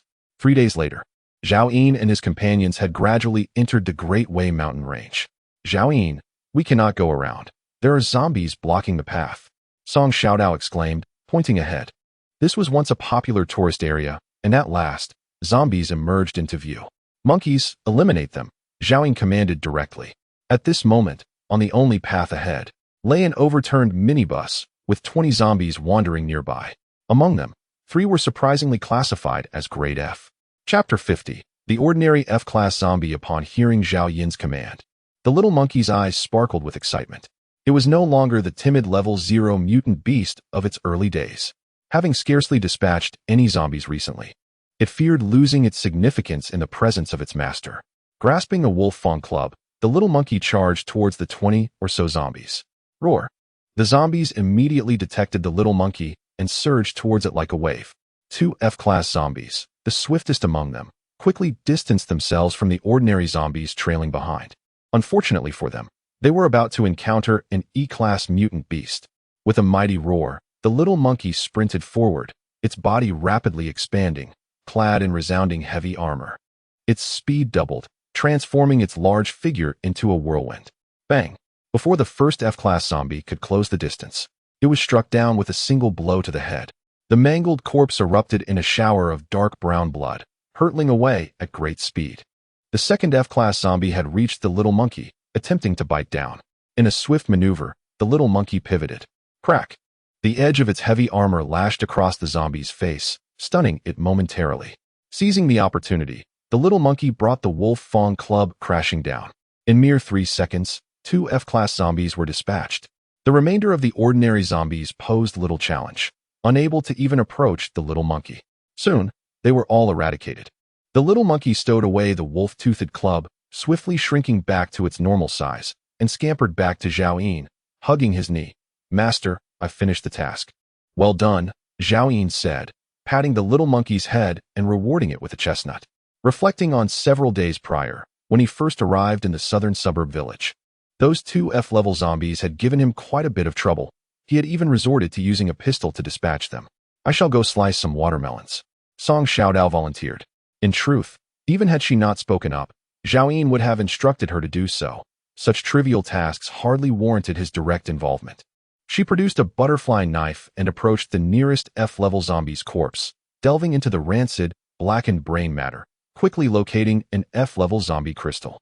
With practiced ease, Song Xiaodao cleaned it off, then lowered her head to continue searching for Zhao Yin's favorite star crystal. However, after rummaging for quite some time, examining nearly every drop of brain matter and every fragment of skull, she found no trace of the star crystal. "Zhao Yin, this is bad. Someone has stolen the star crystal from this zombie," Song Xiaodao exclaimed in distress. Zhao Yin strode over, inquiring, "What happened?" "I can't find the star crystal," Song Xiaodao lamented. Feeling ineffectual for failing at such a simple task, Zhao Yin unsheathed his mountain-cutting knife and, after a few deft movements, approached another F-level zombie's body. He, like Song Xiaodao before him, meticulously searched every nook and cranny, yet the result remained the same. Only 2 F-level zombie crystals, devoid of any star crystal. "Little monkey, could it be that your strength is excessive, causing the star crystal to be flung away?" Song Xiaodao lamented as she cast a bewildered glance at the little monkey. The little monkey, equally perplexed, pondered how this could happen when it had always dispatched zombies in such a manner. Both Song Xiaodao and the little monkey began to search the vicinity. "There's no need to search any longer," Zhao Yin interjected, sheathing his mountain-cutting blade. "Do we no longer require the star crystal?" Song Xiaodao inquired anxiously. "This is merely an ordinary F-level zombie. It has not consumed any star crystals," Zhao Yin explained. Calculating the time that had elapsed since the outbreak of the zombies, he noted that nearly half a month had passed. Ordinary zombies should have evolved to F-level by now, which should have manifested a few days prior. However, Zhao Yin and his companions had not encountered any during their trek through the forest. At present, the batch of zombies that had consumed star crystals had likely evolved to E-level, and some may have even reached D-level. Can zombies that have not consumed star crystals still evolve? Song Xiaodao's expression shifted with concern. Zhao Yin replied, "Not only can they evolve, but they will continue to do so." Although Song Xiaodao was unsure how Zhao Yin possessed such knowledge, she had unwavering faith in his words. Despite having become an evolved being alongside Zhao Yin, the thought of facing an F-level zombie alone still filled her with trepidation. It is easy to imagine the dire circumstances ordinary survivors must now face. She could scarcely fathom what her situation would be had she not encountered Zhao Yin. Would it be a swift demise at the hands of the zombies, or would I be sold off by Wang Quan to certain individuals, ultimately living a fate akin to that of old Qin? Song Xiaodao dared not contemplate further. Suddenly, she leapt into Zhao Yin's embrace, clinging tightly to his waist, her petite frame trembling incessantly. Zhao Yin was taken aback. "What on earth is wrong with you?" I'm fine," Song Xiaodao replied, her complexion pale. "I just wanted to hold you, Zhao Yin. May I hold you for a moment?" Zhao Yin stood there, feeling the warmth of her small body pressed against him. And to his dismay, he experienced a physiological reaction. After a moment's contemplation, he found himself unable to push her away. "Zhao Yin," Song Xiaodao buried her face against him. "If there ever comes a day, if one day we find ourselves in peril again, would you abandon me and the little monkey? I will do my utmost to protect you, but should I encounter a crisis beyond my capabilities, I would walk alone." Zhao Yin hesitated slightly, then replied earnestly, "Therefore, you must strive to become stronger." Song Xiaodao slowly lifted her head, pouting as she gazed at Zhao Yin. Can't you say something sweet? Even if it's a little white lie? Do you enjoy being deceived? Zhao Yin lowered his gaze, fixating on the innocent yet somewhat bewildered eyes of the young girl. Song Xiaodao buried her face once more against Zhao Yin's chest. Actually, I prefer your honesty. Did you not say that in 7 years I would be your woman? Once I grow up, I shall marry you. So, Zhao Yin, you must do your utmost to protect your fiancée. Zhao Yin could hardly believe the words that escaped the girl's lips. He raised his hand and pushed her away from his embrace, scolding, "Get to work." Song Xiaodao stood resolutely before him, her eyes wide with curiosity as she inquired, "Zhao Yin, will you marry me in the future?" Zhao Yin turned away, instructing, "Monkey, remove her gear so she can comprehend her own worth." "You're ridiculous," Song Xiaodao shrieked, shielding herself with her hands. "Is it too much to ask to work?" With that, she sulkily went off to cut watermelons. After Zhao Yin collected all the corpse crystals, he set off once more on his journey. Throughout the trek, Song Xiaodao kept her head bowed, refraining from uttering another word. Before long, the sun, shrouded in a dusky hue, vanished behind the encroaching storm clouds. Thunder rumbled ominously, and large droplets of rain began to fall. The wind intensified, whipping the rain against Zhao Yin's face, chilling him to the bone. Even the evolvers were not impervious to the elements. Song Xiaodao shivered from the cold, yet remained silent. The two mutated beasts, however, were indifferent to the weather.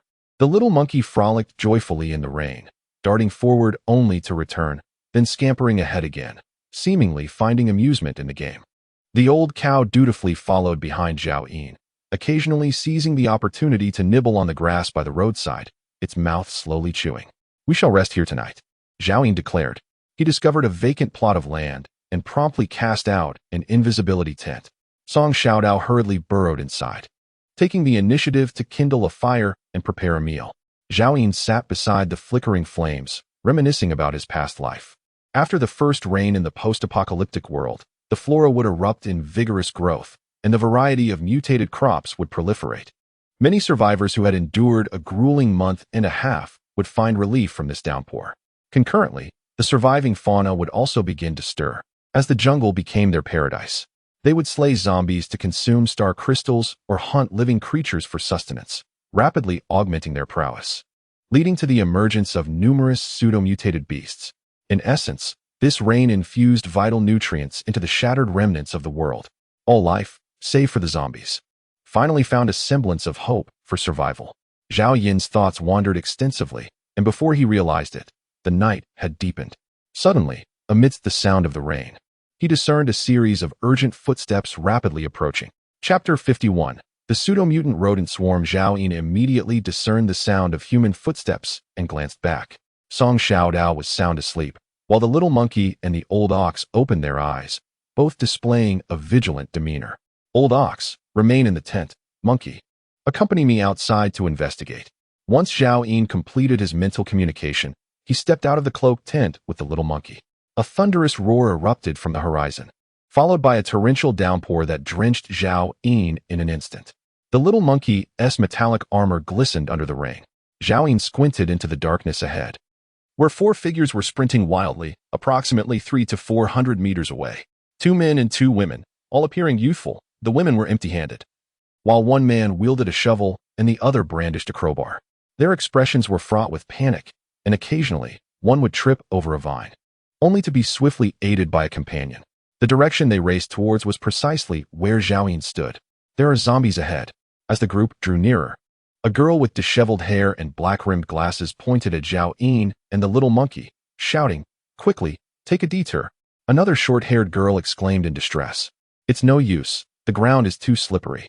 This path is the only relatively flat stretch. Otherwise, if Team 1 can't hold out, we won't be able to outrun that damned swarm of rodents." After the tall young man finished speaking, he urgently addressed another short-haired youth, Xiao Hong. "Let us go take down those 2 zombies." Kill the zombies?" the young man with a crew cut asked with a trembling voice. "There's no time left. Hurry," the bespectacled girl urged. "Hong Xiaodian, are you not a man? Didn't you say you would protect us?" Upon hearing this, the young man clenched his teeth, his expression resolute. He grasped the shovel tightly and followed the tall youth as they swiftly made their way toward Zhao Yin. As they drew nearer, Zhao Yin gradually discerned the pallor of their faces. Their clothes were tattered, yet the rain had washed them clean, clinging to their bodies in a damp embrace. Squeak. The little monkey seemed to sense a threat and became agitated. Zhao Yin raised a hand and gently patted its head. Don't worry. The two young men were momentarily taken aback, halting their steps. Why you? Are you human? The young man with the crew cut stammered. In the pitch-black rainy night, they could not see Zhao Yin's face. What is it that terrifies you so? Is it zombies? Zhao Yin inquired. Upon realizing that Zhao Yin was not a zombie, they visibly relaxed, and Hong Xiaodian set down the shovel, urgently saying, Brother, we must flee quickly. A horde of rats is pursuing us. Rats? Zhao Yin's eyes sparkled with intrigue. Brother, those are no ordinary rats. They are larger than dogs. Before Hong Xiaodian could finish his sentence, a thunderous roar erupted from behind, drowning out the sound of the rain, reminiscent of 1,000 galloping horses. Xiaohong, stop talking and run. The tall young man beside Hong Xiaodian pulled him, while the two girls behind had already dashed ahead. The group remained oblivious to Zhao Yin's concealed tent. After running several meters, Hong Xiaodian glanced back, noticing that the individual remained rooted in place, accompanied by the oddly dressed child. At that moment, Zhao Yin focused his vision and discerned the swarm of rats, an alarming throng of approximately 300 to 400, each the size of a medium-sized dog, trampling all the wild grass and vines in their wake. Brother, run. What are you standing there for? Hong Xiaodian shouted loudly from several hundred meters away. What does it matter? If he seeks death, who can he blame? Remarked the bespectacled girl. Team Wang has likely already perished. If no one can hold off the horde of rats, there's no way we can return to the shelter. Let him buy us some time. The tall young man suggested. The short-haired girl furrowed her brow but remained silent, quickening her pace to match that of the others. Soon, the four disappeared into the ring. Rats, rank F, strength 25, agility 36, stamina 12, spirit 2, mutated by the zombie virus. Rats, rank F, strength 24, agility 35, stamina 13, spirit 1, mutated by the zombie virus. Rats, rank F. Zhao Yin activated his true vision and confirmed that they were indeed a horde of pseudo-mutated beasts. The distinction between pseudo-mutants and true mutants lies in the fact that true mutants arise from natural mutations and possess supernatural abilities, whereas pseudo-mutants derive their mutations from the zombie virus and lack such powers. Pseudo-mutants are still classified as life forms, and Zhao Yin can establish a contract with them. Without hesitation, Zhao Yin dashed into the concealed tent and abruptly lifted the slumbering Song Xiaodao. Zhao Yin, what are you doing? Song Xiaodao inquired. In the next moment, Zhao Yin burst out of the tent, the rain instantly rousing Song Xiaodao from his slumber. Lao Niu followed suit, gazing up at the swarm of rats across from them. At that moment, the rat horde was less than 300 meters away, startling both Song Xiaodao and Lao Niu. Master, should we flee? Lao Niu's inner voice quivered with trepidation. After all, they were confronted by hundreds of F-grade pseudo-mutants, not merely a horde of zombies. Apart from lacking supernatural abilities, they bore a striking resemblance to true mutants. Zhao Yin remained silent, directly extracting all the chestnut spines from his spatial ring, commanding loudly. Let us act together and spread out the spines. Song Xiaodao quickly comprehended Zhao Yin's intention. Setting a trap? Hurry. Zhao Yin brandished his mountain-splitting knife, sweeping it forcefully across the pile of spines, sending countless spines flying onto the inevitable path of the rat swarm. When the little monkey had once collected chestnuts, a mere accidental touch had resulted in a painful injury from the spines, showcasing the formidable power of this mutated plant. Otherwise, Zhao Yin would not have allowed them to occupy a spatial realm. Song Xiaodao also drew out his Tang Dao, mimicking Zhao Yin's strikes against the surrounding spiked balls. However, the swiftest of all was the little monkey. After activating its colossal ability, each swing of its wolf-toothed club sent hundreds of spiked balls sprawling outward. The old bull employed both its horns and hooves, sustaining injuries from the spiked balls that pierced its hide, causing it to grunt and gasp in pain. Moments later, Zhao Yin shouted, "Retreat!" as the spiked balls had been fully deployed and the rodent horde had arrived. Zhao Yin led Song Xiaodao and the two beasts to the side of the invisibility tent. 300 to 400 rodents, each the size of a dog, swarmed the hills, their eyes glowing crimson with madness, their sharp claws trampling the muddy ground as they charged forward. Squeaking, the first rodent in the lead suddenly stepped onto one of Zhao Yin's spiked balls, letting out a high-pitched scream of pain as it instinctively leaped to avoid it. Yet in the next instant, its body fell onto several more spiked balls, causing it to convulse violently. Following closely, all the rodents that charged ahead found themselves ensnared by the spiked balls, and the earlier scene repeated itself. In an instant, the air was filled with incessant squeaking that pierced Zhao Yin's eardrums. Prepare. Once the rodent horde passes the traps, incapacitate them as much as possible. If necessary, eliminate them. Zhao Yin commanded loudly amidst the downpour. The thousands of spiked balls could affix several to each rodent. While not fatal, their agility was significantly hampered, and their speed began to wane. At last, the first mouse burst forth from the trap, its body riddled with a multitude of thorny spheres, blood streaming from its wounds. Its eyes gleaming crimson as it charged toward Zhao Yin's team. Following closely behind were the second and third mice. It seemed they too were aware that these thorny spheres had been laid out by the individuals before them. In their blood-red eyes burned an intense hatred. Zhao Yin drew his composite bow and loosed an arrow. Thud! The nearest mouse was instantly pierced through one of its hind legs by the arrow, its body swaying as it continued to charge forward, albeit limping. Zhao Yin swiftly released another arrow, which punctured the other hind leg of the creature, rendering it no longer a threat to his team.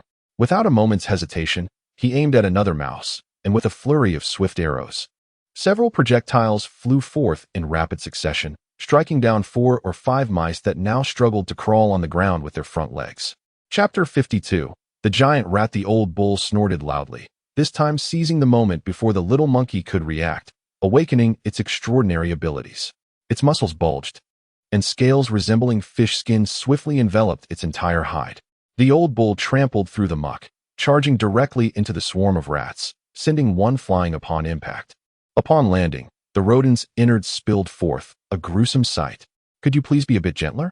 I told you not to kill them," Zhao Yin exclaimed, his voice laced with frustration. Each rat represented a vital component of his contracted beast legion. The loss of even one was a significant setback. The old bull had been longing to prove its worth, but now, with a sheepish expression, it replied, "Master, I was holding back, yet it still perished." The little monkey, witnessing this, couldn't contain its glee and grinned mischievously. "Master, watch me." It swung its spiked club, and with a resounding thud, a rat was instantly flattened. Its head shattered, brain matter oozing out as it lay twitching on the ground. "By the heavens, what a disaster!" Zhao Yin cried, his frustration boiling over. "Are these two intentionally trying to sabotage me?" The little monkey, equally bewildered, wondered aloud, "Are they really that fragile?" Having evolved to E-rank, it had completely forgotten the doubling of its foundational strength. Zhao Yin's heart bled as he glanced over at Song Xiaodao, who had already rendered 2 rats unconscious with her sheathed tang knife. Zhao Yin finally felt somewhat relieved. He took a moment to observe, realizing that if he didn't learn from Song Xiaodao and took reckless actions, he would be left without food by morning. At that moment, over 100 mice had already escaped the trap, but Zhao Yin paid no heed to the 2 beasts and continued to draw his bow and shoot. Whoosh, whoosh, whoosh. In the blink of an eye, Zhao Yin had pierced the legs of 15 or 16 mice, while the little monkey also managed to strike down a considerable number, finally ceasing his headshots. As for whether they lived or died, only heaven knew. The old bull employed a rather brutal method, simply charging at the mice and trampling them underfoot with its iron hooves, causing many to have their limbs crushed. Soon, even Song Xiaodao had toppled his 5th mouse. At this point, nearly all of the 100 that had surged forth were decimated, with not a single one able to approach Zhao Yin and Song Xiaodao. Suddenly, Zhao Yin shouted, "Not good, they're trying to flee." In that instant, all the mice within the trap, along with those that had hastily escaped, turned tail and ran back. "Quick, Song Xiaodao, return to the tent. Monkey, old bull, follow me to pursue." Zhao Yin commanded decisively. These were his contracted beasts, forming a legion of contract beasts. Just days earlier, Zhao Yin had dreamt of encountering such a multitude of not-so-powerful, yet numerous mutated beasts, even if they were merely pseudo-mutated beasts. Now that the trap had been dug and the spike balls had been thrust into their bodies, they were just a step away from capture. How could they simply escape? Zhao Yin swiftly stowed away his compound bow and drew his mountain-cutting knife, hastening forward in pursuit. With a roar, the little monkey finally unleashed its frenzy, its massive form towering higher as it sprinted forward with elongated legs, astonishingly outpacing Zhao Yin and conjuring a tempest in its wake. "Master, I, the monkey, shall forever be your most formidable ally, always at the forefront of your endeavors. Don't hit the head." Zhao Yin shouted urgently from behind. The old bull, its eyes ablaze, could only watch as its unique abilities did not enhance agility, leaving it to lag far behind. Soon, Zhao Yin and the two beasts vanished from Song Xiaodao's sight. Aware that her speed paled in comparison to those of the rats, she knew her presence would merely be a burden. Back in the tent, she clenched her small fists. I must evolve to E-level. I must evolve to E-level. At that moment, the two men and two women who had previously fled suddenly halted. 70 meters ahead, a colossal rat, several times larger than the previous ones, stood silently in the torrential downpour, its emerald eyes fixed on the quartet, brimming with mockery. Faced with this giant rat, all four felt their legs weaken, trembling uncontrollably. How? How enormous! I am utterly spent. There is no escape. It's over. Their faces turned ashen. The giant rat seemed in no rush to attack. It swayed its 2-meter-long tail and approached at a leisurely pace, casting a condescending gaze upon them. A piercing scream erupted from its mouth, shattering the tension among the four, causing their frayed nerves to unravel in an instant. Two girls collapsed onto the ground. Wu, I don't want to die. Wu Hao, Hong Xiaotian. Didn't you promise to protect me? The bespectacled girl sobbed. Be quiet, admonished the tall youth. Wu Hao. We are in the apocalypse. We are all doomed. How can I protect you? At that moment, among the group, the usually timid and conflict-averse Hong Xiaotian suddenly gritted his teeth and said, Wu Hao, you take Tang Ting and Peng Zhenjun and go ahead. I will hold off this rat. The bespectacled girl instantly ceased her tears, and the short-haired girl turned her gaze towards Hong Xiaotian. Wu Hao, incredulous, asked, Xiao Hong, are you certain? You could die. Then so be it. Hong Xiaotian trembled, asserting, if no one holds it back, we will all be trapped here. One person dying is better than all of us perishing. He suddenly turned to the bespectacled girl, his eyes softening. Zhenjun, do you know? Back in high school, I had feelings for you. But I knew I was not your type. I am from the countryside. My parents divorced when I was young, and I cannot compare to the majority of my classmates in terms of background. I am introverted, my grades are poor, and I am not worthy of you. I had intended to keep this secret forever, but now that I face death, I wish to know, all these years, did you ever? No. Did you ever regard me as a friend? The girl with glasses wiped away a tear and immediately stood up, exclaiming without a second thought, Xiao Hong. How could you be so foolish? Why didn't you tell me sooner that, before I dated those 6 ex-boyfriends, I actually liked you? Really? Hong Xiaotian smiled. We have been classmates for so many years, from elementary school to university, and even during our internships when we both entered the same company. Would I deceive you? The girl with glasses replied. Upon hearing this, Hong Xiaotian's smile grew even brighter, as if he had just heard the happiest news in the world. In the rainy night, he revealed a set of pearly white teeth. Thank you. He turned around, content, calmly facing the giant rat, stepping forward with poise and assurance. As if he had never been the timid Hong Xiaotian. He was a hero, willing to sacrifice himself for the girl he cherished and his closest companion. Run. The girl with glasses pulled the short-haired girl up and changed direction, sprinting away. Meanwhile, Wu Hao cast a final glance at Hong Xiaotian's retreating figure. Xiao Hong, take care of yourself. With those words, Wu Hao turned and fled as well. Hong Xiaotian slowly opened his arms, a smile adorning his face. Yet, the moisture at the corners of his eyes was indistinguishable, whether it was rainwater or tears. Zhenjun, thank you. Thank you for being willing to deceive me in the end, he murmured softly. In the next moment, Hong Xiaotian faced the giant rat and shouted loudly, come on, come and get me. His voice echoed through the curtain of rain. In the distance, Peng Zhenjun heard the commotion but did not turn around. The giant rat's green, glistening eyes suddenly expressed a human-like fury, seemingly aggrieved that this human had disrupted its game. It swiftly accelerated, sinking its teeth into Hong Xiaotian's shoulder. And with a vigorous shake of its head, Hong Xiaotian's body was sent soaring like a kite severed from its string. Contrary to expectations, the giant rat did not turn back to feast on Hong Xiaotian.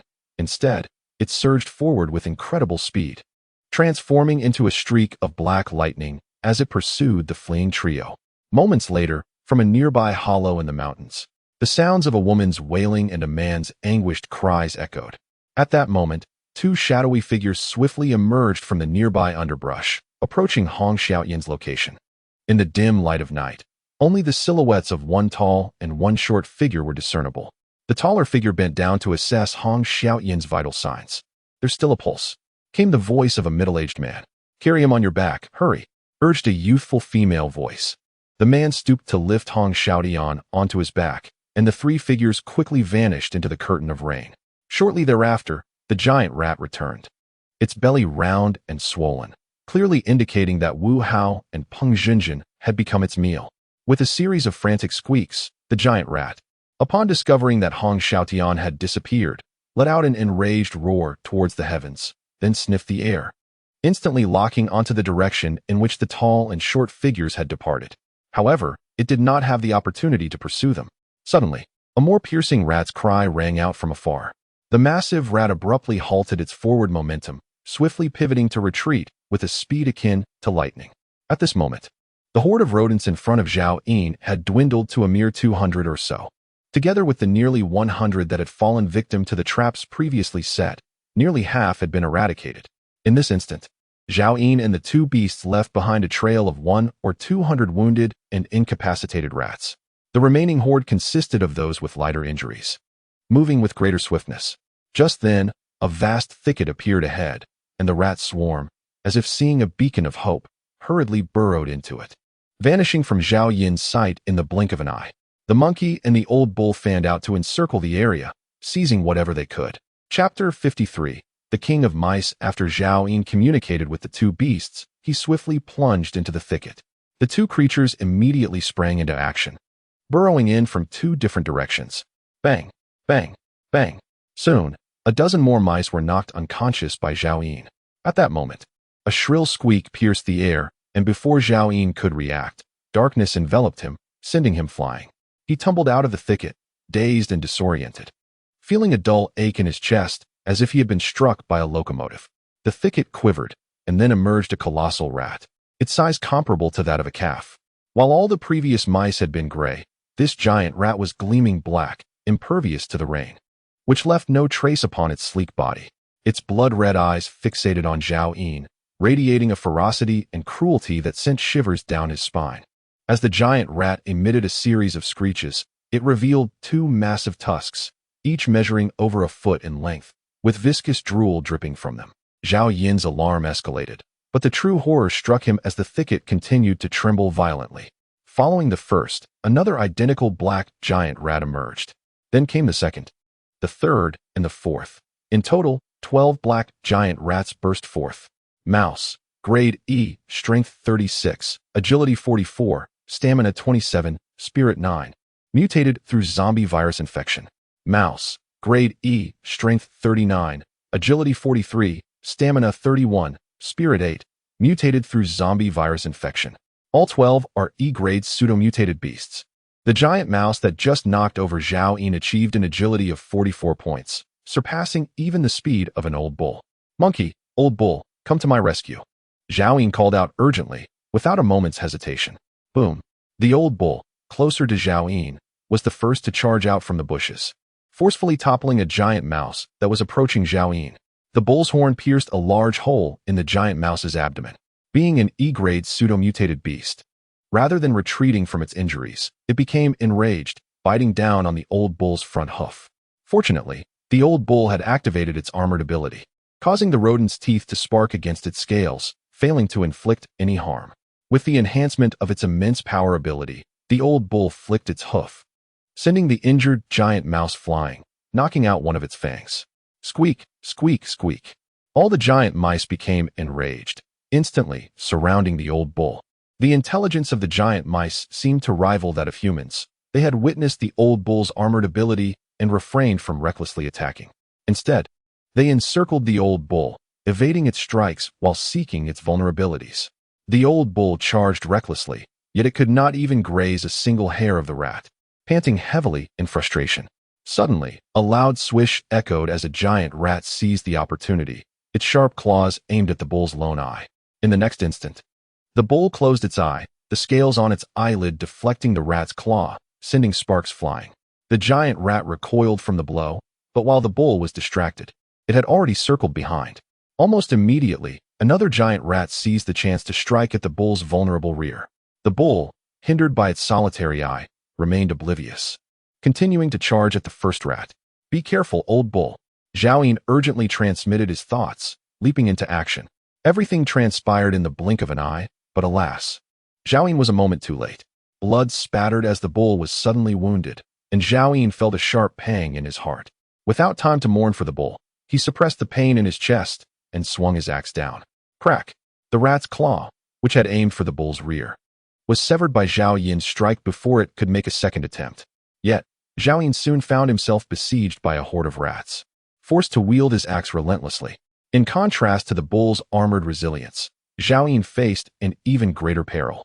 At that moment, the small monkey, 100 meters away, finally returned, immediately spotting its struggling master. Roaring, the monkey's eyes blazed with fury. "Master, I'm coming. Where the hell have you been? Do you even know how to come back?" Zhao Yin scolded. The little monkey dared not offer excessive explanations. In truth, only a few seconds had passed since Zhao Yin was sent flying by the giant rat's impact, and the old bull rushed out to help, sustaining injuries. Unlike the old bull, the little monkey possessed two abilities that enhanced its speed, allowing it to swiftly catch up to one of the giant rats and, fueled by anger, deliver a crushing blow to its head.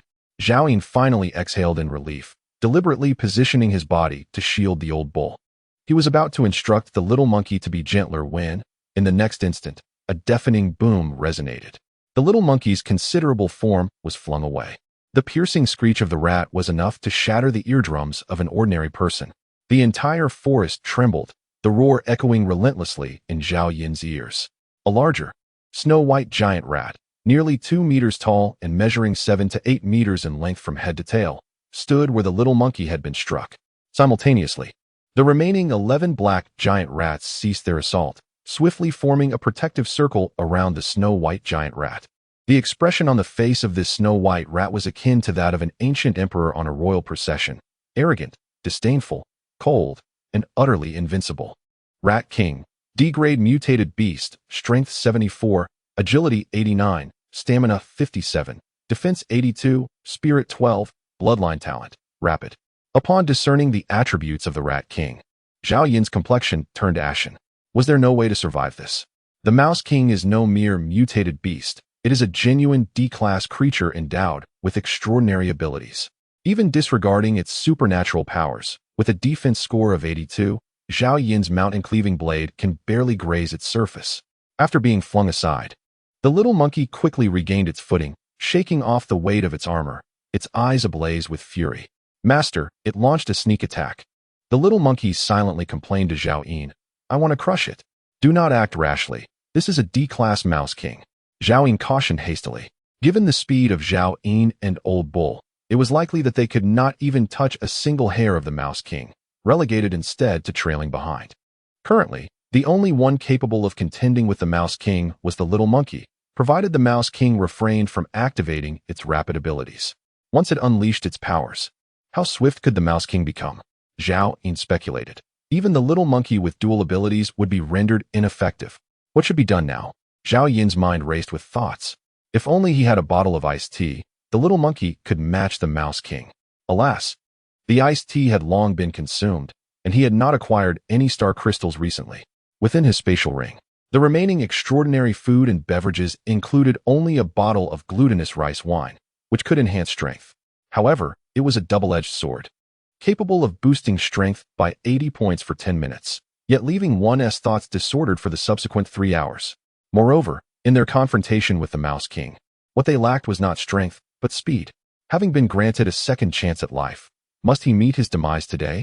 At this moment, the Rat King cast its gaze towards the direction from which Zhao Yin had come. Upon discerning the sight of its progeny, rendered unconscious by Zhao Yin and the two beasts, their severed limbs a grim testament to the chaos, it emitted a furious roar. With a sharp cry, 11 colossal black rats surged forth, and in a flurry of violence, the dozen or so gray rats that Zhao Yin had just incapacitated found their skulls crushed beneath their lethal claws. Rather than offering aid, they sought to annihilate, as if a sovereign were executing the remnants of a defeated army. At this juncture, Zhao Yin could no longer afford to consider the contracted beast legion. His sole desire was to preserve his life. His only glimmer of hope lay within that cloaked tent. If Zhao Yin could manage to take refuge there, he would find temporary safety. The tent boasted several hundred points of defense, impenetrable even to the current might of the Rat King. Yet, the predicament remained. Having pursued the rat horde for nearly 2 kilometers, returning under the watchful eye of the Rat King was no easy feat suddenly. The Rat King charged towards Zhao Yin, having discerned that this human was the leader of the group. Master, be cautious. Chapter 54. The King of War Rats. At that moment, the old bull swiftly turned, its massive frame shielding Zhao Yin, as it charged towards the approaching Rat King with its formidable horn. A resounding crash echoed through the air. The old bull staggered slightly. Yet the Rat King was sent hurtling away. This confrontation was merely a probing attack from the Rat King. To its astonishment, it discovered that this E-rank old bull possessed strength that far surpassed its own level. The white Rat King spiraled clumsily through the air before landing unsteadily on the ground. Shaking its head as it gazed towards the water, Buffalo now bore a hint of caution. Previously, it had underestimated the 2 mutated beasts in front of Zhao Yin, not realizing they both possessed dual abilities. In the next moment, the Rat King charged again, activating its powers. Moving so swiftly it appeared almost as a flash of white lightning. Retreat. Back to the tent. Zhao Yin immediately conveyed his thoughts. He nestled behind the 2 mutated beasts, gradually stepping back. The old bull, unable to withdraw in time, could only brace itself for another charge. Boom. Crack. This time, the old bull struck nothing but air. As the Rat King agilely evaded its approach, its sharp claws slashing through the air, tearing the scales on the old bull's neck. Had it not been for the old bull's armored ability, its head would have already been severed by this D-rank Rat King. Meanwhile, the little monkey attempted to assist but also missed its mark, recklessly pursuing forward. In the next instant, the Rat King circled behind the little monkey, its claws slicing through the air, leaving a gaping wound in the heavy armor on the monkey's back, causing blood to pour forth in an instant. The little monkey swung backward without a glance, striking with a resounding blow that caused the figure of the Mouse King to vanish once more. In the next instant, it reappeared before Zhao Yin. Zhao Yin even caught a glimpse of the mocking glint in the Mouse King's eyes, prompting him to hastily raise his mountain-splitting blade. The blade, endowed with enhanced striking speed, barely allowed Zhao Yin to intercept the Mouse King's razor-sharp claws. With a resounding clash, the claws met the blade, sending sparks flying. At that moment, the little monkey and the old bull pivoted and lunged forward, yet the Mouse King swiftly disappeared from Zhao Yin's sight. Instead of pressing the attack, it perched atop a nearby massive boulder, gazing down upon Zhao Yin and the 2 beasts as if toying with its prey. Zhao Yin's hands trembled from the impact, and as he glanced at the torn heavy armor of the little monkey and the chipped edge of his mountain-splitting blade, his expression darkened further. The Mouse King's claws undoubtedly surpassed D-grade equipment, reaching C-grade or even a higher echelon. With such an extraordinary weapon and an impressive strength of 74 points, Zhao Yin realized with despair that his painstakingly cultivated power over the past half-month was woefully inadequate. Forming a triangular formation, they swiftly moved toward the tent. The monkey, whose dual abilities enhanced strength, took the rear, while the old bull positioned himself to Zhao Yin's right. Quickly, Zhao Yin conveyed silently. The 2 contracted beasts, attuned to his thoughts, immediately comprehended his intentions and reacted promptly. In an instant, a triangular battle array was established. The Mouse King atop the boulder was momentarily taken aback, clearly unprepared for Zhao Yin's unexpected maneuver, overwhelmed by a sense of invulnerability. No matter from which angle it chose to attack, it would have to confront either a mutated beast or Zhao Yin himself, rendering any attempts at a surprise assault futile. In the next instant, a glint of ferocity replaced its astonishment, and it reappeared at the forefront of the battlefield. The monkey swung its wolf-toothed club with great force towards the approaching Mouse King. Bang! The claws clashed violently against the club, causing the Mouse King to stagger backward, its left forelimb trembling from the impact, evidently sustaining significant damage. Zhao Yin, accompanied by his 2 contracted beasts, swiftly maneuvered towards the distant concealed tent. In the following moment, the Mouse King rapidly circled to the opposite side of the triangular formation and lunged at Zhao Yin with its claws. Zhao Yin had no choice but to raise his mountain-splitting blade to meet the Mouse King's onslaught once more. Boom! With a thunderous sound, Zhao Yin was sent hurtling through the air. The little monkey deftly caught him. Regaining his footing, Zhao Yin felt an excruciating pain in his chest, as if it might explode. Damn it! Zhao Yin cursed. In the next moment, he retrieved a bottle of glutinous rice wine and tilted his head back to gulp it down. 10 minutes. I only have 10 minutes. I must return to the concealed tent. Zhao Yin exclaimed, his face flushed. Monkey, soon I will fall into a state of confusion. Remember to bind me up. And I promise I won't harm you upon my return. The little monkey nodded vigorously, and Zhao Yin once more lifted the mountain-splitting blade. In the next moment, he felt the pain in his chest swiftly dissipate, replaced by a searing sensation akin to flames, while the mountain-cutting knife in his hand became almost weightless. At that moment, the Rat King had just delivered a successful strike, savoring the sweet taste of victory as it charged once more towards Zhao Yin, its sharp claws lunging towards his chest. Zhao Yin let out a fierce roar, swinging the mountain-cutting knife forcefully forward. With a resounding crash, the Rat King was sent tumbling backward. At last, Zhao Yin managed to repel the Rat King with sheer strength. However, with Zhao Yin's keen eyesight, he could discern that the creature had not sustained severe injuries. Move, Zhao Yin commanded. The triangular formation immediately advanced, with Old Bull and Zhao Yin flanking the front, while the little monkey retreated, guarding their rear. Blood from Old Bull and the little monkey dripped along their path, quickly washed away by the rain.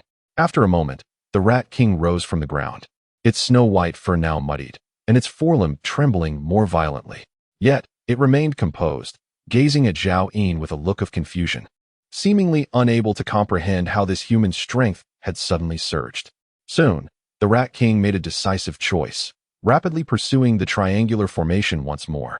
This time, it targeted the slowest member, Old Bull. The agility of bovines paled in comparison to that of primates, and constrained by their formation, Old Bull attempted to charge as before. However, the Rat King effortlessly evaded the oncoming horns. With a sharp sound, the claw sliced through the Old Bull's scaled hide. A significant chunk of flesh was effortlessly seized by the Rat King's talon. The Old Bull let out a muffled groan, blood trickling down his scalp and into his solitary eye. At last, the Rat King had discovered the weakness within this triangular formation. Zhao Yin turned his gaze, witnessing the Rat King stuffing the piece of fleshy meat into his mouth, his cheeks bulging as he quickly gulped it down. Zhao Yin, consumed by anger, felt a pang of sorrow for his contracted beast. Monkey, do your utmost to assist the Old Bull in defense, but ensure the formation remains intact. Zhao Yin commanded. Accelerate. Both human and beasts understood that the longer they delayed, the greater the peril for the Old Bull. If the Old Bull were to fall, they would lose a crucial line of defense, and the formation would collapse. Amidst the torrential downpour, the triangular formation trudged forward with great difficulty.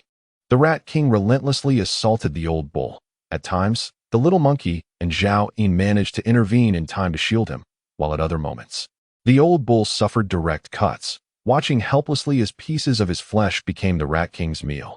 Soon, the Old Bull's head and neck were exposed, revealing stark, white bones, and his pace began to falter.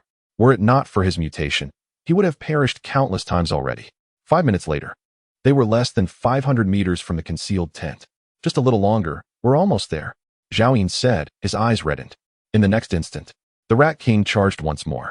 Zhao Yin swung his mountain-cleaving blade, but it merely grazed the Rat King's fur as it cut through the air. The little monkey brandished a spiked club, intending to thwart the Rat King's assault on the Old Bull. However, to his astonishment, with a resounding thud, the Rat King brazenly absorbed the monkey's strike with one of his forepaws, showing no inclination to evade. In a swift motion, his other forepaw lunged forth, its sharp claws piercing the Old Bull's solitary eye, extracting the eyeball with ease. Having successfully landed his blow, the Rat King retreated with agility, halting 30 meters away from the triangular formation. With a challenging roar, he stood upright on his hind legs, as if to taunt. Unfazed by the blood streaming from his right forelimb, which had been battered by the monkey's assault, he savored the Old Bull's eyeball, slowly chewing, as if relishing every morsel. Chapter 55. The King of Mice. The Old Bull, having lost its single eye, merely emitted a muffled groan. It had long succumbed to the numbing pain, weakly gasping for breath as it conveyed its thoughts to Zhao Yin. Master, I fear that I can no longer accompany you. It had become completely blind, and the triangular formation was now utterly incapable of defense. Just as Zhao Yin believed he had reached a dead end, a sudden cry pierced through the air. Emanating from over 400 meters away, Song Xiaodao. Ah, help! Such a large rat. Zhao Yin, where are you? Turning back, he vaguely discerned, through the curtain of rain, a colossal black rat standing before the cloaking tent, furiously assaulting it. The gray rats that Zhao Yin had previously controlled were now all crushed, their heads shattered, 11 smaller giant rats flanked the massive black rat, also attacking the cloaked tent. Rat King, D-level mutated beast, strength 75, agility 87, stamina 58, defense 84. Spirit 10, bloodline talent, earth escape. Yet another Rat King. Zhao Yin's heart sank to the depths of despair. Unable to contend with a single white Rat King, now he faced a D-level threat.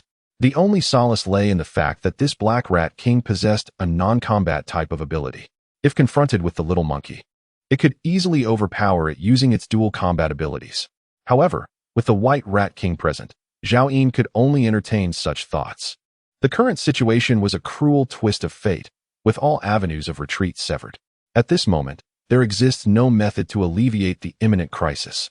Zhao Yin had contemplated his demise in the apocalypse, yet he never envisioned it would come so swiftly. These two rodent kings have ascended to D-level in a mere fortnight. Nourished by countless subordinates, even the resources Zhao Yin provided to the beasts pale in comparison. He never anticipated encountering them at this critical juncture. Damn it! In his despair, Zhao Yin's inner ferocity was ignited as he shouted at the little monkey, "No more formations. Go and kill that black rodent king for me. Since the white rodent king wishes for our demise, I shall take down its consort before I perish." With that, Zhao Yin brandished his mountain-splitting blade and charged towards the white rodent king. The little monkey, resolute, cast a glance at the gravely injured old bull beside him and promptly shed its tattered heavy armor. Its dual abilities reached their zenith as it dashed towards the black rodent king. Upon witnessing Zhao Yin's audacious advance, the white rodent king momentarily froze. Was this human truly seeking death? Suddenly, upon observing the little monkey's actions, it grasped the situation. Panic flickered in its rodent eyes. Having recently experienced the prowess of this E-level monkey, it realized that the latter's dual combat abilities would undeniably surpass those of the black rodent king. With a squeak, the white rodent king immediately signaled to the black rodent king, swiftly making a decision to abandon Zhao Yin and hastily pursue the little monkey. "Why are you running?" Zhao Yin exclaimed as he forcefully hurled his mountain-splitting blade. Whoosh! The mountain knife emitted a sharp sound as it sliced through the air, yet it regrettably could not match the speed of the white mouse king, soaring nearly 100 meters before embedding itself into a colossal rock. Without a backward glance, the white mouse king instantaneously appeared behind the little monkey, its razor-sharp claws lunging towards its back. The little monkey, aware that evasion was futile, resigned itself to the impending strike, allowing the claws to rake across its form, tearing away not only its heavy armor, but also a patch of its fur. Propelled by the force of the impact, the little monkey surged forward, swiftly covering 300 meters in the blink of an eye, drawing near to the black mouse king. Zhao Yin hesitated for a moment, then decisively turned away, abandoning the little monkey once more as he sprinted away. By departing from this perilous locale, he could secure his own survival. Thoughts of how the little monkey might meet its demise, or whether Song Xiaodao in the tent would ultimately be besieged, filled Zhao Yin's mind. Yet he chose not to dwell on them. In this apocalyptic world, every individual harbored but a singular objective. Survival was the ultimate truth. As Zhao Yin raced onward, a myriad of thoughts flitted through his mind. Guilt and reluctance coursed through him, yet he swiftly cast them aside. The paramount importance lay in his own survival. However, did such a survival truly hold any significance? Zhao Yin's pace faltered for a moment, but he soon arrived at his own conclusion. Undoubtedly, it held meaning. As long as the Green Mountains remained, he need not fear the absence of firewood. In the future, he would acquire more contract beasts, more companions. He was the master of contracts and would assuredly return to avenge the little monkey and its kin against the Mouse King. Little did he know, 8 minutes had already elapsed, and the side effects of the glutinous rice wine began to manifest, clouding Zhao Yin's chaotic thoughts. His head grew increasingly heavy, and the resolve he had just solidified began to waver. Zhao Yin recalled the little monkey from his past life, who perished fighting for Lin Tianfeng. Now, in this life, another little monkey had died for him. Was this not an unfortunate fate? He also thought of Song Xiaodao, whom he had failed to protect in his previous life. And now, in this life, he allowed her to die so easily. There was also old Niu, who had never received proper nurturing from him, and, at the moment of death, felt guilty for not safeguarding his master. Zhao Yin's eyes gradually reddened, as something long extinguished within him, seemingly called conscience, began to awaken. His murderous intent surged, ignited by the intoxication coursing through his veins. At that moment, Zhao Yin appeared fearless. If death is to come, then so be it. Zhao Yin roared. The dead may rest in their nests, but the living endure for eternity. Suddenly, he pivoted and charged back the way he had come. The once ordinary gray rat swarm had discarded their spiked balls and were now assembled outside the thicket, awaiting the command of their rat king. Upon seeing Zhao Yin rush towards them, all the gray rats began to squeak in alarm. The two rat kings were wholly focused on battling the little monkey, completely oblivious to the presence of these gray rats. Zhao Yin wielded a sniper rifle, his eyes aflame with rage as he fired wildly, loading, shooting, and repeating. With each shot, a gray rat fell lifelessly to the ground. The discipline of the gray rats surpasses imagination. Even upon witnessing the slaughter of their companions, they remain rooted in place, bereft of the Rat King's command. Soon, Zhao Yin exhausts all his sniper rifle ammunition, leaving only 30 or so gray rats, chattering anxiously in their disquiet. Damn you all, perish. At that moment, the little monkey, its skin completely shredded and left arm severed, valiantly brandishes a spiked club, compelling the Black Rat King to refrain from approaching. Only the White Rat King, swift in its movements, inflicts severe wounds upon the little monkey with each strike. In truth, the White Rat King could have dispatched the little monkey long ago, yet it relishes the slow torment, a testament to the cruel nature of these rodents. Ultimately, the White Rat King spots Zhao Yin, who is currently wielding a bull's horn, having decimated the gray rat horde to a mere handful. With a furious screech, the White Rat King erupts in rage. Those gray rats serve as the source of sustenance for both rat kings, and the loss of so many is intolerable. It forsakes the little monkey and charges toward Zhao Yin, whose previous actions have thoroughly incensed it, leaving it devoid of reason. Meanwhile, Zhao Yin remains blissfully unaware. The effects of the glutinous rice wine lingering with only a minute left, his thoughts a chaotic tangle. A murderous intent envelopes his entire being. With a thrust, he plunges the bull's horn into the last gray rat's skull, extracting it and drawing forth its brain matter. Zhao Yin continued his relentless pursuit of the next gray mouse, only to discover that none remained. The White Mouse King was drawing near, yet before it could extend its lethal claws, Zhao Yin abruptly turned, his blood-red eyes fixated upon the creature. The White Mouse King hesitated, astonished that this human displayed no fear. Instead, his gaze resembled that of a predator locking onto its prey. A wave of inexplicable trepidation washed over the White Mouse King, causing its clawing motions to slow momentarily. It tore through a substantial patch of flesh on Zhao Yin's shoulder, but in a swift motion, Zhao Yin seized its forelimb. Instinctively, the White Mouse King attempted to retract its claw, only to find Zhao Yin's grip astonishingly powerful. Suddenly, Zhao Yin's right hand, wielding a horn, pierced through with fierce force, impaling the Mouse King's forelimb. With a shrill cry, the White Mouse King experienced such pain for the first time since the apocalypse, its anguished squeal echoing like that of an ordinary rat. Enraged, it retaliated with a claw that pierced Zhao Yin's chest. His sternum was sliced open, exposing his heart, which thudded rhythmically. Yet, he felt no pain. The horn in his hand remained embedded in the White Mouse King's forelimb, controlling its movements tightly, while his other hand grasped the rodent's scalp, forcefully pressing it down. In the next instant, he withdrew the horn and thrust it down once more, piercing the White Mouse King's neck. Chapter 56. Survival. At this moment, the King of Black Rats was not far from Zhao Yin. Upon witnessing the grave injuries inflicted upon the White Rat King by Zhao Yin, it let out a mournful cry. Its form transformed into a streak of black lightning, instantly appearing behind Zhao Yin and the White Rat King. However, the White Rat King had completely lost its sanity. Sensing that Zhao Yin posed a dire threat to its life, it suddenly unleashed its extraordinary powers and charged forward with great speed.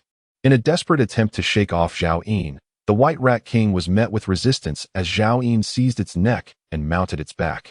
Thrust. The horn once again plunged downward, piercing the White Rat King's neck and creating a second gaping wound. Blood gushed forth like a bubbling spring, and in its agony, the creature surged forward even faster. Haha, perish. Zhao Yin laughed maniacally.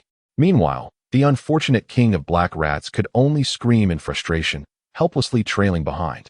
It desired to assist the White Rat King, yet found itself powerless as the White Rat King brought about its own demise. At that moment, the little monkey also arrived, witnessing its master's valor once more. Squeak, squeak.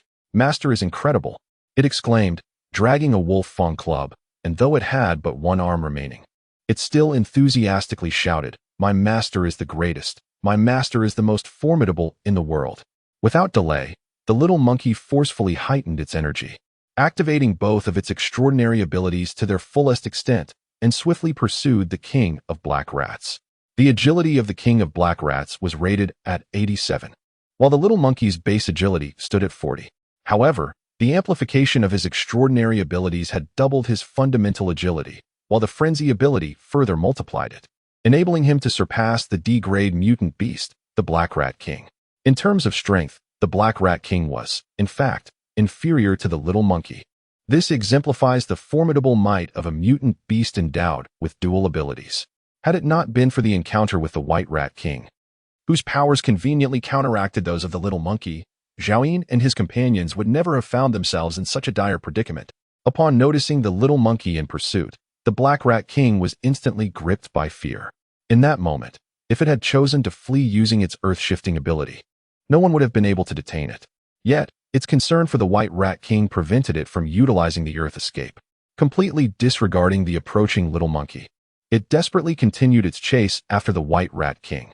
At this juncture, Zhao Yin stabilized himself against the White Rat King, drawing forth the horn from the Black Rat King's neck and wildly thrusting it without aim. Thud, thud, thud, one after another. In his mind, only the thought of slaughter remained. As the final sound of shattering bone and flesh echoed, Zhao Yin plunged the horn directly into the brain of the White Rat King. Despite the White Rat King's form continuing to surge forward at great speed, it suddenly stiffened. Subsequently, it tumbled and crashed into a vast thicket of bushes. Boom. Simultaneously, Zhao Yin was also hurled away, landing amidst the underbrush. Ha ha ha ha. Blood continued to flow profusely from Zhao Yin's chest as he lay on the ground, laughing uproariously. His chaotic thoughts rendered him oblivious to the passage of time and his current whereabouts. Uncertain of the reason behind the laughter, yet filled with joy, as Zhao Yin grinned foolishly, the Black Rat King abruptly halted, gazing at the lifeless body of the White Rat King, acutely aware that his beloved had succumbed to death. Momentarily dazed, the Black Rat King was abruptly struck on the head by a spiked club, plunging him into darkness and unconsciousness. After toppling the Black Rat King, the little monkey intended to check on his master's injuries, but hesitated. The battle was not yet concluded. In the distance, the remaining 11 giant rats, sensing the absence of the White Rat King's life force, abandoned their assault on the concealed tent and charged frantically towards him. With a roar, the little monkey, drenched in blood, threw his head back and howled, releasing the pent-up fury within. Gripping the spiked club with one arm, he transformed into a whirlwind, charging headlong into the horde of giant rats. In that moment, the one-armed little monkey resembled a deity of slaughter. The 11 giant rats, varying in speed, fell into a frenzy following the demise of their king, failing to initiate their usual coordinated attacks, and were swiftly scattered by the little monkey. With a series of thuds, he brought them down one by one, soon leaving them all sprawled on the ground. At that moment, the little monkey collapsed, gasping for breath, laboriously turning his head back. Zhao Yin still wore a silly grin. Heh. The little monkey smiled foolishly in imitation. In the torrential downpour, the little monkey gasped for breath for an extended period, its fur soaked with a liquid indistinguishable from blood or rainwater. With great difficulty, it leaned on its spiked club and slowly rose, its form uncontrollably diminishing. Once it relaxed, its extraordinary abilities could no longer sustain it. Soon, it reverted to the frail and emaciated creature it once was. However, at this moment, its body was drenched in blood, and the wound where its left arm had once been revealed stark white bones. It trudged laboriously towards Zhao Yin. Whimper. At that moment, a sob echoed from behind. Song Xiaodao's voice. Zhao Yin, Zhao Yin. There are so many large rats. Where are you, Zhao Yin? I am so scared. Whimper. In the next instant, Song Xiaodao stifled her cries as she beheld the limping little monkey and the corpses of rats strewn about. Even the frigid air was tinged with the scent of blood. She hurried to catch up with the little monkey, intending to speak, when she noticed the ailing old bull on the ground. Bull, what happened to you? Where is Zhao? Zhao Yin. Song Xiaodao's complexion turned ashen, and she grasped the monkey's lone arm tightly. The little monkey pointed toward the distant thicket. It was then that she heard Zhao Yin's laughter mingling with the sound of the rain. Ha ha ha ha ha. Zhao Yin continued to laugh. the relentless rain washing away the bloodstains from his face. His chest filled with rainwater, yet the indomitable vitality of an evolved being kept him from succumbing to death. However, Zhao Yin's laughter had grown considerably weaker. Song Xiaodao hurriedly rushed over, and upon seeing the fatal wound on Zhao Yin's chest, she pouted and wept uncontrollably. Ooh. Zhao Yin, you cannot die. What has happened to you? Why aren't you treating your injuries? At that moment, Zhao Yin appeared to be lost in a foolish grin. Squeak. The little monkey stumbled over, gesturing towards the spatial ring on Zhao Yin's hand. Unable to communicate with Song Xiaodao through thoughts, it could only convey its message through gestures. All the healing items were contained within the spatial ring. Typically, Zhao Yin would not allow Song Xiaodao to touch his spatial ring at all. However, in this dire moment, she could think of nothing else. She sensed that Zhao Yin's mind was failing, and only the contents of the spatial ring could save his life. She carefully removed the ring from Zhao Yin's hand, but was utterly clueless on how to use it. Little monkey, do you know how to use it? Song Xiaodao inquired. The little monkey shook its head. In fact, all spatial equipment created by star crystals could only be utilized by humans, with no other options. Song Xiaodao mimicked Zhao Yin and slipped the ring onto her finger. In the next instant, she immediately perceived all the items contained within. A large quantity of chestnuts, chestnut leaves, 48 ears of corn, a pile of corpse crystals, 3 bottles of Nongfu spring water remaining. Over the past week, she had consumed 1 bottle daily to protect the roots of the chestnut tree. Only 1 can of beef, 2 packs of instant noodles, and 2 cans of tuna were left. The remnants consisted of a heap of firearms and ammunition, along with the ordinary supplies that Zhao Yin particularly valued. At last, Song Xiaodao discovered that vial of D-grade healing potion. She took it out, ready to pour it into Zhao Yin's mouth. Suddenly, with a swift motion, the little monkey grasped her arm, gesturing with its single limb. Understanding its intent, Song Xiaodao realized it wanted her to feed Zhao Yin chestnut leaves instead. The monkey then pointed toward the distant old cow, rolling its eyes and sticking out its tongue. Song Xiaodao grasped the implication. The old cow was on the brink of death, and only that singular vial of D-grade healing potion could save it. Given Zhao Yin's grievous injuries, that potion rightfully belonged to him. What if the chestnut leaves failed to mend his wounds? A frown darkened Song Xiaodao's delicate features. In her eyes, nothing was more precious than Zhao Yin's life. Even the slightest risk to his well-being was unacceptable. The little monkey mimicked a dying cow, imitating Zhao Yin's sorrowful expression. After a moment of contemplation, Song Xiaodao, wary of further delay, ultimately acquiesced to administering the chestnut leaves to Zhao Yin. However, she insisted that only once his condition stabilized could the healing potion be employed for the old cow. She gathered a handful of chestnut leaves, and both she and the little monkey crammed some into their mouths. The monkey chewed them thoroughly before attempting to open Zhao Yin's mouth to deposit the leaves inside.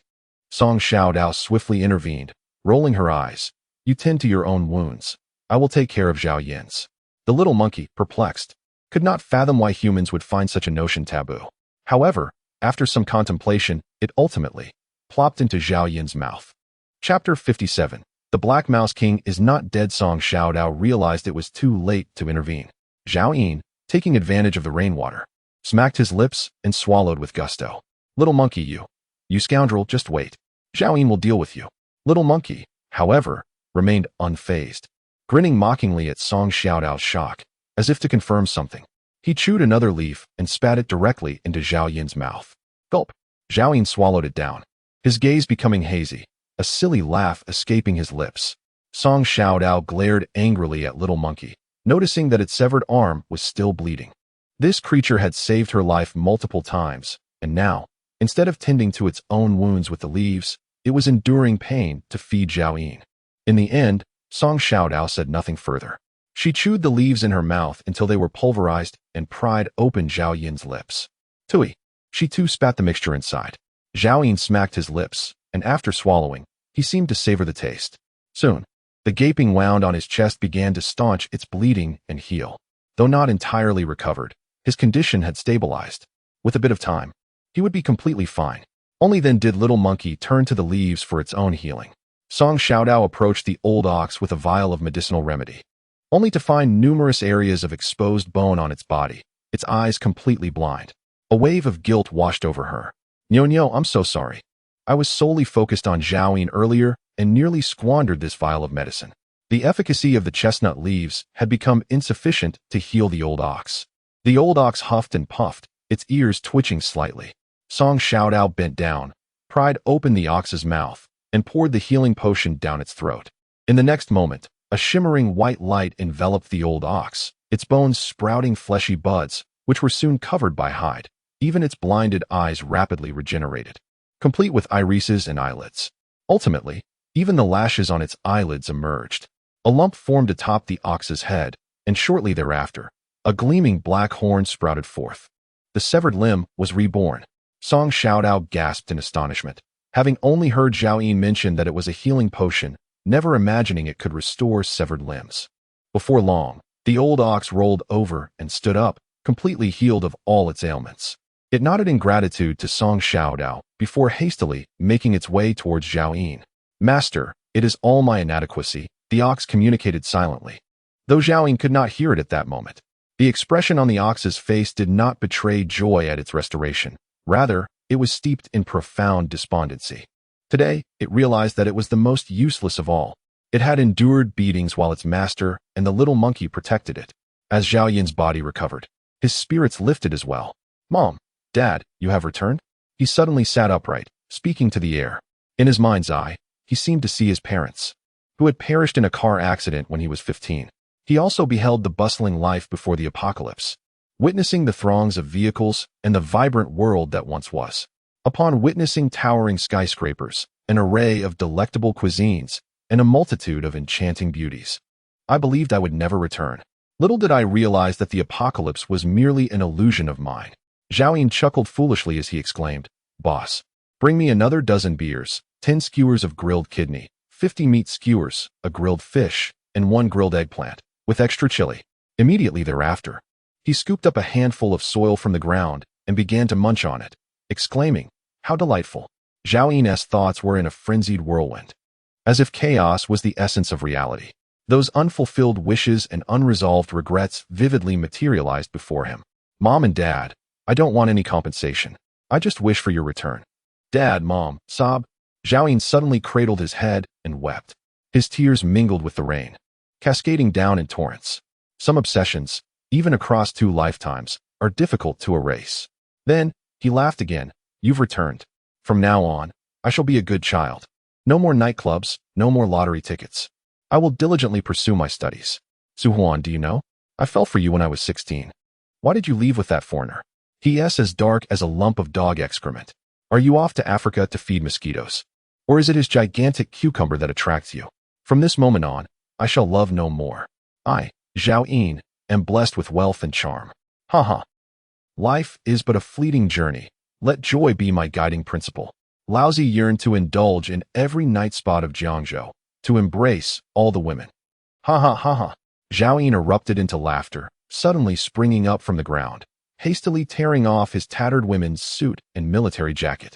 Without hesitation, he removed his trousers as well. Clad only in fishnet stockings, Zhao Yin dashed into the tempest, leaping with abandon. Soon, he halted, swaying his curvaceous form, gracefully dancing amidst the muddy chaos. At that moment, Song Xiaodao's mouth fell agape. In that instant, old Neo stared in disbelief. It was also then that the little monkey recalled Zhao Yin's earlier words. "When my thoughts become chaotic, remember to bind me."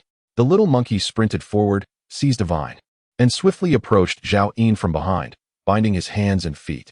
However, Zhao Yin was an E-class evolver, even without the enhancement of glutinous rice wine. He was not easily restrained by mere vines. Crack! As soon as the little monkey released his grip, Zhao Yin shattered the vines and swung a punch towards him. "You dare to vie for women with me?" Zhao Yin scolded sideways. The little monkey's slight frame was sent tumbling. Immediately, Song Xiaodao and old Neo charged in, joining forces to pin Zhao Yin to the ground. Bang! A sheathed tang sword struck precisely at the back of Zhao Yin's head. He collapsed into unconsciousness. "Zhao Yin, I act solely for the sake of your reputation. You are without trousers. What if someone were to see you exposed? My sincerest apologies, Zhao Yin." Upon finishing his words, Song Xiaodao chewed a handful of chestnut leaves and gently fed them to Zhao Yin, anxious that his previous blow might have harmed him. Subsequently, Song Xiaodao carried Zhao Yin into a concealed tent and dressed him in garments from the spatial ring, before he and the 2 beasts commenced the task of clearing the battlefield. Zhao Yin's axe remained embedded in the mud, and when Song Xiaodao retrieved it, he discovered dozens of nicks and scars marring the blade, a testament to the ferocity of their recent struggle. The little monkey's heavy armor was also ruined, and the wolf's fawn club had become somewhat deformed, bearing the marks of the Rat King's claws. Nevertheless, it remained serviceable. Among the equipment of the man and the beasts, only the horn was intact. Song Xiaodao glanced at the old bull, which had regrown its horns, but made no effort to return it to Zhao Yin. Suddenly, from the corner of her eye, she caught sight of the black Rat King not far away. Immediately, she pointed and exclaimed, It is still alive." The little monkey, who was busy tending to its damaged armor with a pained expression, lifted its head at her words. At that moment, the black Rat King lay there, its sleek black fur glistening with mud, utterly motionless. Yet, its abdomen quivered slightly, drawing in faint breaths of air. Chapter 58. The 7 Contract Beasts in Truth. The little monkey had previously restrained its strength deliberately, uncertain of the fate of the Black Mouse King. Upon inspecting the E-grade giant rats, it was a pleasant surprise to discover that 6 of them still exhibited faint traces of life. Instantly, the little monkey was filled with exhilaration, thinking, "Squeak. When my master awakens and learns of my significant contribution, surely I shall be rewarded." Song Xiaodao also shared in the excitement. "This is wonderful. When Zhao Yin regains consciousness, he will undoubtedly reward us." The little monkey paused, pondering, what does that have to do with her? I captured all these rats myself. This girl merely cries. How could she possibly deserve a reward? Let us return, and, once Zhao Yin awakens, we shall contract all of them as contract beasts. Song Xiaodao declared exuberantly. Without hesitation, the little monkey hoisted the Black Mouse King and strode towards the concealed tent. Song Xiaodao tethered the tails of the 6 giant rats with vines, urging the old cow to drag them in the direction of the tent.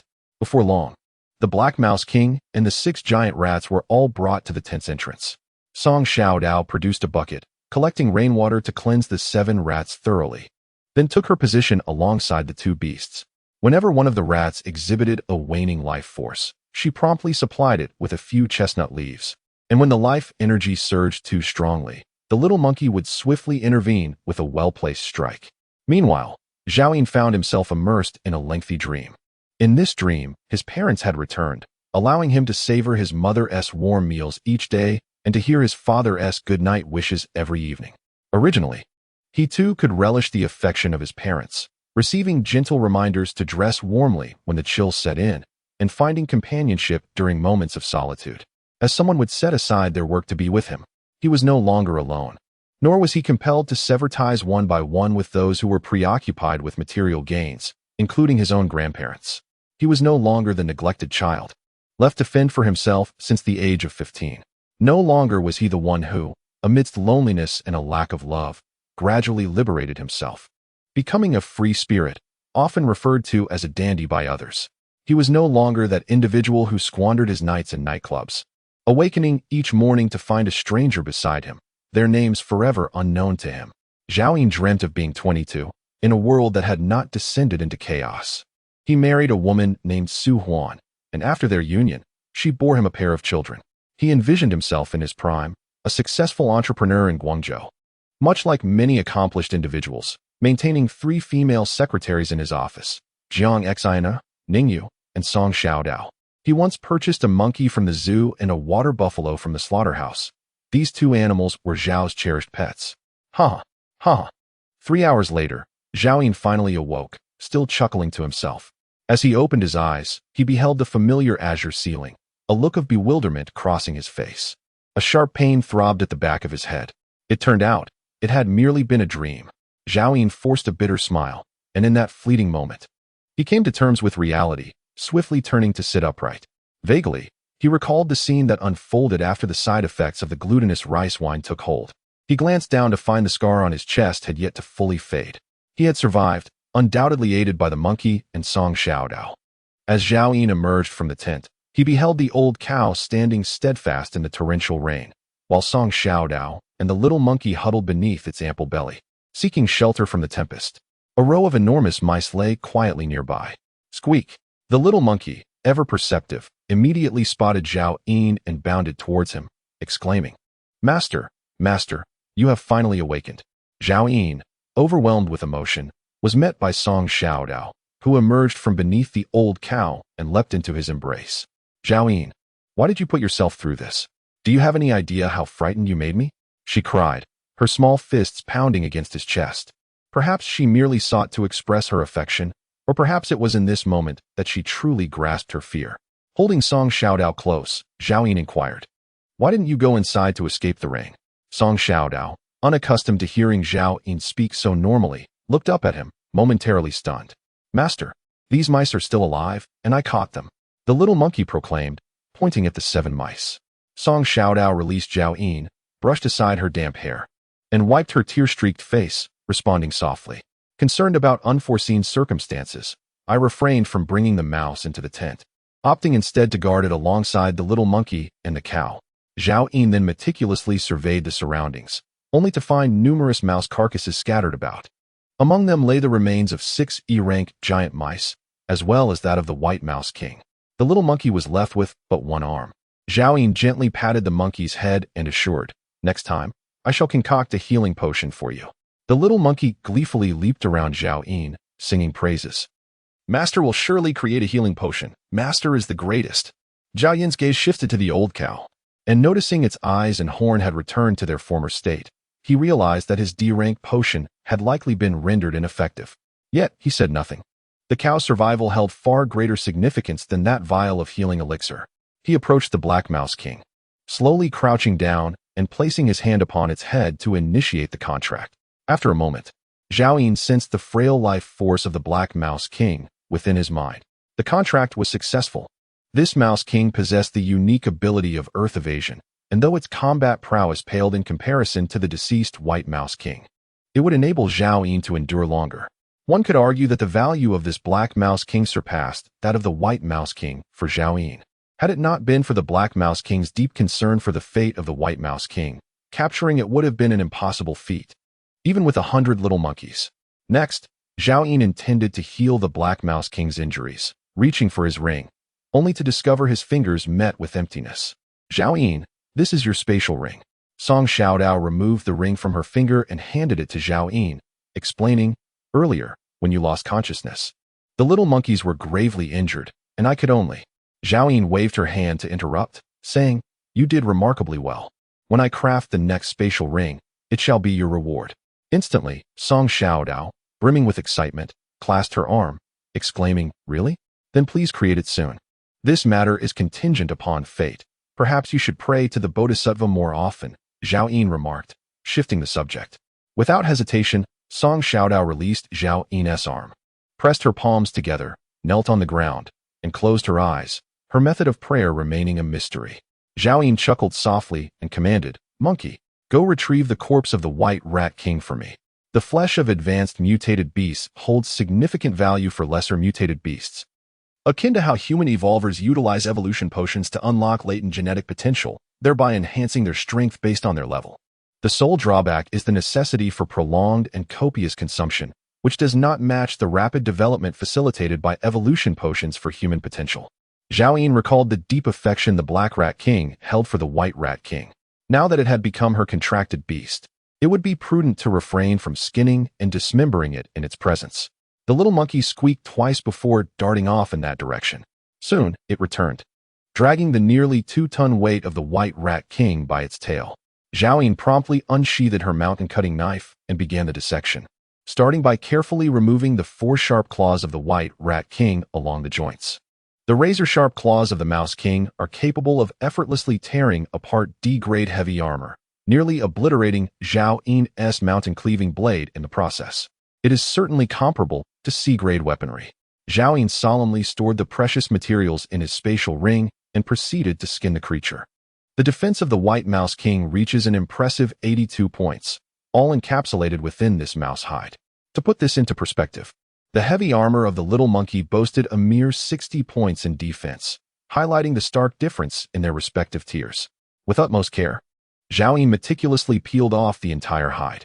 The pristine white pelt measures nearly 8 meters in length, with its widest section approaching 5 meters, while the narrowest part, the tail, still exceeds a foot in width. The most valuable section of the hide, the torso, extends 4 meters long and 3 meters wide, resembling a colossal blanket. This abundant material is more than sufficient for Zhao Yin and Song Xiaodao, allowing each of them to craft 2 or 3 sets of leather armor. With plenty left to spare. After securing the mouse hide, Zhao Yin proceeded to carve the meat into chunks, meticulously dismantling the bones for storage in his spatial ring. Even the entrails were processed and placed into the concealed tent, intended for a hearty stew come dawn. Once the White Mouse King had been completely dismembered, the space within the ring was once again filled to capacity. Only then did Zhao Yin produce the chestnut leaves and enlist Song Xiaodao's assistance in feeding them to the Black Mouse King. He then approached the 6 E-grade giant rats, ready to form contracts with each one. Soon, 6 feeble presences manifested in his mind. Zhao Yin took a handful of chestnut leaves, chopping them with the mountain-cleaving blade, and mixed them with rainwater to nourish the 6 colossal rodents. Half an hour later, the first light of dawn began to break. The Black Rat King and the 6 pseudo-mutant giant rats have all awakened. Master. The voices echoed in Zhao Yin's mind, calling out Master, Master, Master. A smile finally broke out on Zhao Yin's face. His grand dream of building a legion had taken a significant step forward. All losses endured were worth it. Little knife, monkey, old bull. Go and scour the battlefield. Bring back all my rat meat. Zhao Yin commanded. Chapter 59. Even cows can eat meat as dawn broke. The torrential rain that had persisted throughout the night finally ceased. The wild grasses, sprawling across the fields, had thickened significantly, and many of the lowly saplings had grown nearly half a foot taller overnight. Zhao Yin stood before the tent, gazing at the mountain of rat carcasses. A total of 396 gray rats lay before him, each roughly the size of a medium-sized dog, estimated to yield about 20 pounds of fresh meat, approximately 8,000 pounds in total. Among the 6 deceased giant rats, each could provide around 300 pounds of rat meat, amounting to 1,800 pounds. Altogether, they could procure nearly 10,000 pounds of rat meat. However, it was regrettable that all of this was the flesh of pseudo-mutant beasts, incapable of augmenting the power of true mutant beasts. Nonetheless, even pseudo-mutant beast meat was incomparable in flavor to any meat from the pre-apocalyptic era. Black Rat King. Zhao Yin began, only to abruptly halt and redirect his tone sharply. From now on, your name shall be Old Black. Old Black, you and the 6 E-rank giant rats. Strip the skins from these rats and remove the bones and entrails. He commanded. Monkey, your task is to sever all the rat paws, gather them together, and bring them into the tent. Song Xiaodao and Old Bull, gather firewood. I want 50,000 pounds of firewood ready before nightfall. Zhao Yin issued a string of commands decisively. It is worth noting that after the Black Rat King awakened, it ventured to the location where the White Rat King had perished, but regrettably, not a single hair of a rat was found, which left it in a rather discontented mood. At this moment, the Black Rat King received a command from Zhao Yin, and hesitation immediately flickered in its eyes. The gray rats were once its subordinates, and the giant rats were offspring born from its union with the White Rat King. Bang! Zhao Yin kicked the Black Rat King sharply, causing it to stagger. Have you awakened from your slumber? The Black Rat King jolted, hastily prostrating itself at Zhao Yin's feet, trembling uncontrollably. After becoming Zhao Yin's contracted beast, it retained its memories, yet its feelings for its master now surpassed those it once harbored for the White Rat King. From this moment forth, I strip you of your identities as rodents. You are forbidden from recalling kinship. Your sole identity is that of my contracted beast, my servant. Upon the conclusion of Zhao Yin's words, the Black Rat King and the 6 giant rats let out anguished cries, collapsing to the ground and writhing in agony. The collars of the soul contracts in their minds tightened around their spirits, igniting with fierce flames that blazed forth. In this instant, their understanding of their race gradually faded from memory. To them, Zhao Yin's words were akin to divine retribution. After a moment, as the awareness of their species dissipated, the contract souls returned to their normal state. The 7 rodents lay prostrate on the ground. Master, I acknowledge my mistakes and beseech your forgiveness. I implore the great master for clemency. Nearby, the little monkey and the old ox shuddered at this sight, secretly relieved that they had not defied their master in the past. In truth, those bound by the soul contracts find it exceedingly difficult to develop thoughts of rebellion against their master. Only with an obsession as profound as that of the Black Rat King could one dare to question the commands of their master. Yet, with merely a thought, Zhao Yin could strip it of everything. The other 6 colossal rats were simply unfortunate companions of the Black Rat King. Obey and work diligently alongside me, and in time, you shall become the most formidable mutant.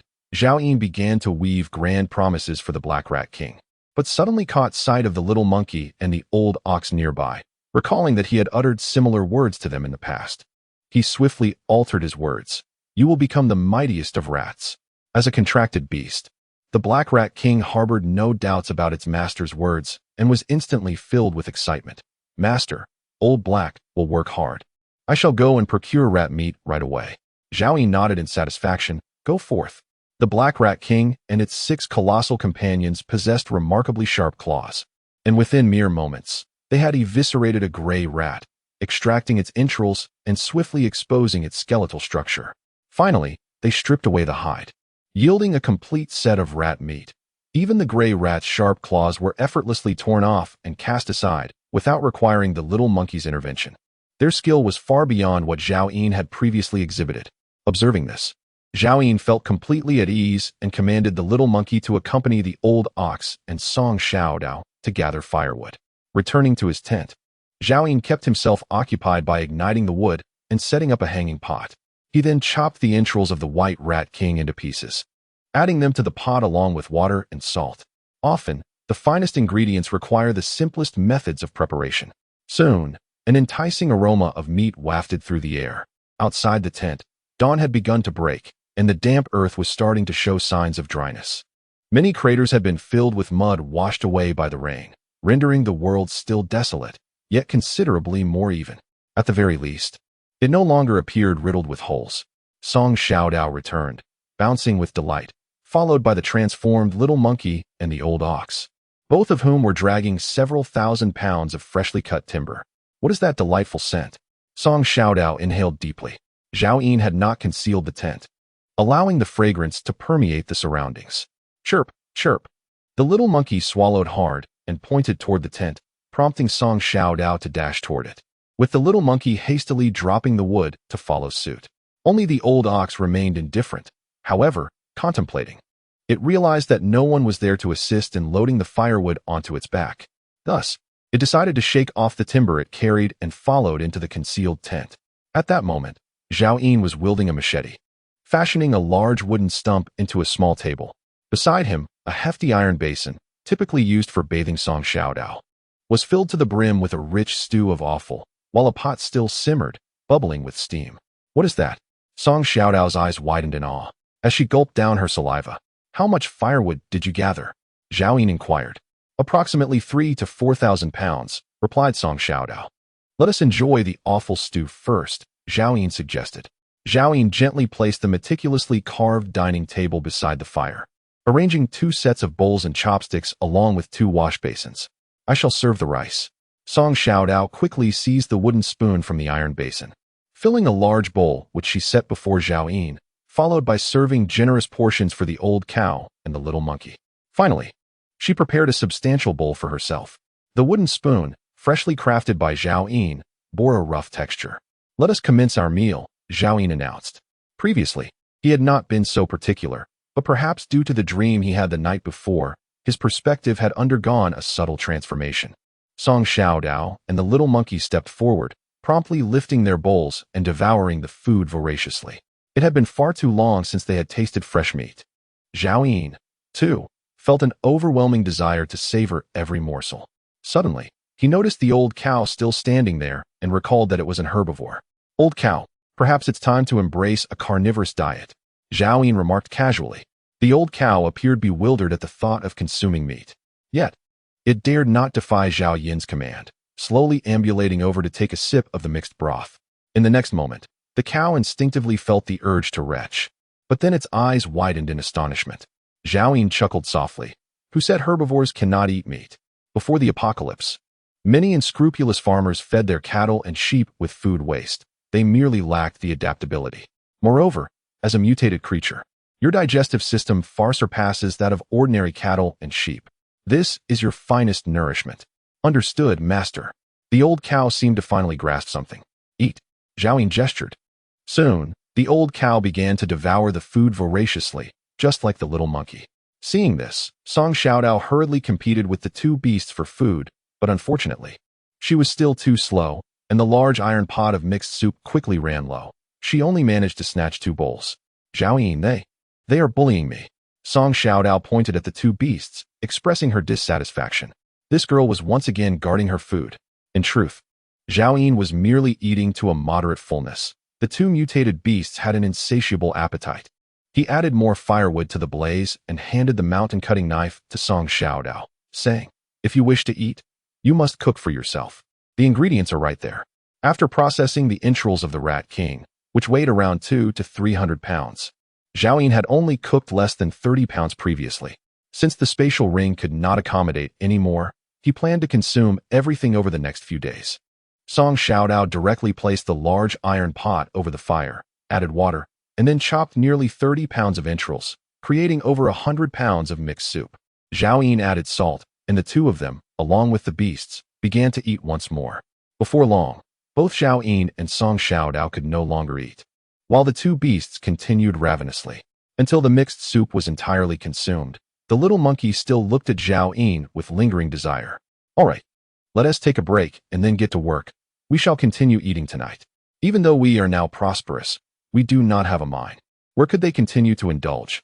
The old ox immediately averted its gaze, lying flat on the ground to rest, while even the usually lively little monkey seemed to be suddenly overcome by drowsiness, closing its eyes to doze off. After a mere 10 minutes, their recently filled bellies visibly deflated. "Zhao Yin, Song Xiaodao exclaimed in surprise, pointing at the 2 beasts. Zhao Yin slightly raised a hand, halting Song Xiaodao's words, and activated the Eye of True Sight. Chapter 60. Handling the Spoils. Growing Young Mutant Monkey. Grade E Mutant Beast. Strength 42, Agility 47, Stamina 48. Defense 35, Spirit 15, Bloodline Talent. Enlargement, Frenzy, Fire Control.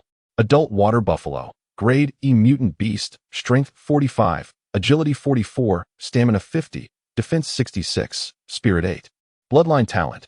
Great Strength, Iron Armor. A sumptuous broth made from high-quality mutant beast meat enabled both creatures to gain 5 points in agility, 2 points in strength, and 3 points in defense. Indeed, the most effective method for mutant beasts to grow swiftly is through the consumption of high-quality mutant meat.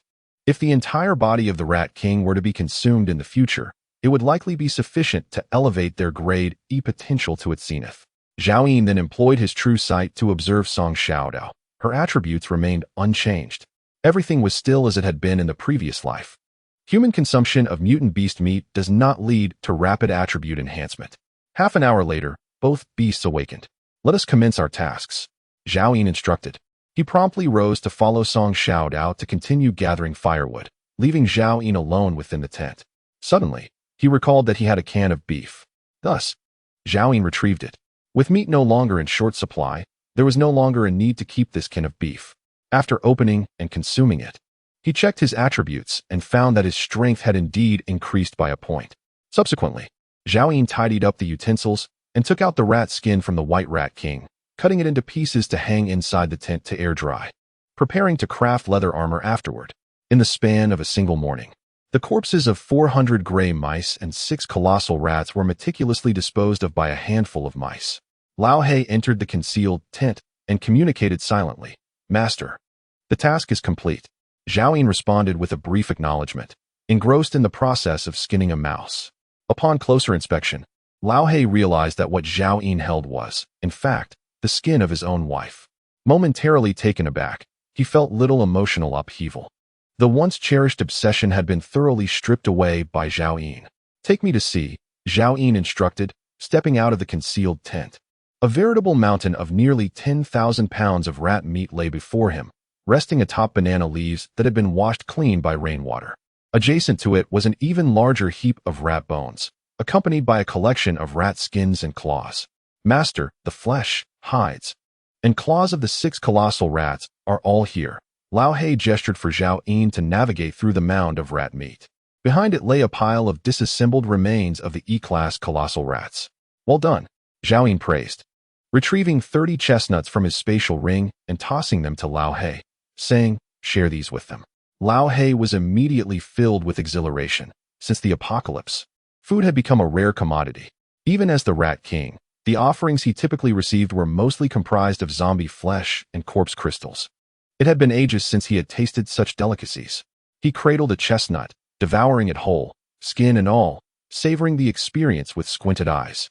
He consumed 6 in rapid succession, leaving the remaining 24 for the 6 colossal rats. All the mice conveyed their heartfelt gratitude to Zhao Yin. After Zhao Yin waited for them to finish their meal, he issued a direct command. Once you have all eaten, resume your tasks. He instructed that all the gray rat meat be sliced and hung in the higher grove, ensuring it remained unsoiled. The entrails were to be washed thoroughly, sliced, and hung separately from the rat meat. The pelts should be placed in another section of the thicket, remembering to keep them in a shaded area for proper drying. Avoiding direct sunlight. In this day and age, with the scarcity of salt for curing, Zhao Yin planned to smoke the rat meat and entrails into jerky for easier preservation. The rat pelts were also valuable resources. Even if Zhao Yin had no immediate use for them, they could later be exchanged for necessary supplies with others. In critical times, they could even be cooked to serve as food for contract beasts. After giving these instructions, Zhao Yin turned to the other side. As the morning passed, Song Xiaodao and the 2 beasts had chopped nearly 30,000 pounds of firewood. Zhao Yin commanded them to transport all of it to the tall timber grove and arrange it according to the designated locations. Once ignited, the damp wood would fill the entire forest with thick smoke, raising the temperature. The combination of smoke and heat would swiftly eliminate bacteria and dehydrate the rat meat. By nightfall, 50,000 pounds of wood had been arranged. However, with nearly 10,000 pounds of rat meat, slicing and hanging it all remained a considerable task, even at the pace of 7 rats.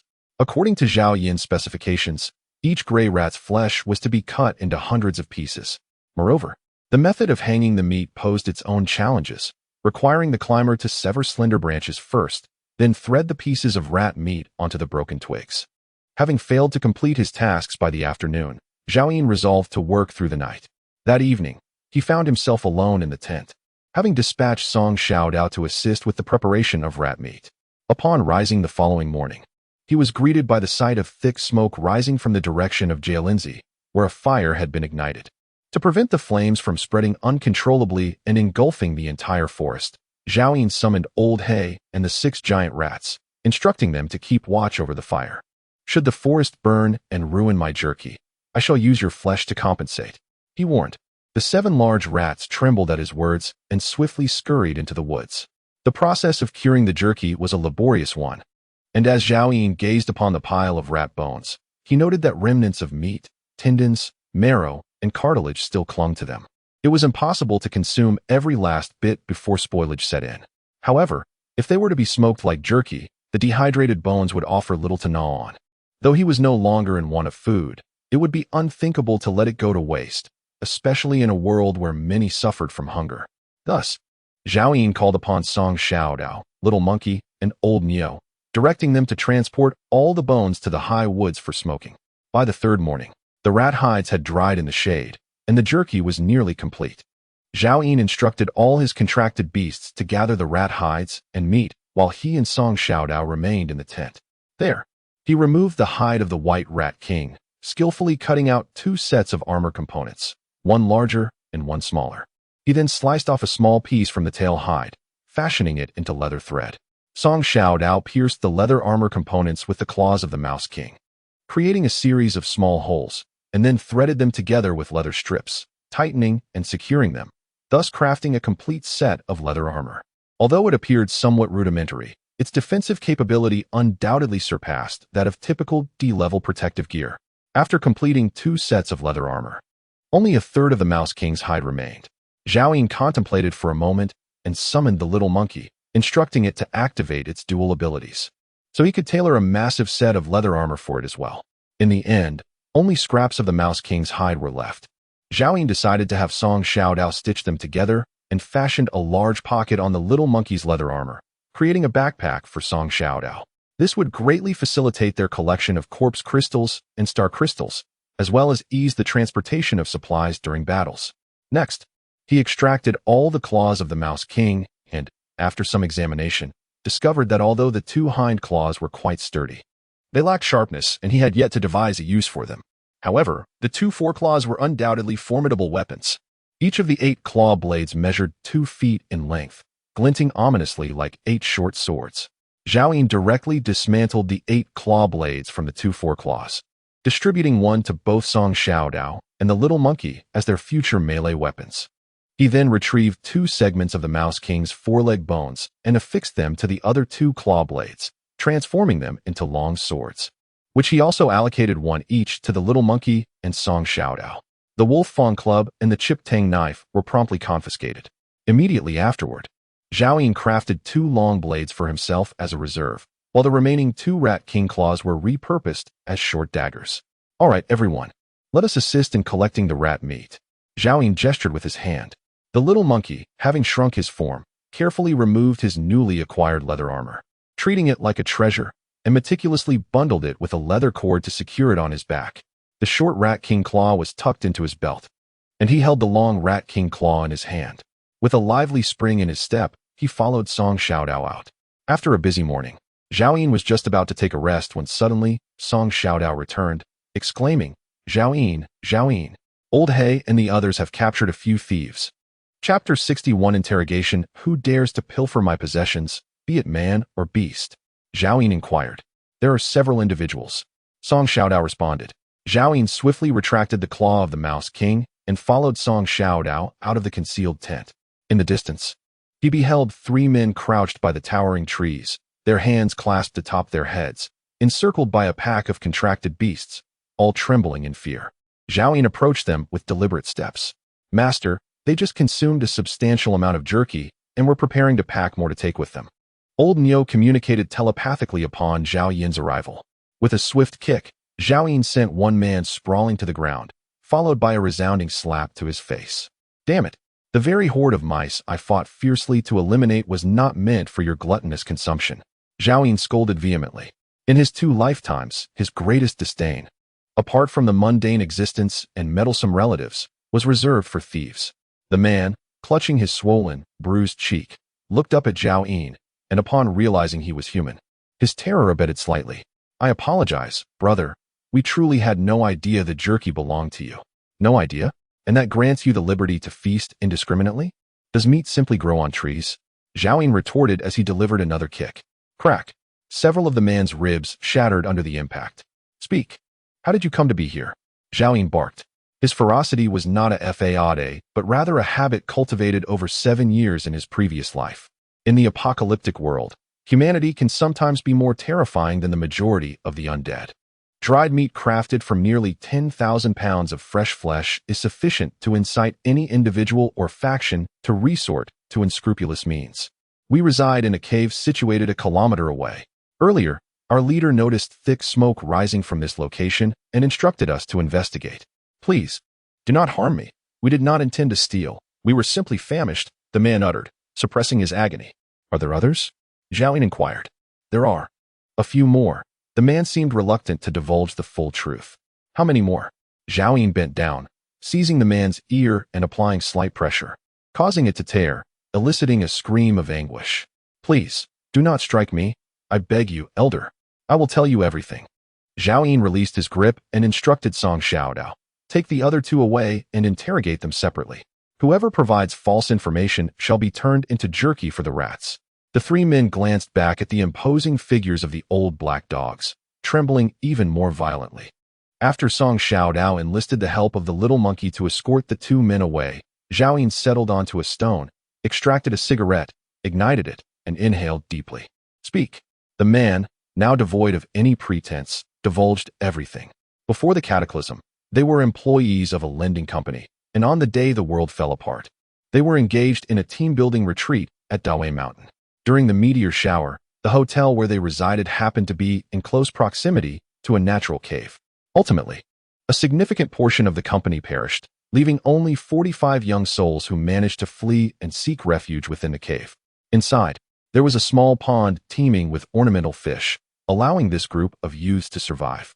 Recently, however, the fish had been depleted, and they dared not venture too far due to the presence of zombies lurking around. This morning, their leader observed smoke rising in the distance and speculated that the recent heavy rainfall would have prevented any forest fires. Thus, he concluded that the source of the smoke was likely human, prompting him to send a few of them to investigate. Consequently, a theft incident ensued. We were simply too hungry, brother. I implore you to spare us this time, please. A man pleaded, kneeling on the ground. His face contorted in pain as he pressed against his aching ribs. Zhao Yin chuckled coldly to himself and remarked, "Had I not caught you, would you not have returned to report? Subsequently, your leader would come to pay me a visit, along with a desire for my dried meat?" Upon realizing his deception had been unveiled, the man's expression shifted drastically, and he quickly protested, "Brother, you misunderstand. We were merely seeking a light breeze, and we dared not be overly greedy." Zhao Yin merely smiled, turning to walk towards the concealed tent. At that moment, Song Xiaodao had completed the interrogation of the other two men, and their accounts aligned with Zhao Yin's understanding. "Zhao Yin, how shall we deal with these three? Should we turn them into dried meat for Dehei?" Song Xiaodao inquired. "There are still over 40 individuals remaining, and they have likely learned about the jerky. Leaving them behind poses a potential threat." Zhao Yin squinted and said, "Have the monkeys and Lao Hei pack all the jerky, entrails, and bones in rat skins. We shall rest in their cave tonight." "Hasn't the news yet returned?" Song Xiaodao inquired. "Do you truly trust the words of these three?" Zhao Yin countered. In that instant, Song Xiaodao comprehended the implication. Perhaps they had prepared for capture beforehand, ensuring the message was relayed back and a consistent narrative was agreed upon. A smile graced her face as she mused. "Zhao Yin, do you think there might be girls in that cave, adorned in beautiful garments?" They had just mentioned that all 45 individuals were men, yet such statements should not be taken at face value. "I will send the contract beasts to gather supplies immediately." With that, Song Xiaodao dashed out. After the fresh meat was reduced, approximately 4,000 pounds of jerky was produced, and the entrails yielded around 300 to 400 pounds of jerky as well. Notably, there was a pile of bones. While some remnants of meat and sinew clung to them when fresh, the drying process significantly diminished the edible portions, rendering them nearly indistinguishable from mere bones. Zhao Yin selected a leg bone and cracked it open, revealing the marrow, which had transformed into a thin layer of oily skin. Indeed, everything unfolded as anticipated. After cooking a little longer, the meat and tendons should still rehydrate, and the bone marrow remains edible. "My future army of contracted beasts will require sustenance." Zhao Yin instructed the contracted beasts to meticulously package all this waste in rat skins. Rat skins, rat bones, dried rat meat, dried entrails, and all the rat paws amounted to over 8,000 pounds in total. Zhao Yin directly ordered Old Black to carry 2,000 pounds, with each of the 6 giant rats burdened with 800 pounds. At that moment, each rat was surrounded by a mountain of supplies, with bundles of rat skins pressing against their necks and atop their heads. Even Old Black's tail was tied with 200 pounds of rat bones. Had Zhao Yin not been concerned about it relieving itself, the charcoal stick beneath would have suffered as well. In the end, there remained over 1,300 pounds of the least valuable rat bones. Zhao Yin turned his gaze to Old Bull and instructed the little monkey to load it onto its back. Old Bull lamented continuously, "Master, I have already borne several thousand pounds of supplies. Any more will hinder my movement." "Old Bull, you must understand, once my army of contracted beasts is established, you will be the greatest contributor. Not only will all the contracted beasts express their gratitude, calling you big brother and recognizing you as their adoptive father, but I shall directly appoint you as the Legion commander." Zhao Yin painted a grand vision. Old Bull, with unwavering belief, widened its eyes. "I will persevere, master. I can carry more." Ultimately, 500 more pounds were added to Old Bull's load, along with 300 pounds tied to its tail, before Zhao Yin finally instructed the monkey to cease. At this point, approximately 500 pounds of rat bones remained. At last, Zhao Yin summoned the 3 men he had just captured and commanded each to bear a weight of 100 jin, while Song Xiaodao was tasked with shouldering 150 jin. As for the remaining 50 jin, it was impractical for Zhao Yin to carry it himself. The agile little monkey, being the foremost combatant, could not maintain its transformation at all times, and its size permitted it to carry only a limited amount. Thus, the final 50 jin was entrusted to the diminutive monkey, which was hardly taller than a knee. Once everything was in order, Zhao Yin instructed the 3 men to lead the way back in the direction they had come. Chapter 62. Yangshan. At this moment, 1 kilometer away, a man dressed relatively neatly stood guard at the entrance of a cave. One hand rested on the holster of his pistol, while the other held a lighter. He had a half-burned cigarette clamped between his lips, hesitating to ignite it. Suddenly, the sound of footsteps echoed nearby. The man instantly became alert. quickly stowing the cigarette and lighter into his shirt pocket and drawing his pistol, aiming it at the only muddy path leading to the cave. At that moment, a slender figure emerged into view. "Monkey, why are you running so fast? You nearly startled me." The man's tension dissipated as he sheathed his pistol and chuckled. Panting. "Yangshan. Panting. Where's the boss?" The young man, referred to as Monkey, gasped for breath. The boss and the others just headed towards the great cave. "What exactly did you and Huangxi discover? Is there really someone there? Is there food?" Yangshan inquired, panting. "There's a lot of jerky hanging in the woods. Someone is smoking the meat there." Huangxi and the others went to investigate. "I was sent back to report," panting. "Stop wasting time. When will the boss return?" Monkey pressed. "Do you not understand? Our boss has been keeping an eye on that group in the cave for quite some time. I heard that their leader, a soldier, took all the able-bodied men out a few days ago to search for supplies, and hasn't he returned since? Something must have happened. Splendid. If that soldier were to perish, the inhabitants of the cave would become a disarray, and we could swiftly eliminate all their men. I recall that there are quite a few female students residing there, some of whom are of exceptional beauty." Before the monkey could finish his thought, Yangshan interjected with a laugh. "Even if we conquer the cave, the female students shall first be enjoyed by the leader, followed by a select few, so do not harbor any illusions. By the time it is your turn, they will have already been thoroughly ravaged." The monkey gradually regained his composure and chuckled. "Indeed, we are but worthy of sipping the remnants of the leader's cooking. We ought to focus more on the recently discovered jerky. Let us wait for the leader's return to discuss everything further. Zhao Yin, could you not assist me in carrying a bit?" Song Xiaodao, now an F-class evolved being, possesses strength equivalent to 2 robust men.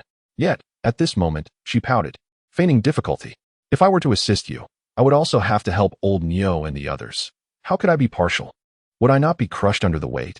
Zhao Yin, munching on a piece of jerky, walked at the rear of the group. "I am to be your future wife. How could you compare me to old Nio and the others?" Song Xiaodao retorted, visibly displeased. "Future wife? Have I agreed to that?" Zhao Yin rolled his eyes. "Are you disparaging me?" Song Xiaodao abruptly dropped her backpack, one hand gripping the long-handled Rat King claw, while the other rested on her hip, glaring at Zhao Yin. Zhao Yin stepped forward, shouldered her pack once more, and patted her chest.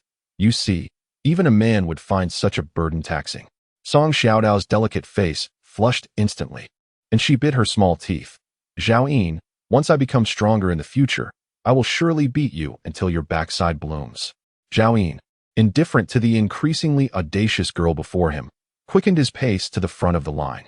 He delivered a forceful kick to the back of a man who had long since suffered broken ribs, now burdened with over 100 pounds of weight. "Move faster. What are you dawdling for?" The man stumbled but dared not retaliate, a flicker of resentment concealed in his eyes. Perhaps recalling something, he discreetly glanced back at Song Xiaodao at the rear of the line, a cruel smile curling at the corners of his mouth. After the group had trudged along for several minutes, suddenly, 3 men simultaneously discarded their burdens and sprinted toward a nearby muddy path. As they ran, one of them shouted loudly, "Boss, boss, help. We brought your jerky." "Zhao Yin, they are deceiving us," Song Xiaodao hurriedly pursued, pointing at their retreating figures and speaking with indignation. "They are merely engaging in what everyone would do in an apocalypse. To be precise, they aim to betray us." Zhao Yin's expression remained serene. With that, Zhao Yin turned and seized the package from the little monkey, narrowing his eyes. "Eliminate them." Squeak. The little monkey instantly unleashed its immense power, strides long as it chased after them. "Zhao Yin, if you kill them, who will guide us?" Song Xiaodao inquired. Zhao Yin extended 2 fingers, slightly bent, and tapped the top of Song Xiaodao's head, producing a crisp sound. "Fool, didn't you hear them calling for the boss? Their dwelling is just over there." Song Xiaodao clutched his head, as if he had finally grasped something significant. The man with the broken ribs was the slowest to flee. Suddenly, he heard footsteps behind him and turned around in a panic. A chill ran down his spine, and his legs gave way, causing him to collapse onto the ground. Before him stood a colossal monkey, towering at 2 meters tall, covered in long fur, wielding a claw reminiscent of a rat king with one arm, charging towards him at a staggering speed of 5 to 6 meters per stride. Could this possibly be the same little monkey from before? Despite the absurdity of the thought, the resemblance was uncanny, save for its immense size and differing fur color. "I won't run anymore. Please don't kill me," the man pleaded, kneeling and bowing his head fervently. Had he known the monkey could transform, he would never have dared to flee in such a manner. Previously, he had assumed that Zhao Yin was merely a performer from the pre-apocalyptic era, with these creatures serving as his trained entertainers. Never imagining he would witness such an unimaginable scene. Bang! The little monkey swung its spiked club, delivering a fatal blow to the man's head. In the wake of this, a gust of wind followed, pursuing the other two men. Bang! Bang! With seemingly effortless precision, both men fell simultaneously alongside the corpse of the kneeling man. At that moment, Zhao Yin approached the scene leisurely, delivering a kick that sent the kneeling man's body flying. Do not obstruct the way. 100 meters away, Yangshan had just lit half a cigarette when it trembled from his lips and fell onto his trousers, as the flames began to scorch his undergarments. A whiff of singed fabric filled the air. He raised his hand to slap at the flames, exclaiming, "What the hell? Am I dreaming in broad daylight?" Yet, the dream was only beginning. Zhao Yin approached with measured steps, a fearsome monkey trailing closely behind. Soon after, a little girl appeared around the corner, accompanied by a water buffalo as massive as a small mountain. Following them, monstrous creatures resembling oversized rats emerged into Yangshan's line of sight. With a sharp slap, Yangshan struck his own face, questioning how he had not yet awakened. "Bring your leader out," he demanded. Zhao Yin finally stood before him, halting his advance, his gaze tranquil yet penetrating. "Damn it," Yangshan cursed, drawing his pistol from his waist. However, in the blink of an eye, his hand felt empty. He barely registered how Zhao Yin had seized the weapon, which now rested in his grasp. Zhao Yin glanced at the firearm, a pitiful, homemade piece capable only of firing single shots of iron sand. Any gun within the confines of his spatial ring surpassed it in quality. He slowly turned the barrel to point at Yangshan's head. "I shall repeat myself once more, bring your leader out." With a thud, Yangshan fell to his knees, fervently bowing his head to Zhao Yin, breaking the skin on his forehead and drawing blood. "Brother, please don't kill me. I meant no offense earlier. Our leader truly isn't home. Yangshan, can you not exhibit a modicum of backbone?" At that moment, a cacophony emerged from the cavern as a dozen men, all in their 20s, surged forth. Some wielded steel pipes, others brandished shovels. Yet none were equipped with firearms. The leader, clad in the most pristine attire, donned a somewhat worn suit. Before he could fully comprehend the situation, he bellowed, "Who dares to cause trouble here? Let them know who I am." Zhao Yin whispered softly.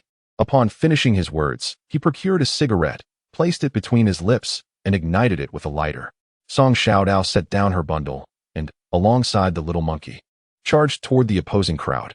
As they approached, the onlookers finally discerned the 8 fearsome beasts beside Zhao Yin, their faces turning ashen. The panicked youth at the forefront shouted, "Wait, hold on."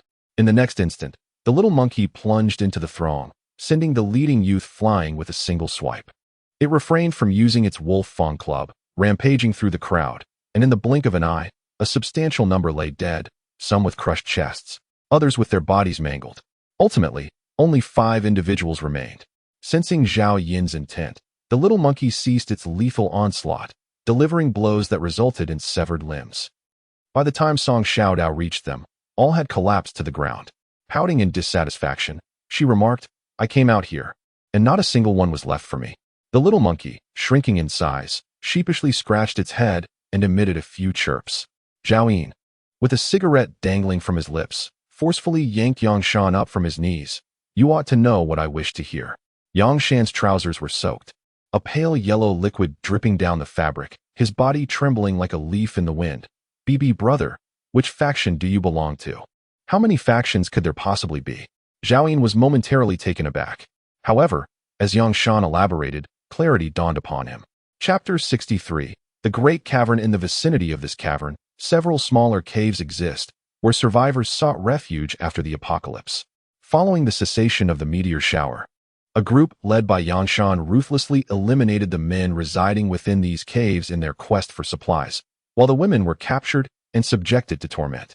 These women, though resilient, could scarcely withstand the brutality inflicted upon them, leading to the demise of most. However, a few managed to escape to the Great Cavern, located 5 kilometers away. Upon discovering this, the leader of Yangshan, Luo Chong, resolved to seize the cavern. Yet, before he could approach, he was repelled by a retired soldier leading hundreds of young men. It was at this moment that Luo Chang became aware that the great cavern harbored approximately 700 to 800 survivors. The two retired soldiers at the forefront possessed the knowledge to manufacture firearms. The weapon in Luo Chang's possession was salvaged from a corpse during the skirmish with the opposing group. Luo Chang had long coveted the resources within the cavern, which could sustain such a multitude, yet he had been thwarted by a lack of opportunity. Just last night, some of his subordinates, while scavenging for supplies, captured a survivor from the Great Cavern. After a thorough interrogation, they learned that 3 days prior, the leading retired soldier had taken all the able-bodied men on an expedition, claiming they would return with a bounty of meat to nourish the group, but they had not returned.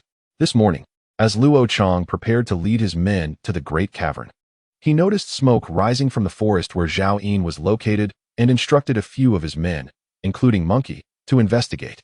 Thus, Zhao Yin arrived. "Brother, those matters from the past were all orchestrated by the boss." "No, it was all done by Luo Chang and his men. I was merely a gatekeeper. I truly have no connection to it. I implore you." Yang Shan lamented, bursting into tears. "I am indifferent to your actions, but your people devoured my jerky, and compensation is due," Zhao Yin declared. Yang Shan stared in astonishment at Zhao Yin, who displayed neither regret nor anger. His demeanor as tranquil as if he were merely informed that someone had enjoyed a meal or used the restroom. The man before him was unlike anyone he had encountered before, appearing devoid of humanity. Yang Shan's heart trembled. "Be brother, please feel free to express your desires. Take whatever you wish from here." At this moment, his sole wish was to preserve his life. The repercussions from Luo Chang upon discovering the loss of supplies were no longer a concern. "That depends on what you can offer." Zhao Yin exhaled a plume of smoke. Upon hearing this, Yang Shan stood frozen. The cave had been stripped bare of food for days, leaving only the tattered remnants of daily necessities plundered by Luo Chang and his followers, along with some clothing. He glanced at the jerky and roasted bones strapped to the backs of the 7 large rats behind Zhao Yin, then at the pristine animal hides worn by Zhao Yin and Song Xiaodao, as well as the mountainous supplies on the back of the old ox. Clearly, they would not be interested in such refuse. "Brother, there is water. A small pond lies within the cave, and you may take as much as you desire." Yang Shan could only muster the courage to say, 3 days ago, the rain had just fallen. "Do you truly believe I am in want of water?"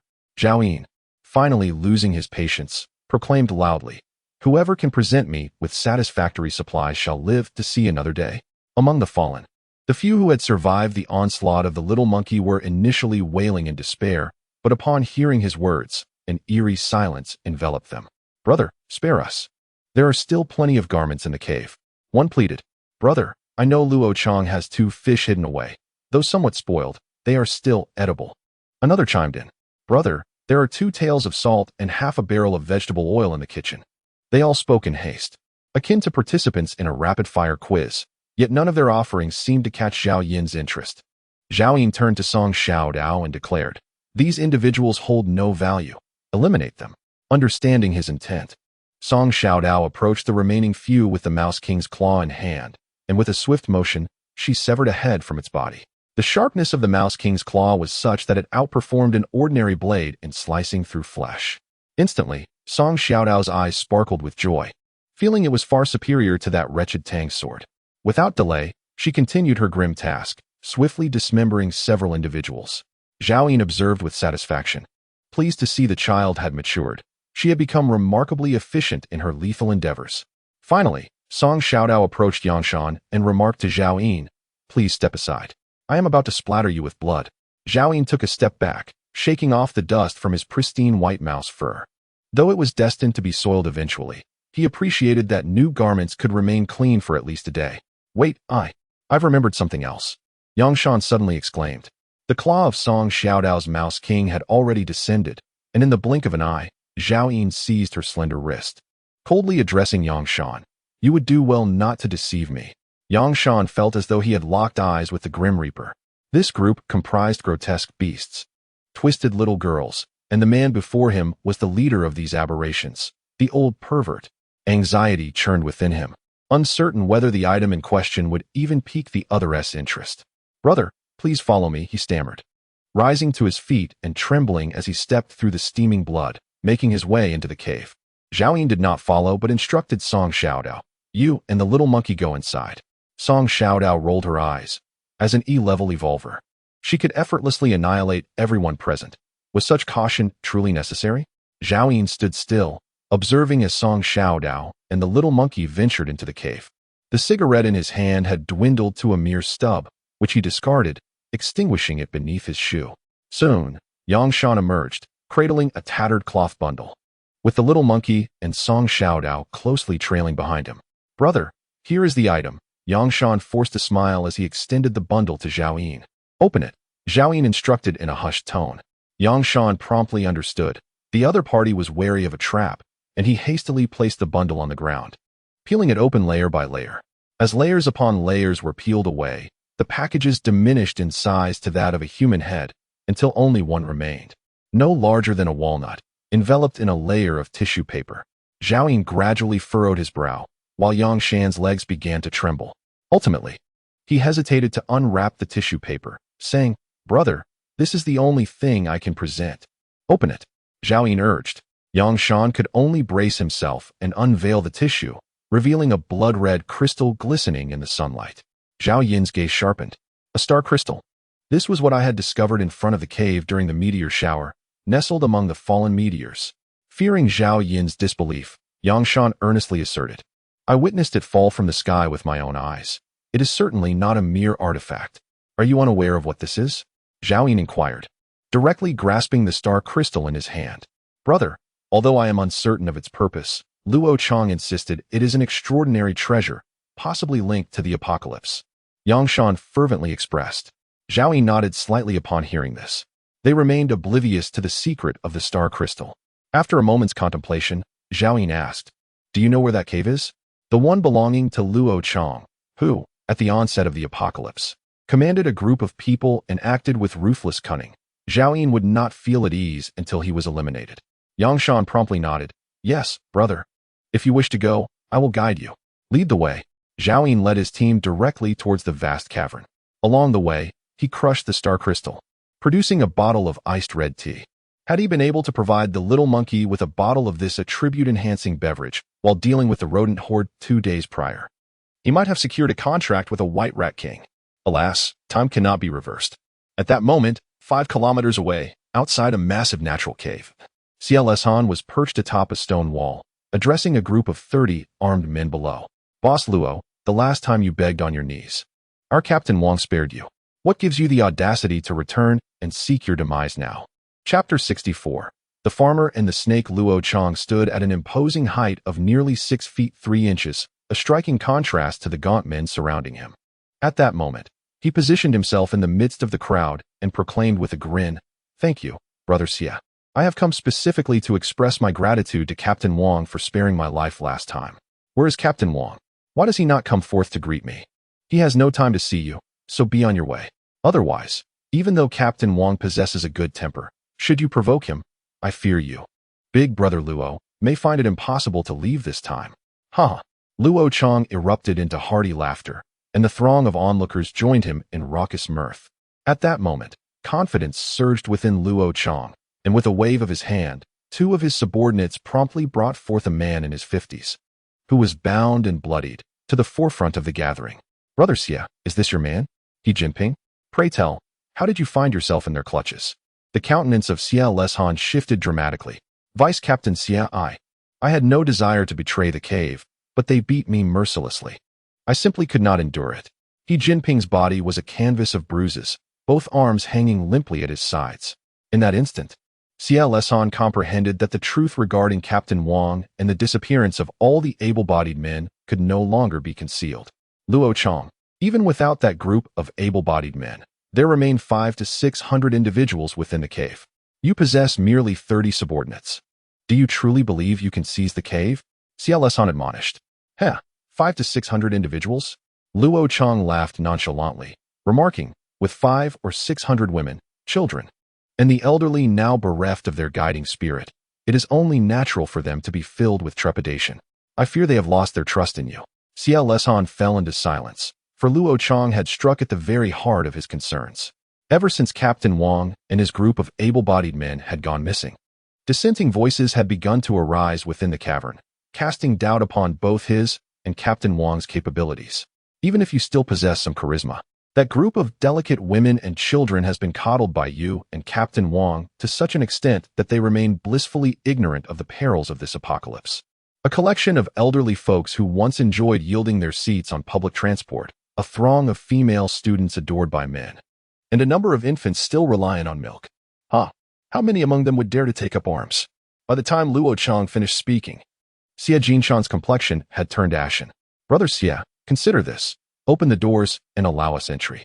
Following me, you shall indulge in a life of luxury, far better than the futile endeavor of pleasing a bunch of inept individuals, only to be met with their grievances in the end. Luo Chang declared loudly. Never.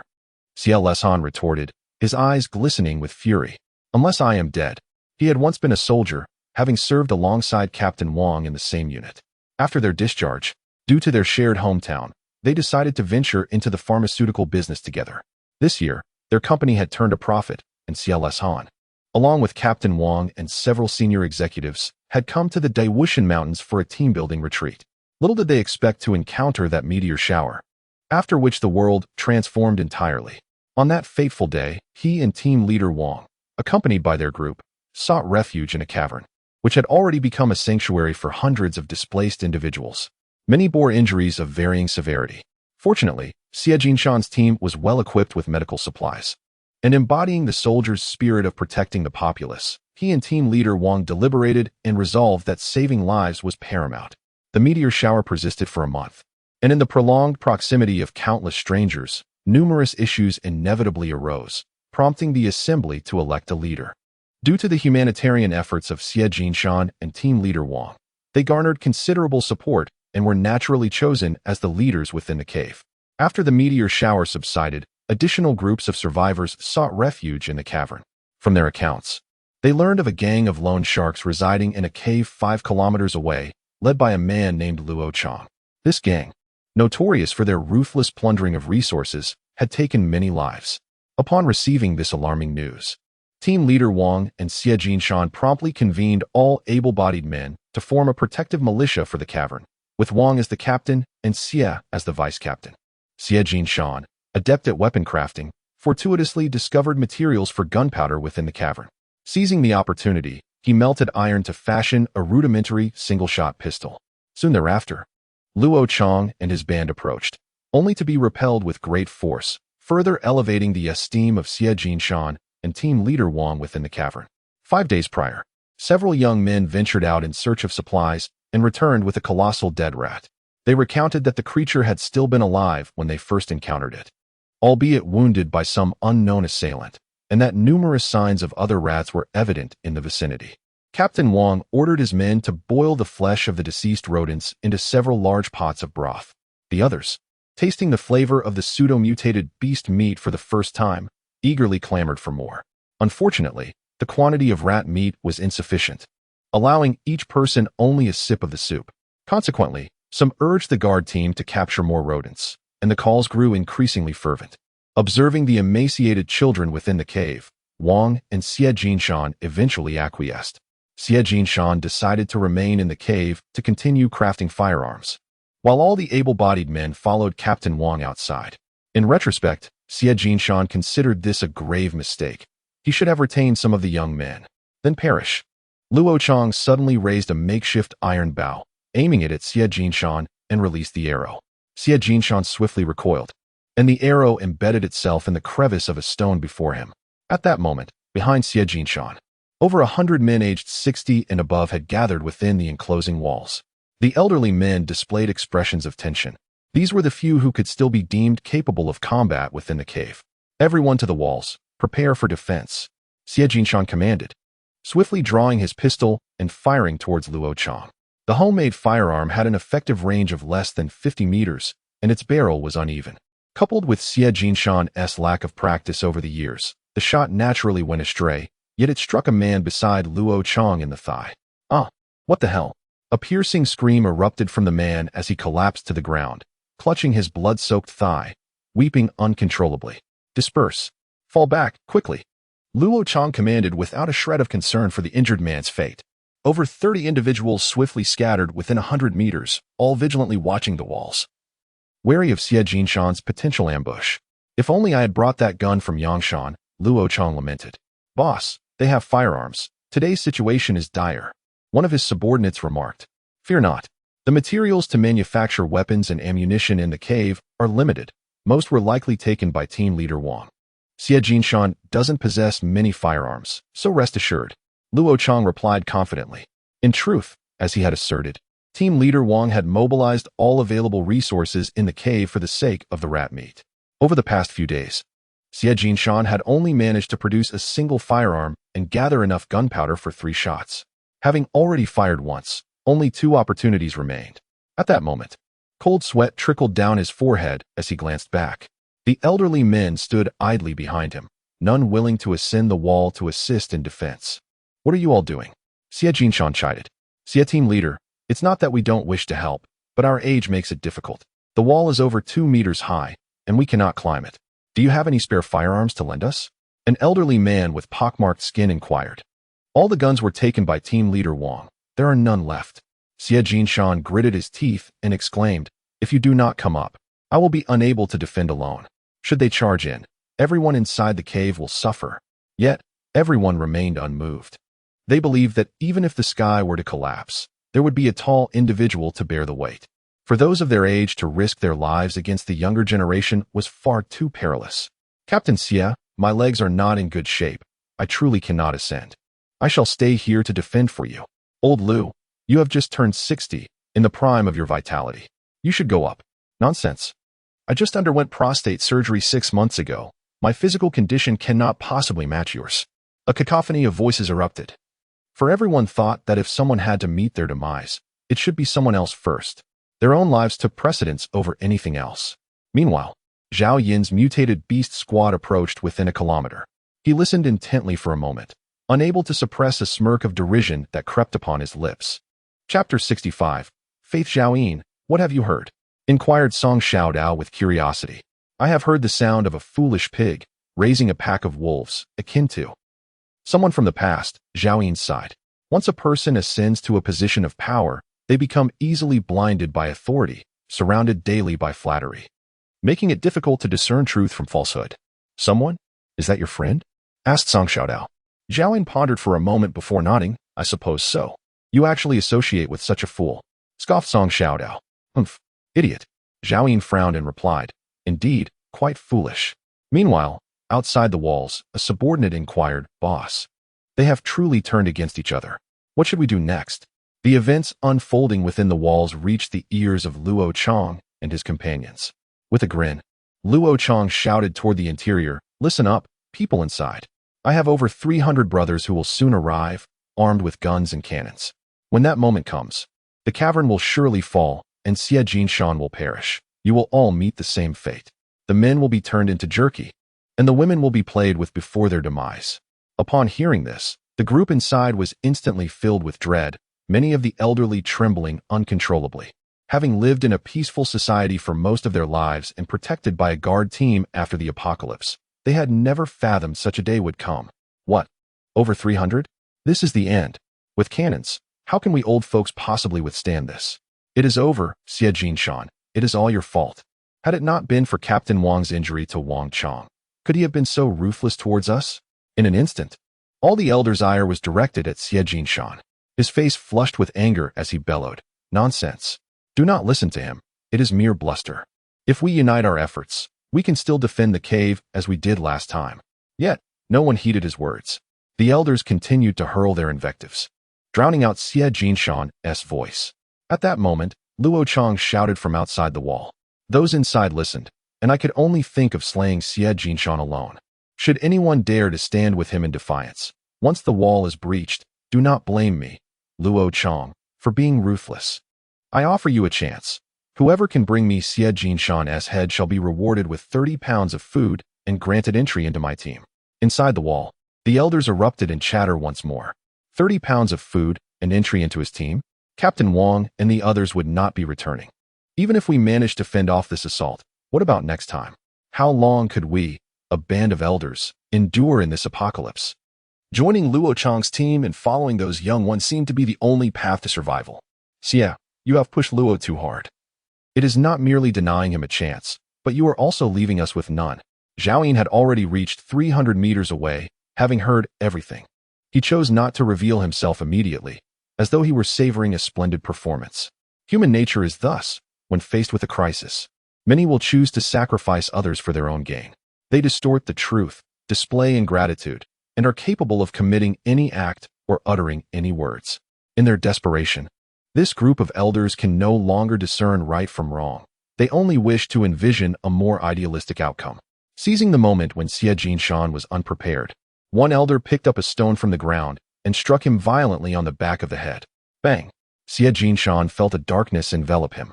Staggering forward and touching his head, his hands stained with blood. In disbelief, he turned to the elder who had attacked him and asked, "Do you truly wish to kill me?" He had believed that by selflessly protecting these individuals and providing them with better living conditions, even sharing his food with them, he could earn their genuine affection in return. He thought that a soldier's mission was to safeguard the homeland and its people in times of peril, thereby earning glory and respect. But why had it come to this? Did these people possess no intellect? As Xie Jinshan slowly fell, collapsing amidst those he had shielded, he gazed wide-eyed at the sky. In that moment, it felt as though an invisible voice shattered within him. That was faith. He was not devoid of strength to rise. Rather, his spirit had perished. Zhao Yin sighed, never underestimating the greed and folly inherent in human nature. Was he, Zhao Yin, not once akin to Xie Jinshan in a past life? At this moment, Luo Chang heard the internal strife, a sneer spreading across his face as he bellowed. "Why haven't you opened the main door yet?" The sturdy wooden door slowly creaked open as several elders united their strength to pull it aside. Many of the elders eagerly approached Luo Chang, their faces adorned with sycophantic smiles. "Welcome, Brother Luo. From now on, you shall be our leader. We hope for your guidance. Please, do enter." Luo Chang strode forward with a broad smile. Suddenly, with a swift motion, he swung the makeshift iron bow in his hand, knocking the first elder who approached him down to the ground. "Ah, spit!" Luo Chang spat out a thick gob and commanded loudly, "Kill them all." This group of decrepit old men was utterly useless. Keeping them around would only squander resources. Kill. Though his followers numbered merely 30-some, each wielded a weapon, and confronting a horde of selfish, decrepit elders was akin to slicing through vegetables. The crucial factor was that upon witnessing Luo Chang's sudden betrayal, the elders scattered in panic, many fleeing into the depths of the cave, resembling a disorganized mass. Zhao Yin emerged from the forest, squinting towards the outer wall of the cave, where a scene of hell on earth unfolded. "Old Nyo, you guard the supplies here. Song Xiao Dao, monkey, old hey, mouse 1, mouse 2. Drop the supplies and go stretch your legs." After speaking, Zhao Yin discarded his cigarette butt and unsheathed his mountain-cutting knife. With a swift stroke, he severed the head of Yang Shan beside him. As blood gushed forth, before the headless corpse could collapse, Zhao Yin surged forward. It had been a long time since he had engaged in such hands-on action. Rarely did he encounter a group of ordinary survivors, and Zhao Yin felt the need to stretch his weary limbs. With a swift flash of his blade, one of Luo Chang's underlings was cleaved in two, a rain of blood soaring into the air, yet not a drop tarnished Zhao Yin's pristine rat-skin armor. He darted past, charging toward another victim, and with a swift motion, yet another head was severed. At that moment, Xiao Hozi and 7 colossal rats plunged into the fray, followed closely by Song Xiaodao, and in the blink of an eye, the crowd had been decimated. Whether it was the group of elderly men or Luo Chang's followers, those who encountered the contracted beasts met their demise without any means of resistance. Luo Chang turned to glance back, his face instantly drained of color. He had never beheld a monkey of such size, more fearsome than an orangutan, nor had he ever witnessed rats of such enormous proportions. And that terrifying little girl in his final moments, he saw a towering youth approach, blood dripping from the weapon in his hand. He hastily implored, "Brother, please don't." But with a decisive slash, Zhao Yin severed Luo Chang's head from his shoulders. He couldn't be bothered to entertain the other's futile pleas. After all, the outcome was inevitable. He had ventured this far solely for the thrill of that very strike, and after dispatching Luo Chang, he turned to observe the scene beyond the walls, where the ground lay strewn with steaming corpses. Except for a few contracted beasts and Song Xiaodao, dozens of elders perished at the hands of the contracted beasts. The monkey and Xiaodao went to assist Old Black in transporting supplies, all of which were taken into the cave. After giving his orders, Zhao Yin stepped alone into the enclosure. Suddenly, a feeble voice called out, "Brother, wait." Following the sound, Zhao Yin found Xie Jinshan collapsed on the ground. A large gaping wound marred the back of his head, blood oozing profusely, while a sharpened wooden stake protruded from his waist. He leaned against the wall, curling one leg beneath him, looking at Zhao Yin with great weakness. Zhao Yin furrowed his brow. He had once admired such self-sacrificing soldiers. Yet, in this apocalyptic world, sacrificing oneself for others seemed foolish. Nevertheless, although Zhao Yin did not consider himself a good person, he also believed he should not indulge in senseless killings. Just as he would seize every opportunity to bathe and preferred to keep his clothes clean for a few more days, he reminded himself that he was still human. Even in the apocalypse, he would always be a person. "Don't expect me to save you. I am powerless," Zhao Yin stated. Hearing this, Xie Jinshan forced a bitter smile. "No, I am not asking you to save me. I beg you, please don't kill those people in the cave. Whatever you desire, you can seek out Old Wu. He is in charge of the supplies. You go to great lengths to protect them, yet they wish for your demise. And then they ask me not to kill? No one has it easy. They merely wish to survive. The fault lies not with them, but with this wretched apocalypse." Xie Jinshan slowly raised his gaze to the dim sunlight, his lips trembling. If only there had been no meteor shower, how wonderful that would be. Zhao Yin could not fathom the workings of this person's mind and remarked coolly, "People like you should have been struck down by the meteors from the start. So, have you agreed to my request?" Xie Jinshan inquired. "Why should I agree to you?" Zhao Yin, disinterested, continued on his way. Soon, Song Xiaodao, accompanied by the contracted beasts, caught up with Zhao Yin, laden with supplies as they entered the cave together. Chapter 66. Controlling the cavern before them lay an expansive chamber, measuring approximately 30 to 40,000 square meters, with the highest points reaching 200 to 300 meters. Stalactites hung from the ceiling, occasionally dripping water into a pool at the center of the cavern, where fish could be faintly discerned. Throughout the vast hall of the cave, not a single soul was in sight. Zhao Yin surveyed his surroundings and quickly spotted a narrow opening deep within the cavern. They must have escaped through there. It surely led to nowhere. Otherwise, Xie Jinshan would not have met such a fate. "Let us proceed," Zhao Yin commanded. "Look, there are fish," exclaimed Song Xiaodao, pointing at the pool. "We shall have fish soup tonight. But first, we must locate the others," Zhao Yin replied, subsequently ordering the little monkey to lead the way. This place had been developed into a tourist attraction before the apocalypse, with many areas having undergone artificial restoration and refinement, resulting in relatively smooth paths. However, everywhere they looked, litter was strewn about, with human excrement of various forms and consistencies, both solid and liquid, visible throughout. The air was thick with a foul stench. "Oh dear, what's this?" It's feces, how disgusting." Song Xiaodao suddenly stepped into a fresh pile, her face contorting in revulsion. She hopped on one foot towards Zhao Yin, clutching the hem of his garment. "Zhao Yin, I stepped in it." Zhao Yin shook off her small hand, responding, "Go clean it off yourself. And do not sully my leather armor." Song Xiaodao scrubbed the soles of his shoes against a stone, hastily catching up to Zhao Yin. "How disgusting. Can't they at least build a few toilets?" "It's only natural that the leader failed to manage properly," Zhao Yin replied with an expressionless face. In this apocalyptic world, many individuals are consumed by the singular thought of survival, no longer concerning themselves with the quality of life. The darker side of human nature is omnipresent. The narrow entrance descended, lined with railings and stone steps, yet everywhere bore the marks of human destruction. After a while, the stone steps continued to extend downward.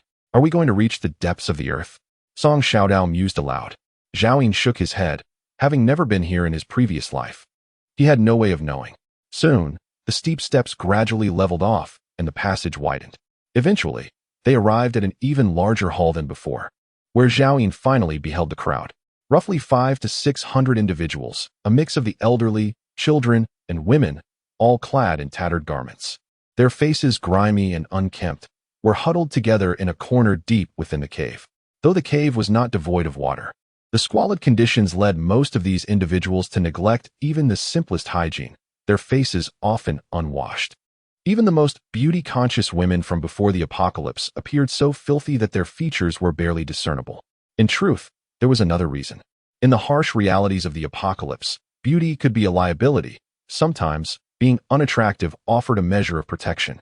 Upon seeing Zhao Yin and the mutated beast that trailed behind him, the crowd displayed expressions of sheer terror. They had never encountered a rodent of such magnitude, one of which was larger than a bull. No. Over there truly stands a bovine creature, like a colossal mound of flesh. And there is that gaunt monkey, wielding a clawed knife taller than itself. Before this terrifying assembly stands a young man, clad in white leather armor stained with fresh blood. It is he, the one who, alongside Luo Chong, brought down Captain Xie. Everyone has rallied against him. An elderly man with gray hair pointed at Zhao Yin. I witnessed with my own eyes as he dispatched Captain Xie. This man is a demon. Another elder exclaimed loudly, "Let us all rise together and slay this demon, or we shall all perish." The elders, burdened by their sins, felt an overwhelming sense of guilt, fearing that Zhao Yin would not spare them. At that moment, the only path to survival lay in inciting others to confront Zhao Yin, allowing them to escape amidst the chaos.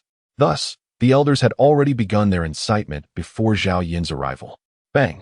A gunshot rang out, and the last elder who spoke now bore a gaping wound in his forehead. His eyes widened in disbelief, as if he could not accept his own demise, before he fell straight down with a thud. Instantly, the crowd erupted in women-esque screams, children-esque cries, and the moans of the elderly. Firearms remain humanity's most effective deterrent. No elder dared to step forward again. Zhao Yin lowered his handgun and declared loudly, "Enough of your noise, or I shall feed you to the rats." In that moment, the cavern fell into a silence so profound that one could hear a pin drop. Even the wailing children had their mouths covered by the adults beside them. If Xie Jinshan were present, one wonders what his thoughts would be. Zhao Yin has merely taken a life, yet this act proves far more consequential than 100 of his words. Now, I proclaim that everything within this cavern belongs to me, including each of your lives. Until my departure, my word shall serve as the law. Any who dare violate my decree shall meet the same fate as that unfortunate soul. Do you all comprehend? Zhao Yin's voice reverberated throughout the cave. Everyone trembled, their terrified gazes fixed upon Zhao Yin, yet none dared to utter a word. Should they submit to Zhao Yin or desperately seek an opportunity to flee? This presented a dilemma, and they awaited the choices of those around them. Do you all understand me? Zhao Yin demanded once more. Still, silence reigned, as if only Zhao Yin's voice echoed within the cavern. Bang! Another gunshot resounded, as Zhao Yin fired directly into the crowd, striking the crown of a balding elder, causing blood and brain matter to splatter everywhere. In an instant, chaos erupted anew. "Ah, please don't kill me, I don't want to die." "Whoa, Captain Wang, where are you? Why haven't you returned to protect us? Please, don't shoot, I beg you. My child is only 3 years old and cannot live without a mother." Those near the periphery desperately pushed inward, while those trapped inside struggled to breathe, shoving others outward. Bang! No one anticipated that Zhao Yin would fire again at this moment. Another elder collapsed. "Are you all intent on ruining my rules?" Zhao Yin scolded. The crowd finally fell silent once more, realizing that wasting words would indeed lead to death. It became evident that he could kill without a second thought, acting entirely on impulse. Soon, voices began to rise among the throng. "Listen, we understand." As the murmurs multiplied, they hastened to respond to Zhao Yin, eager not to miss the opportunity to curry favor with the new leader. Zhao Yin lifted his hand slightly, and the crowd quieted again. He paced with his handgun in hand, proclaiming loudly, "Listen closely. All women over 50, come here and line up. Women under 50, bring your children aged 5 and under and stand separately. Children over 5, stand in that direction. As for you men, go stand over there." Zhao Yin gestured with the barrel of his gun to several directions. In the next moment, everyone sprang into action, the sound of hundreds of footsteps echoing through the cave. Once 4 long lines were formed, a few children under 5 remained, crying loudly in their place. Whose children were these? And why was no one there to take them away? Zhao Yin's gaze turned toward the group of robust women. In truth, among the young women who had previously remained in the cavern, there was a group that stayed behind to care for their children. At this moment, a woman at the forefront of the line murmured, "These children were rescued by Team Wang. Some parents perished in the meteor shower, while others succumbed to illness within the cave. They are all orphans. Thus, no one is willing to take them away. It has been Team Xie who has continuously looked after them, but now Team Xie." The woman glanced fearfully at Zhao Yin, hesitating to continue. Clearly, she still held the belief that Zhao Yin was responsible for the death of Xie Jinshan. Zhao Yin chose not to clarify, raising a hand to point at the group of middle-aged women, selecting a few who appeared vigorous. You. Each of you take one of these children away, by any means necessary. I must not hear their voices again. The women promptly approached, each picking up an orphan and covering their mouths. The fundamental composition of the crowd became evident. There were 4 groups, over 300 women, 74 elderly men remaining, 49 children under the age of 5, and 37 children aged 5 to 12. There were 42 young women. Zhao Yin had 2 reasons for separating them into distinct lines. The first was to target the elderly men. By dividing them, it would facilitate a more efficient extermination. Although the elderly gentlemen have aged, many of them still possess considerable strength. Coupled with their previous actions, it is unlikely that Zhao Yin, given his temperament, would allow them to linger here and create further disturbances. Furthermore, Zhao Yin intends to establish a base within the cave, at least until he discovers the celestial white tiger and the spatial pendant. This place serves as an excellent sanctuary. Therefore, he must exert sufficient control over the cave. Chapter 67. Wu Shuegui. Where is Old Wu? Who is Old Wu? Zhao Yin recalled the Old Wu mentioned by Xie Jinhai, who managed the supplies. Without Old Wu needing to step forward, everyone immediately turned their gaze to a bald man among the elderly group. He was slender, clad in a tattered suit, and one of the few in the group with a clean face. Hello, boss, my name is Wu Shuegui. When team leader Wang was still here, he entrusted me with managing the supplies. Wu Shuegui said, slightly bending at the waist, revealing his shiny bald head. Zhao Yin nodded. Come here to my side. Wu Shuegui appeared to be in his 40s, limping on one leg. Perhaps this was the reason he had not been taken out by team leader Wang, nor called by Xie Jinshan to resist Luo Chang. As soon as Wu Shuegui approached Zhao Yin, he was suddenly seized by the collar, lifted effortlessly by one hand. Boss! Wu Shuegui exclaimed in shock. How could the other party possess such strength? Was he even human? I require all the supplies here. Do you understand what I mean? Zhao Yin inquired. All the supplies are in the warehouse. Every transaction is meticulously recorded, as per team leader Xie's previous regulations. I would never dare to conceal anything from the boss. Nor could I. Wu Shuegui replied, a cold sweat trickling down his brow, forcing a smile. I will take you to see them right away. Please let me go, boss. Zhao Yin nodded, observing that this individual, despite being enveloped in crisis, remained remarkably composed. It was no wonder he had been entrusted with such a significant role by team leader Wang and Xie Jinshan. How did you become disabled? Zhao Yin inquired.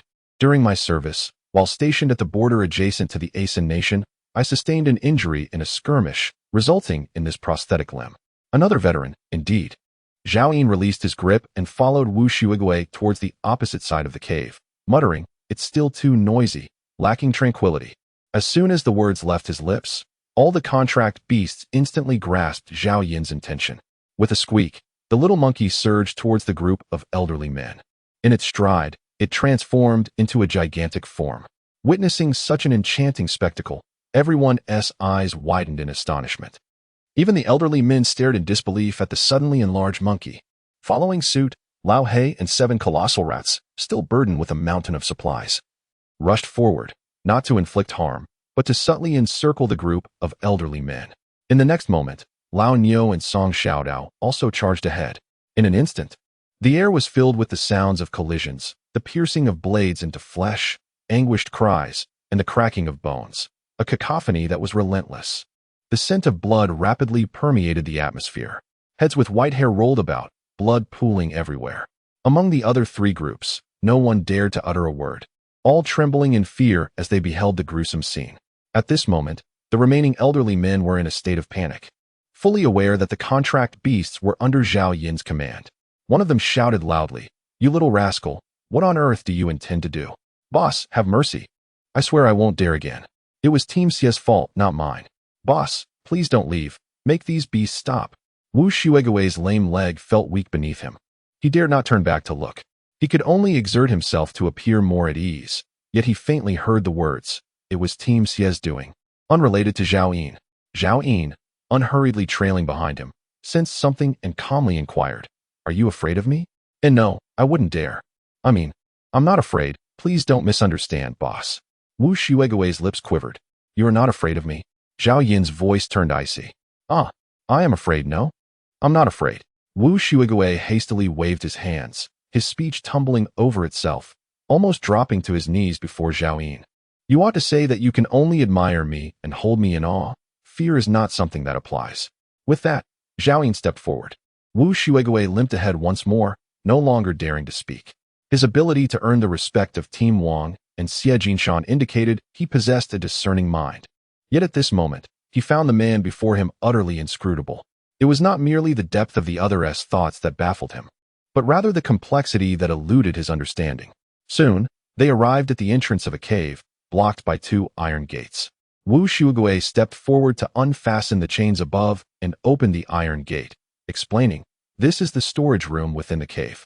It was originally a storage space for the park's cleaning staff, but later team leader Wang deemed it suitable for storing supplies. So he asked me to tidy it up and move the materials here.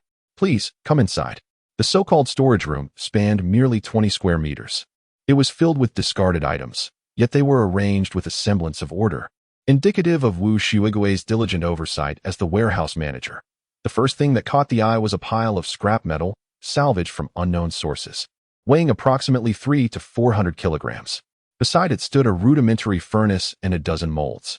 Zhao Yin took a glance and discerned that these items had previously been utilized for smelting iron to forge firearms and household goods. Additionally, there were several large iron cauldrons, hundreds of pounds of charcoal, a heap of clothing, and numerous bundles of bamboo poles measuring 5 to 6 meters in length. These trashes held little significance for Zhao Yin. On the day the apocalypse struck, the scenic area was inundated with over 100,000 tourists, yet only 1,000 or 2,000 sought refuge in the cave. Many were severely injured, and despite team leader Wang's efforts to save as many as possible, only 700 or 800 survived. They had even salvaged the clothing from the deceased. Xie Jinshan pointed towards the pile of garments, seemingly reminded of something, and sighed. "Where's the food? What have you been eating for the past month?" Zhao Yin inquired directly. Wu Shuigui pointed to the pile of bamboo poles, remarking that this had originally been a bamboo grove planted by the scenic area beside the pond. However, with the advent of the apocalypse, it inexplicably withered and died. Team leader Wang then instructed us to cut it down for fishing purposes. Additionally, as the tourists had become accustomed to bringing their own food, at that time, 1,000 to 2,000 people surged into the cave, bringing along a considerable amount of provisions. Later, team leader Xie forged these large pots, and each day we would cook the fish we caught with some bread and ham, allowing us to barely survive that month. Eventually, when the food ran out, Wang discovered a newly sprouted vine within the cave, the leaves of which were edible. We could harvest 100 to 200 pounds daily, mixing it with the fish to make soup, which fortunately prevented starvation for a few of us. From Zhao Yin's perspective, Wu Shuigui's cheeks were sunken, and his eyes were devoid of life. Wu Shuigui licked his lips and lamented, "Unfortunately, the fish in the pond cannot be infinite. Team leader Wang only permits us to catch 30 a day, saying it is better to sustain a steady supply." Upon hearing this, Zhao Yin felt a sense of relief, having previously feared that Wu Shuigui might mention cannibalism as a means of survival. Indeed, there were mutated crops here. "Take me to see that vine," Zhao Yin exclaimed. Though his tone was calm, he felt a surge of excitement within. He had grown weary of eating chestnuts and rat meat, and was in desperate need of a different variety of food to enhance their diet. Not only were there fish here, but also mutated vegetables he had not tasted in a long time. Wu Shuigui pushed aside a pile of clothing, revealing a natural crevice in the stone wall. "Please, follow me," he urged. Zhao Yin was somewhat taken aback, not expecting that the mutated crop would be concealed in such a manner. He followed Wu Shuigui into the crevice, where an enchanting world unfolded, a cavernous hall sprawling nearly 1,000 square meters. This place had not been developed by the tourist industry, nor did any light penetrate its depths, save for the occasional phosphorescence glimmering from the stalactites above, resembling a starry night sky.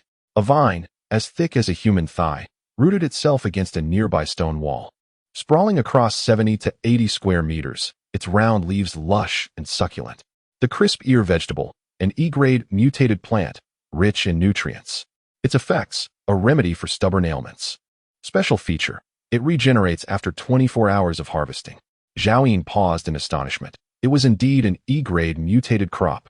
Generally, evolvers are immune to illness, yet once afflicted, healing becomes a formidable challenge. In a post-apocalyptic world devoid of medical facilities, the efficacy of this crisp ear vegetable could prove life-saving. Zhao Yin had a particular fondness for anything that could preserve life. Moreover, Its special feature of regeneration explained why Wu Xuegui claimed one could harvest 2 to 300 pounds daily. It was no wonder those elderly folks, though emaciated, rarely exhibited signs of illness. In a world ravaged by catastrophe, the most scarce resources, aside from food, were medical supplies. Even if Zhao Yin had no immediate use for it, he could exchange it with other camps for desired goods in the future. From now on, without my permission, no one is allowed to enter here, including you, Zhao Yin declared, fixing his gaze intently on Wu Xuegui's eyes. Wu Xuegui wore a smile, saying, "Understood, boss. I will lock the warehouse and hand you the key." Yet, a shadow of melancholy flickered in Wu Xuegui's eyes as he spoke. Is this to be claimed as one's own? How will the 400 to 500 individuals within the cave survive henceforth? Chapter 68. The blood-red stone. Zhao Yin and Wu Xuegui returned to the warehouse. Zhao Yin pointed at the several bundles of bamboo poles and instructed, "Distribute these immediately. Those who are still alive, select a few to gather the tender ear vegetables, while the rest, including children over 5, are to go fishing." Everyone is to go fishing? Wu Xuegui exclaimed in astonishment. Was the intention to completely deplete the fish from the pond? Did you not comprehend? Zhao Yin narrowed his eyes. Wu Xuegui, startled, quickly bowed. "Understood, boss. I will arrange it at once." With that, Wu Xuegui exited and soon returned with a dozen robust women, who hoisted all the bamboo poles out of the warehouse. Zhao Yin paid no heed to how they distributed the poles and instead pointed to several large pots, saying, "Shortly, I will have old Hay bring you some rat bones. Those who catch fish today will enjoy bone soup. Those who do not will not." Zhao Yin understood the principle that to see a horse run, one must feed it grass. The rat bones he previously deemed unworthy were now being utilized to prevent waste. Although the bones had little meat, they were not light, making them a burden for old Hay and the others. Should an unforeseen event occur, the contract beasts, already carrying their maximum load, would possess little combat strength. Using them here was far better than letting them go to waste. Zhao Yin was unconcerned about overfishing. His objective was to ensure that every fish in the pond was caught and taken away during this brief period. Wu Xuegui appeared momentarily bewildered. "Rat bone soup? Those are the bones of the large rats, quite similar to beef bones, yet far more delectable," Zhao Yin proclaimed. Wu Xuegui immediately became animated. It was precisely due to the exquisite taste of that large rat that Team Wang had paid a grievous price. Now, however, there was the prospect of indulging in rat bone soup.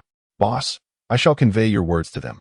Surely many will be eager to toil on your behalf," Wu Xuegui joyfully exclaimed before limping out. Zhao Yin was taken aback by the immense allure that rat bones held for these individuals. From his perspective, rat bones were hardly regarded as a prized commodity, even less so than the fish found in the pond. Yet for those residing in the cave, who had long suffered from hunger, it was a long-craved delicacy. After exiting the warehouse, Zhao Yin proceeded to the area where the line had formed earlier. Song Xiaodao and the contracted beasts had already dealt with the group of elderly men, leaving a few elderly women to attend to the remains.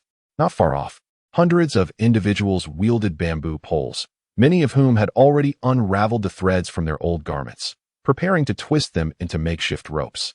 Next, they would need to bend the wire from the pile of scrap metal into hooks and attach the string, thus creating rudimentary fishing rods. "Boss, I have retained 10 elderly women to care for the children under 5, while 30 able-bodied women have gone to gather crispy ear vegetables. The remainder have been equipped with fishing rods," Wu Xuegui reported. "Did you use this method for fishing previously?" Zhao Yin inquired, furrowing his brow. "The boss might find it amusing. We only have this condition. Although the equipment is rudimentary, it is certainly feasible for dozens of people to fish together and catch 30 fish in a day," Wu Xuegui remarked. Zhao Yin hesitated slightly and called out, "Song Xiaodao." Zhao Yin, Song Xiaodao approached. "Distribute a piece of jerky to each of them to use as bait for fishing. Anyone who dares to steal a bite shall face my wrath," Zhao Yin declared. Song Xiaodao agreed and went to find Xiao Hozi to assist in distributing the jerky. Before long, a group of individuals, equipped with their fishing rods, made their way to the pond in the front hall. Zhao Yin trailed behind the crowd to observe. Soon, the relatively small pond was encircled by 500 to 600 people. Some were eager to cast their lines, and within minutes, a fish bit, followed by the catch of a fish weighing over a pound. Wu Xuegui's eyes widened in astonishment. "Boss, what kind of meat did you give them for bait? We fished for half a day before without a single nibble, and the fish here are notoriously difficult to entice. Why is it that your meat It's merely the flesh of large rats, Zhao Yin casually responded.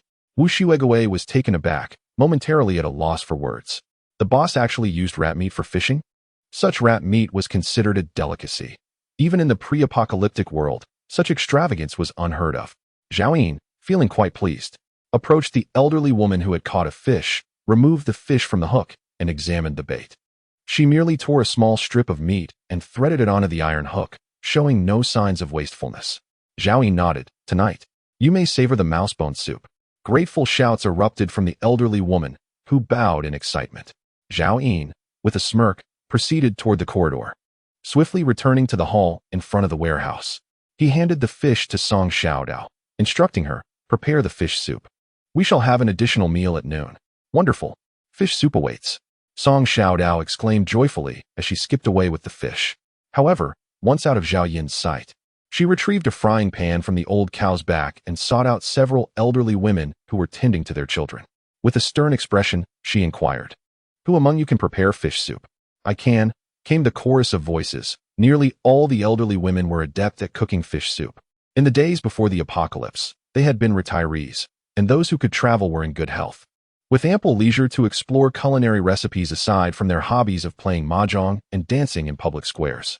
Song Xiaodao handed the pot and fish to a clean-faced elderly woman, whispering, "I will quietly give you a piece of jerky if you help me prepare the fish soup.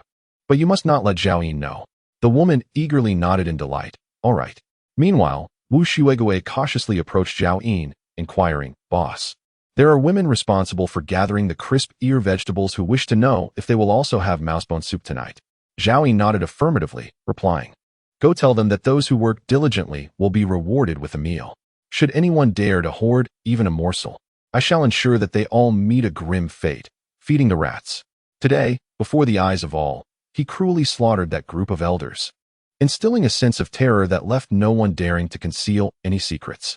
At least, for the past couple of days, they lacked the audacity to act treacherously. Nevertheless, Zhao Yin employed this method to ensure they kept a watchful eye on one another. Wu Shuegaoei trembled slightly, acknowledging, "Understood, boss." However, he did not depart immediately, his face betraying hesitation. "Do you have something to say?" Zhao Yin inquired.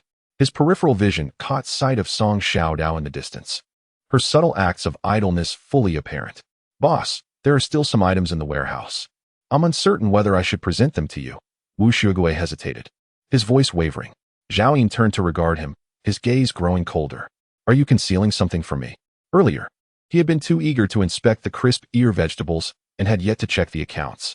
Wu Shuegaoei's face flushed crimson as he suddenly knelt, exclaiming, "Boss, please listen to me. I assure you, I did not intend to withhold anything. It's just that those items are of little use. And more likely, once given to you, they might bring you danger." "What items?" Zhao Yin's interest was piqued. He scrutinized Wu Shuegaoei's evasive gaze and immediately understood that the latter feared his suspicions of ill intent. If Wu Shuegaoei truly wished to keep something hidden, he would not dare to risk revealing it at this moment. Wu Shuegaoei produced a fist-sized tattered cloth pouch from his pocket and respectfully handed it to Zhao Yin, stating, "You may find it hard to believe, boss, but within the skulls of those zombies, there exist two types of stones. One is transparent, while the other is a deep crimson. The transparent stone serves no purpose, yet the crimson stone, when struck, can conjure objects from thin air. At times it manifests food, at others water, and it may even, perhaps, be poison." Zhao Yin's heart tightened. Was it not the crimson stone Wu Shuegaoei spoke of that resembled the star crystal? It appears they had long uncovered the secret of the star crystal. Chapter 69. Thunder-based abilities. Zhao Yin received the tattered cloth bundle and promptly unwrapped it, revealing 2 vials of potion, a pink pill, and over 100 shards of corpse crystal. "Boss, these are the transparent stones," Wu Shuegaoei exclaimed, pointing at the corpse crystals. Initially, Team Wang conducted an experiment where they had someone break one open, and the outcome was that the person transformed into a zombie. Upon hearing this, Zhao Yin instantly recalled certain events from his past life. Once a corpse crystal is shattered, it releases energy that an individual who has not previously consumed an evolution potion cannot withstand. Blindly breaking open a corpse crystal would inevitably turn most individuals into zombies, with only a scant few retaining fragments of consciousness, evolving into grotesque beings that are neither human nor undead. These entities possess human intellect, but have entirely forfeited their humanity. They feast upon fresh flesh and can grow stronger by consuming corpse crystals, their power formidable, and their rate of growth even surpassing that of ordinary zombies. Survivors later bestowed upon them a dreadful name, the corpse demons. However, the number of corpse demons is exceedingly rare. Thus, by the 7th year of the apocalypse, when Zhao Yin first learned of their existence, he had not yet had the chance to delve deeper into their nature before he met his demise. He activated his true sight.